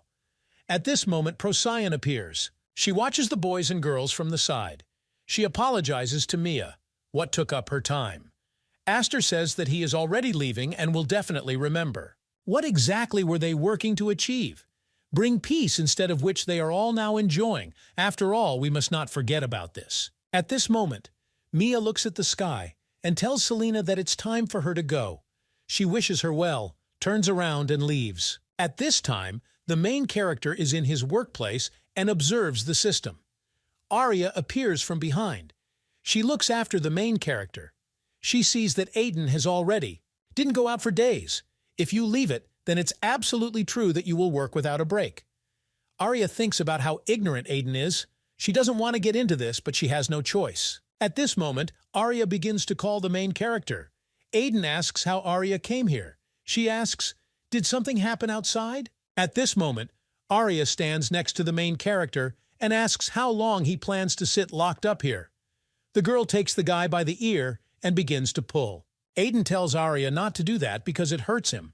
Arya says that Aiden may be an administrator, but he will die if he works without breaks. She says that rest is also important and he needs to at least take care of his own body. Aiden says that he understands everything, and he asks Arya to finally let him go. After some time, the main character and Arya go out onto the evening street. Arya says it was fun. Arya is glad that everything is perked up and Aiden did a great job. The main character says that there is still a lot to be done and that he did not achieve this alone. After all, the operators helped him a lot. And although Aiden couldn't rest properly because all those people just stuck around him. After all, they were glad that Aiden was an administrator. After all, they recognized them all. The main character, a girl, approaches that very place, and Arya asks if Aiden remembers. The main character does not understand what he should remember. Arya says that it was here that Aiden accepted her as a cameraman. This is their place.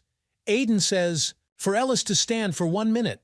After all, golden leaves appear nearby. The main character doesn't understand. Is it really Ellis? At this moment, Ellis appears behind the main character in the body of Virus E. She turns to the main character and says that they have not seen each other for a long time. She asks if they can talk for a while. Aiden sees that his sister is in front of him. He asks where she has been all this time. He asks if Ellis even understood how long he had been looking for her. After all, after removal, the worm pressed to search for it. Aiden used every method he could, but he could not find her within this world. And Aiden stopped because he had no more leads. At this moment, Arya tries to protect the main character. Aiden doesn't understand what's going on. Arya says that she heard everything about Ellis from Sasha. Arya understands that now. They have a complicated relationship, but Arya is obliged to protect the main character, so she asks Ellis to let her do this. Arya asks why Ellis came to this place and what is she planning? Ellis talks about how she wants to give something to her brother. She asks Aiden to come with her. After all, she doesn't mind if Arya goes with them. At this time, a portal opens, and Aiden was thinking about it, but he asks, who would have thought that he would go there again? Aiden talks about what he's been to this place many times, but here he became a real administrator. He asks why Ellis brought them to this place. At this time, they found themselves in the operating system. Ellis tells the thing to appear as a dot, at which point a fireball appears. He crashes into the main character's body. Arya was scared, but Aiden says everything is fine, and he's fine. Arya would never have thought that the operating system would obey the girl. Aiden doesn't understand what's going on. At this moment, the system says that an intruder has been detected in this location. The system asks for attention because it is impossible to identify the intruder. The system has not been protected. The system advises the administrator to remove it immediately. At this moment, a red crystal appears next to Ellis, but the system says that the hack was successfully completed. Aiden sees what the state of the operating system is. She sends emergency messages that the administrator has changed and the new administrator is now Trojan. Aiden thinks that this can't be true. After all, how could a change of administrator happen? Aiden asks, is this even possible? The coach says that getting taken away by the administrator is not so easy. Aiden has become stronger, but he still lacks some things. In his current state, he cannot bear the information that Ellis wants to convey to him, and completely. Aiden loses to the creator. Aiden doesn't understand. Which creator are we talking about? Ellis says that the administrator of this world must take back control of the operating system. But Aiden can't do that. Ellis tells the operating system to start. The system uses the activation of the protective system. Aiden doesn't understand what's going on. Daggers begin to fly at the guy. The main character uses protection. Arya begins to call the guy. She uses her sword, fighting off all the daggers. Troyan says that there is no point in interfering with this. Troyan asks for an apology, but Arya will have to just stand and watch it. Troyan envelops the girl in a cocoon and Aiden begins to scream. He is worried about Arya. The girl asks, was she really getting into this again? In this moment, the main character is attacked again. Aiden uses protection. Aiden thought his sister would listen to his every word, but he doesn't understand what's happening. He wants to ask his sister a lot, but first he needs to return the system to its previous state. The main character uses the chain command. He is trying to take this red crystal, that it will be difficult. He tries to grab this crystal and say that the girls have stopped playing and need to calm down. At that moment, Aiden caught the crystal and it is in his hands. He understands that the girl will no longer be able to attack him. But unexpectedly, Ellis tries to hit the main character with her hand, and she again takes this crystal for herself. Aiden thinks that this can't be true. After all, my sister's appearance has changed again, and it looks very strange. The girl uses the maximum level protective system around her and begins to glow. Both the light and the girl rise into space. The main character tries to use some command, but the system says that all commands are unavailable. They do not understand. Can the operating system really block commands? The girl became stronger thanks to Ellis, although this is not the exclusive weapon of the main character. But he's glad he can at least use it. The inventory works fine, which means it can't just use commands. At this moment, the main character uses a dagger to fight with the girl. The Trojan uses the restriction command. It tries to do everything to remain idle. Main character. The girl swings her sword. Aiden asks, does Troyan really think that this is enough to keep him? At this moment, the main character breaks everything that was blocking his body. Troyan swings his weapon, but the main character manages to move away from the blow. Aiden swings his sword and he knocks the girl aside. The main character understands that this is great. If he continues to drive the girl into a corner, then everything will work out for him. At this moment, Troyan uses a number of daggers that are directed towards the main character. She uses a command called deterioration of all characteristics. Aiden doesn't understand what it is. The girl again uses the attack power deterioration for the main character, as well as the defense deterioration and magic power deterioration. The Trojan takes advantage of the deterioration in the dexterity and deterioration of the main character's vitality. Now the main character is exhausted. He asks Troyan to take it easy. After all, block him and using your improvements is vile. The girl uses the copy command and tries to copy all administrators. Aiden understands that this situation is treacherous. He is asking, has Trojan really copied the moderators who are linked to it via the cloud? Aiden is very weak and cannot use commands, and he'll have to fight these guys. Aiden hasn't fought so many at once for a long time. The main character uses his daggers and tries to fend off the attacks of the clones of his own operators. An incredible battle begins. The main character flies up, but the operators are catching up with him. Aiden talks about what stubborn points they are. After all, even if he defeats them, they are copied again. Aiden thinks that there is no end in sight to this. He decides that he needs to attack the main resource. When the main character wanted to attack Troyan, the girl uses a firewall and tries to fight off the main character.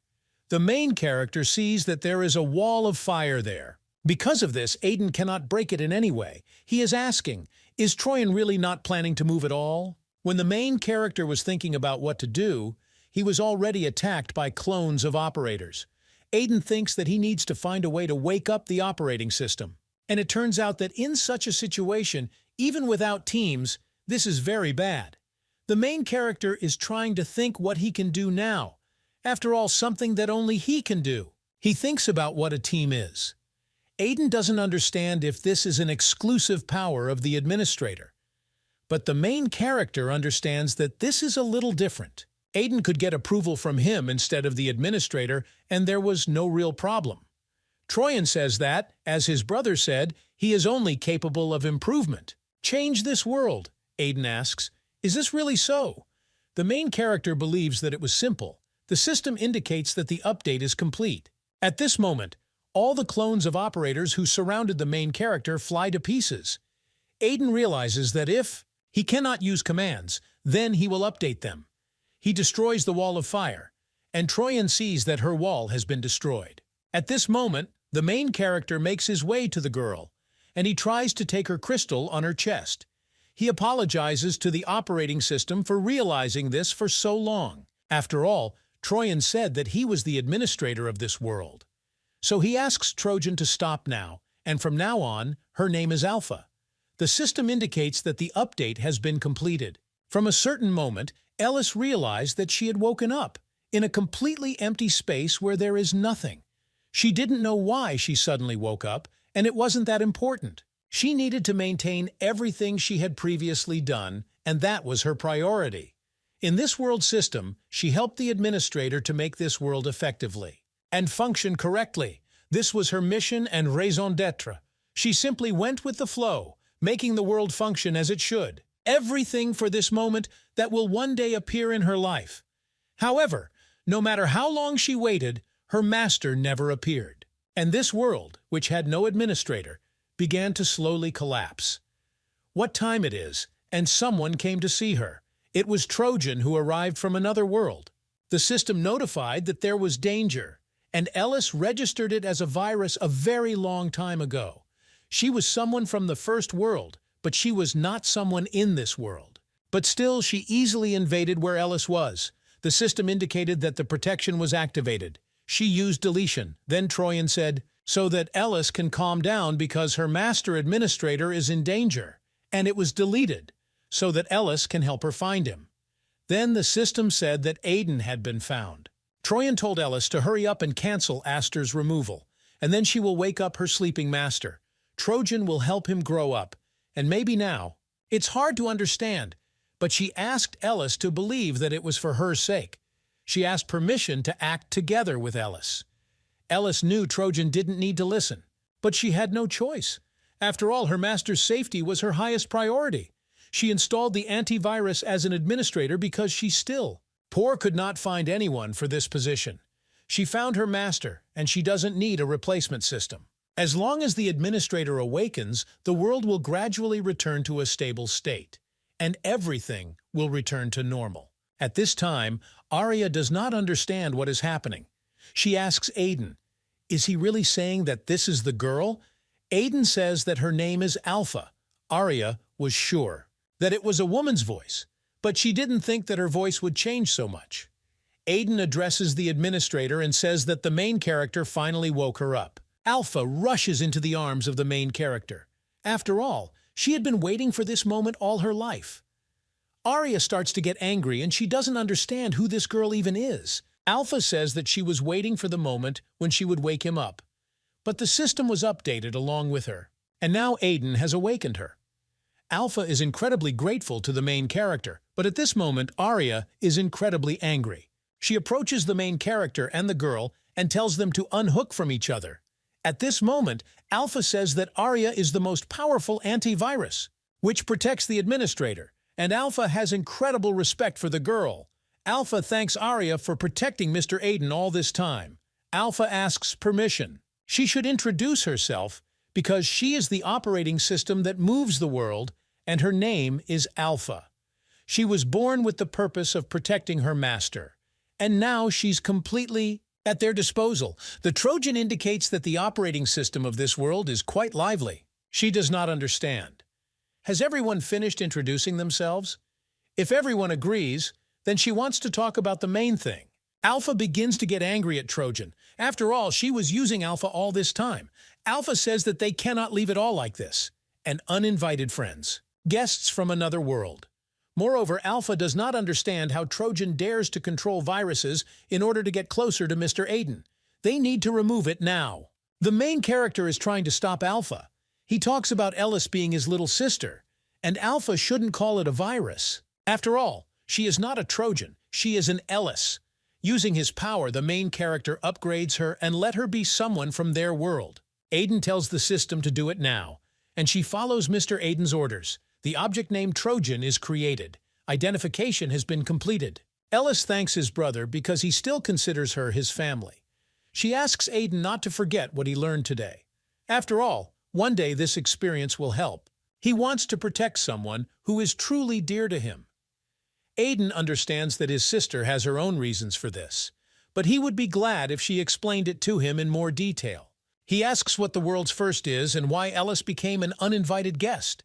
He asks if Ellis can tell. Ellis agrees if he needs to know the truth. Then she will tell you everything. Tell us that there is more than just one world. There is another world that was created before this, but after the creation of the second world. The first world was completed, the point was destroyed, and now the third world is being created. When his creation comes to an end, this world will also be destroyed. Aiden asks what Ellis is talking about. What kind of third world are we talking about? He asks why this world is being destroyed. Ellis says because that the third world is no longer needed.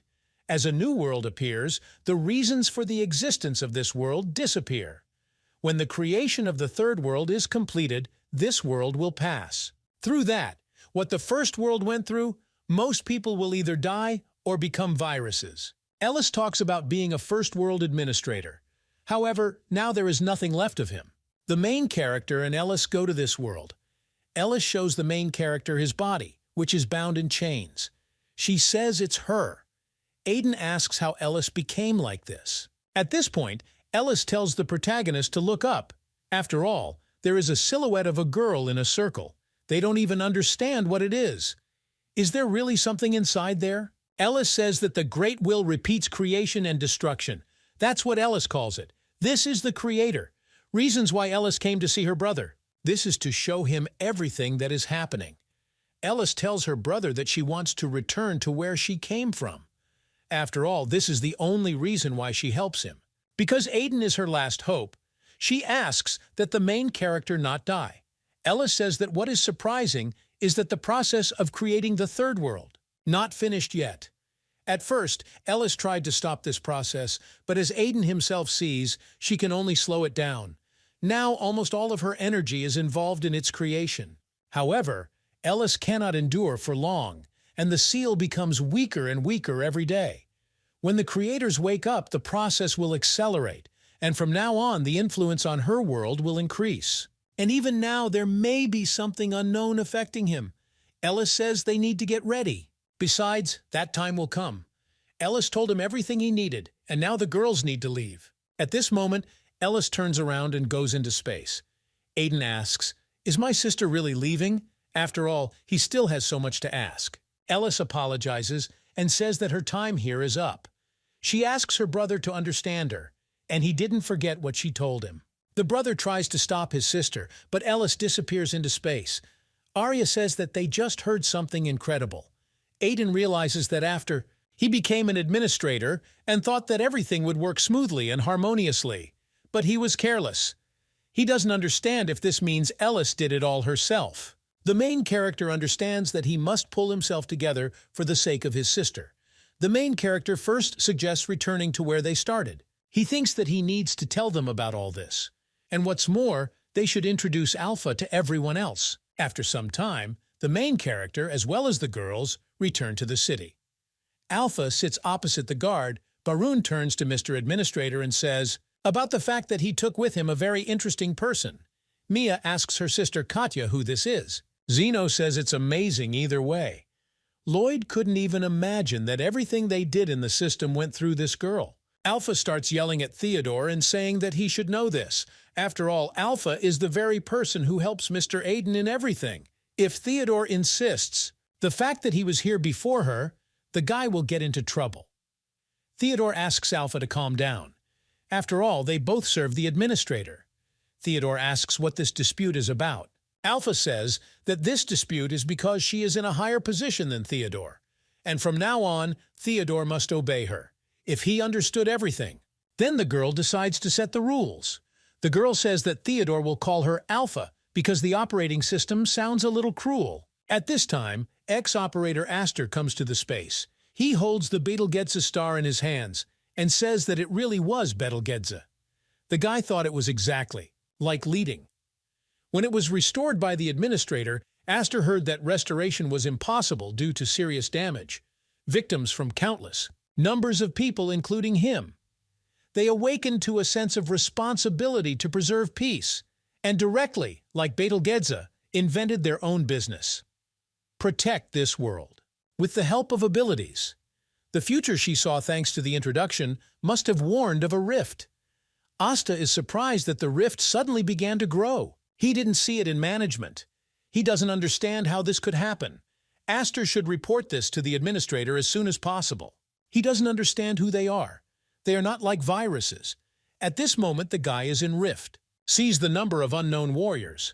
Aster decides to buy some time before the administrator arrives. Alpha continues to argue with Theodore, but the unexpected system receives many notifications. Dyke asks, "Has something really happened?" The system says that uninvited guests have been detected. Unauthorized and unconscious objects have been detected. The level of danger is immeasurable. Urgent action required. Aiden asks, which abandoned guests are we talking about?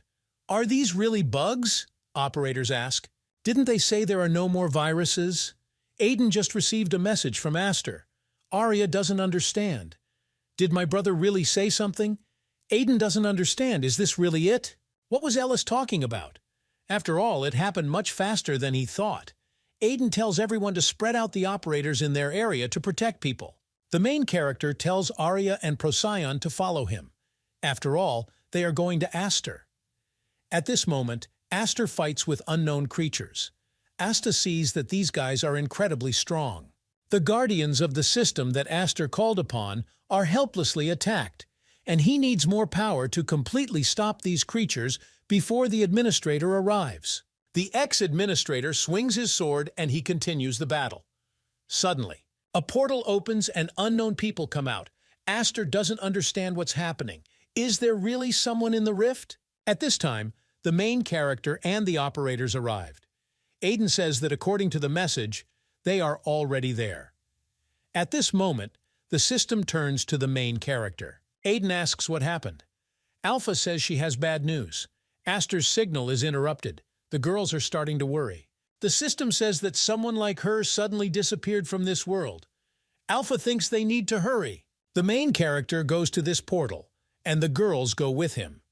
The main character sees that there are a lot of dead creatures there. He doesn't understand what happened here. He asks where Aster is. Procyon and Arya begin to call the ex-administrator, and they ask so that Aster will answer them as soon as he hears. The main character sees that there are remnants of the Guardians on Earth. At this moment, the main character picks up one of the creature's heads. He asks, "What is this?" Such. After all, this is the first time he finds something like this. At this point, he asks Alpha to check what it is. Alpha says that the results are copied and this is an entity, which is not in this world. Aiden realizes that this is exactly what Aiden was talking about. It seems to the main character that the essence of the third world is here. He needs to figure out what happened. The main character tries to use the command to connect to this creature. He asks the creature to show him what happened here. As expected, surprisingly, after disconnecting from the local system, the girl says that they managed to subjugate her. But the firewall is still there. It seems to her that the administrator here is much better than they thought. She says that he was treated with care. After all, he is an important person, and he will be their administrator. And the building of their world will end. This was said by a third-world operating system called Elysia. Procyon starts screaming. She asks, "Has Aster really been caught?" They couldn't catch the ex-administrator so easily. Arya asks how this happened. Aiden says that they probably caught him by deception. They need to save Aster as soon as possible. However, now they cannot determine his whereabouts. Besides, the problem now is that even if they find out where he is, it will be impossible to get there. They need to return because here they won't be able to find out anything else. Aiden says that they don't have time to idle, and they must think of something that can save him. At this moment, the Regit virus begins to cry, and he does not understand what to do. After all, everything happened so quickly that he didn't even have time to come to his senses. Guys from the Hydra Guild. They were supposed to, but something went wrong. The infection no longer works as the administrator has updated the firewall. Operators must now be in touch, and Regit does not know. What does he do? At this moment, Duncans turns to Regit and asks, how long does he need to remain in this state? After all, cheats and hacked commands are no longer allowed. Use. He doesn't understand how to continue to hold on because now they are doomed. There was no need to get involved in this matter from the very beginning. Rajit asks what nonsense. Actually, the guy says, it's all incredibly complicated and everything irritates him. Rajit says that if Duncans wants to die, then he can continue talking and Rajit will tear out his tongue. Incredibly angry, but suddenly space begins to appear next to them. Duncans doesn't understand what it is. Rajit asks, is he still alive? The F virus appears in front of them. At this moment, Kevin and Isaac discuss the fact that no movements have yet been detected, and their only hope is to wait until he can get out and get in touch. Viruses are weak now because they have a chance. Now there are viruses. The guy does not pose a threat to them. They can remove them at any time. But it's not like the guy can't understand what's going on. In this moment, they are opposite one of the guilds and see destruction taking place there. Kevin asks, "What's happening? Is this really happening? The guys tell everyone to be careful and watch everything carefully." Virus F says it can't. Rajit asks what's going on, and why are people suddenly attacking them? Virus F asks if this is even in its own world. At this moment, the virus strikes Rajit with its hand and slams his head into the ground. Virus F tells Rajit to shut his mouth. After all, he is stupid. Only he and Rajit are viruses. And even if, they will combine all their efforts and this will not be enough. The virus asks if he understands. This is Ira. But if so, then why is he doing this? At this moment, the F virus compresses the Regist's neck. Rajit tells the guild members to attack the viruses quickly, or he will kill them altogether. But at the same time, the players are very afraid to do anything. Something unexpected happens. Incredible explosion. No one understands what is happening. At this moment, the F virus goes into space. Trojan turns out to be there in the body of Virus E. She says that Teddy is finally here. And now only Teddy and that guy are viruses. There is no place for a virus in this world, and when the creator is freed, the lower being will disappear. They will be considered unclean, who will never. They are no good, and will eventually disappear, because death awaits him in the future. Their time is up, or rather, Troyan asks if Teddy did what he promised. At this moment, Teddy reaches his hand into space, and he takes out some balls.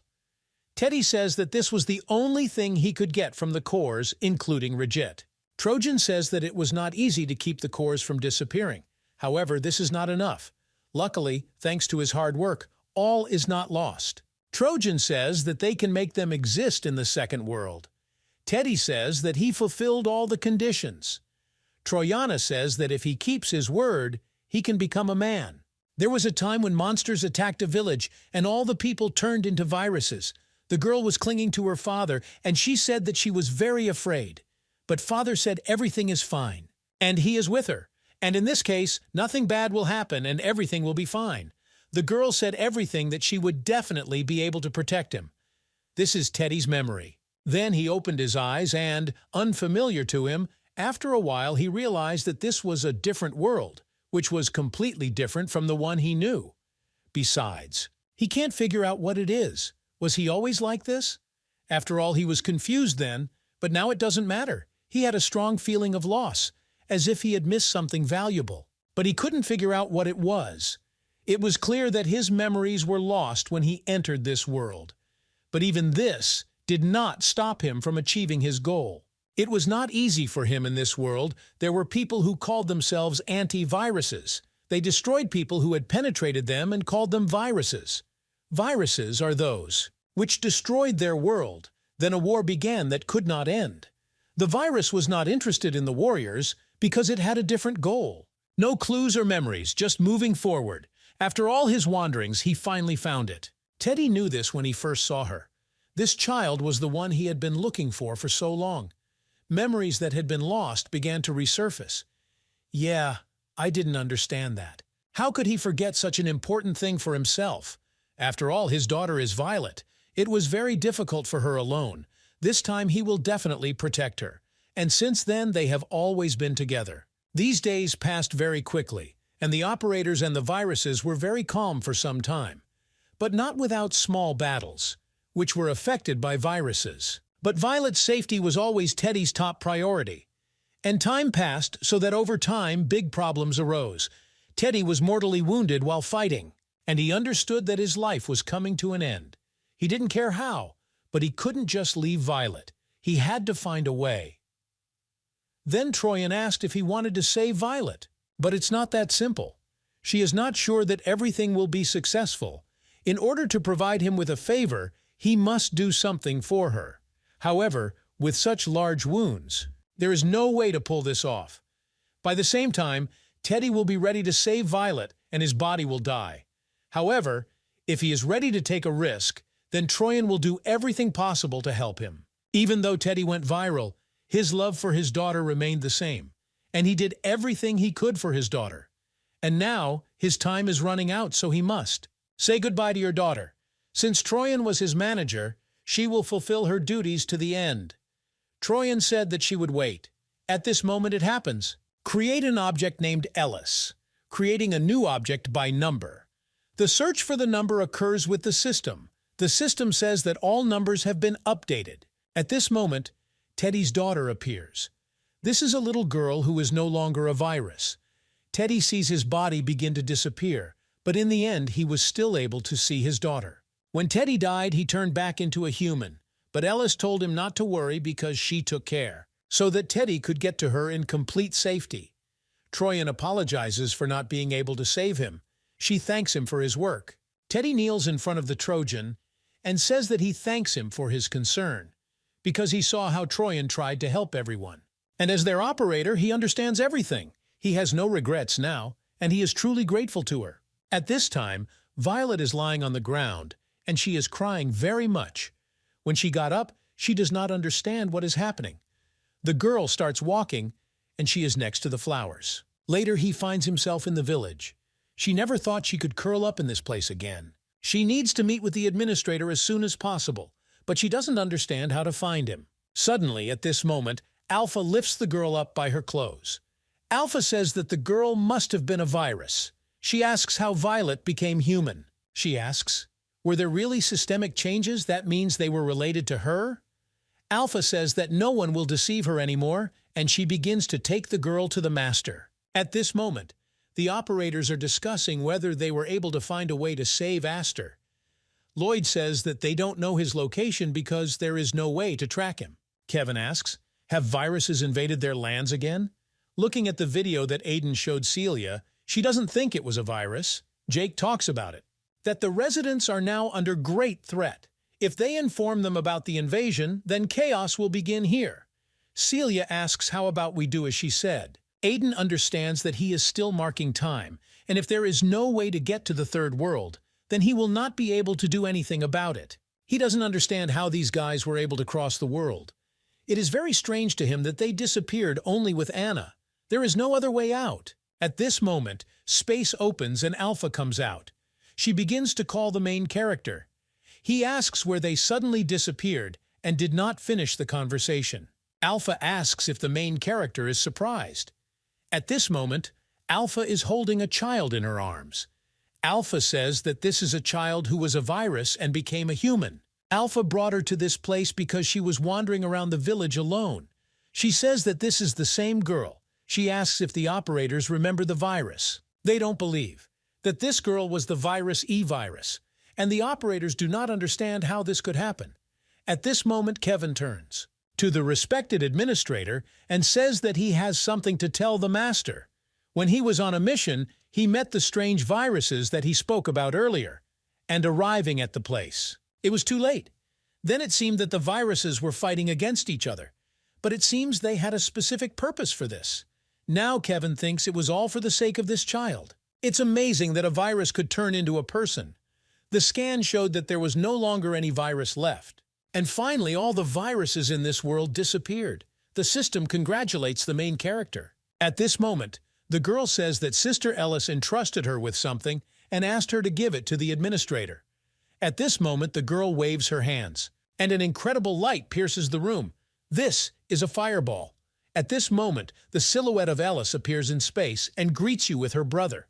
She says about the fact that if Aiden received this message, it means all the viruses have disappeared. Aiden doesn't understand. Are these really previously recorded messages?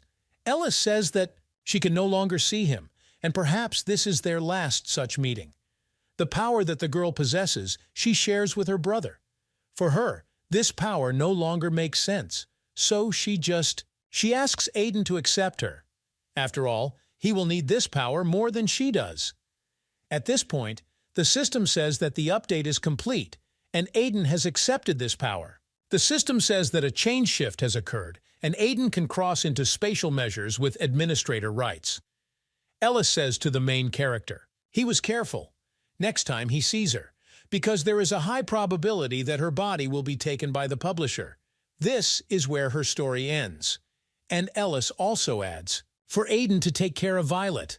After all, she is a very good child, and despite that she was a virus, she did not destroy people. Ellis apologizes to her brother because she can't help him anymore. At this point, Ellis begins to disappear. Arya screams for Aiden to wake up. She asks if the guy is okay. The main character says that everything is fine with him. The main character thanks Violet for giving him this message.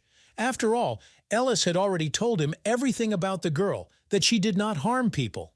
The guy congratulates the girl on her rebirth. He welcomes her to the new world. Aiden says that they will help her get used to this place. The system says that the identity update was done and Violet was updated and became a free person. Aiden says that Alpha will take responsibility like taking care of the girl. It's better for her to stay with them than with the operators. At this moment, Alpha takes the girl and says about Violet following her and them playing together. The hero will tell the operators. What happened? Aiden says that he has one way to find the ex-administrator. It's better to show them than to talk.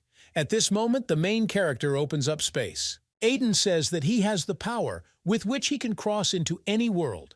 With this power, he will be able to find but the only one who can enter the other dimension is him. Besides, Aiden himself doesn't know where he can go.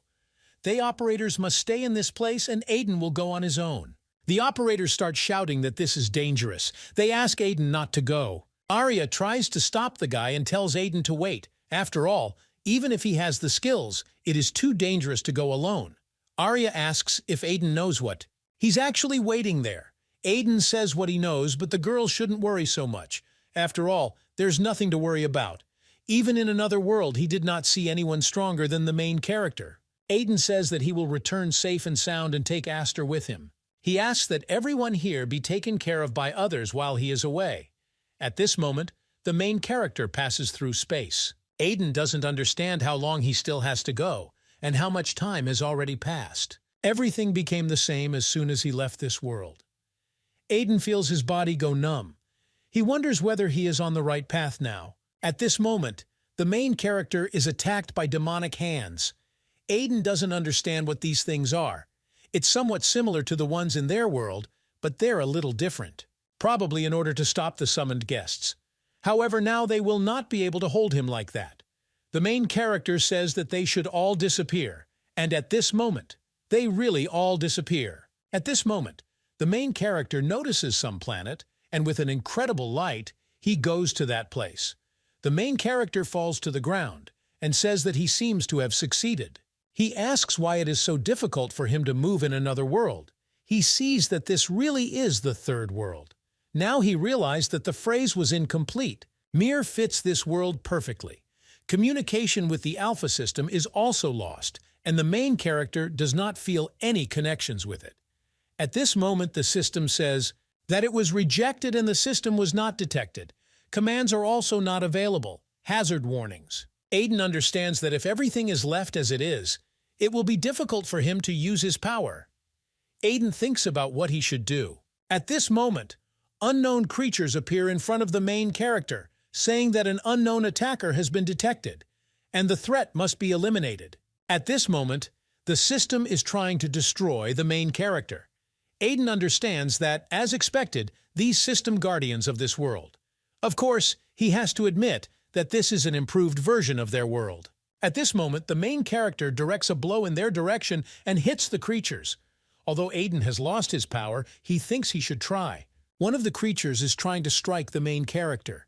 Aiden uses his weapon and he rips his arm off. The main character continues the battle with them. One creature he presses to the ground and squeezes.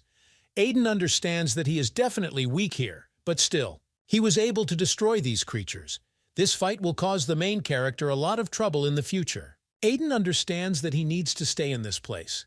For a while, he thinks that he needs to adapt to this world. At this moment, a ball appears in the hands of the main character. The system says that Aiden has successfully connected to the third world, and the update was completed. Aiden knows this is a good thing. This way, he can use at least a little of his power. The main character has registered himself as a guard, so the operating system of this world will not immediately notice him. At this moment, a ball is released from one creature, which is directed upward. The main character does not understand what is happening. At this moment, the creature comes to life and Aiden cannot believe it. To what is happening? He is asking. Did the creatures unite and transform to the highest essence? In this moment, this monster has become much bigger than it was, and he begins to attack the main character. Aiden says that in any case, he needs to quickly finish with this creature. But when the main character hit the monster with his hand, the main character became incredibly painful. His hand jammed. Aiden doesn't understand why this creature is so powerful. He asks how high his defense is. He's interested. Isn't it possible to break it? This is a creature. Right now, Aiden can only use simple commands. At this moment, a ball appears in Aiden's hand, and the main character thinks that, but he has one way. This is a command to create an item. At this moment, a hammer appears in the hands of the main character. Aiden realizes that this reminds him of the old days. He decides to check. He uses his blacksmith skills and tries to smash the creature. At this point, the system indicates that the object was destroyed, and the main character broke one of the creature's arms. Alicia turns to Aster and says that there is nothing she can do. She asks for a boyfriend before it's too late, but Aster refuses. After all, there must be another way. Alicia says that Aster should believe her, because there is no other way out. This is the same Alicia who is number 5. She apologizes to the guy for not telling him. But she uses the permanent delete command. After all, this is not Aster's fault, so he doesn't have to beat himself up about it. The girl begins to cry and say that it is not Aster's fault. She takes the guy by the face and says that they will meet again and see each other again. But at this moment, the girl, she begins to disappear and says goodbye to the guy. Aster begins to cry, and he does not understand why this happened. While fighting viruses, they lost many loved ones. And the more Aster did this, the more he fell into despair. He doesn't understand that even worse is the power that was in him, and she broke him even more from the inside. Asta eventually closed all his senses and decided to focus on power.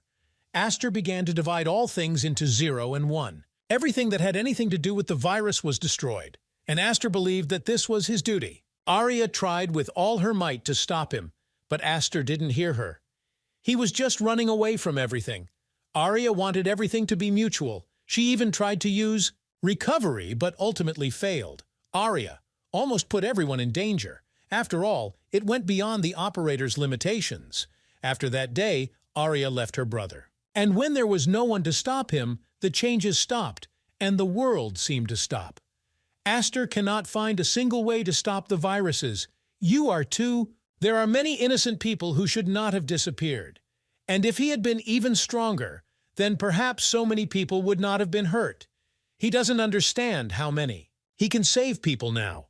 But he understands that it is already too late to do this. And it's even too late to regret it. Selena told him that it was all because of him, because he killed everyone. Selena asked why Aster was the only one who survived. At this moment, Aster opens his eyes, and he does not understand where he is or what is happening. He sees that this is an incredibly strange place. The last thing he remembers is viruses, but he doesn't know what happened next. At this moment, the guy is approached and asked if he has come to his senses. Aster sees a girl in front of him and asks who she is. The girl says that she was waiting for the guy to wake up. He asks who the girl is, but she didn't think that they would be able to meet again like that. The girl is Destiny. Now Aster realized that this was Alicia. The girl says that they haven't seen him for a long time, and she missed him very much. Aster understands that this cannot be, and this is impossible. After all, she shouldn't have survived. Aster remembers how he removed it himself, and Aster can't believe it. Alicia thought so too. However, so much has happened that she definitely needs to tell him everything. Alicia talks about being reborn. The reason why it was revived was because the creators wanted it that way. Her role is to complete the structure, this world. To do this, she can use part of the Creator's power, because it is the will of the Creator. This is her goal. This is the moment Alicia stopped feeling the power of the Creator. And that's why she brought the guy. After all, this world has not yet been created, but Aster can become the master of this new world. Alicia takes the guy by the hand and begins to ask him. She wants Aster to become the master of this world. Alicia asks her to stay with her in this place. They will definitely be happy. Suddenly, they don't notice that someone has broken through to them. Alicia doesn't understand why she hasn't discovered it yet. The girl thinks that this cannot be. She opens his system, and he sees that there is a person there. This is the world administrator. She asks how he could be here. After all, the only one who can cross the world is, she asks. Can Aiden do this too? At this moment, Aiden appears in front of them and says that they really hid well. Aiden asks if they thought he would find them. Aiden says that he came to pick up Aster. At this time, Troyan asks whether it is too cruel to leave her like this. She turns to the Creator, which appears right in front of her. Trojan draws to the Creator and says that he cannot control her so easily. After all, it will never be the way he wants. The Creator tells the girl not to stop. After all, he does everything for her sake, Troyan asks. Is he still saying this nonsense? The Creator asks the girl to believe him. After all, the world he created. This time it will be perfect the way they imagined it. He asks if Troyan remembers. After all, it all started with her desire. Troyan says that she never wanted such a world, and at that moment the girl was able to break all the chains that held her. The Creator asks, does Trojan really think that he will allow her to leave this world? Trojan says that in any case the Creator cannot. To kill her, he just wants to use her. Troyan says that she will hold him until he does this. At this moment, the girl goes to the Creator. She directs her power to destroy the barrier. Troyan says that she does not want to leave against the will of the Creator, and she asks him to understand her. After all, this is just their common dream and nothing more. A world similar to the one they wanted. They will build a new one here. So he asks for Troyan to wait a little more because the only thing he cannot create is a new user. At this time, the girl's hair turns red, and she turns out to be an Ellis user. There is no point in resisting because the world was created this way. Not that world. Where does Ellis want to live? An incredible explosion occurs, and it destroys everything around the Creator. The main character asks Aster to return with him. After all, everyone worries about him, especially his sister Arya. The main character tries to approach the ex-administrator. He understands that if he does not allow Aster to return, then all his plans will be destroyed. It's too early to have any other choice, and now is not the time to save energy. The main character understands that he will have to give it his all.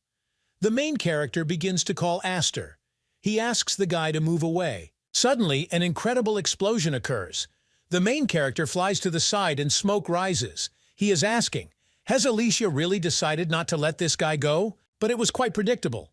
At this moment, unknown creatures appear in front of the main character, who are ready to defend Mrs. Alicia. Aster starts screaming for Alicia to stop because this is not their enemy. And he turns to Anna and says that she knows that he is tormented by a feeling of guilt from that world. Therefore, she invites him to start all over again, and Alicia decides to do everything for this. At this time, monsters attack the main character.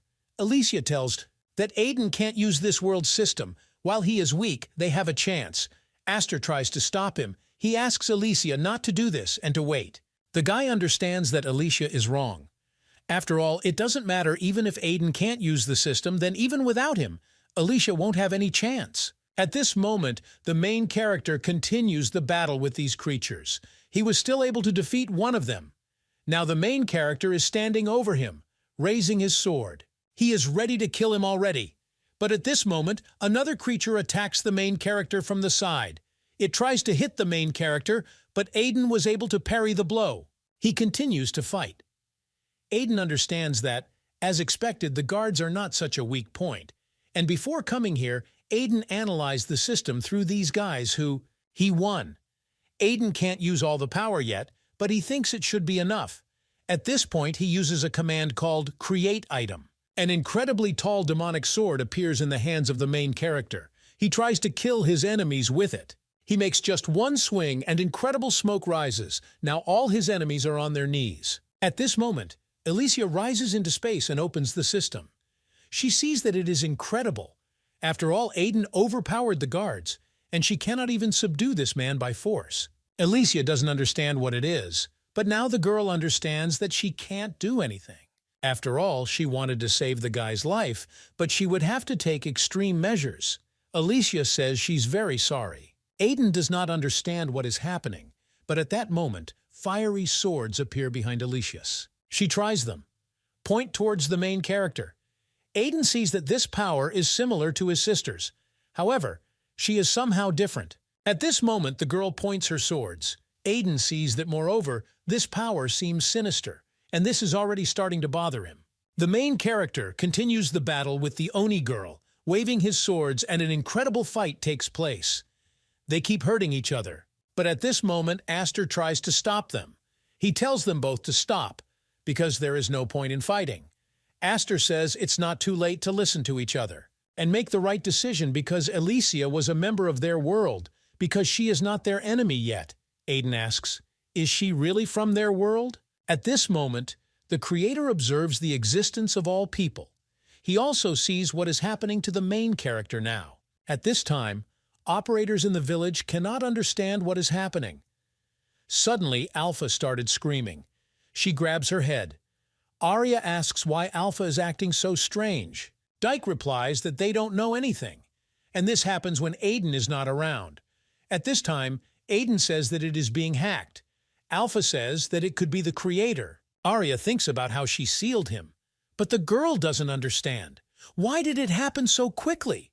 Alpha says that he is trying to take control of this world and his strength beyond her imagination. Alpha asks why he suddenly decided to get out. Alpha falls to her knees and asks for forgiveness because she cannot restrain him. After all, they looked for incredibly many ways for such a case. At this moment, the creator says that he will not listen to the girl. After all, only Aiden can give him orders. At this point, the creator absorbs the body of the operating system. At this moment, Theodore appears and starts shouting that they are in big trouble. Arya asks what happened to Theodore and tells him that there are people outside. All the cameramen run out and try to watch, but they see that the sun has turned black in the sky, and everything around the village is black and white. People don't understand what could have happened. At this time, the operator sees that everything except them has stopped. At this moment, a huge hand appears from the sky, which tries to grab them also behind the hand, followed by a huge eye that absorbs the entire sky. At this moment, the main character asks, does Aster really want to say that Alicia was his partner and suddenly resurrected in this place? Aster says that Alicia was his trusted friend than anyone, and she wouldn't do anything to harm their world. Aster asks that they all talk together first. Aiden understands that in this place everything is more serious than he thought. For some reason, the main character thought that by destroying this place he would be able to take Aster with him. And now the situation is still. It became more complicated. The main character does not understand how he can take Aster now. The main character agrees to talk, but to do it only once. He offers to listen to what Alicia's goal is. Aiden asks why Alicia brought Aster to this place. The girl says that in a past life she woke up with her colleagues at the same time and in the same place. She was an antivirus.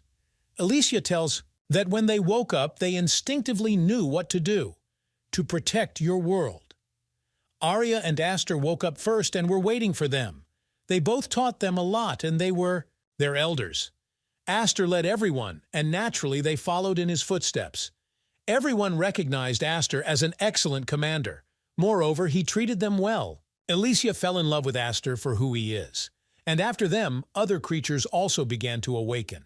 These were the dragons Procyon, Sirius, and Betelgeuse, a time when they lived a quiet life. Aster also blessed those born new life. These were truly the happiest times. But Alicia says that happiness did not last long. The virus invasion has begun. They stopped the virus invasion in accordance with their original mission. But in the end, except for all the antiviruses, they died. Aster, having taken full responsibility for this, eventually closed himself off from everyone. After the creator revived Elysium, She continued to follow Aster. She felt very sad that she thought that her heart was about to break. Alicia thought they did everything they could to protect. The world turned out to be cruel as a result. Alicia wanted to take all the guy's pain for herself, and so she decided that she would do just that. Alicia says that she will protect the guy from all these negative thoughts and suffering. The virus that was the root of their problems will be completely eradicated from this world. Alicia says that being in that world will only make Aster suffer even more. After all, since he won't go anywhere. After all, here he can start everything from scratch. The main character sees that Alicia is trying. However, he asks why Alicia thought this would ease his suffering. After all, she still lives in the past, and Alicia again puts Aster faces a choice. Aiden asks if Aster ever said she wanted to run away. This is a problem that Aster has chosen to endure himself. The main character asks, "Really?" Alicia thinks that this guy will like being pushed around like that and decides to leave him here, that Alicia simply acts in her own way. Alicia attacks the main character and says that he himself is an administrator. She asks, then why can Aiden understand Aster's feeling? But the main character says that he doesn't understand anything, but he knows very well that this will not help him. Aiden says it's funny that Alicia thinks this will help. The main character says that the answer is now right in front of the girl, and Aster must decide everything himself. The main character apologizes for forcing the guy to choose again. But this is a matter in which they cannot interfere. Aiden asks if she will stay here and help, or he will return home with him. Aster doesn't have time to say anything. How unexpectedly the system says that danger is emerging. The main character understands that something is happening in his village. The Aster system appears in front of the main character and asks what is happening. But this is the power that cannot be. The main character says that it's all the creator. Interdimensional movement impossible. The destruction of the second world begins. The main character, Aster and Alicia, feel incredible pressure. Aster understands that this didn't happen last time. Alicia rejoices and says that he has finally started. Your movement. Alicia says it's the creator. The girl was incredibly looking forward to this. After all, her strength has returned, and soon this world will show itself. Alicia tells them to finish already. His creation. Aiden doesn't understand. Has the creator's seal been removed?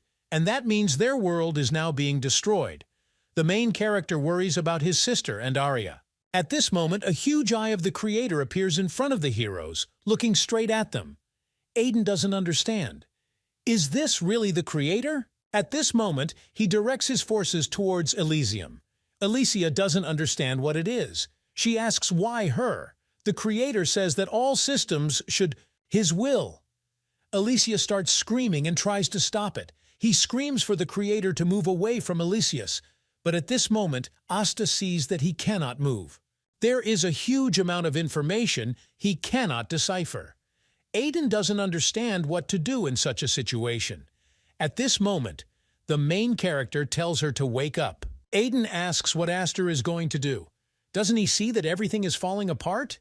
Aiden tells Aster to try to calmly analyze the whole situation. After all, the creator takes away the entire system, including Elysium. Aiden asks if Aster himself understands that something needs to be decided now. The main character will try to fix. He tells Aster to do the system and the rest. Aster accepts everything the administrator told him in this moment. They are heading. The main character sees that in front of him is a formula and letters that he has never seen before. But he doesn't have time to check all this. To save Elysius, he needs to start the creator's team and destroy it. At this moment, the main character heads into space, but he doesn't understand what it is. After all, there is no end. Main character. He asks how, in general, it is possible to control such a large amount of information. Aiden understands that he needs to calm down because there must be some way to fix this. At this moment, signs appear in front of the main character. The main character doesn't understand what it is. After all, he assumes that these forms are connected with their world, and they execute forced commands such as destroy and delete. At this moment, someone is trying to make the main character hear her voice. Aiden realizes that this is Alpha. He asks if the system can hear him. At this moment, Alpha appears in front of him and begins to cry. She says things are bad. After all, the creator appeared, incredibly small girl. And she goes to the main character. Alpha says that at first she held him back, but then he somehow got out, and no one knew what was really going on. Now Alpha does not know what is happening in their world. Aiden realizes that the problems have become more serious than he thought. He needs to return as soon as possible. He asks for an apology. Wu Alpha Yi asks her to wait. Just a little longer, he'll be back soon. Alpha tells Aiden to come back soon. At this moment, the main character is holding a dagger in his hands. He cuts through some kind of system and understands that although this is temporary, it should help, and Alicia will not deal with this for now. Completely absorbed. At this moment, an error occurs in the system. Aiden doesn't understand what it is. Suddenly, space appears under his feet. After some time, the main character finds himself on the ground, and he lies. He is unconscious. But when the main character regains consciousness, he does not understand what is happening and where he is. At this moment, Aiden sees a silhouette in front of him. He is asking, "Is this really the same girl?" Arya asks how this happened. At this moment, she is talking to Larissa on the call. Arya asks if they think they can force the security system. Work again. Celia thinks this will be difficult to do. After all, no security system answers them. Celia says there are no possibilities yet. Arya doesn't understand why this is happening at all. They should have expected that the creator would try to customize the alpha point for himself, so they prepared in advance to this. But Arya did not expect the creator to go so far. At this moment, Dyke shouts for Arya to look in that direction. There was another big crack in the sky. Suddenly, some creatures of incredible heights begin to approach them. Arya doesn't understand what it is. This is incredible horror. They ask why. This creature is so big it looks like a robot. Kevin doesn't understand what this creature is even doing. At this moment, an explosion occurs under his feet and hits the heroes with a wave. They see that this guy is not from their world. The operators look and don't understand. Is this creature really trying to destroy everything in this place? At this moment, Mia comes towards him and asks how he dares to do this. How dare he do such a thing in their world? Mia begins to attack and direct. Fire point at this creature. She tells the creature to leave. Lloyd shout for them all to attack too. But Isabel tells them to wait. The girl asks if it seems strange to them that he doesn't even try to defend himself, and he doesn't attack them back. Several attacks later, Mia sees that he wasn't even hurt. The operators don't understand. Is this creature really untestable? Moreover, he completely ignores them. At this point, the operators realize that this creature is indecisive, but they cannot do anything with it. But they still go on the attack. They are trying to attack him with all his might, but he doesn't react to it at all. Despite the fact that the operators attacked him, some did not even scratch him. They do not understand what weapon can destroy this creature. At this moment, Arya uses her lightning sword. She swings at the creature and cuts off part of his arm. People see that everything seems to have worked out for them. Arya yells for everyone to check their messages. They need to update the information urgently. After all, it seems that Alpha contacted the main character, and Aiden updated the system and strengthened their skills and weapons. Now they can use them. So first they should try to update their system, and then they will succeed. The operator uses an urgent upgrade, and their abilities are strengthened against intruders. In this moment, they are trying to attack this creature again with renewed vigor, but now they are already causing him incredible damage. The operators continue to attack him, but at this moment the creature raises its hand and tries to strike. Mia realizes that if she gets hit by this creature, she will turn to powder. However, its movements are slow and can be easily dodged. Mia asks if the creature is going to use any skills. However, it is already too late. At this moment, Arya cuts the creature in half with her sword. She says that she came across a rather irritable intruder, and it was necessary to get rid of him immediately. At this moment, all the operators run up to Arya and thank her for her efforts. Arya says that the operators did their best, but they shouldn't sell out because they might arrive. More violators. Arya says that this huge creature has destroyed everything here now that they bought them a little time. They must help Alpha return the system to normal. But suddenly a huge number of creatures begin to plunge into their world, and the operators are all incredibly surprised. There are an incredible number of them, although I couldn't even think. That the creator's system is so great, Arya underestimated his abilities. Arya suggests that everyone split up and destroy these creatures. Arya tells all cameramen to try their best. After all, they must do this until the main character returns. The main character sees a glowing silhouette in front of him. He does not understand who it is. Is it really Ellis? This girl asks how the main character got here. But now Aiden understands that it's not Ellis, and it seems that this girl is the creator. The creator says that it all started here and the main character should not be here. The main character starts to disappear and he doesn't understand. Is this creature really driving him away? The creator says that she asked her to help the main character because Aiden must return to his world. After all, she will not return to that world. If she leaves, then this world will disappear. Everything disappears in front of the main character, and Aiden does not understand what is happening. After all, without a doubt, it was definitely the creator. Aiden doesn't understand why this creator was in the form of his sister. And if Ellis leaves, the world will disappear. Aiden doesn't understand what this means.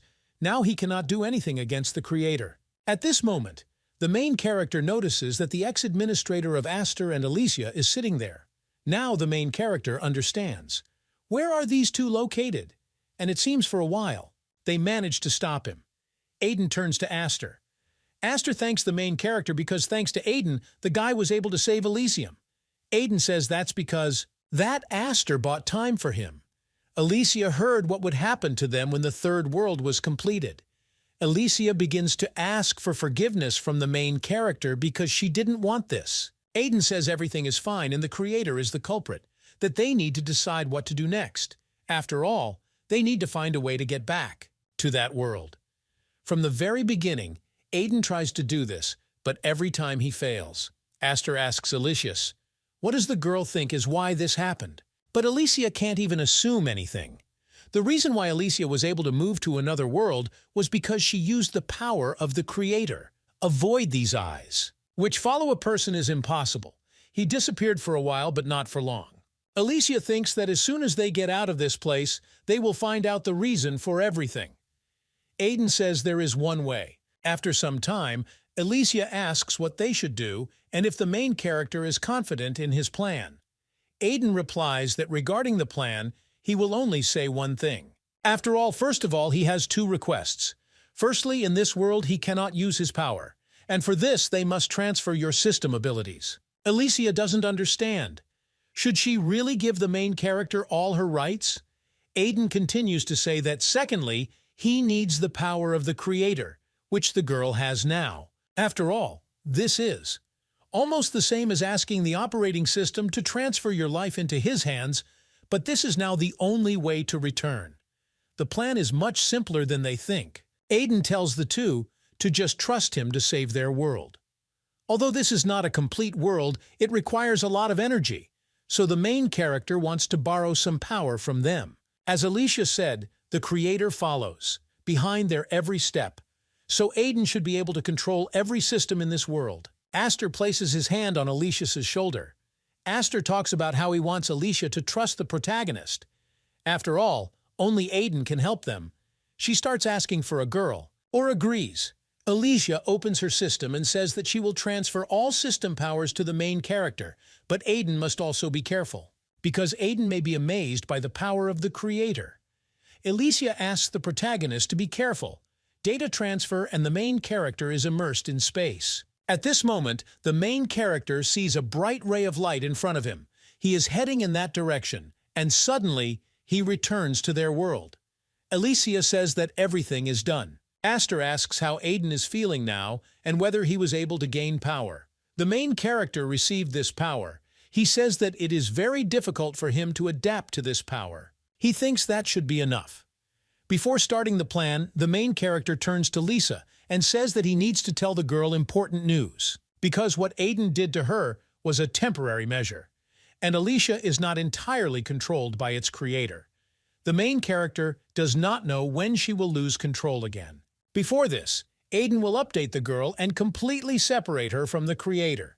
The system indicates that the Alicia operating system is starting to update. Synchronization by operator Aiden. Aiden says that's it, and no one will control the girl anymore, and now they can start. At this moment, the main character is holding a ball in his hands that looks like a planet. He uses the command to start this action. At this moment, a huge number of spatial cubes appear in front of the hero. Alicia and Aster do not understand what is happening, but at this moment it begins, copying the world. After some time, the main character says that everything is ready, and for some time it can deceive their vision. Aiden says sure. At this level, it is natural. And despite this skill, world creation is impossible because of the creator. Their problem was never solved.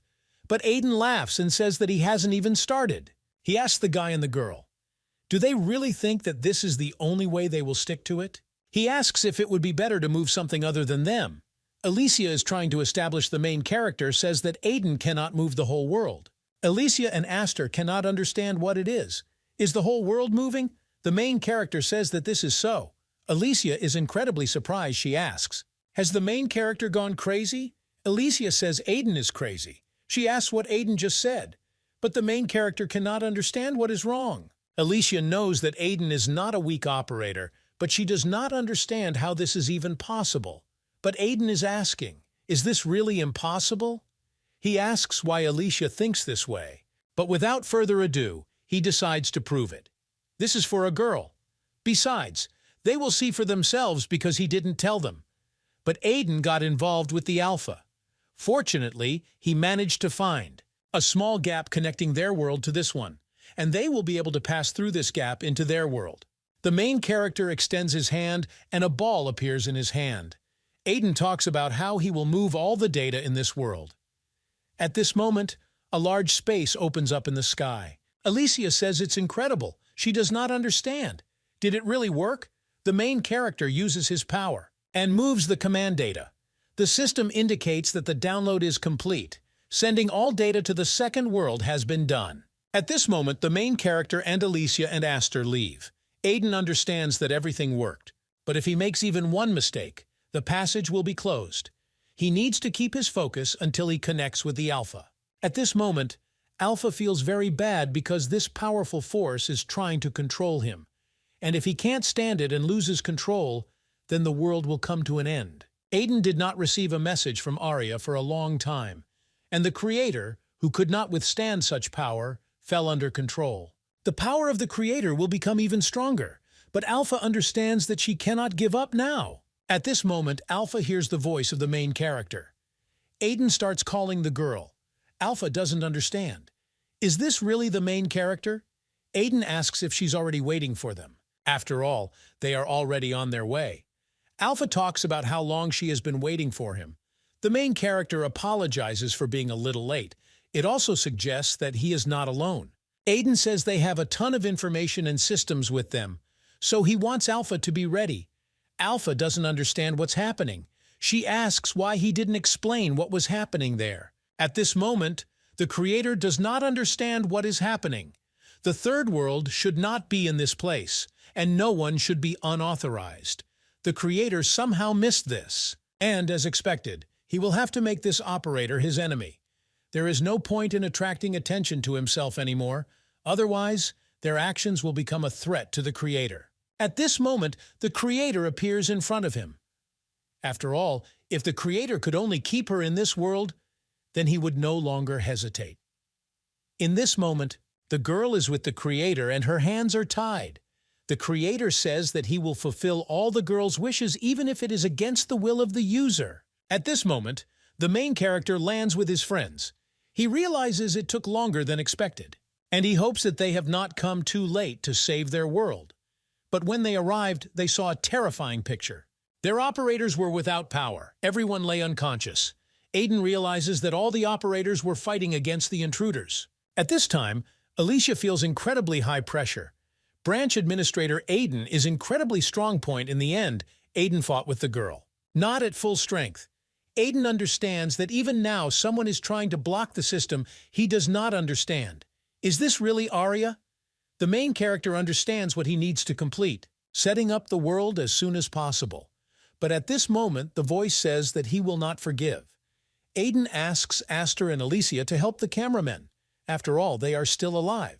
But they are seriously wounded. And Aiden wants them to help them. After all, they must evacuate everything in this world to a safe place. And this world is combined with that world. And they can cross the world without using dimension shifting. Aiden says that he will deal with all violators. At this moment, the main character leaves his place. She turns to Lisa and invites her to start moving too, because I understand that they need to hurry. Aster and Elysia go to do their job, they go down to the operators, and Aster is very upset. He begins to apologize for being late, and they need to treat the operators. Right now, Aster understands that all the operators are in a terrible state. He does not understand why this is happening again. At this moment, some unknown voice again addresses the creator. He asks why they throw away unnecessary parts. He asks, don't they need them? Asta realizes that he wants to help the enemy right now. After all, Aiden does all this for them. Aster has no choice but to trust the main character. At this moment, the main character sees an explosion, and lightning comes from there. The main character realizes that Arya is there, and he's almost close to that place. The main character uses his shield, and he's trying to get to this place. Aiden realizes that he did not notice the attack. Aiden asks, are there really soldiers in front of him who were sent to the creators? At this moment, an unknown creature appears in front of the main character, yet they understand that these guys are very strong.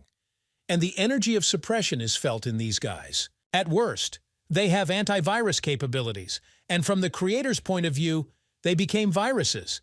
To the main character, it seems that this is the case. At this time, Arya continues to fight with them.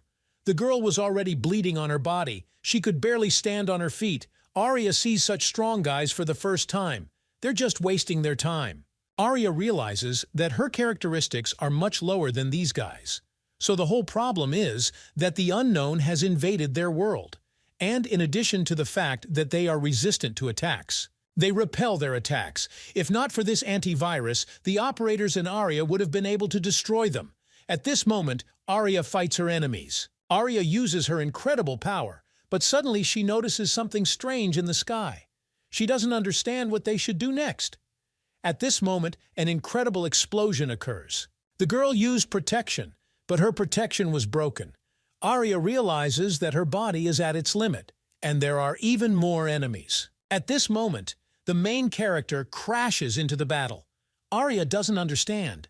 Is it really Aiden's girl who is happy that the main character is finally back? Arya starts calling the main character. She tells Aiden to be careful because these creatures are very strong, and they use a strong firewall.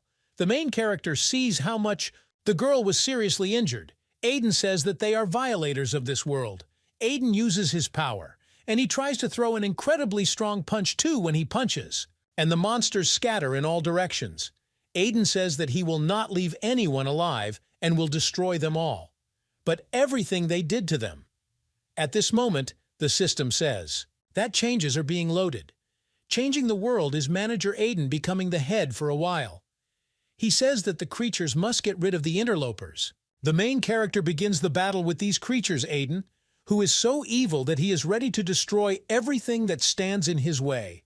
Soldier comes alert that there was a system error, and the combat power of the controlled target does not match the data. The chance of destruction is 6%. Before setting up a program for more effective protection, it was made for soldiers. But by this time, most of the soldiers had already been killed. The main wars use all their incredible power. He gains more opportunities. Aiden turns his attention to him. The main character does not understand what is happening. At this moment, the warrior system says that the chance of destroying the targets is 85%, and a high rate has been reached for destroying intruders. The system says that the mission is being resumed and this warrior is heading towards the main character. Aiden doesn't understand how long this world can be destroyed. It's obvious that nothing will change. The warrior attacks the main character. Aiden manages to escape the blow but is wounded. Aiden sees that this warrior has become stronger and he did not expect this.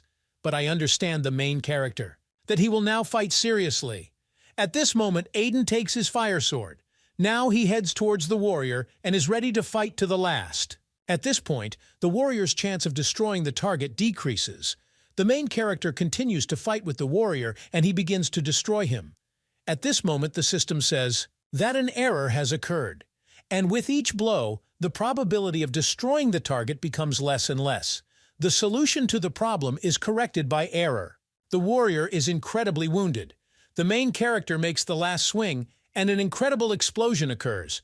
But the warrior was able to choose. The system says that continuation of the battle is impossible, and the warrior must immediately go back and wait for new commands. He asks, "Is the warrior seriously leaving?" At this moment, the main character appears in two to us. Aiden asks, "Does the warrior really think that he will have a chance?" Aiden talks about it, so that the warrior gets out of their world. The main character makes the last swing with his sword to kill the warrior. At this time, Aster and Alicia perform healing. She says that now everything will be fine and everything should be restored soon. At this moment, Aster performs healing over Procyon. Procyon thanks Aster for what he did to the girls. It's much better now. Procyon is very glad that they came to their aid in time. After all, if they were a little late, then all the operators might never get back on their feet. At this moment, the powerless but living operators were healed. She says that, fortunately, everyone survived and the soldiers of the Creator were very strong for operators. And when faced with three, she could not defeat them. If they had not gone to the center, the situation could have become much more serious. At this moment, the operators notice a beam of light in the sky. She says it's over now. Alpha is trying to make herself heard. She asks, "Is everything okay with the operators?" After all, the system has finally returned to normal. After all, the main character returned and solved all the problems. No more attackers were found, so operators can breathe a sigh of relief. At this moment, Arya is leading the main character by the hand.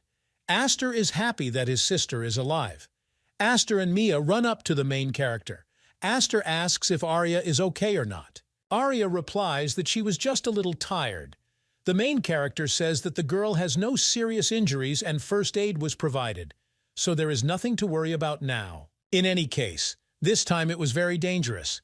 If they had not made it in time, the damage to the world would have been critical. But this is not the end. After all, the Creator will definitely attack again.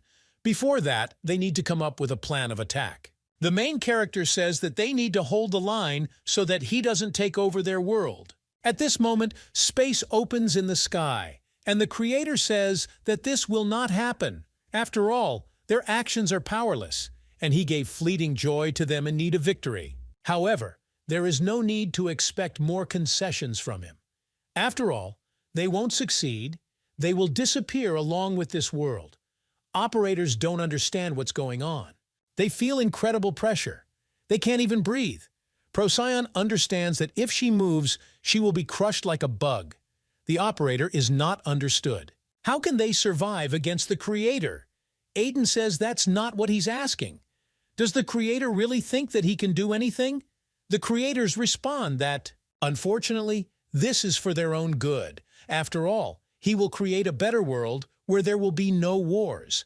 And now the Creator can only use 30% of his power, but that's enough to achieve the goal. The Creator says that he will remove all the garbage that stands in his way, because no one can stop him.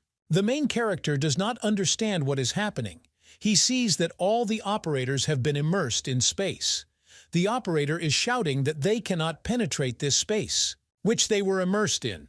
Alicia asks what's going on. They start calling the main character. The Creator says that he expected more from them. A high-level firewall is definitely different. The Creator asks, is this really due to the update? After all, he will have to fight them. At this point, the Creator was unable to include the main character, Arya, Procyon, Sirius, Aster, and Alicia. The main character starts to get angry, and he wants the Creator not to say anything stupid. After all, he will not be able to get rid of them. Aiden says that they are the ones who get rid of the Creator if the Creator leaves them no other choice. The Creator says that they just decided to die. However, he wants to say that they are making a big mistake. After all, in order to create a new world, you need to restore the old one. Aiden asks, why does the Creator go to such lengths to create a new world? Aiden doesn't understand what the Creator even wants to do. At this moment, the Creator says that Ellis created this world, and he wants to get rid of it. Aiden asks what the Creator even means. The creator says that perhaps the main character has already noticed, that he was sure that Ellis had told him many times that she wanted to come back. And upon hearing the request of the main character, Ellis made Brother an administrator. She is a unique creature, which had to be a higher-level dimension. Thanks to her existence, they were able to appear in this world. The creator talks about, what if Ellis disappears? Then they will also disappear because the meaning of life is lost. It was as if nothing had happened. The creators ask if they understand. Now the main character. After all, they are not her family. And Ellis is just a shell that created them. They are simply her tool. But they should also thank her, because this makes the creator angry and he wants to create a new world, where no one will obey anyone. Now the creator will not hesitate. After all, he wants to create a new world with new rules. This is his reason. And so he asks the main character to stop this senseless resistance. After all, they must simply accept their fate. The main character remembers how Ellis held the toy in her hands. Aiden asked where Ellis got it. Ellis asked if this toy was ugly because a friend gave it to her. Ellis says that this girl is her best friend. Aiden asked if his sister thanked her friend for the gift. The main character offers to go home to the girl and her brother will buy her something tasty. Only now Ellis remembered those forgotten memories. She arrived in this world on that first day. Then she thought it was a dream because there was a deep empty, a darkness that stretched on endlessly. It was an aimless road where Ellis was alone. The girl was crying. She didn't understand where she was because she was scared and dark. The girl cried and said that she wanted to go home to her brother. But suddenly Ellis noticed a light in the distance. She didn't understand what it was, but a flying ball appeared in front of her. This ball was not alone, and they began to scan the girl. Ellis laughed and asked what they were doing because she was ticklish. Using this, the system learned about people's lives. Then, the creation of the system was completed, and they began optimizing the operating system. Ellis asked, why are they doing that? After all, they so suddenly began to move around her. Ellis asked if the flying creature was okay, but at that moment, the creature began to communicate with her by text. You could ask if the creature could hear her. After all, her name is Ellis. And at first the girl thought that there was no one here and she was very scared. But she is so glad that this creature came to her. After all, the girl already has. Her legs hurt a lot from walking, and she doesn't want to walk anymore. Ellis said that it would be nice if there was a place where she could sit and relax. At that moment, the system ball opened a place for the girl, in which a bench in nature appeared. Ellis sat on the bench and said it was amazing. She is glad that the creature can use magic. She asked if he could do something else. At that moment, the girl's favorite toy appeared. Ellis asked, did the creature do this for her? She thanked him incredibly. Now the girl is not so scared in the dark, and Ellis is not afraid of anything, because there is a flying ball next to her. She asked what his name was because Ellis would like to meet him. Ellis asked what his name was. Ellis was surprised. Doesn't he really have a name? Then the girl decided to give the name I Exist. Ellis decided she needed to think. And she named him Arneb. Ellis saw this name in a book. This is one of her favorite creatures. She asked if this name existed. The system said, that new data has been received from the user and his body is changing. The system is being reconfigured, and the level of synchronization with the user increases. Ellis doesn't understand what's going on. In this moment, Arneb turns into a human. The creator appeared in front of the girl. The system said that a new object named Arneb had been created. Now Ellis saw what he really was. Ellis said it was amazing. She asked how Arneb did it. Arneb asked if the girl was happy. After all, if Ellis is happy, then he is happy too. Arneb asked if Ellis would be his friend. Ellis agreed and offered to play. After all, she will also make him happy. But this time they will have even more fun. They were having fun and walking. Ellis said that she had never seen anything like this even in her dreams. After all, Arneb created many different attractions and toys. Ellis was incredibly happy, and she was happy. After a while, Ellis said that she had a lot of fun, but she thought it was time for her to return. She asked Arneb to bring her home. After all, she had already spent too much time in this place. Arneb asked why the girl decided this. Why does she want to return? Arneb asked. Doesn't Ellis want to stay in this place? After all, isn't it fun here? Ellis said that she really liked this place, but her brother was waiting for her. If she doesn't come, he will worry. Ellis told Arneb not to be upset and they could play again.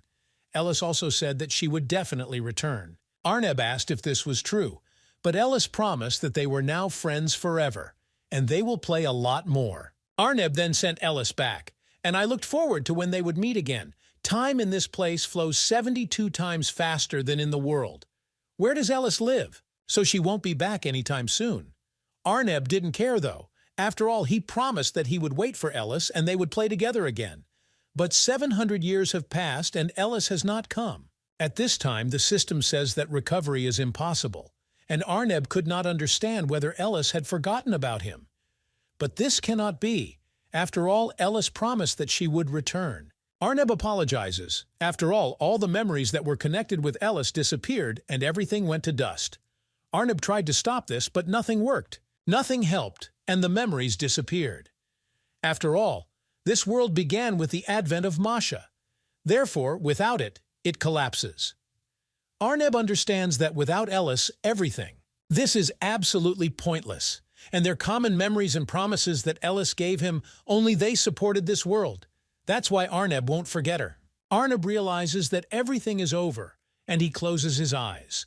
But after only one moment, he is lifted into space, and everything begins again. Arneb sees that Ellis has returned. Ellis asked if anyone was alive, and she started calling for help. She asked someone to answer her. She asked, "Where is brother?" Alice asked for help, and she didn't understand. What's happened? Is she really dreaming? Ellis realized that all this was strange, and she began to move forward. But suddenly, she noticed a bright light. A boy appeared in front of Ellis. She asked him who he was, but at that moment, Arneb began to cry. He says he was waiting for a girl. After all, he knew that Ellis would return. Many years have passed since Ellis disappeared. Arneb threw himself into the girl's arms and said that he was very glad that Ellis was here. Ellis says that's her name. But she asks who Arneb is. She asked, was he too accidentally brought to this place? She said she was here so Arneb couldn't be afraid. Ellis said that if Arneb knew anything about this place, he could share it with her. After all, Ellis has no idea where he ended up. And then Arneb realized that Ellis did not remember him. The whole world inside the boy collapsed.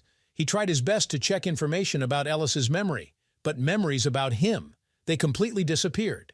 And the girl has no memories. After all, after the promise that Ellis gave him, he patiently waited for the girl in this place. Arneb was very upset. Ellis asked if the boy was okay. After all, the main thing is that Arneb should not worry. After all, they will definitely get out of this place, and together they can find a way out. Arneb then greeted user Ellis. He asks, there was a little misunderstanding after all. He needed to explain everything right away. After all, they are in a system of space built on the basis of information received from us. Arneb is the creator of this world, and he will help her. With Ellis's help, they can do whatever she wants. And Ellis shouldn't worry because for her, in other words, the user Ellis found herself in another world. Ellis was very scared and started asking questions. Is she really in another world? She says it's just like in the books she read. She asks, does this really happen? Arneb advises the girl to fully enjoy the moment because, moreover, the flow of time. Their world and this one are very different.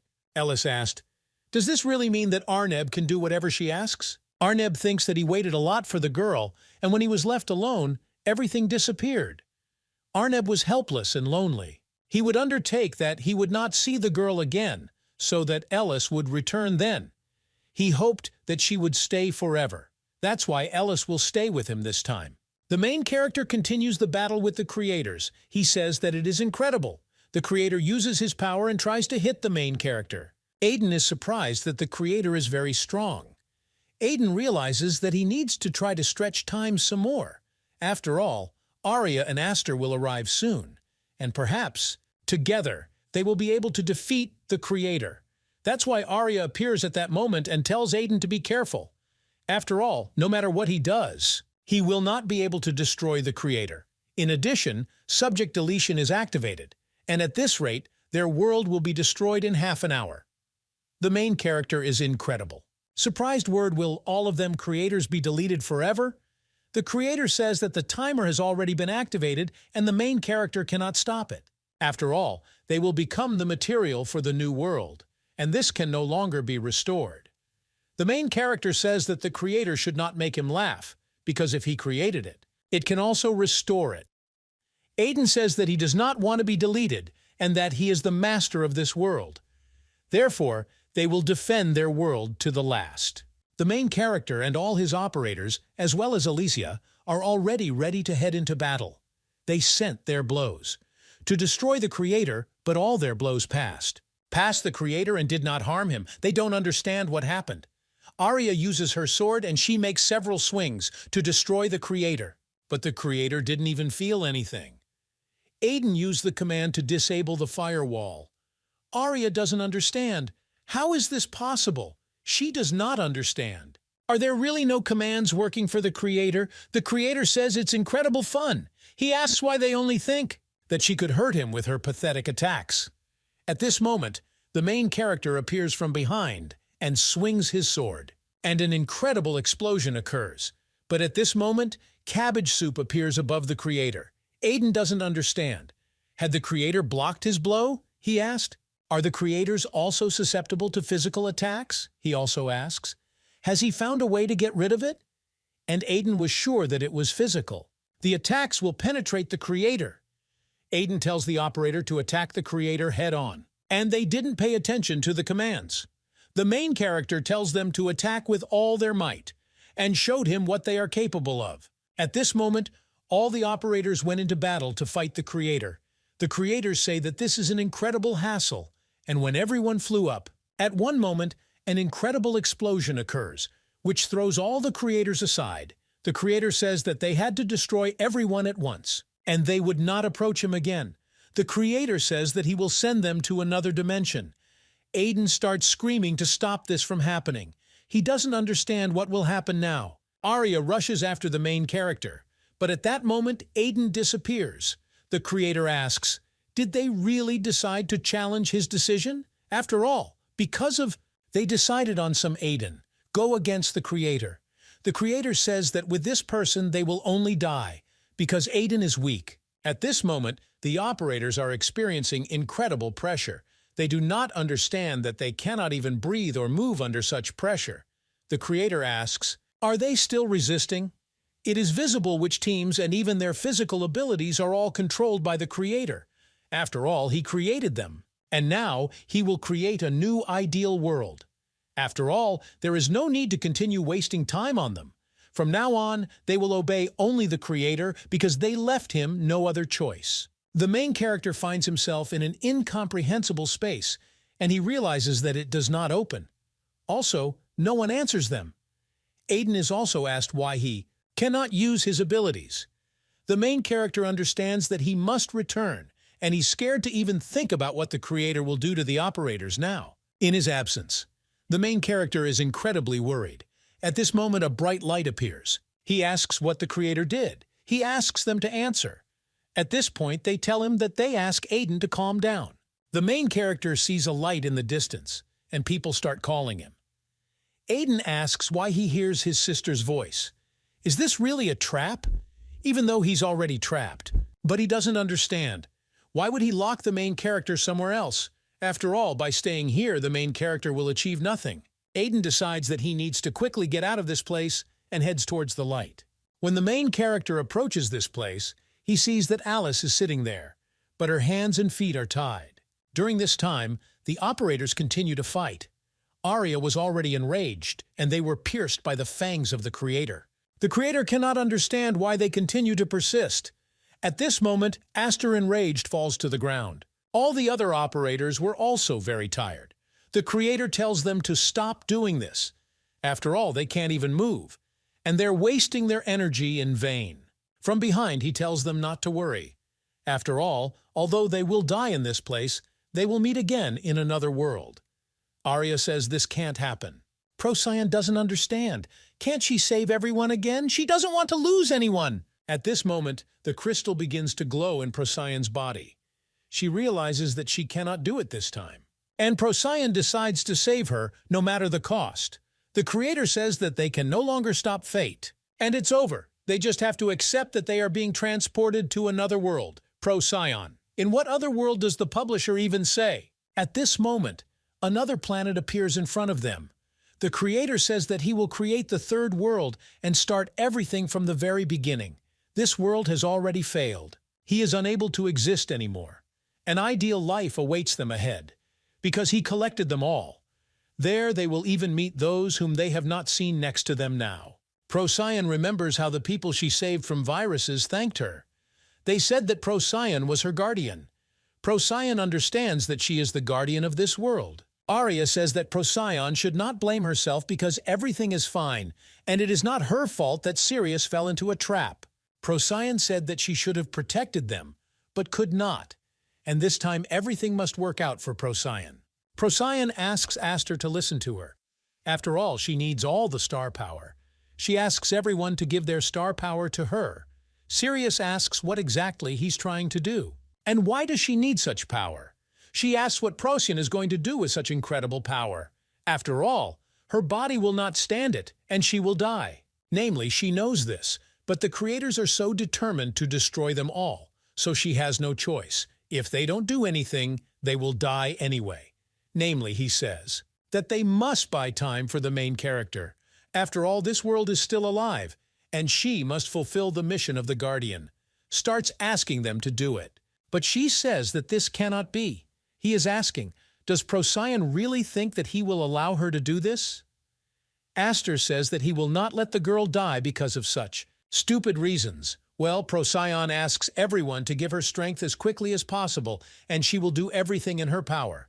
Procyon apologizes to Aster. At this moment, she takes by force. The operator's stellar energy is absorbed by it. The creator understands that in order to disable the firewall in such a short period of time, he had already figured out the code, and there was nothing they could do. At this moment, the creator does not understand. What happens? Procyon appears with a huge pile of star power. After all, a long time ago, the creators collected all the energy of the stars to create a dragon. He is asking, is Procyon going to use this power against him? After all, Amina is incredibly weak.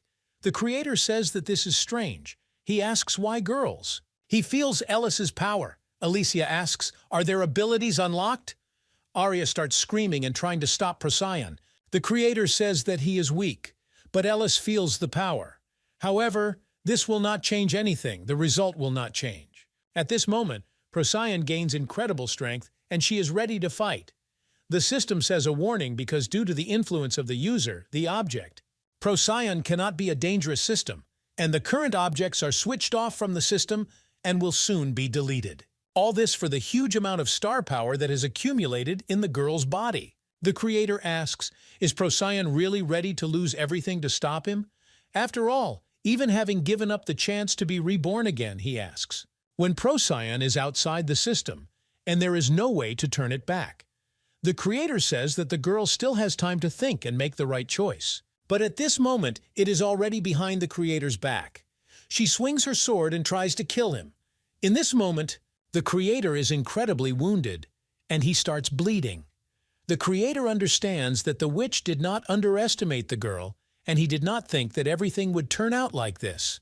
The power of the stars is great, but it exceeded all the expectations of the creator, and besides, Procyon is used. Ellis's strength beyond her capabilities. The creators said that girls have too many problems. At this moment, all the operators joined in to help Procyon. They also began to attack the creator. After all, even if their attacks fail, they must force the creator to use a firewall. Aster understands that they need to buy time so that Procyon can advance. After all, they must give her a window to attack. They continue to attack the creator and try to stab him. In this moment, Procyon uses his power, but the creator pushes the operators away. He repeats what he already said, that this will not help them. But suddenly Aster appears behind the creator. He strikes with his sword and pierces his body. She begins to scream for Procyon to attack the creator now. And she didn't pay attention to him. She just attacked with all her might. He tells Procyon to do it. It is rather at this moment that Procyon sends incredible force to destroy the creator. The creator tries to stop the girl and tells her not to dare to do this.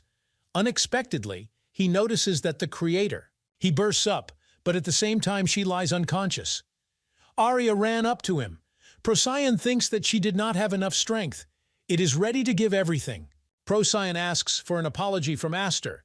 The creators are angry and say that they have crossed the Rubicon and now there is no turning back. At this moment, Procyon summons a huge dragon behind his back and uses the command Dragon's Breath Stardust, which guides the creator.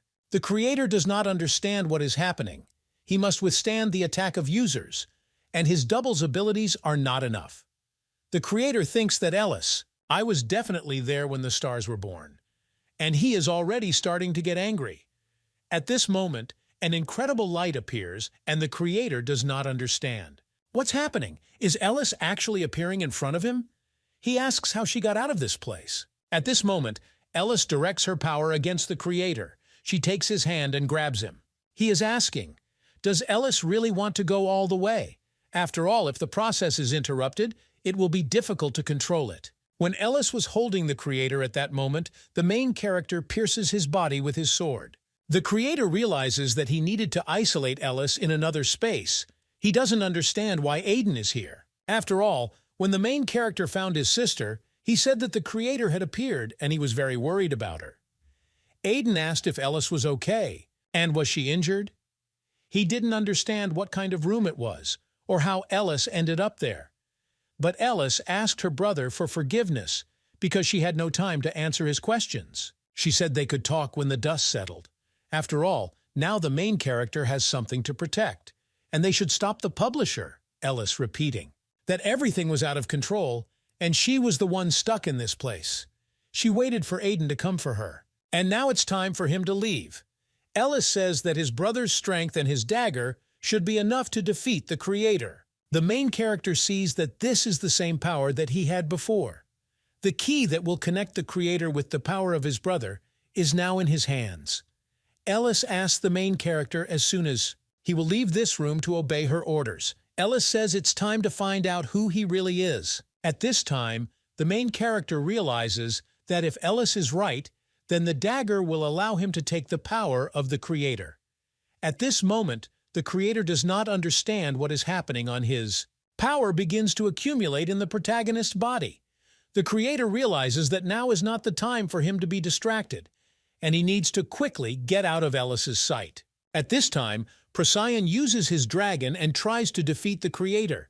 She understands that she cannot give up. She has not yet reached her goal. After all, the enemy who threatens her world must be wiped off the face of the earth. She must not stop. Procyon is trying to destroy the creator clone. She understands that now she must use maximum force to end this once and for all.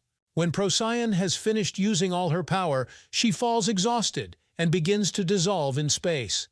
Procyon realizes that everything is over, and she sees a very bright light. Aiden sees that the creator is already giving up, and only he and his sister can stop it.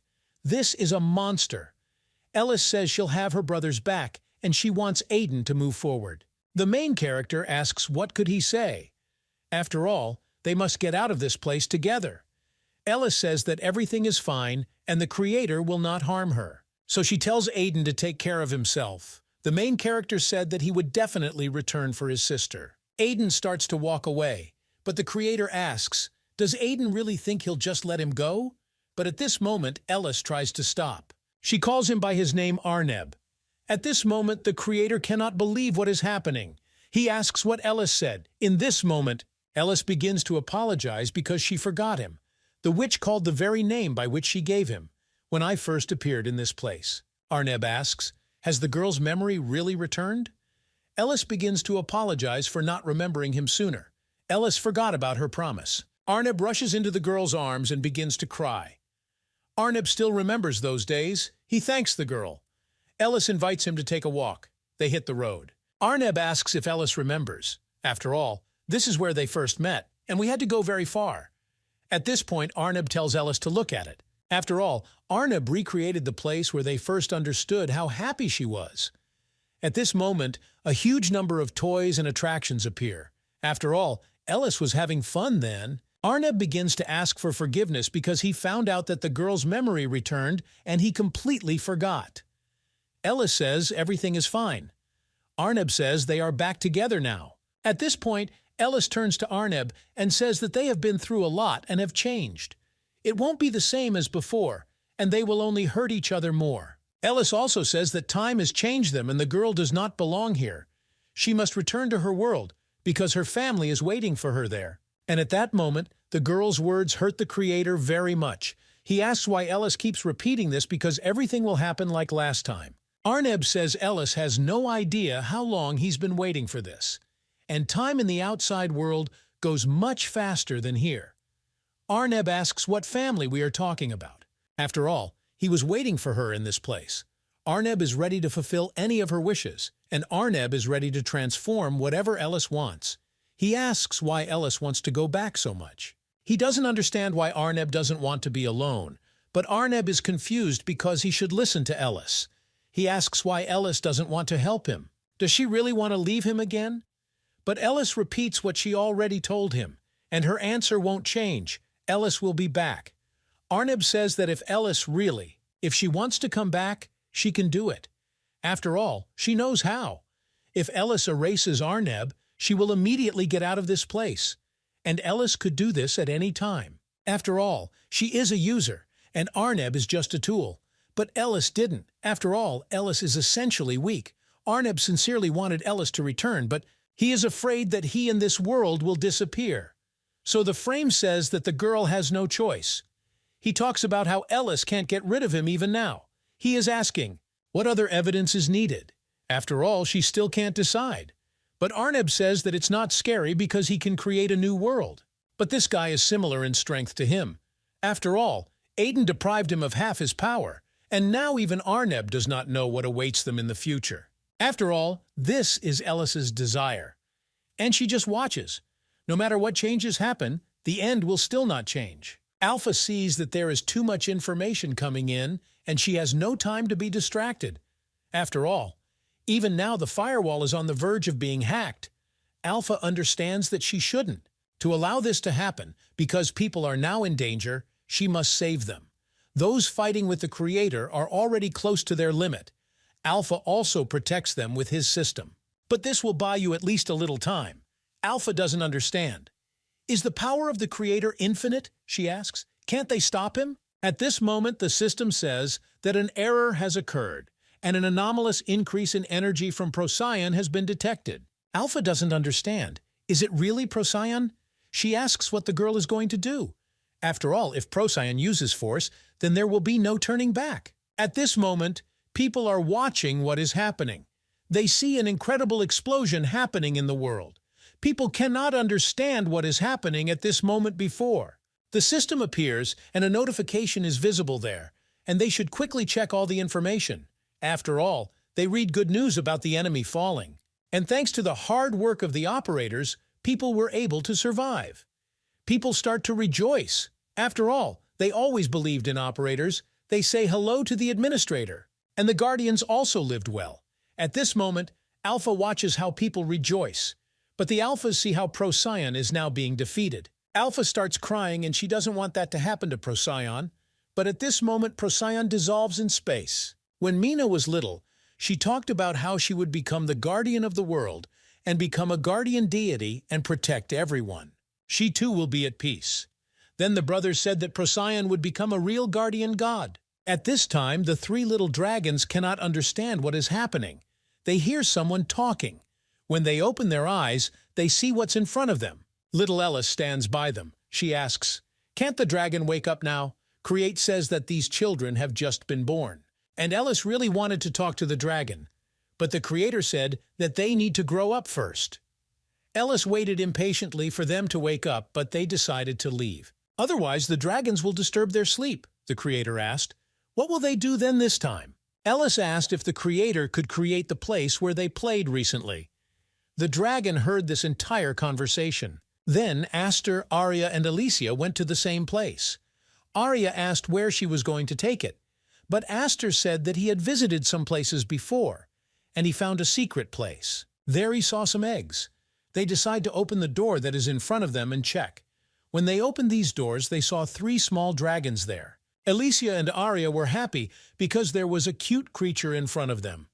Asta sees that he has definitely seen these creatures before, and he didn't even think that he saw dragons in such a place. The dragons see that the first people are in front of them. They were very happy to see them. The dragons followed them to a new world. And the first world, when Procyon saw when leaving the nest, it was indescribably beautiful. Procyon then argued with her brother. She asked Sirius to bring her an apple as quickly as possible. The girl hit the guy on the head. Ellis didn't understand.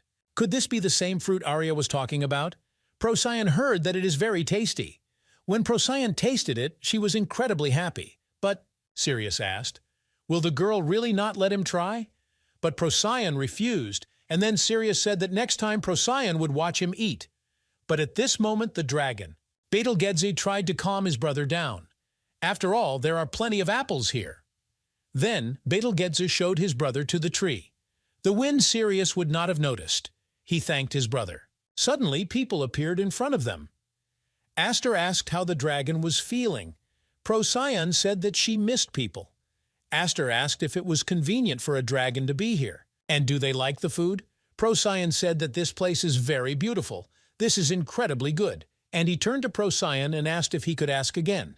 Then she thought that he seemed to be fighting viruses again, because when do I have an antivirus to rest? Procyon said that Aster can rely on her and she will definitely cope.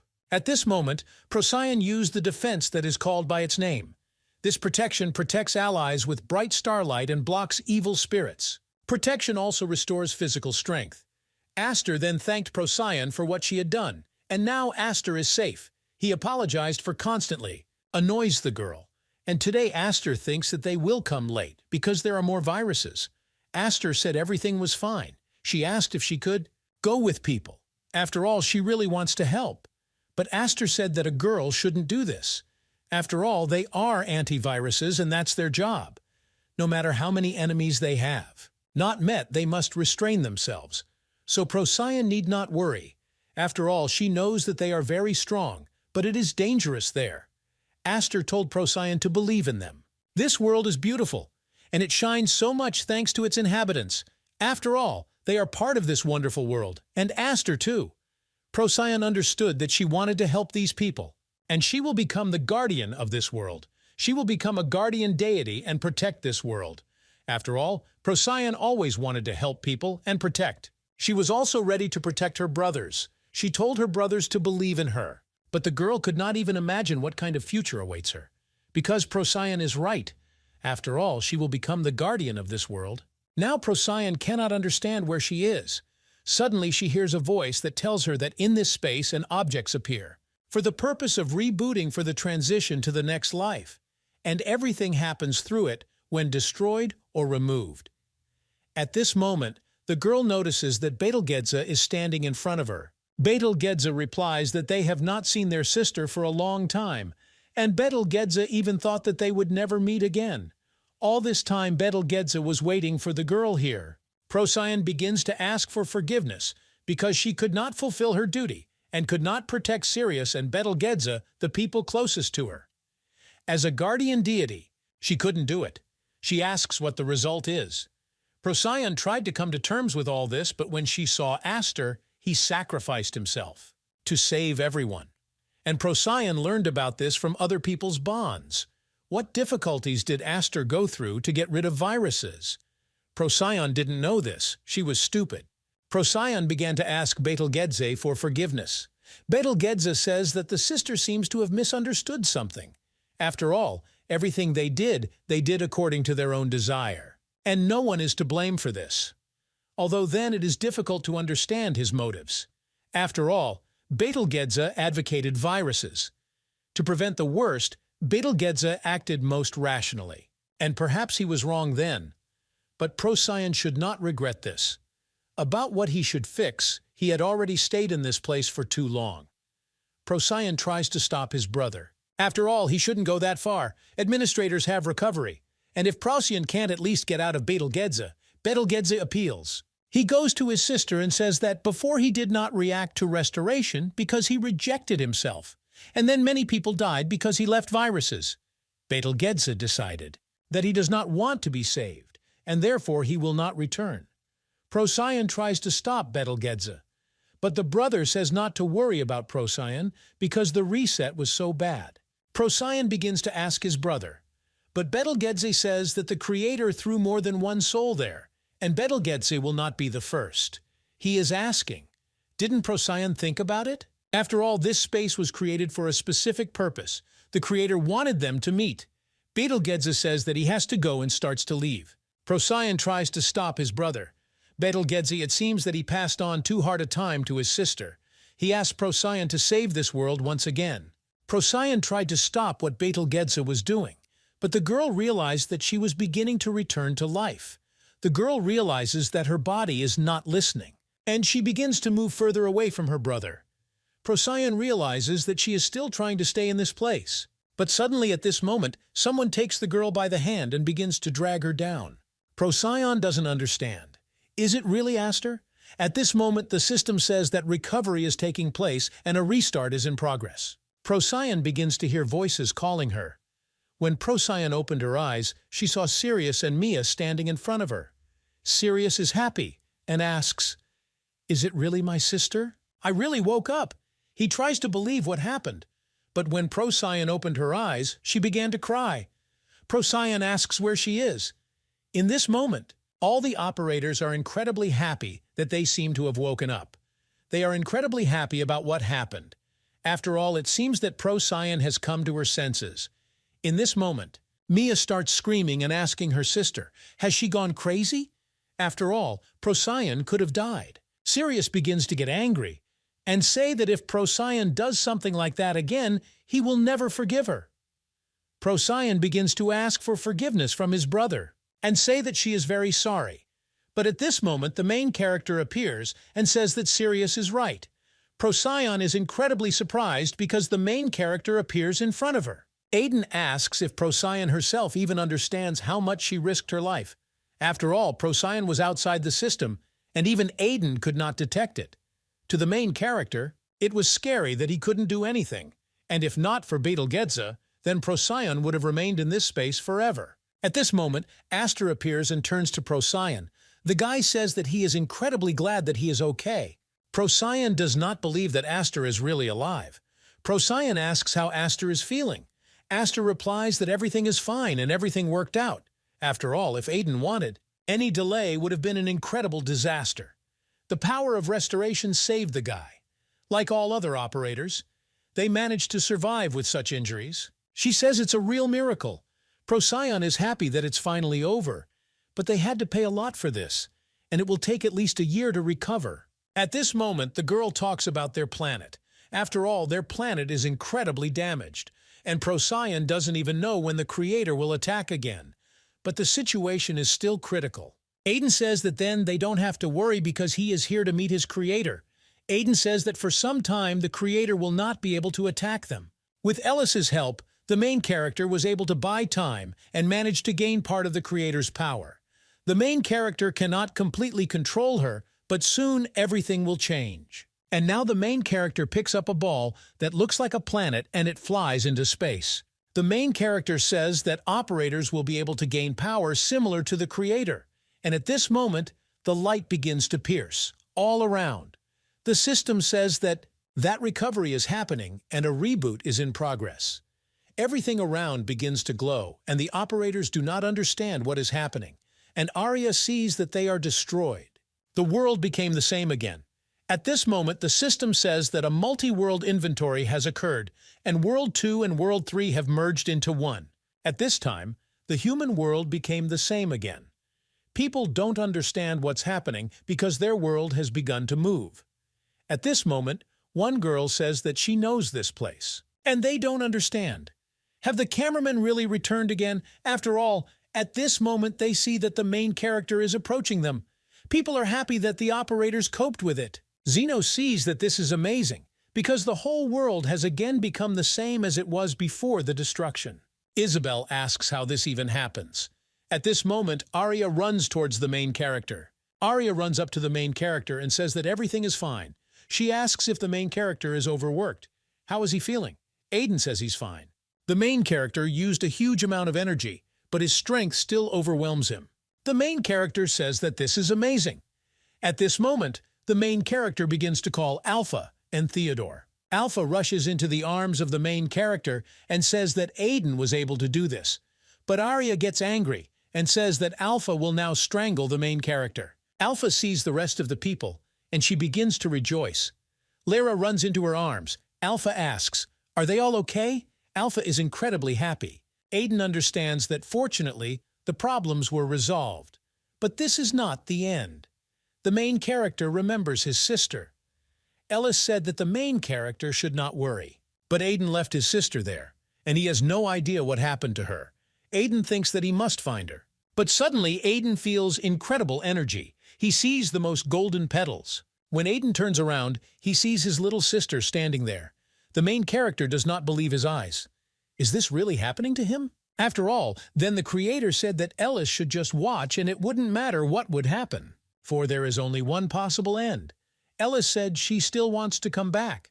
But unexpectedly, everything around began to glow with a bright light. At that moment, the girl felt bad and the creator could not understand what was happening. But it turns out that Masha started bleeding. Arneb was incredibly scared. But the bleeding did not stop. Arneb ran up to the girl and asked what was wrong with her. After all, Masha was bleeding. Arneb decides he needs to do something, but he understands that this is impossible because he is weakened. He is asking, is Ellis really sick? He is trying to somehow help the girl. But Arneb remembers that when the fox was little, she also had the same problem. And Ellis has been sick since the very first meeting, when Arneb shared his power with her. Arneb, you understand that time is running out, and Ellis doesn't belong here. At this moment, the creator takes the girl in his arms and understands that he must protect her. Arneb understands that the best thing to do now is to be with his older brother. Then Arneb told Ellis not to worry, and he would protect her no matter the cost. At that moment, the creator moved the girl to the world she wanted. Then Aiden started screaming and asking questions. Is Ellis really here? Ellis greeted her brother and said that she was indeed in this place. The main character's hug. He told his sister that it was indeed Ellis. He is incredibly happy that she is alive. Aiden talks about how glad he is that his sister is okay. Aiden couldn't find a place for himself, and I was constantly worried. Aiden apologized because it was so long. At this moment, Arya runs up and asks what is going on, and the girl cannot understand where Ellis even came from in this place. Ellis realizes that her older brother brought her, and she doesn't understand how it all came to this. Aiden doesn't know where to start his story. At this moment, Arya begins to call Aster. When Aster approaches, he sees Ellis standing there. He asks who she is. All the operators are incredibly surprised. What appeared Ellis? After all, she is the administrator's younger sister. The operator is not understood. How is this possible? The cameramen see that the main character and Ellis definitely look alike. At this moment, they ask if the girl is okay. The main character tells Ellis that everyone, including him, has a whole bunch of questions. Ellis understands that this will happen, and the main character says that he will start from the very beginning.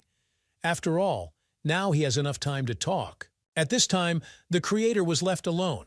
He says it's kind of strange. For some reason, the hanging he shared with Ellis didn't help him. He asks why. His strength could not cope with the disease, but he suggests that the reason may be something else, and he has to do something. First, he just needs to regain his strength. At this moment, Arneb takes out a spatial ball and opens it.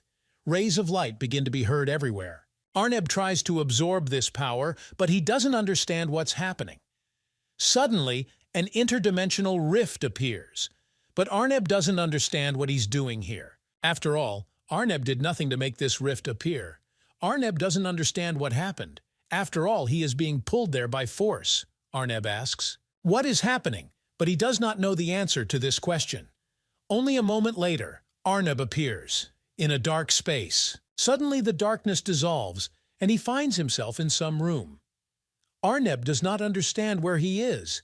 At this moment, Arneb sees the sick Ellis lying on the bed in front of him. Arneb asks, "Is this really Ellis?" He doesn't understand why Ellis is still in this state before his eyes. Arneb asks what happened to the girl. At this moment, Ellis opens her eyes and Arneb approaches her. Ellis sees that her toy begins to glow. Ellis doesn't understand. Is this really a dream? Arneb realizes that the current Ellis was older, and now it's as if she has returned to those years when he sent her home. Arneb still can't believe it. Is it really because Alice visited his world? Suddenly, Arneb notices Aiden opening the doors. The girl's older brother bursts through the door and he starts calling for her. Aiden runs up to his sister and asks, "Is Ellis okay?" He is interested in what the doctor said.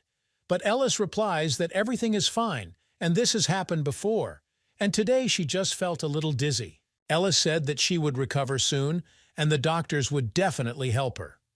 Aiden said that the most important thing for the girl is not to worry and everything will be fine. Then the guy went to the doctor and asked if everything would be okay with his sister. But the doctor replied that it was difficult to say yet. It's hard to predict now. How will it develop? The hereditary disease most likely will quickly stabilize, but the doctor does not know when the next attack will occur. The doctor said they didn't. I can somehow help the girl, and all I can do is just watch her. The doctor says that he would advise placing the girl on an inpatient unit right now. Since she refuses, the doctor insistently recommends keeping a very close eye on her. The doctor promises the guy to prescribe medicine. Arneb sees and hears all this. He can't believe his eyes. Then Aiden asked where Ellis got this rabbit, and Ellis said a friend gave it to her. Aiden said they are now. They will quickly return home and he will please her with something tasty. At this moment, Arneb was completely watching, and now he sees everything for himself. World. Where did Ellis live? From which she suffered, and even her kind one. Everything was as she told him. The Creator found himself in the world. Where did Ellis live before? In the evening, Ellis asked her brother what the doctor said. But Aiden replied that everything was fine, and Ellis didn't have to worry. Ellis is now lying in his bed and talking. That she was very homesick and felt very stuffy in the hospital. Aiden says that if his sister gets cold, she should tell him right away. Brother tells that he had already called his sister's school so she could rest. He wished his sister good night. When Aiden left, Arneb stayed in the girl's room. He was thinking that maybe it was time for him to return. He was worried about Ellis, but he didn't want to leave her in this place. But Arneb understands that if he stays here and watches her, that will be able to suppress her illness. But to do this, he needs to stop direct contact with the girl. And in the current state, this is almost impossible. Arneb does not understand what to do. At this moment, he notices his gaze on the toys. After this, the doctor said that it was amazing because the girl's condition had noticeably improved. The main character couldn't believe his ears. The doctor said that for some time, it would be possible to cancel the treatment, and now they can rest easy. When the main characters and Ellis were at home, Aiden asked if Ellis wanted to eat, but the girl was really hungry. The main character offers her to order something and celebrate her recovery. After all, his parents sent him money and today is a special day. Then Ellis said that her brother is the best and she wants pizza. Brother was ready to order. Whatever your sister wants. But at that moment it turned out that the Creator had placed himself in Ellis's toys, and he understood that everything was ready. After all, his strength helped the girls, and the rabbit he gave her became the connecting link. It allowed him to establish direct contact with Ellis, and just like that, little by little, her health returned to normal. After some time, the main character and his sister went out onto the site. Aiden asked his sister for forgiveness because he forgot his phone at home, and Ellis had to wait for him. The main character quickly set off. Arneb watched all this. He understands that they are telling him this, but the main character has problems with his memory, and Aiden hasn't changed at all. And when Aiden left the girl, she began to experience strange feelings. He noticed one child and was incredibly surprised. He does not understand. Is this a force that is similar to his strength? There was a little boy standing there. Arneb could not understand who this boy was. Then Arneb approached him and asked who he was. Is he really the master of this world? This boy was incredibly similar to the Creator, and Arneb feels a powerful force. The boy understands that Arneb is not from this world. He asks why he is here and what his purpose is. Arneb reveals that he just wants to protect Ellis. The boy says about the fact that because of Ellis, the course of fate will be distorted, and Arneb got here through the rift. If that crack does not close, then the merging of the two worlds will begin, and it will create chaos. And this shouldn't happen. And then the whole world will disappear and nothing will remain. Arneb must have been alone for ages, and he desperately wanted. Fill the void. This crack. It gave birth to his sincere desire. If nothing is done, she could get hurt. The rift will continue to grow as long as Arneb remembers. This girl, her soul is still too young. Ellis simply will not be able to survive if he goes on a trip. And besides, she has a very weak body. If she once again peace, then she will die. Arneb doesn't understand. Will Ellis really die because of him? The boy said that the creator does not have time to think, and in order to change everything, he must make a choice. The boy said that he will fix what Arneb ruined, and Arneb must understand that this boy does not want enmity. Whatever Arneb does, he won't interfere for now. It won't affect his world. When Arneb is finished, he should simply return to his world. Arneb is incredibly upset, but did not expect to meet someone like him, and that means the rift appeared because of him. Arneb realizes that he needs to come up with something before the rift grows even more. He won't let Ellis die. In the evening, when Ellis was already in her room and sleeping, Arneb says that if Ellis continues to remember him, then her world and her health will all suffer. And Arneb won't let that happen. After all, she remembered him, and Ellis never forgot to keep her promise. And Arneb was offended by the girl. Now the creator understands why Ellis forgot about everything then. After all, it's all because of him. He asks Masha for an apology. At this point, Ellis begins to cry very hard, and she wakes up. She doesn't understand what it was. She has some strange sensations. Girls, it seems like she's lost something. Ellis starts to cry. At this moment, the older brother bursts into the room and asks, "Has something really happened?" Aiden asks, "Is my sister really in pain?" Ellis says she can't remember her friend's name, but the main character doesn't understand. What is Ellis talking about? The older brother tries to calm her down, but Arneb understands that everything is true, and now Ellis will be safe. He won't let her die so easily, and the creator protected his world, and now Arneb does not regret anything. When Ellis was heading home from school, Arya started calling her. Arya suggested that they go together. She asked what Masha's plans are today. Ellis says that she planned to sit at home and play. Arya asked, "Is Ellis still playing?" She said Ellis is a busy girl, and I could spend time with my friend at least once. Ellis said that as a child she was often sick and stayed at home all the time, and that's how it happened, that she was simply used to staying at home. And at that moment, Ellis suggested that her friend go somewhere to eat tomorrow. Suddenly a guy named Nia stands in the way of the girls, and then Arya said, "What if Ellis promises that they will go somewhere tomorrow?" Then she agrees. At this moment, Arya says that she already needs to leave. Ellis said goodbye to her friends and headed in her direction. But it turned out that all this time Arneb was still following them. After some time, Ellis came home, and her brother was waiting for her. He asked why Ellis came so early. After all, she wanted to go out with friends. But Ellis told, "Well, no, but tomorrow she promised to go for a walk with her friend." She asked if she could do this. Aiden replied that of course the girl could go for a walk tomorrow. He asked what Ellis wanted for dinner. After some time, the girl went to her room and played at the computer. Arneb understood that there was only a little time left and Ellis could soon fall into the rift. Arneb has been sharing his strength with her for a long time, thanks to which Ellis does not get sick. And this will allow her to be reborn in another world in the future. Let Arneb greatly exhausted. His powers, but the last part of him still continues to take care of Ellis, and in addition, recently finished studying the rift. If the power stored in the girl is activated at the moment, when he counted, Ellis would definitely be able to survive. Then Arneb realized that everything was ready, and at this time, Ellis is on his bed on the phone.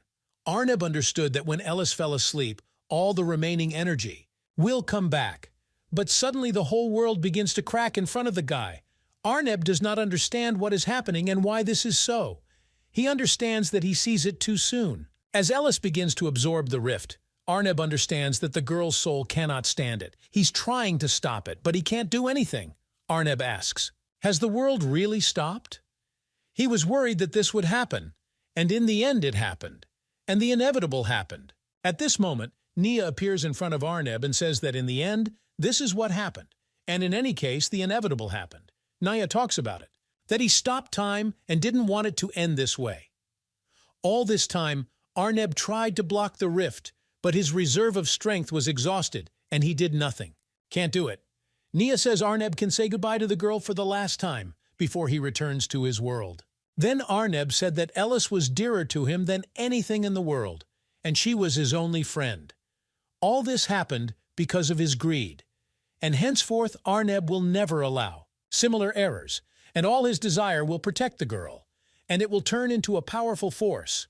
Arneb understands what his conscious choices mean. Arneb plunges into space and darkness surrounds him. Arneb does not understand what happened because he had to die. Arneb doesn't understand why he's still conscious. When Arneb opens his eyes, he sees an incredible light. Arneb does not understand what happened and how it happened because he used all his strength. Arneb could not understand what this place was. The creator realized that he had returned to his world. Arneb asked what happened. Nia says that initially he had no desire to interfere, but it seemed to him that it would be wrong. At that moment, Archie appeared, and Nia said that although Ellis would become a resident of this world, she would remain his precious friend, and he won't allow it. From now on, she was in Rift, but then Ellis would be in danger. Archie said that Arneb should not worry and change. Everything is subject to an unshakable will. At this moment, Mia screams for Dyke to hurry up because she has no time to take care of him. At this point, Dyke asked if they could rest, but Mia answers that Dyke rested yesterday, and that should be enough for him. And in general, they just walk around. She asks why Dyke could be tired, but Dyke answers that it looks a lot like a girl. Dyke says that if Mia understands when someone uses the power borrowed from the administrator, then so does his native powers. They end quickly. Mia said that she doesn't care about it and she just wants Dyke to go as quickly as possible. At this point, Mia and Dyke set off on an unknown journey. With the help of managers, they were able to restore this world, which was destroyed by the creator. It was as if nothing had happened. Everything returned to normal and people began live in everyday life. They quickly got used to small changes, and when the world returned to normal, everyone breathed a sigh of relief. And then, Mia decided to finish what she had wanted for a long time. She wanted to restore the destroyed city and return it to its original appearance. Certainly. She could have asked the administrator for help, but she thought too long, and she will have to do everything herself. Mia said that she wanted to tell the main character something, but didn't have a free moment. Mia said she needed the administrator's help, but Aiden said Mia wouldn't go alone. She should take at least someone with her. The main character invited the girl to take Dyke with her. He agreed. The girl's hometown is before her eyes. Mia is ready, determined to rebuild it herself. After all, even if no one cares, she has not forgotten her city. At that moment, Mia remembered, and the cameraman Selena. After some time, Mia and Dyke stood in front of a huge city. Mia asked, "What's happened?" Dyke says that he will tell the details a little later. Mia asked, "Did he really do it?" But Dyke says it's too early and he noticed it a long time ago.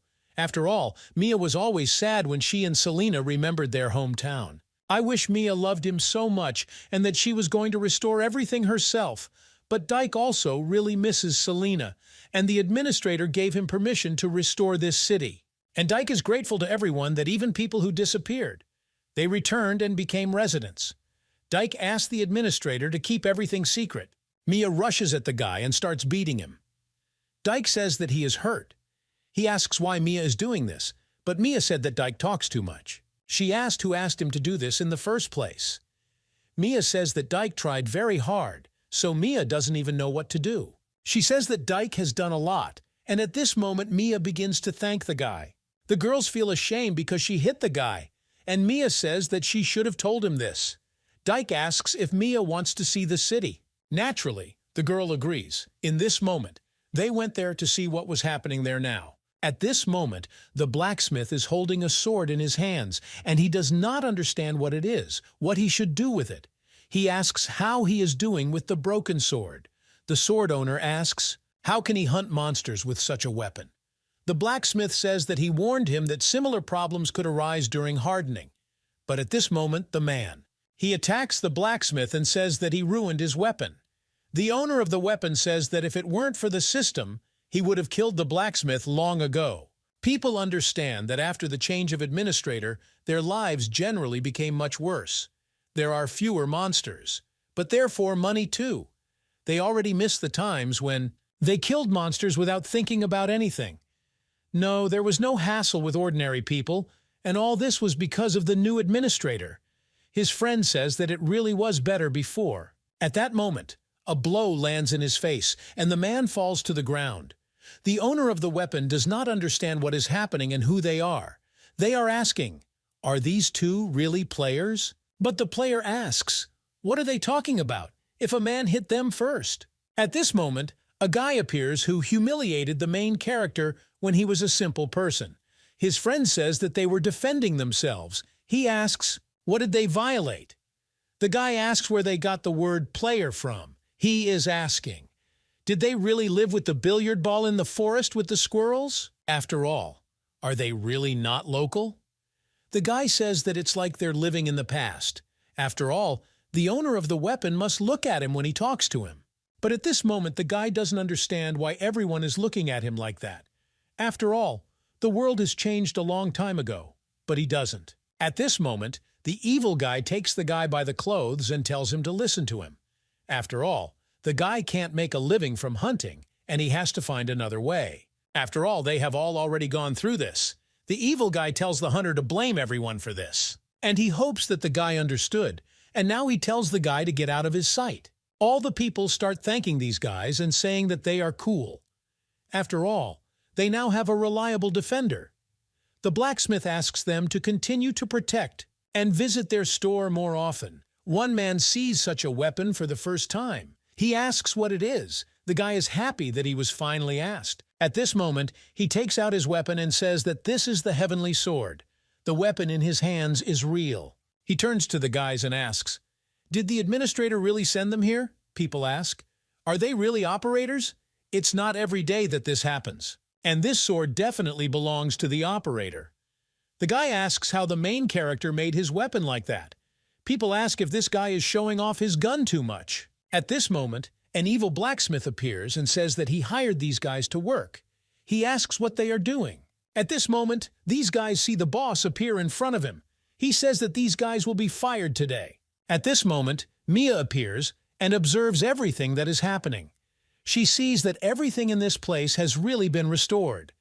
Dyke and Mia are incredibly happy. Dyke says that he had to really try. He asks if the girl likes that. Mia says she really likes it. "Let me tell you that the rest will be fixed soon." Mia starts to get angry and she says that she knew it. After all, you had to do everything yourself. Dyke tries to stop the girl, and he does not understand what is happening. He asks if they can design everything based on the norms and standards of ordinary people. After all, representatives of completely different races live in this place, and we need to take this into account. Mia asks how Dyke plans to pull this off. After all, you will have to redo everything from scratch. Dyke apologizes and says he didn't know. He asks Mia to forgive him. At this moment, Mia tries to hit the guy. At this moment, a system appears in front of the girl, and Alpha addresses her. She asks if everything is going well with them. Yulia says that she was very surprised when she learned that almost everything had been restored, and Alpha tells that, in fact, she knew it too.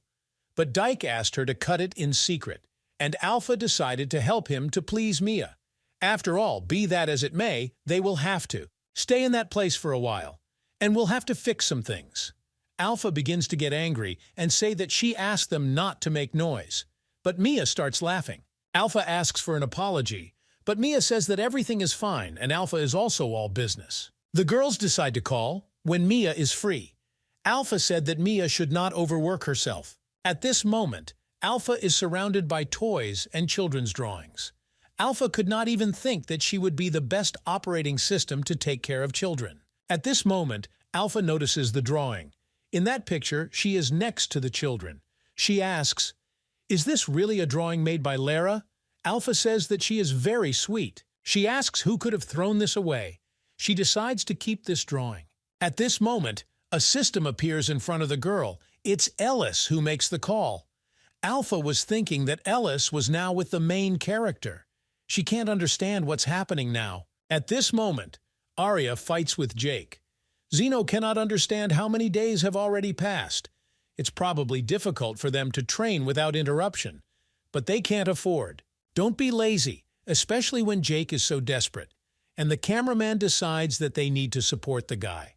At this moment, Zeno says that it seems to him that Jay is in a hurry somewhere, And in principle, it's worth remembering recent events and everything immediately becomes clear. After all, they miraculously survived. And even for them to think, it's scary how it would have ended if the operators had failed. They won the battle, but they didn't win the war, and the creator can attack at any moment. Lloyd says that they need to be on guard, and it's not just Jake who should be worried about this, but all of them. All operators. They feel the same way as him. At this moment, Arya says that Jake has become stronger. Arya asked if Jake remembers their first meeting. He became 2 heads stronger. And this is a good reason to be proud. Arya says that Jake, however, is too impatient, and his movements are ahead of his mind. And as a result, his field of vision is narrowing. Arya says that if the guy believes her, it won't end well. And she strongly advises him to get rid of this habit as soon as possible. Jay thanks the girl. And she says that he will definitely take her advice into account. Arya says that's great. Arya asks Jake to call the next one when he leaves. Arya decides to give him credit. After all, Jake does his job very well, and in general she worries too. After all, the creator did nothing. For several months now, they have been trying with all their might to resist him. But to be honest, Arya wanted, so that these trainings are not useful. At this moment, Lily is standing in front of the girl, and she is very worried. Arya sees that Celia approached Jake, and she was very worried about the guy. She asked what it was, and since when Celia and Jake had been dating, Arya is angry that they also make love during training. At this moment, Arya is jealous of them, but she understands that she can't do it now. After all, now Aiden will definitely take her hints. And the more she thinks about it, the angrier she gets. A girl's whole life will pass by like that. Suddenly Ellis appears here. The operator asks, "Why is Ellis here? Since when did she appear?" Arya didn't even notice the girl. Arya Ellis does it here. After all, wasn't she with the main character? Ellis says she was with him but now decided to focus on herself. And so, for example, she went out to get some fresh air. Ellis says she was bored, and she wants to ask Arya something. At this moment, Arya says that she wants to spar with the girl. Arya wants to fight her seriously. After all, it is unknown when such an opportunity will arise again. But Ellis says she just came to watch. Arya says that she was told that girls are boring. She asks, or is it just so interesting to watch? But Arya understands that Ellis is weak, and her fear is understandable. But Ellis asks what fear Arya is talking about. Ellis is sure that she will definitely not lose to Arya. Arya asks where the girl has such confidence. At this moment, an incredible explosion of lightning occurs on the mountain, and light begins to be heard everywhere. The operators see what a strong battle is taking place. They say it's incredible. The sight of Lady Arya's battle is a delight for their eyes. At this moment, explosions occur. Ellis and Arya are incredibly strong opponents. The combat is incredibly terrifying. Rocks and lightning begin to fly everywhere. Arya looks into the girl's eyes, and they have a fight. At this moment, Arya waves her sword, and he begins to strike. Ellis manages to escape from such an incredibly strong blow, but there is a huge gap on the battlefield. Ellis used protection, and thus she managed to avoid the blow. The system indicates that a transformation was used. Arya does not understand what is happening. Her feet began to sink into the ground.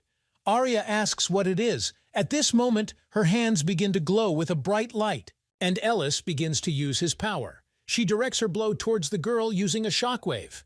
From such an incredibly strong blow, Arya flies to the side. Arya looks and doesn't understand what's happening.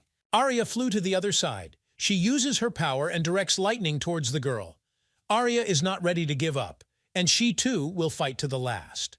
But at this moment, Ellis is trying to use gravity and space distortions, but Ellis is not ready to lose to the girls.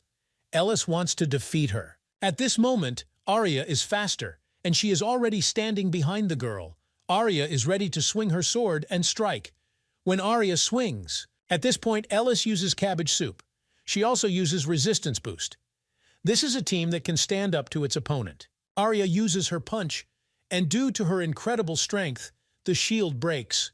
But at this moment Ellis uses another shield, and in this way she protects herself from the blow. Arya understands that she will no longer be able to go against this. The girl starts laughing.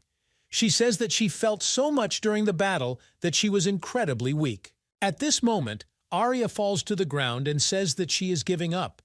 After all, even her legs can't support her. They also said that Ellis was weak. At this moment, Ellis looks at the girl and smiles. She says that means the creator's power still flows within her. Ellis tells Arya not to be upset because she is strong. There are no options, and Ellis knows what Arya really is. At this point, Ellis takes the girl's hand and tries to help her get up from the ground. They decide to return to the others. At this moment, the girl is met by operators. They ask if Arya is okay. After all, she seems to have had a fair share of it. Arya replies that it has happened worse. At this moment, Celia decides to help the girl. But Arya says that everything is fine, and these scratches will heal in an instant. Ellis looks at the cameraman and turns to Arya. Arya approaches the administrator's sister, and Ellis says that that's not really what she came for. Arya doesn't understand. What is the girl talking about? Ellis says that she's here to pick her up. After all, as they already know, the creator imprisoned her brother in his domain, and nobody knows what's going on there. Ellis says that she needs the girl's help. After all, Aster, Procyon, and Alpha are already there. Ellis, upset, says that her brother has not woken up yet, and they should help him as soon as I can. At this moment, the system is open to Aster, and he does not understand what is happening. Asta sees that the protagonist's power is growing, and a little more will tear him to pieces. Aster realizes that he doesn't feel anything right now, and they need to do something about it. After all, they will not be able to remain without their administrator. Aster sees that there is silence there, the shining emptiness of space, somewhere beyond living matter. At this moment, the silhouette of the main character appears. Aiden is barely in space with his eyes open. The system says that this all started because of its greed. Ellis is bigger, he won't make that mistake, and his desire to protect the girl only became stronger. At this moment, the main character opens his eyes and says that the creator has finally come. Aiden says that the creator has been around for a very long time. Aiden asks, did the creators really decide? Deal with everything completely. Aiden calls the guy named Arneb. The creator says that he knew nothing then, and he did not know that the cause of everything was he and his desire. The creator says that he did not know that it was the main character. The creator hopes that everything will continue to be this way. After all, he doesn't even think about it. Aiden says there's no time for that right now. He asks, does the creator really think about doing this in the future? After all, if he intends to reboot this world, then this should not be like this. The creator says that he will give the main character a chance to make things right. At this moment, the creator absorbs the body of the main character, and they merge into one. The creator says that somehow they are in the space inside the main character. The creator says that his avatar is in front of him. It's just an illusion, and they have no need to fight. The creator asks the main character to answer him one question. The creator asks, is the main character really going to send Ellis back? Aiden doesn't answer anything. The creator says that Ellis originally had very weak body. After she went through the crack, she became worse and worse every day. The creator noticed this, and he was very worried about the girl, since her native dimension is higher than theirs. Therefore, the power given to her did not help much. The creator says that now we need to at least save the girl's life. And if she returns to the original world in this state, then she may die. The creator says that now he understands the girl's desire to go back. After all, Ellis missed her brother very much, and her home world was very dear to her. But the creator asks what will happen if Ellis disappears. Can Aiden accept this? The main character doesn't know. What is the answer to this? After all, he is not ready to lose his sister. Aiden talks about how the creator said he was just a fake, but his love to my younger sister is incomparable to anything. And no matter what happens, he will protect her until the last. Aiden says that if Alice wants something, he will definitely do it, and he will always protect his little sister. The main character says that he undoubtedly loves her and will always be by her side, and he will help her get better and save her life. The creator understands what the main character's decision is. He says he still doesn't want to let Ellis go. The creator is still happy. At this moment, a huge key appears in the hands of the creator. This key glows with incredible light. He is very handsome. The creator holds it in his hands and says, for the main character to hold him. Aiden doesn't understand what's happening now. Arneb says that he now influences this world. The main character takes this key into his hands, and Arneb says that he leaves this key to the main character. Arneb will not try to destroy him, for there is no longer any point in doing so. Arneb says that the main character should have, in view of the fact that he still cannot come to terms with his attitude towards his younger sister. Her life is on the line. At this moment, Arneb began to dissolve. Arneb says that it is dangerous, but he trusts the girl to his older brother. If he changes his choice, he can come to him. The creation says that he will wait for the main character. At that moment, Arneb completely disappeared. The main character stands and understands that he needs to choose. At this moment, the main character hears questions asking when he will wake up. But the people who are nearby decide to wait a little longer. But they don't know if he needs help. The main character hears how he is asked to open his eyes. When Aiden opens his eyes, he sees that there is a cameraman in front of him, and also his little sister. Arya asks if Aiden is okay. They are happy that the main character has finally woken up and come to his senses. Aiden can't believe it. What does he see? Arya says that Aiden is finally alive, and now they have nothing to worry about. After all, while the main character was unconscious, everything collapsed, and Arya knew that everything was somehow strange here. Arya asks, was Aiden able to take control? The main character apologizes for making them worry. Arya says everything is fine now. Aiden says it will be better if they see everything with their own eyes. At this moment, the main character uses a magical move and he turns into a creator. Arya and everyone else can't believe what's happening. They are asking, is this really the power of the creator? Aiden says that now he sees everything, and things that were closed. From his gaze, as well as Aiden, he says that Arneb saw them all the time. The main character turns to his younger sister and says that he already knows her answer. But he decides, ask her again. He asks what Ellis wants to do now. After all, no matter what choice she makes, he will try to help her. Ellis says at some point she gave up. Ellis has come a very long, thorny path. And of course, this world is dear to her, but she has no place here. Ellis says that she should return, so she asks the main character to help her. At this moment, Aiden agrees with the girl's words. The main character extends his hand and begins to stroke her head. Aiden says that he will take care of this and return her safe and sound. The main character tells his younger sister not to worry because everything will be fine. After a while, Ellis talks about how cool it is. She asks, did it really come out of her? Ellis asks what it is. Arneb stands next to her. The creator replies that he does not know, and he couldn't even think that there were things that even he didn't know about. Ellis says it's incredibly interesting and asks if she can touch it. At that moment, a ball appeared in front of them, from which rays were emitted. Ellis doesn't understand what it is. At that moment, it flew away. Ellis asks what it was. Ellis says that now she still can't do anything. She asks when she can return and how long she has to wait. Ellis talks about that she couldn't be here forever. The girl turned to the creator. Ellis says that this world is not real to her. And of course she understands everything. But the accident is reality. And she began to ask Arneb to return her to the world. But at that moment, the creator began to do something irreparable. Ellis started screaming and asking what the creator should do. She asked him to stop at that very moment. She asked, what happened to him? The creator said that he would create a new world. And Ellis so stubbornly rejects this world that even the users themselves. We began to doubt our existence. The creator said that he would start everything from scratch, and Ellis will want to stay in this place for more. The creator will create the world. Where Ellis originally lived. It's not finished yet, but Ellis needn't worry. Arneb will recreate it from the girl's memories, and she will like him much more than the old one.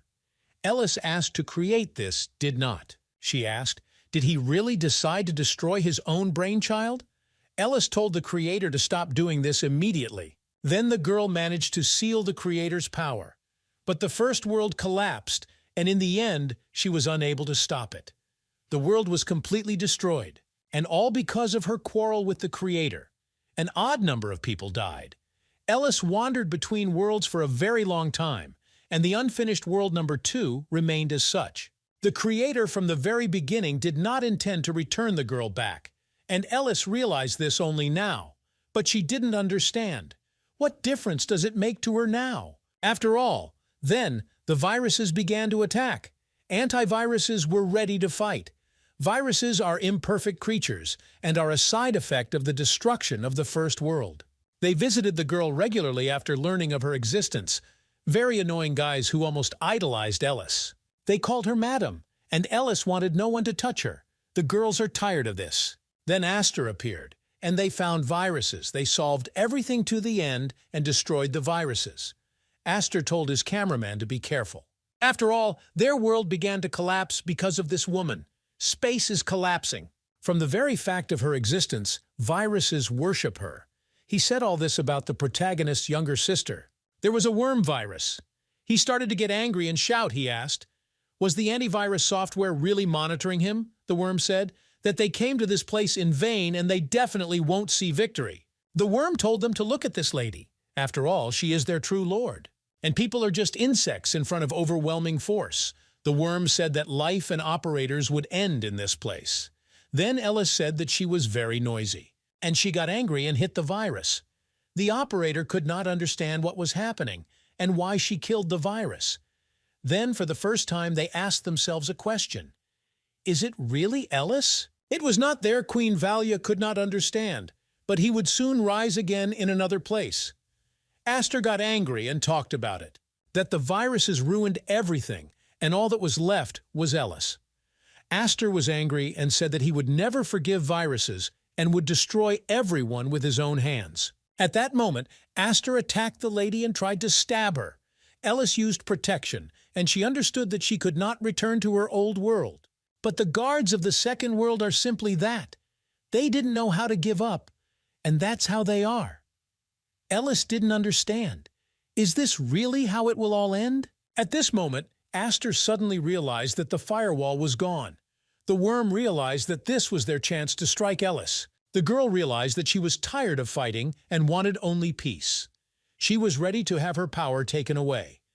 And at that moment, Aster pierced the girl's body with his sword. Ellis plunged into space. And when she opened her eyes, she understood everything. After all, most of the power is stored in this place.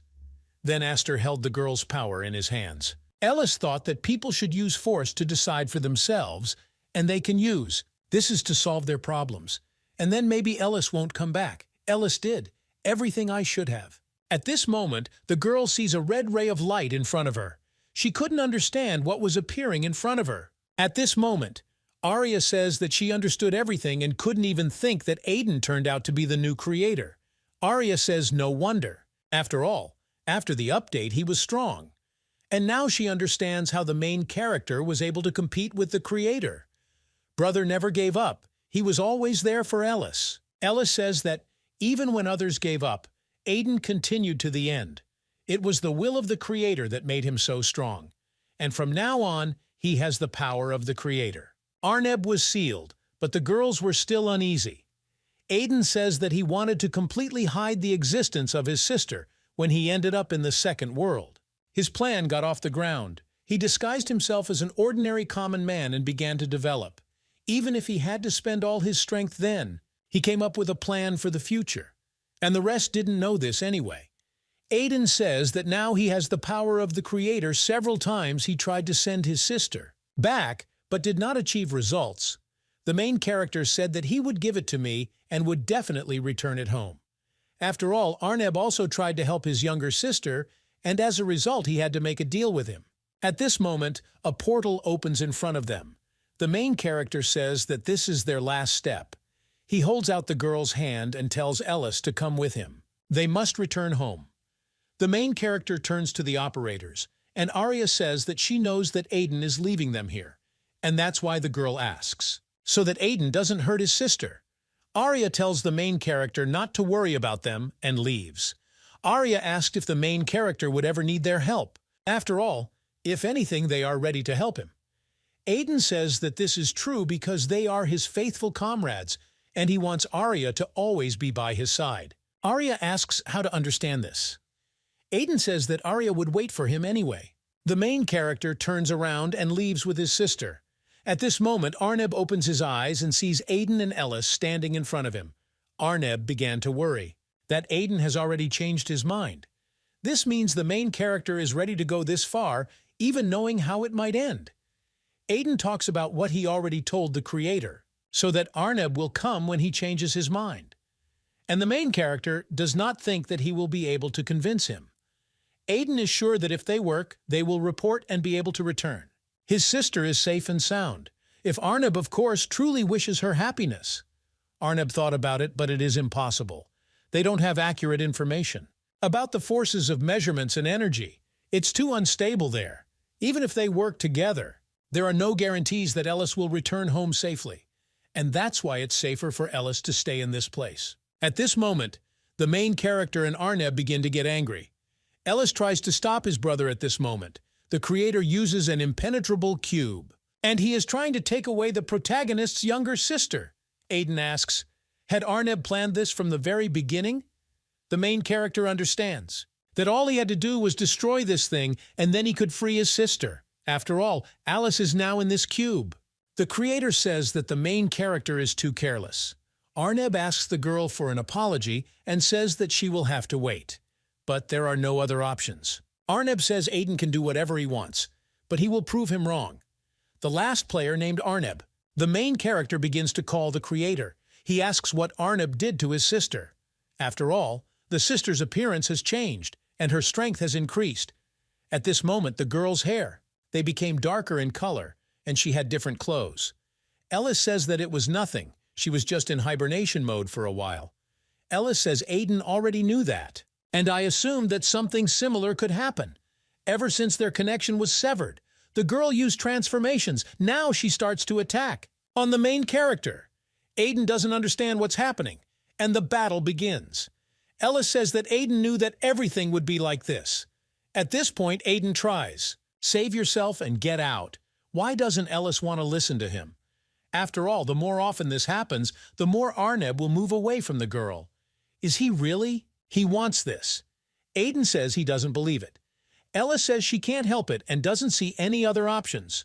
Ellis appeals to his older brother and says that everything in this world has a beginning and an end, and she is no exception either. So she asks that Aiden not destroy the best version of her. After all, they can rule this world. The girl uses the collapse command. At this moment, Aiden tries to use a shield to counter the blow from his little sister. The incredible is happening. Boy Ellis directs his forces towards his brother and tries to destroy his defense. The main character starts screaming and trying to do something, but he can't do anything. The main character, exhausted, flies to the side and hits the rocks. Aiden's mouth begins to bleed. At this moment, the main character makes such an incredibly strong blow. Ellis then sends a blow towards the main character from a huge gap in the ground. She's trying to kill him. Aiden asks, is Ellis burning all his power? In exchange for life energy. The main character is ready for this. After all, he still has an ace up his sleeve. At this moment, the main character uses transformation. It is with this command that Echo disperses, and a bright light begins to glow. Ellis turns to his brother and says that they must settle this once and for all. The girl directs a blow towards her older brother, and she tries to hit the main character. At this point, Aiden uses command of gravitational collapse and directs it towards his younger sister. At this moment, an incredible explosion occurs. Such a blow caused damage to the girl, and her shield was destroyed. At this moment, Ellis began to dissolve into space. Aiden tries to calm his sister down and talk. That the creator knew how it would all end. The creator says that Aiden is too weak. He uses too much strength and his body can't handle it. He asks why and for what Aiden makes such sacrifices. Ellis says it makes sense, but he ruined it. And Aiden proved her wrong. And now he can solve everything. Ellis believes that his older brother will succeed. At this moment, she adjusts her breasts with her hand, and a bright light begins to glow. At this moment, the Svatochka also begins to glow in the protagonist's chest. Aiden does not understand what it is. The system announces the beginning of world renewal. Ellis says, so that the elder takes it. After all, she did what she wanted when Aiden first arrived. Aiden asks the creator if he really absorbed his little sister, to send her to your world. The creator asks why Aiden sacrifices himself to save her. He is asking, is there really no other choice? After all, the main character will disappear. And Ellis definitely wouldn't want that. The creator says that there is no other way, and this is the only option to save both my sister and this world. The creator says that from now on, he trusts him with this world. The main character sees the silhouette of his sister. The girl falls into his arms and Aiden asks, "Has the girl really woken up?" Aiden asks how the girl is feeling. Ellis says her head seems to have stopped hurting, and the pain she felt throughout her body disappeared. She had never experienced anything like this. But she turns. He asks his brother, "Where is Arneb?" That's how it ended. And Ellis expected this, but she fully hoped that it wouldn't come to that. Ellis thought things would be different. She asks, did she really want too much? At this moment, the girl begins to cry. Her brother tries to calm her down. Ellis says it's okay, and he knows that Arneb himself made such a choice. The girl says that from now on she will not doubt. The main character said that it was time for them to return. He asks if his younger sister is ready. Aiden hopes that now they will definitely get home. At this moment, the main character found a world where his sister lives. They go to that place. This is the sphere in its entirety, and deliver his younger sister home safely. The main character tells Ellis to listen to him carefully. When she gets home, the road to this world will disappear. And if the light given here by the creator disappears, then the crack that connects the girl with this world will soon close. Ellis's illness will disappear with her. Aiden tells her little sister to move forward because her world is there and not here. Ellis throws himself into his brother's arms and begins to cry. After all, they are not actually related. Aiden is another user from another world. But from some point, Ellis began to think differently. That's why she thanks the main character for everything that happened, and the fact that Aiden was always there for her. Ellis says she will never forget it. Aiden says Ellis will always be his favorite sister, and it doesn't matter what Ellis said there. So Aiden tells Ellis to stop worrying about all sorts of little things and took better care of myself. Ellis thanks his brother. Aiden tells his sister to take care of herself. The girl is already leaving when she said goodbye to her brother. Ellis is already leaving, on the way home, but suddenly she notices the creator in front of her. She does not understand. Is it really Arneb?